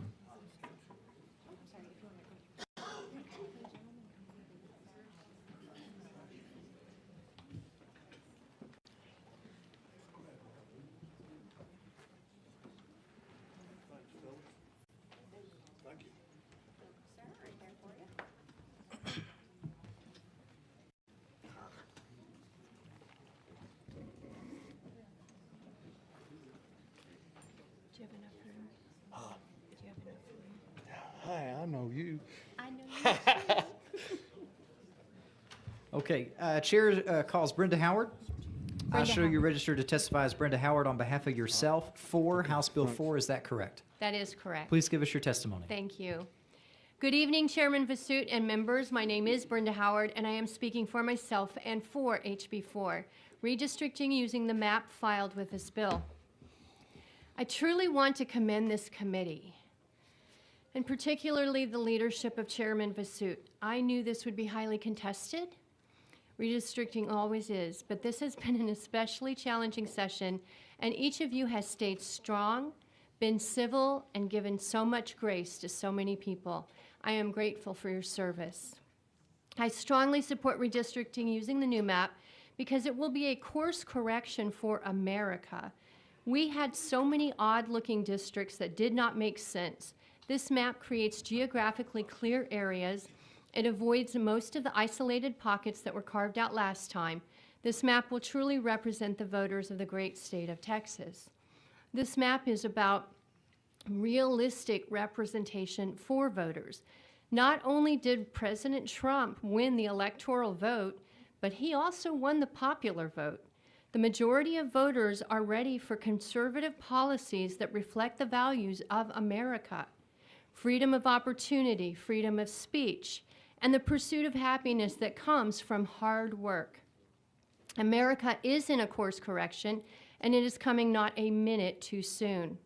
Our founding fathers, while not perfect, did create the most perfect system of government in all of the world. The great experiment has been a resounding success, and we need to build upon that success. Please vote yes for redistricting map, and you'll be supporting a much-needed course correction for America. Thank you, ma'am. Chair calls, and I apologize if I mispronounce this. Is it Ihonawawa Ale Opinion? It's Ahanoa Ali opinion. Ahanoa Ale Opinion. Thank you for that correction. I show you registered to testify on behalf of yourself against House Bill 4. Is that correct? That is correct. Please give us your testimony. Good evening, members of the committee, and thank you for giving me the opportunity to speak today. My name is Ahanoa Ali Opinion. I am 20 years old, and I go to the University of Houston. I know so many young people, particularly young people of color in Houston, feel politically disenfranchised and believe their votes don't matter. And coming from certain communities in Houston, like 3rd Ward, 5th Ward, East End, and A-Leaf, why would they? It's been a battle by community organizations and caring representatives to get any investment into these communities. Fracturing black and brown communities that have already been disenfranchised politically, socially, and economically for decades undoubtedly will prevent them from being able to elect representatives that actually serve them. It was mentioned earlier on this panel that race is only one component of redistricting, and I certainly agree. Shared interest is also an important component of drawing district lines, and the proposed redistricting packs communities with very different needs into the same districts. I know that you feel that you are beholden to the whims of the governor and the president, but as Texas state representatives, your job is not to serve the president, it is to serve the people of Texas. I assure you, we are watching and counting on you to do the right thing. Please do not choose to fragment our communities. And I would also like to say that at the hearings in Houston, we were asked to give our thoughts about redistricting, but we weren't provided maps to look over. And honestly, it feels like an intentional attempt to prevent people, especially people in Houston and other cities who might lose their representatives, from sharing how they feel about these maps. I live in East End, and I'm privileged to be here today, but if you've been to that area, you know that people don't have the ability to come to Austin at the drop of the hat. And so a lot of people who are going to be directly affected by this are not here today to speak on this, and they didn't have the maps to be able to speak on it when we had hearings in Houston. So that's what I'd like to say. Thank you for your testimony. Chair calls Kristen Wick. I show you registered to testify on behalf of yourself against House Bill 4. Is that correct? That's correct. My Please name gi- is. Oh, no, please correct me. Did I mispronounce it? It's Wiki. Wiki. Okay, Yes. Kristen Wiki. Yeah. Please give us your testimony. Okay, thank you. Good evening, members of the committee. My name is Kristen Wiki, and I'm representing myself as a lifelong proud Texas citizen. I live in Austin in the East Cesar Chavez neighborhood. I'm in Congressional District 35, represented by Greg Casar. My mother was the daughter of Mexican-American parents. I was particularly close with my grandma Espinosa. My grandmother was an incredibly hardworking woman, whose every action in life was to give her children an easier life than she had. Grandma Espinosa fought hard for her rights as a citizen, living in a time when Hispanics in Texas were overtly discriminated against. Because of the difficulties of her life, she had tremendous empathy for others and really cared for her fellow citizens. She always checked on her neighbors, cooking for them, sewing for them. She even sometimes mowed their lawns. One of her most valued rights was her ability to receive equal protection under the law. She volunteered regularly to register people to vote. Any stranger she met, she would ask if they were registered, and if they weren't, she instructed them on how to do it. Because of my upbringing, listening to Grandma Espinosa talk about the importance of being represented in the government, my constitutional rights are important to me. And my upbringing also taught me to be concerned about the rights of my fellow citizens. The proposed redistricting map causes an even greater lack of representation of people of color in Texas.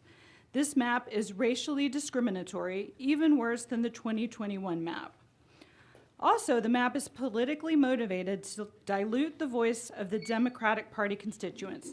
Texas should have districts drawn to represent the interests, values, opinions, and beliefs of the people. The people of Texas have not called for redistricting. What the people of Texas want the legislature to focus on is recovering from flood disaster, access to health care, and education funding. I ask that the legislature spend time on those issues. Don't get distracted from the important work of representing the needs of your constituents. I oppose the proposed redistricting map. Thank you for your time. Thank you for your testimony. Chair calls Dan Chandler. I show you registered to testify as Dan Chandler on behalf of yourself for House Bill 4. Is that correct? Yes, sir. Please give us your testimony. Well, I've never done it like this, but I have notes. I'm going to try it that way. I'm an evangelist. I felt the call of God on my life. If you've seen me, I'm a walk-in altar call, saying the prayer of salvation all day long in the house, in the lobby of the house, or in front of a statue, in front of a Planned Parenthood, wherever.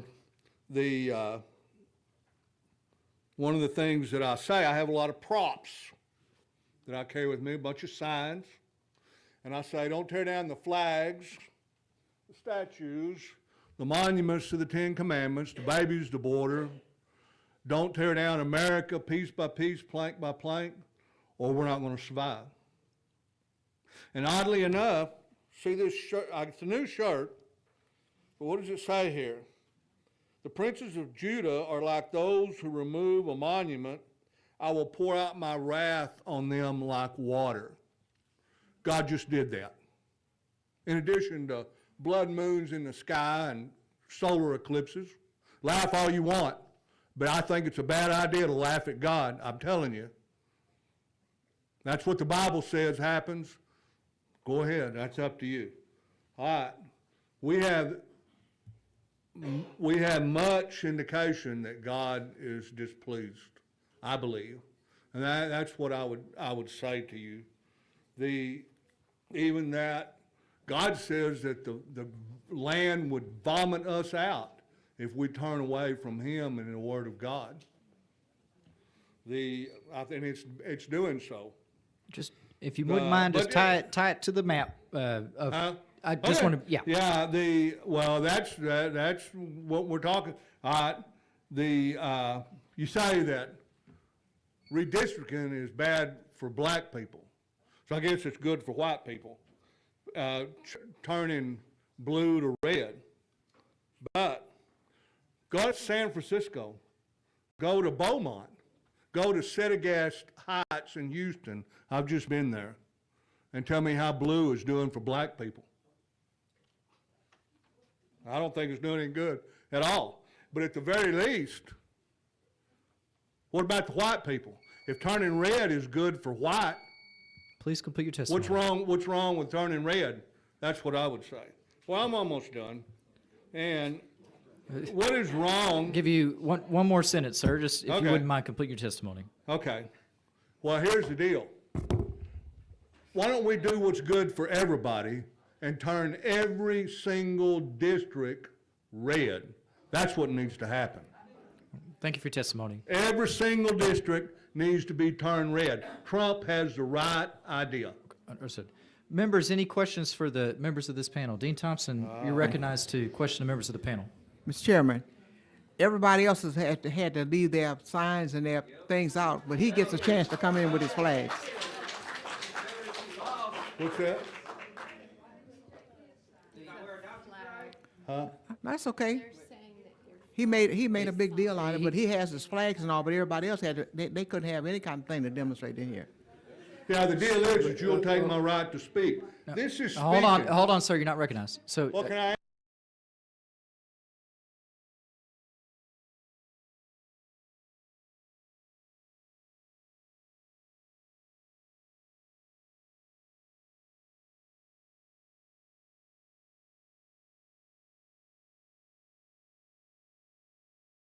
I understand, and we will, to the maximum that we can, maintain the rules of decorum.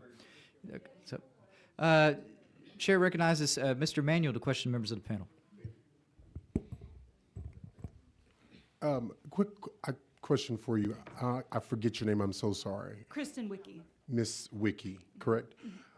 Have a question for you in the city where you're from, because you're a fourth generation Austonian? Well, my Your grandmother lived all over Texas, and I was raised in Houston, and so. But this is your home, and you've been here for a while. I'm in Austin for So 35 years. I've been here. what I'm wondering is to get your opinion on something.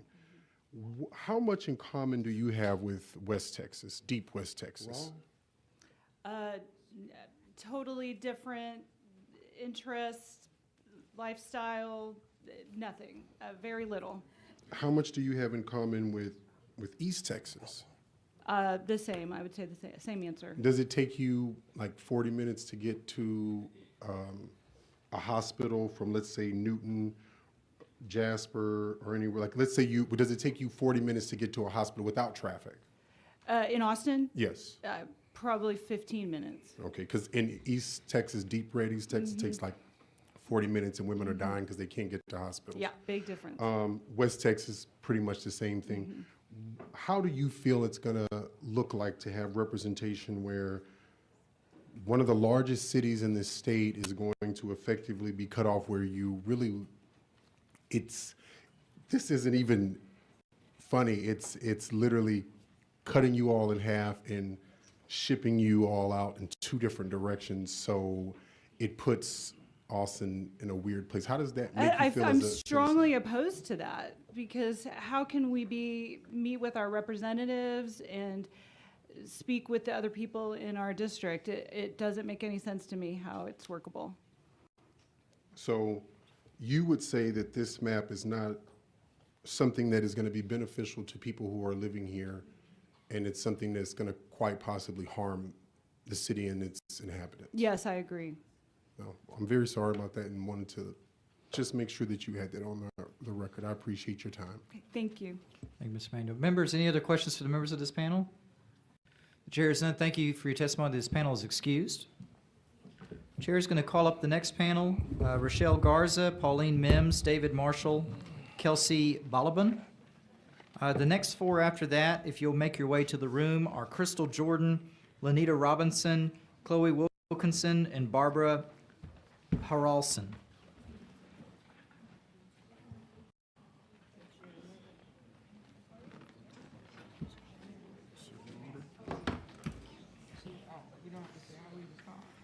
Oh, I don't know. I think my name was first.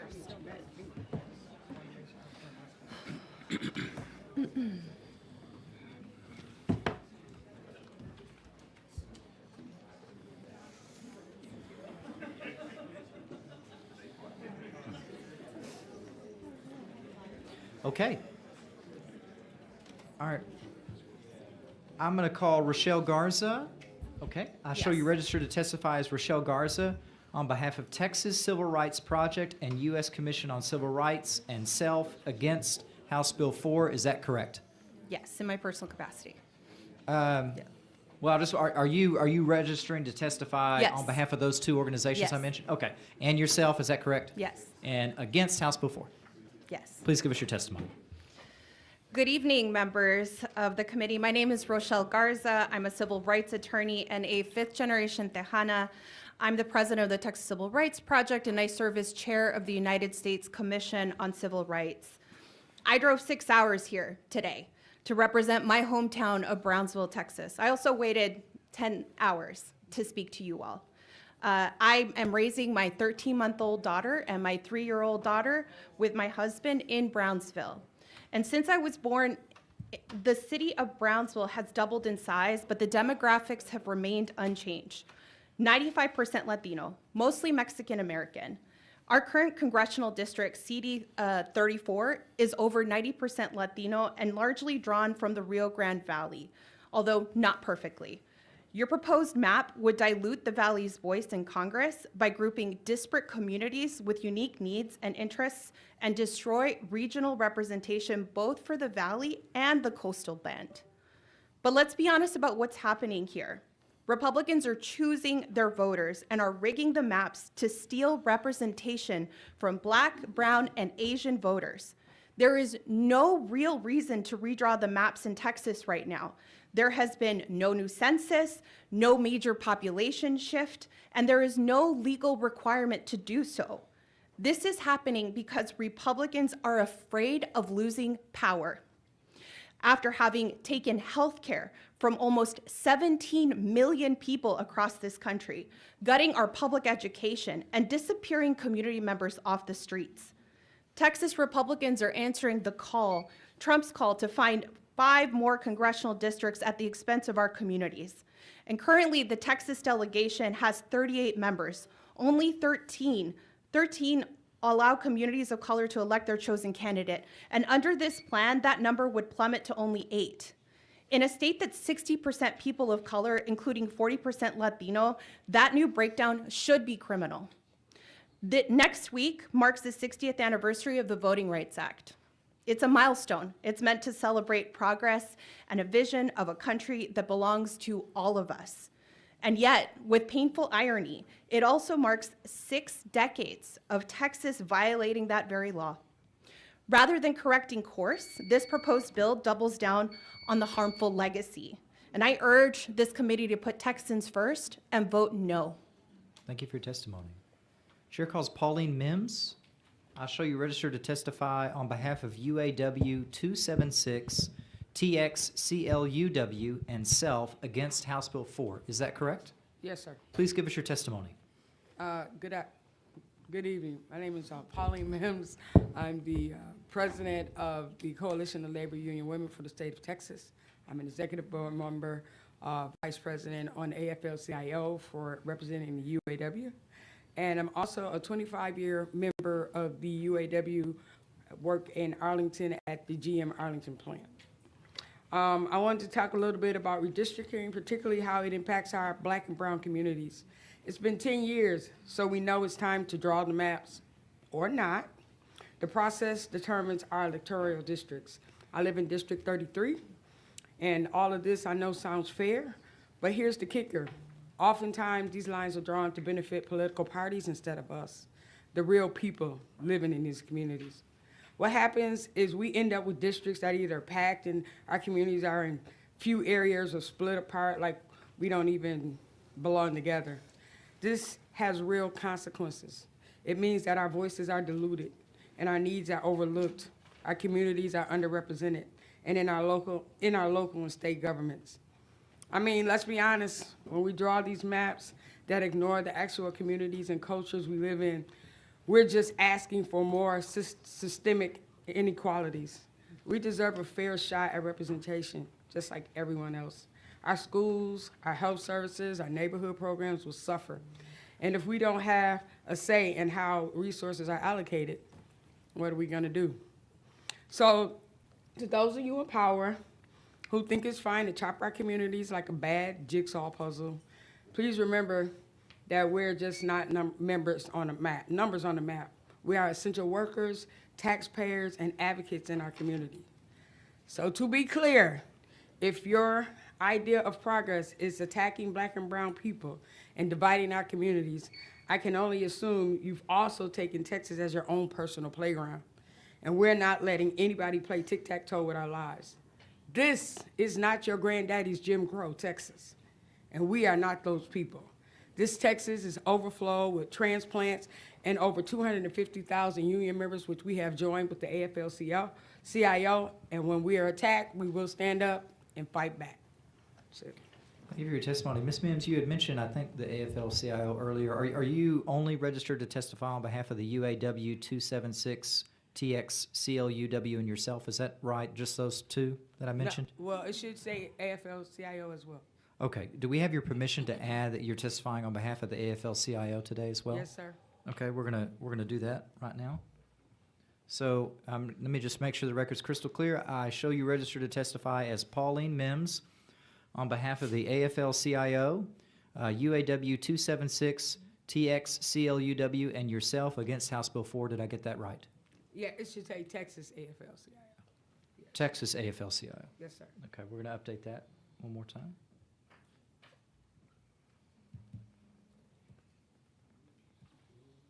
Okay, so the UAW 276, TXCLUW, self, and the Texas AFL-CIO. Did I get those? That's who you're representing today. Yes, sir. Thank you very much for correcting that. Chair calls David Marshall. I show you registered to testify as David Marshall on behalf of the CWA Local 6215 and veterans and self against House Bill 4. Is that correct? Yes, and the veterans being Common Defense, also Common Defense. Okay. It's a veterans organization. The veterans organization is Common Defense? Yes. So let me, do we have your permission to modify your registration to say that you're testifying on behalf of CWA Local 6215, the Common Cause? Common Defense. Common Defense and self against House Bill 4. Is that correct? That's correct. Okay. Go ahead and give us your testimony. I'm David Marshall, the Executive Vice President for the Communication Workers of America, Local 6215 in Dallas, Texas. I'm also a proud veteran of the United States Marine Corps and a part of Common Defense. I'm testifying before you today to call out this cowardly redistricting of the great state of Texas. The last election cycle, one party won control of every branch of government. So now that you're in control of everything and Texans and the American people gave you a mandate to govern and stop playing these shenanigans. Just know that if your policies are popular and the people love them, you wouldn't need to redistrict anything. The voters would be excited to vote you back in office.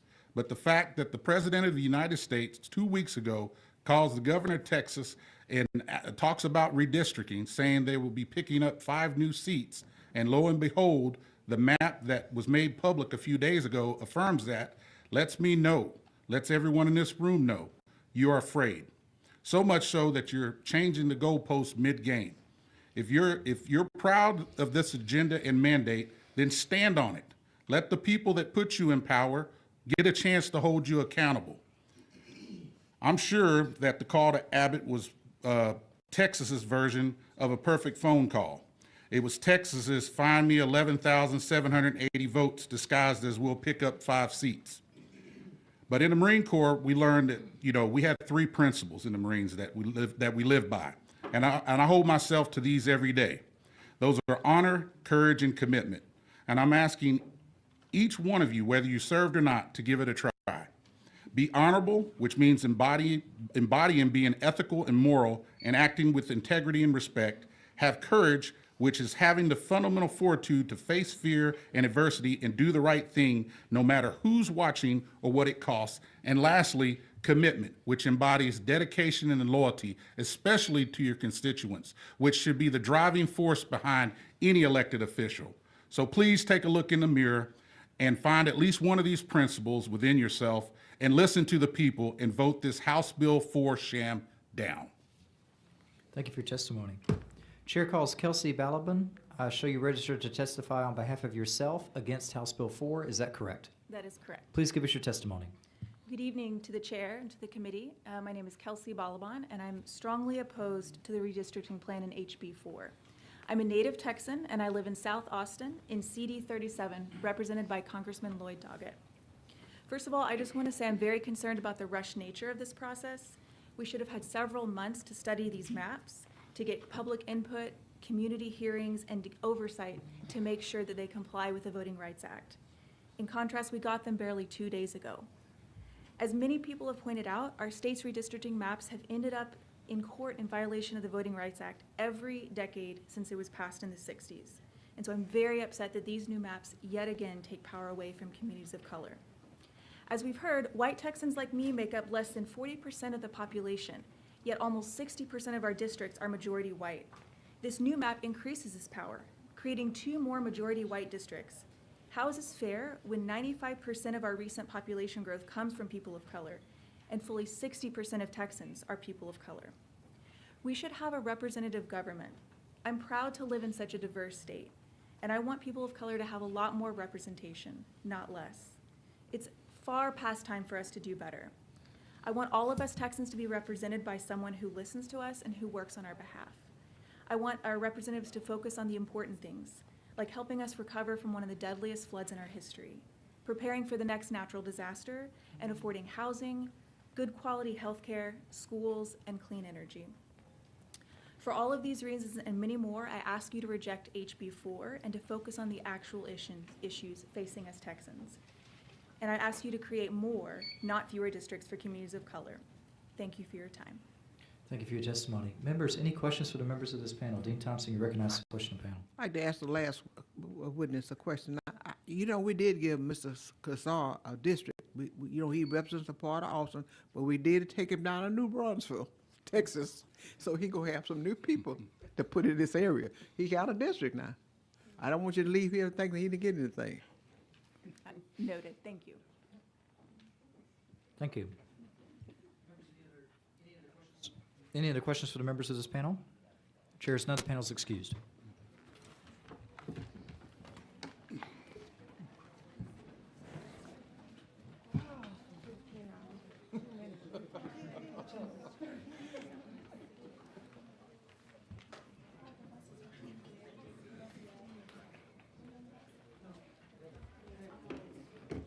All right, the chair calls up our next panel, Crystal Jordan, Lanita Robinson, Chloe Wilkinson, and Barbara Harrelson.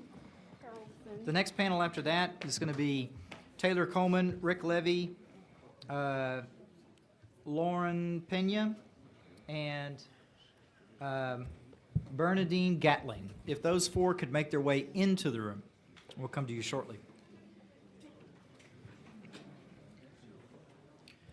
Okay. Take up Crystal Jordan. Hi. Hi, I show you registered to testify as Crystal Jordan on behalf of yourself against House Bill 4. Is that correct? That's correct. Please give us your testimony. Sure. Good evening. What are you all looking at? I'm just curious. Are you all looking at maps, or what are you all doing while we're up here testifying? Well, hyper-technically, questions cannot be asked of the chair. The chair has up your video. I'm just asking for your attention because we've been here for Just so some that time. the record's clear, Okay. though, I'll happily say I've got the map, I've got the registration, and I've got your video, so that I can make sure everything's working. But please give us your testimony. Okay, so I'm sorry. So good evening. My name is Crystal Jordan, and I moved to Texas believing in real opportunity and the strength that comes from diversity. I'm a resident of District 9, and I am standing here because HB 4 is nothing short of, let's be honest, an outright attack on Black political power. Let's call it what it is. Your map is engineered to rip Black voters out of District 9 and scatter us, and that's on purpose. That's to reduce our influence and rig the system for partisan gain. And we know it's not reform. And we also know that it's not modernization. It's deliberate dilution of the Black voting strength. And you know it. So increasing Hispanic majority districts, I'm trying to figure out how that helps us.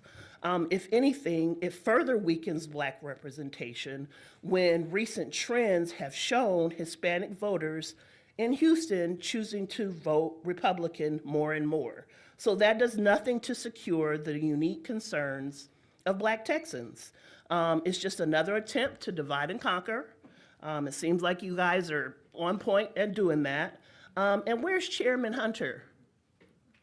Oh, can't ask. Okay, so I wanted to speak to him directly and just say, you know, stop playing political chess with our community's future. This is not democracy. Again, this is targeted voter suppression dressed up as legislative process. Texans did not elect you to silence their votes. Those that have fought the hardest, we need to be heard. We need to reject HB4 or admit on the record that your priority is not fair representation, but keeping power at any cost. I don't know what the buzzing is for, but please let me complete be your honest. testimony. I'm sorry? Oh, please complete your testimony. Okay, so let me be honest. You claim that there's public input in a fair process, but everyone can see what's happening. The outcome feels predetermined, and you're just checking boxes. That's what it looks like when you're not listening. Are you seriously asking us to believe that this is democratic Okay. when it's obvious the map is drawn to secure partisan advantage? Please complete no your matter sentence. No matter what people say in these hearings, why should any of us trust that you'll actually listen to the public and protect our voting rights instead of just ramming through the gerrymander that was the play all along? Are you really prepared to defend this democratic process? Or are you just going to gerrymander as you intended from the start? That's my question. Thank you for your testimony. Chair calls Lenita Robinson. I show you registered to testify on behalf of Pure Justice and Self against House Bill 4. Is that correct? Yes. Please that give us your is testimony. correct. Hi, my name is Lenita Robinson. Once again, I am the 7th generation Texan and proud member of Pure Justice and the proud granddaughter of my 100-year-old grandmother, matriarch named Annie Mae Jones, a retired black nurse who has lived through an entire century of Texas history. My grandmother, born 1925, lived through the poll tax, the white primary that wasn't struck down until Smith versus Allwright in 1944, and today's modern barriers like voter ID laws. My mother, born 1950, came of age as the courts began to tear down segregation. I was born 1971. The year before Barbara Jordan became the first black Texan in Congress. My sons, born 2002 and 2007, are growing up in Texas where voting rights are again under attack, this time through redistricting. In Galveston County, the 2021 plan wiped out Precinct 3, breaking up black neighborhoods so they no longer had the power to elect a commissioner of their choice. The court struck that down under the Voting Rights Act. In Houston, the new proposals weakened District 9, represented by the Honorable Al Green, by stretching it across the county while overpacking District 18, the seat Barbara Jordan built. Most recently held by Honorable House Representatives Sheila Jackson Lee and Sylvester Turner. In Dallas-Fort Worth, the plans carve up District 33 and shift the balance of District 30, once again pushing black voices to the margins. This is exactly what Section 2 of the Voting Rights Act prohibits. No voting rule or map can be drawn in a way that denies or cuts down the right to vote because of race or color. The Petaway case shows how splitting a historic black district silences a community. And when that happens, the economic harm follows. Fewer infrastructure dollars, less school funding, less small business support, less affordable housing, and less access to health care. And I'm wrapping up. Yes, please complete your testimony. Our march to freedom is constantly hindered through bad policy, legislation, and rogue elected officials. For my son's generation, that means cracking and packing, splitting us up, or shoving us into a single district so our votes count for less than our community, and our communities get less. I'll close with the words of Fannie Lou Hamer once again, because this is my 3rd time testifying. Nobody's free until we're all free. Fix the maps, make them fair, do what we have honored in our ancestors, and give us our voice. Thank you very much. Thank you for your testimony. Chair calls Barbara Harrelson. Harrelson, I apologize. I show you registered to testify on behalf of Being Victorious Counseling Center, PLLC, and yourself against House Bill 4. Is that correct? Correct. And if I could, I think we had a J in the Being. Can I change that J to an I? B-E-I-N-G. B-E-I-N-G. We're going to correct that real quick, and we've got that done for you. Please give us your testimony. My name is Reverend Barbara Harrelson, and I'm a licensed professional counselor and CEO founder in private practice, serving Medicaid, insured, and self-pay clients. Treatment plans and interventions include expressive strategies and also honors by design, diversity, inclusion, and equity for holistic care. This Texas licensure is established on ethics and legal guidelines for the well-being of all persons. Equitable voices in policies directly affect Texans, all Texans, such as the proposed redistricting. I stand before you to voice objection to these various serious concerns beyond my 38th congressional district, particularly this mid-decade unnecessary redistricting and its disproportionate discriminatory impact on communities of color. Political lines can determine who has access to health care, safe schools, even clean air, and who is left out. I justifiably believe that redistricting should protect and uplift moral consciousness. Today, the proposed HB 4 does the opposite. It fractures historical districts, splits communities of interest, and threatens to silence, while provoking crises. Furthermore, ignoring Texas' autonomy and our futures. Fair maps need to extend more representation for constituents of color, not racism.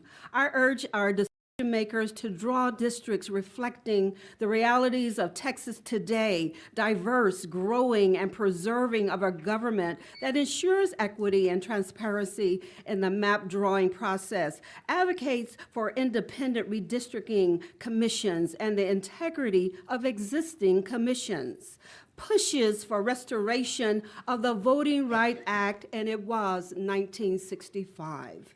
Monitors and protects the free and fair clause in state constitutions, as well as increased education and public engagement in the community of districting process. My testimony would not be complete without thanking my pastor, Reverend Dr. Ralph Douglas West Sr., and the Brook Hollow Church Without Walls Church Home of the Honorable late Representative Sylvester Turner, in whose spirit I stand, and our social justice outreach. As I close, I do request to lift up the Holy Scriptures raised by Reverend Dr. Brian Carter, Reverend Dr. Freddie Haynes III, and Reverend Dr. Angela Anderson, and Reverend Dr. David Magruder. Thank you very much for your time. Thank you for your testimony. Chair calls Chloe Wilkinson. I show you registered to testify as Chloe Wilkinson on behalf of the Texas Young Democrats and self against House Bill 4. Is that correct? That is correct. And just to pause, I understand, are you employed by a member of the House? Is that correct? No, I was employed during the regular session. I am no longer working for that member. Perfect. And that's no problem. I just had a special thing I needed to do to make sure you could testify if you were, but since you're not, you're good to go. Please give us your testimony. Hello, members. I am Chloe Wilkinson, Secretary for the Texas Young Democrats. First, I want to start by saying I want the Democrats on this committee to know that we support you in fighting this by any means possible. Yes, and that includes if you choose to break quorum. But I also want to talk about why I feel this map is bad from a campaign perspective. I have worked on campaigns for 7 years, mainly in a field role. I've worked as a deputy field director, a field organizer, a volunteer manager, and a campaign manager on over 24 campaigns, both in a voluntary and paid role, starting in Tennessee, my home state, down in Appalachia in the great city of Chattanooga. But don't worry, I found my way to the great state of Texas as fast as I could, and I got to work on great campaigns like Mayor Kirk Watson's runoff campaign in 2022. This is why I want to specify, I believe that the district here, CD 37 in central Austin, is extremely bad for several reasons. First off, Austin as a metro area is the most democratic major metro area in the entire state of Texas. You can fit 3 whole congressional districts in the metro area of Austin, but yet somehow only 1 complete congressional district found its way in the metro area of Austin. Why are there so many small little handlebars coming out from these rural districts in the Panhandle, down on the Gulf Coast, and all the way to East Texas, when we know that Austin has voted for Kamala Harris by 20 points? That's more than Houston's metro areas did. That's more than Dallas's metro area did. So I just want you to realize that what you're doing here is insanely undemocratic. Thank you. Thank you for your testimony. Members, any questions for the members of this panel? Chair recognizes Mr. Manuel to question the panel. Yes, thank you, Chair. I have a question for you, Chloe. Why do you think it is that in your opinion, the urban areas are being kind of cut and diced and the rural areas are just vastly expansive? And no offense, you know I love rural Texas, so be easy on us. Yeah. Hey, I want to say I love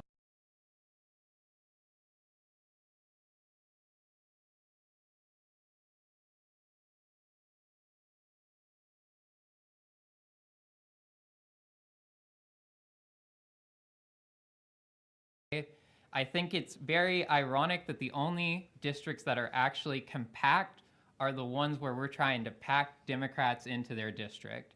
But the irony is that when you look at all the districts around Austin's CD 37, they fail the compactness test. They are less than 50% compact, all of them. Because compactness means when you put a district in a circle, it is over 50% of that circle. The more that it fits into that circle as an almost perfect circle, the higher the percentage is. But the problem is that when you crack districts up and you create these long lines like CD10, which goes all the way from downtown Austin out to East Texas, right over north of Woodland, you don't have a representative district. You don't have an effective field team. You don't have effective constituent services. So, I mean, this is all part of a tactic to make it easier to put all the Democratic votes into a select few districts. CD 37 under this new map would be 80% Democratic under the 2024 presidential election. I'm glad you said that. I want you to explain one thing to me that I think most of us know, but if you can explain it, constituent services. Mm-hmm. It's the heart line of any of our offices. It's actually the most important thing we are supposed to be doing all day, every day. Absolutely.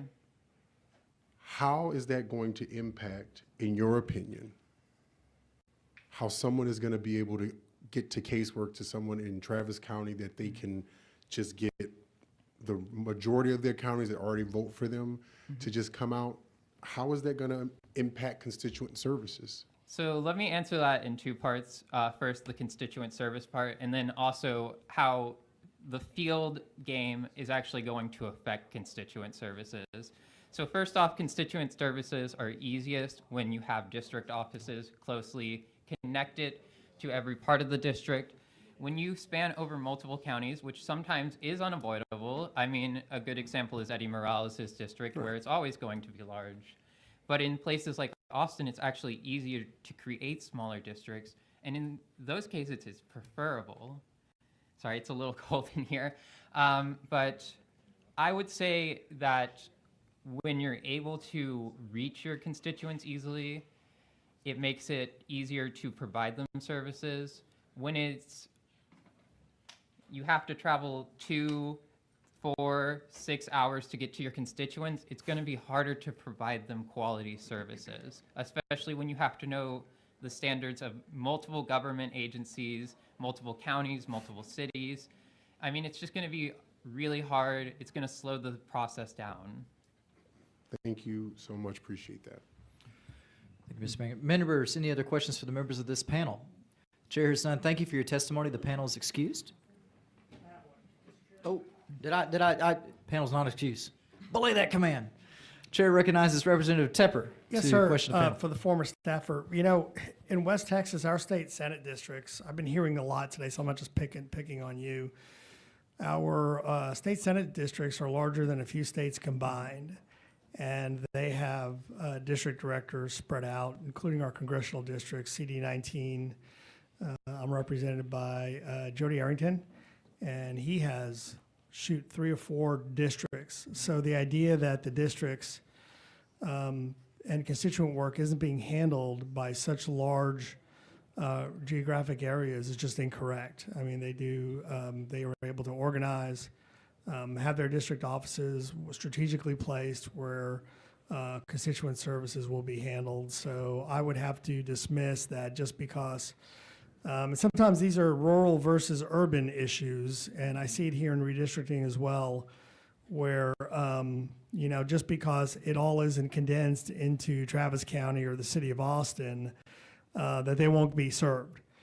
We have to deal with that. It's just become a way of life for us, and so just realize just because a district might be stretched out doesn't mean it compromises their services. I'm actually really glad you brought up that urban versus rural divide. I actually want to bring up another divide that is being ignored under this new map, which is the east versus west divide in Austin. Anyone who's worked on a citywide campaign in Austin, as I have, I've worked for multiple citywide campaigns, including 2 successful mayoral campaigns. There is the east versus west divide, where we know that West Austin participates more in the political process than East Austin does. There is a 17% higher voter turnout in West Austin, which is prominently white, and it is the most wealthy part of the city, whereas East Austin is prominently a multicultural, Black, Hispanic, and lower income white area of the city, where we're looking at younger professional families getting upstarts. We're looking at, you know, legacy communities of color whose voices have been underrepresented historically in city politics, and getting rid of our Congressman Kassar's district is actually going to hurt East Austin because it is a historically underlooked community within Austin politics. I'm not sure I'm addressing your issue, but I mean, my district is low turnout. I'm the only guy out there with just one county, Lubbock County. And but my constituency just doesn't rely on government that much. They mind their own business, and they farm their farms. They work at Texas Tech or the medical district. So it might be just a difference of ideology and how we move forward and their attitude towards government, but it doesn't always mean that they're underrepresented or they're not being represented very well. Thank you. Vice Chair Rosenthal, you recognize the question, members of the panel. Thank you, Mr. Chairman. And thank you all for bringing great testimony. And Chloe, sorry to pick on you, but I do want to ask a couple of questions. Because actually, the last member, I don't think I heard a single actual question. So let me ask this. I would agree. So let me ask you, when we're talking about these large, expansive rural areas, that is a different constituency and environment with different needs than the more densely packed suburban and urban areas. So if you have this tiny slice of Austin, which is actually fairly high density, and it's connected to a huge expanse of rural Texas, can you help me understand how that might create problems for district services because of the varying needs of the more densely populated versus the large rural expanse? So I want to talk about, first off, East Texas has different problems than Austin does. Right now, some of the problems of East Texas are that they have a lot of water right issues. They're concerned about the usage of water, and unfortunately, it has been a bipartisan effort to bully East Texas and take their water. And I say that as a Democrat, but I am actually very proud to see the work that Representative Gary Van Dever is doing to protect East Texas water here in the Texas House of Representatives. Even though I'm a Democrat, I can acknowledge when the other side does great work. But unfortunately, the most money in that district is going to be in downtown and West Austin, and it is going to affect the constituent services of CD10 all the way out in East Texas, which has underfunded hospital services, as Representative Manuel pointed out earlier today when talking to another Austin resident. It takes 40 minutes to get to a hospital in East Texas. It takes 15 minutes to get to a hospital in most of Austin. And especially in those richer areas, it's probably going to be less than that. Perfect. Thank you so much. My pleasure. Members, any other questions for the members of this panel? Chair hears none. Panel's excused for real this time. All right. Chair is going to call this one, our next one. Taylor Coleman, Rick Levy, Lauren Pena, and Bernadine Gatling. If you'll come sit up here at the front 4 seats. Next panel after that's going to be Dominique Payton, Andre Wagner, Angela Hudson, Michelle Evans, and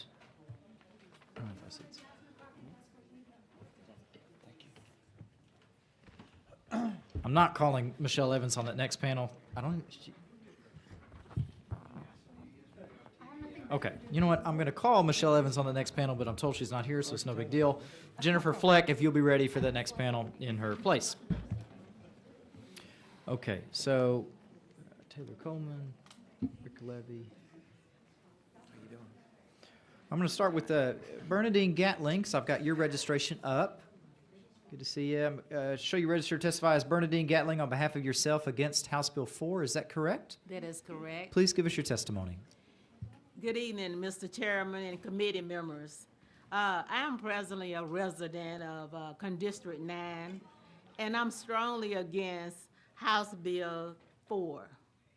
The courts have recognized that redistricting should respect communities of interest, and Congressional District 9 is a community of interest. The court said if a district maps breaks cohesive neighborhoods or municipalities with shared concern, it weakens the democratic representation. Therefore, this has to be unconstitutional to redistrict the district that's already been redistricted. The law is on our side, and so is history. I say no to unjust redistricting, and I say yes to democracy. If the rest of the people, if some of my neighbors was able to attend today, I'm sure they would have the same concerns as I do now, and that would be, I forgot to tell you, I'm a retired state and county employee for the last 11 years, but in my community, there's a lot of retirees, and their concerns are Medicare. We're going to have our Medicare. We're concerned is it going to rain 4 or 5 days in a row? Because it is, we're going to have a problem with flooding. We're concerned about the education of our grandkids.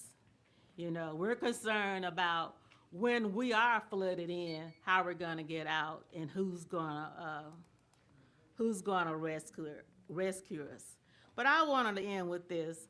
There's a, in the Bible, there's a proverb, 20, verse 8, and it kind of describes the character of a good governor or legislator. And let me paraphrase. It said, great men be good men and use their power as they may and ought. What good may they do and what evil may they prevent? If you are great men being good and doing good, you could prevent Donald Trump from being an evil dictator in the state of Texas by voting against House Bill 4. Thank you. Thank you for your testimony. Chair calls Lauren Pena. I show you registered to testify as Lauren Pena on behalf of yourself for House Bill 4. Is that correct? Yes, sir. Please give us your testimony. Hi, my name is Lauren Pena. I currently live in projects here in East Austin. We've heard a lot today about East Austin and about representation. You know, there's one thing that's in common with this. All of these times and all of these years, the poor people have been represented by Democrats. And so that's a common denominator. We need some conservative leadership.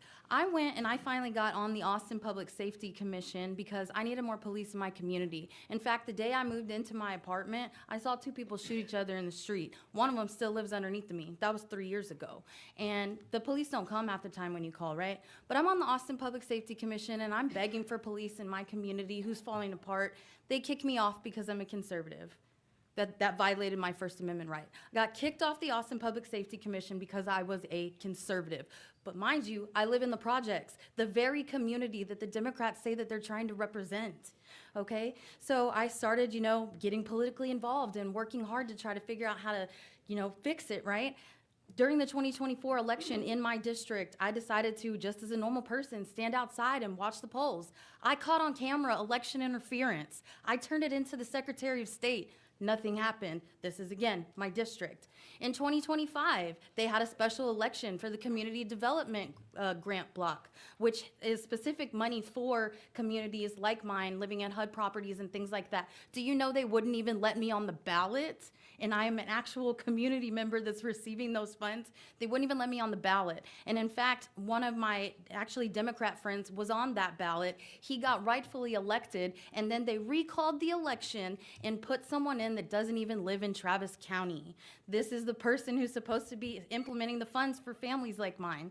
I am so much on board with House Bill 4. I beg you guys to do that because you know what? Now I can go into the projects all around Austin, Texas as the only person that probably go in the projects and do that. And all of those people that haven't been voting for 30 years are gonna start voting. You know why they don't vote? Because they know that the Democrats are the ones that have stuck them there. I am living in modern day slavery, and I ask everybody, give us a chance. Let us do something here in Austin, Texas to better the rest of the United States. I'm telling you, people are literally being enslaved into the system, and as years continue to go by, it's gonna get worse and worse and worse. So give a conservative the opportunity who actually lives inside the projects to have a voice for these people, because we haven't had a voice. Just give me a chance. Give me one chance to fight for the community that I love. We have elderly and disabled and veterans and people who have served our communities that are suffering. It's modern day slavery. Thank you for your testimony. Chair calls Taylor Coleman. I show you registered to testify on behalf of yourself against House Bill 4. Is that correct? That's correct. Please give us your testimony. I'm Taylor Coleman, a seventh-generation Texan from Chapel Hill, Washington County. That's the birthplace of Texas. When I last spoke in front of this committee in Arlington, I spoke up for the Texans who are disillusioned with politics. 4 years ago, I moved into a van to register voters across the state to reach those Texans. And what I heard most in my travels is that Texans feel like their vote doesn't matter and that politicians have rigged the system against them. And over the course of this process, y'all have proven every single one of the worst assumptions about politics to be true. Y'all held 15 hours of field hearings in just 3 cities to reach 30 million Texans, promising at each of them that there were no maps available for the public to review, only to make a mockery of all of us, not 36 hours after that final hearing, by releasing an expertly crafted, scientifically gerrymandered map, almost as if it had been hidden away from Texans the entire time. On Monday, I testified as a candidate of the 10th Congressional District that's been discussed a lot today, a district that was already heavily gerrymandered from Houston to Austin. Today, I stand here as a Texan furious to see the 10th District and many others ripped apart for partisan gain, with parts of Central Texas being discarded into a district that stretches all the way to the Gulf of Mexico. It shouldn't be lost on any proud Texan that the original sponsor of this gerrymander is from Oklahoma, who doesn't even respect us enough to sit through 10 hours of testimony, like we all have today, on the maps that he presented. And while it's well established that the Republicans here don't care much for the diverse communities here, I'd at least think the native Texans among you would be embarrassed to embrace a gerrymander that treats the birthplace of this state as nothing more than a political pawn shunted into a district with a member who lives more than 200 miles away from them. In closing, to the Democrats on this committee, Republicans have made it clear that they're willing to roll over and play dead at the behest of politicians in DC. They may be in power, but Democrats are not powerless. I heard the dean say earlier that breaking quorum isn't required by the Constitution, and that may be true, but you'll also have the opportunity to stand up for every Texan and every American by walking out on a process during which your Republican colleagues have shown the entire country how little they think of you, how little they think of all of us. Please complete your testimony. But we the people will support you, and America will support you, and we're watching, and you can show up for all of us by walking out. Thank you. Thank you. Chair calls Rick Levy. I show you registered to testify on behalf of the Texas AFL-CIO and self against House Bill 4. Is that correct? That is correct. Please give us your testimony. Thank you, Mr. Chairman, Mr. Vice Chairman, members of the committee. My name is Rick Levy. I have the privilege of being the president of the Texas AFL-CIO, which is a federation of unions, about 250,000 members across the state of Texas. We're the voice of Texas workers in politics, in the community, and in the legislative process. My first session for the Texas AFL-CIO was in 1991.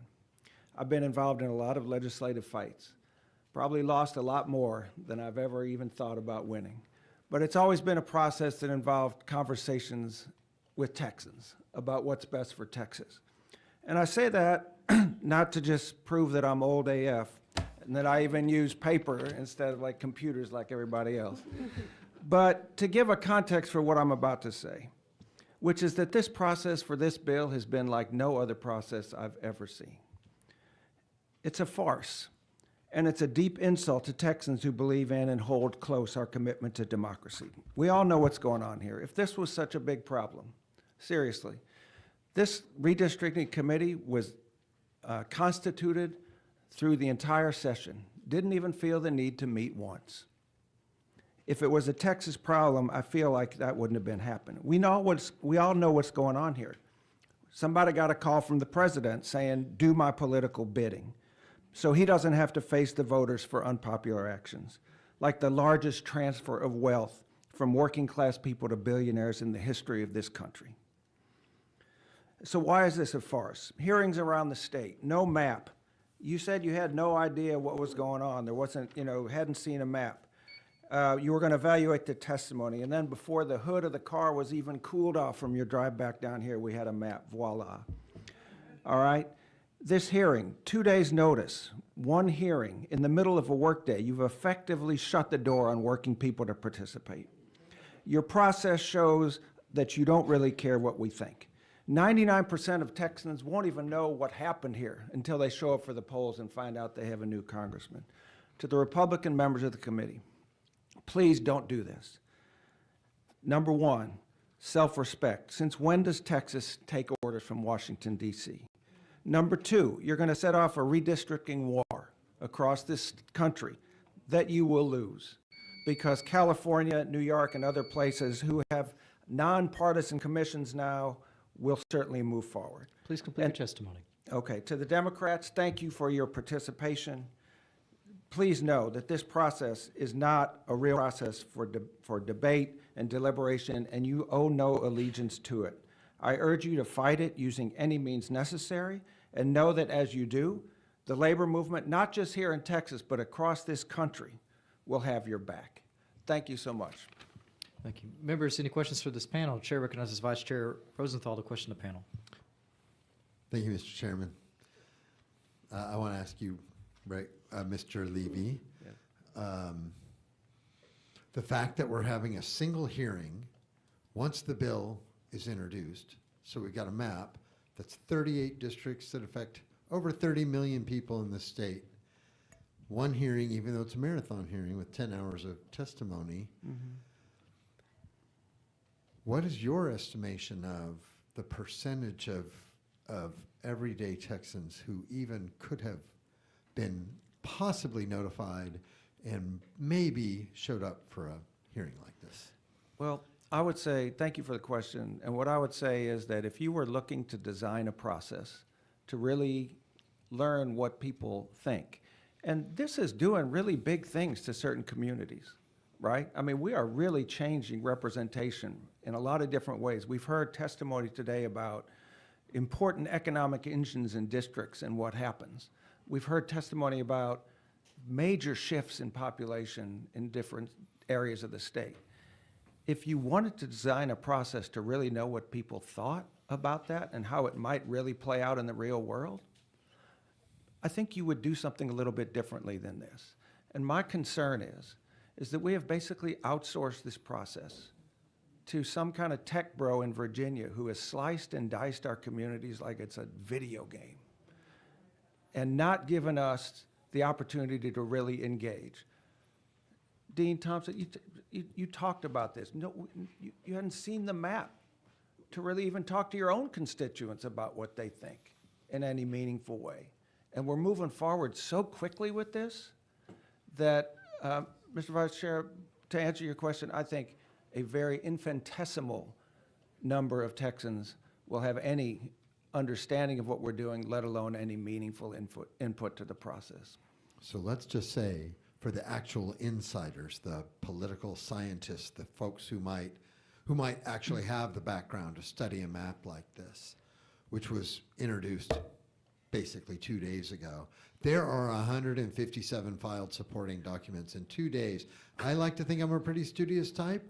I wouldn't even be able to look at the titles. I mean, if I was going to study the information that this map is built on, I feel like I would need a couple of weeks just to do that, and then we could actually have a substantive debate. So what do you, in your mind, what would be a much more fair-looking, transparent process for this? Well, one of the things, bottom line, is that people have an opportunity to review the map in their communities with what happens. Number two, when you do a redistricting process, my recollection is we have hearings all over the state with the map to ask people what their input is. Because computers may be smart and AI may be really smart, but it's also really dumb because it doesn't understand what's really going on in a community. You can look at a map of Texas from Virginia and draw a line that makes perfect sense. And then you come to Texas and you're like, oh, wow, I live by Deep Eddy and now I'm in a district with East Texas? Like, how does that make sense? So I think those are the kinds of things you would learn about if you really took the time to stop and listen to constituents.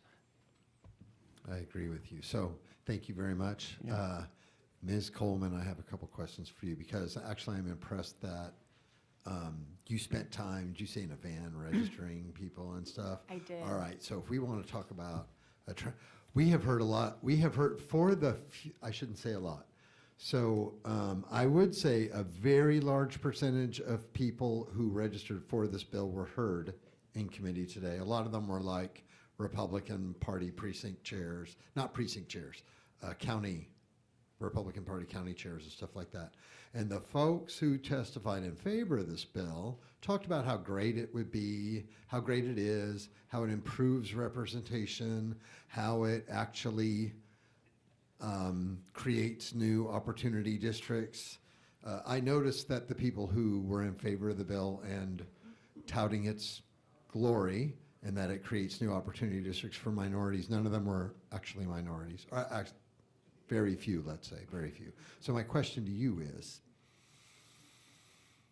if you wanted to build the faith of the voters, because that's what you spoke to, and I would feel like to do that, you would roll this out, distribute the information, make it known far and wide, and then go to the people where they are and listen to them.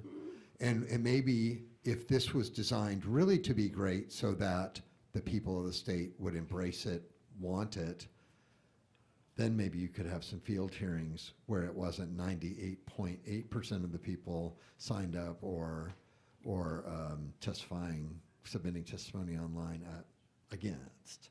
So what's your view on how you win over the hearts and minds of voters? I think that's a great question. I know what it doesn't look like. It doesn't look like holding 3 hearings in 3 major cities that are very far from the affected communities. I think there were several people here today from the RGV, and, me coming, Chapel Hill is, halfway between here and Houston, and even that's kind of a drive. But I've also been to every single hearing trying to testify. I was able to testify in Arlington, and I was able to testify today.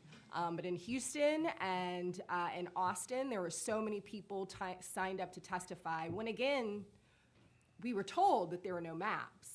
And there was only 5 hours of testimony. I don't think that you would craft a process like that if you actually cared about what the voters had to say. And I think if you did care about what the voters had to say, this would have been a much more collaborative process, like you said, taking field hearings into every corner of our huge state. I live in a van, and I have been able to travel to more places in this state than this committee has, and you guys have a much bigger decision in front of you. So it just doesn't really seem to me like the people of Texas were prioritized here, which, like I said in my earlier testimony, and especially when you consider that we got maps not 2 days after the final hearing, it just leads us all to believe that this was rigged from the beginning. And that's definitely not what it looks like when you actually care what the voters of Texas think. Thank you for your testimony, all of you. Chair recognizes Representative Wilson to question members of the panel. Thank you, Mr. Chairman. Ms. Pena, you stated it's like modern day slavery. Can you expand on that, please?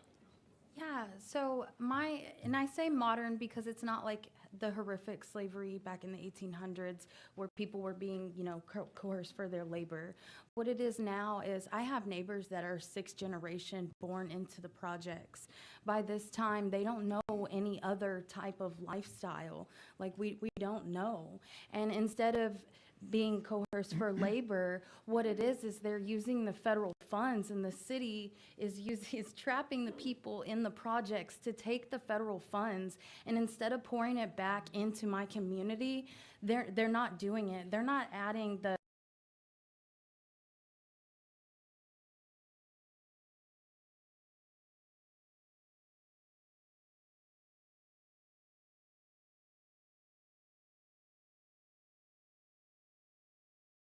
I'm like the only one I know that participates civically because I just, God gave me this calling, but it's because we know that our voice doesn't matter. And so, the vice chair had asked, how do we get voters engaged? And my answer to that would be to, my project mates will believe in me because I live there with them. They will believe in me. So if I can wake them up and get one generation to start to vote, maybe it'll ripple on and have a bigger effect. But it's not right to have 6 generations of people living in poverty, and it needs to end. And I just care about waking up my community, getting them to vote, teaching them how to use their voice.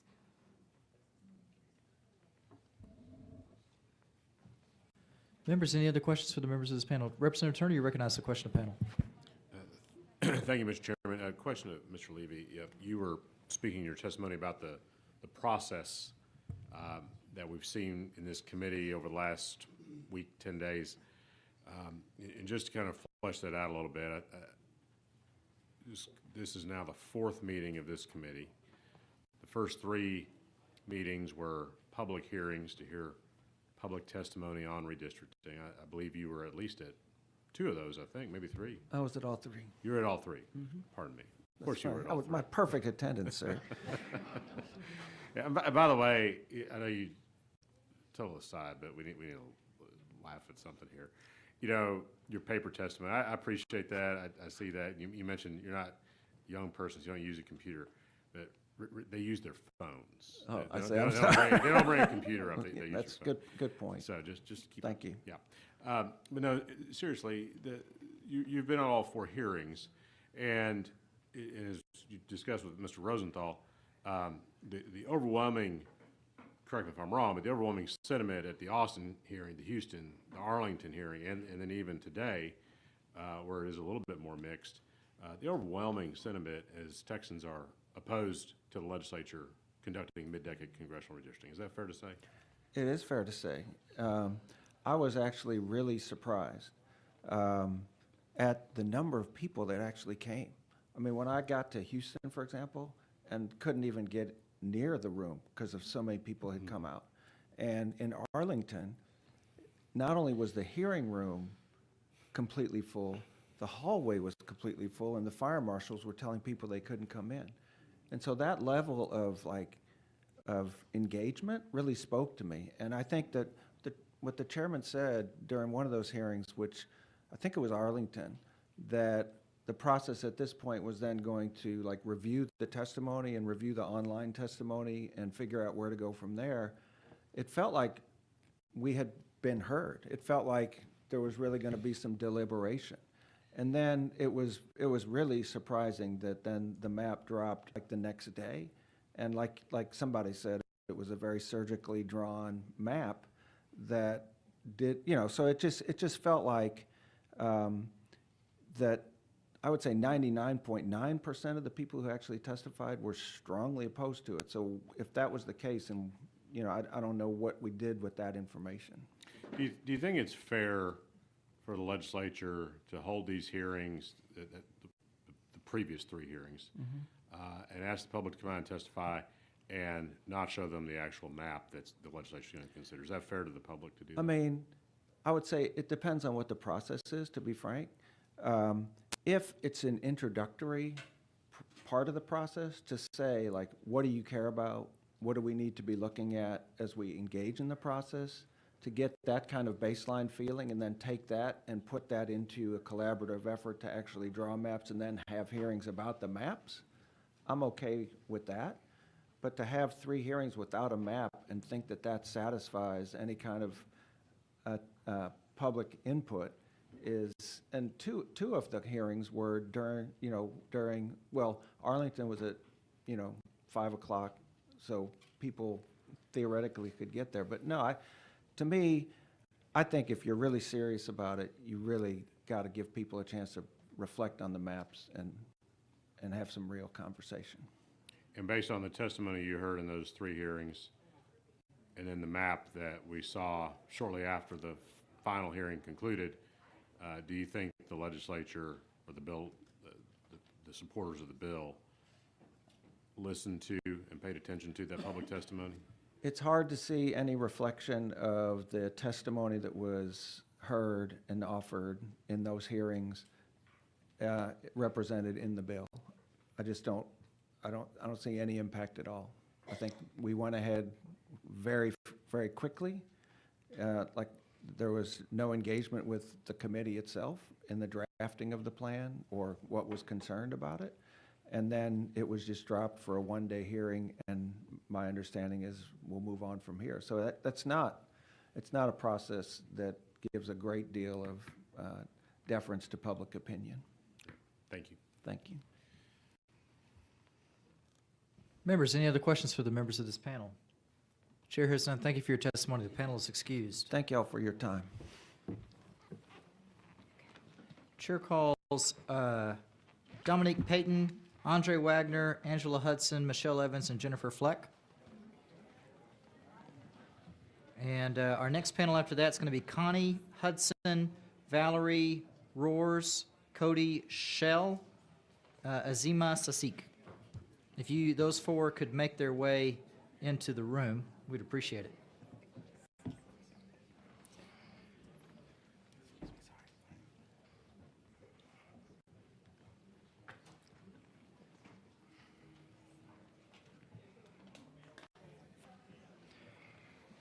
Start off here. Chair will call Michelle Evans. Michelle Evans. Chair will show Michelle Evans registered to testify on behalf of the Williamson County Republican Party and herself for House Bill 4, but not testifying. Okay. Chair calls Dominique Payton. Dominique, is that you? Yes. Okay, perfect. Just want to make sure. Show you registered to testify as Dominique Payton on behalf of yourself against House Bill 4. Is that correct? That is correct. Please give us your testimony. Good evening, panel, chairman, and all Texans. My name is Dominique Payton, and I come here today from Houston to speak to truth. I speak truth to power, not just for myself, but for every Texan threatened to be silenced by this process. Redistricting is supposed to ensure fair representation. It's supposed to reflect people, and it's not to protect corrupt politicians, spineless governors, and anyone who wants to cling to power. But right now, what we're witnessing today is calculated political power grabs, and the data proves that. We know that the Texas population, the growing Texas population, are the minorities. I'm sorry, I'm going off a script. There is nothing I can tell you right now that you have not already heard. There has been testimony after testimony after testimony, and it's redundant. You hear your constituents telling you that this is not what they want. Now, regardless if you want to listen to that or not, it's going to be up to you. We cannot choose this for you, but we do know one thing. This did not come from you, but yet you are here on the front lines, and you are taking the heat from something that come from the top. What I am asking you right now is we are a state that is divided amongst ourselves. There is no progression that is going to get done for the great state of Texas until the people in this room come together and say we're going to do for the people what needs to be done. I am asking you to reconsider this redistricting. Really talk to your constituents. When was the last time you spoke to your constituents? When was the last time you got out into your communities and actually spoke with the very people who voted you in these seats? This is a real problem, and they want to use Texas as the guinea pig for everything. Why don't we show them that Texas can come together? That the Republicans and the Democrats can put their differences aside and say, let's do what's right for the people. That is what I would like to see. Now, whether you do that or not, it's your choice. But that is what we need, unity in Texas. Thank you. Thank you for your testimony. What's your name? Andre. Andre. Chair calls Andre Wagner. I'll show you registered to testify on behalf of yourself against House Bill 4. Is that correct? Correct. Please give us your testimony. Thank you, Chairman, Dean, thank you, members of this dais. Thank you all. My name's Andre Wagner. I've had the pleasure of living in House District, Congressional District 18 since I was 18 years old. I am the son of a military veteran. My father served 21 years in the United States Air Force. I did not have the pleasure of being born in Texas, but I got here as soon as I could. Once I moved here, I made Houston my home. I've learned from Texas, I've learned from what we do here, and I've had the opportunity of learning from great members like Sheila Jackson Lee, the late Congresswoman. And from that, I had the opportunity of going to many places and working to help empower communities. I've worked in Mississippi, I've worked in Connecticut, I've worked in Florida, I've worked in many states, but Houston is my home. And I will say that even though I had the opportunity of working in other states where I wanted to empower communities, I always knew Texas was a place that we worked together. In New York, a state that I worked for the Democratic Party wanted to draw lines to empower our party to win in 2022. And it was Democratic judges who were appointed by Democratic governors who followed through with what the people wanted and didn't allow gerrymandered districts to be put in place because those Democratic judges stood up against a Democratic House and some Democratic members who could have taken advantage of it because New York and New York voters wanted nonpartisan maps, or at least the best they could. I'm asking you members, yes, our president, my father being in the military always told to respect the office, even if you can't respect the man. Our president has issued an order. I'm asking Representative Hicklin, Representative McKinney, Representative Tepper, Spiller, Wilson, Chairman, you do not have to follow orders simply because they've been given from the top. I know that we in Texas work together. And just like how there were strong members, Democrats in New York, judges who said, you know what, we're not going to do what Democrats want. And they followed the will of the people. Now, I had the opportunity of going and tried to testify in Arlington. I drove 4 hours. I sat in line, was there from 4 p.m. all the way till the end and didn't get to testify. I thank you all for this opportunity. But I have lots of friends who did not get the opportunity to come in here. In 2 days' notice, who take off work to be able to come here. Please Most complete of the your people I testimony. know can't do that.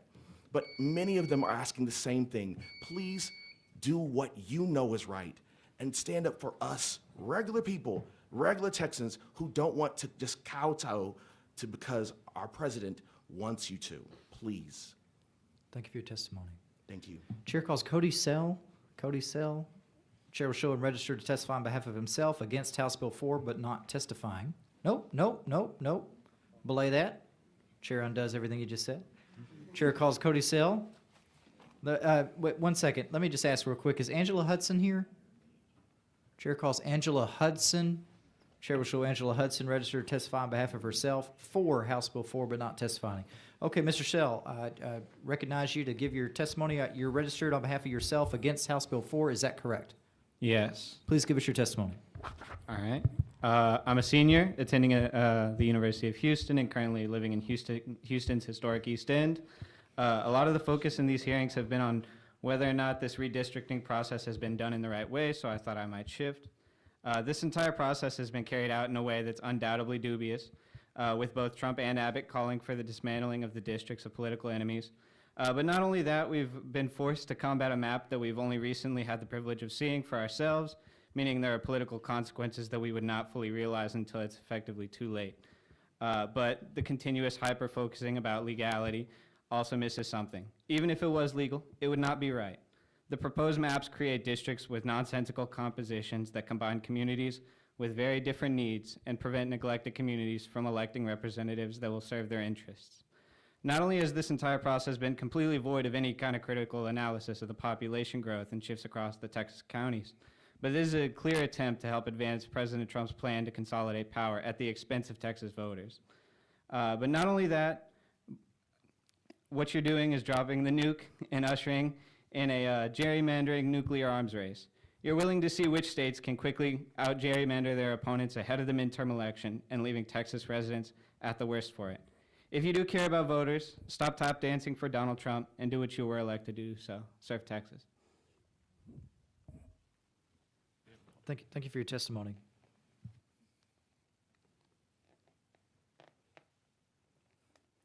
It's a Z instead of an H in my last name, Zell.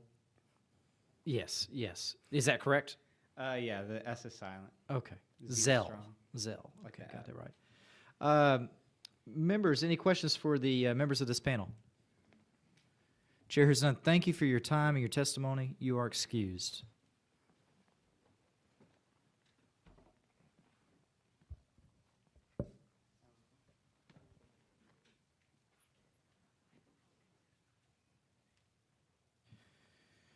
Chair calls Azima Sasik, Valerie Roars, Connie Hudson, and Jennifer Fleck. Next panel after that is going to be Heather McKenzie, Elizabeth Lauderhaus, Mayochea Money, and Daniel Aravalo.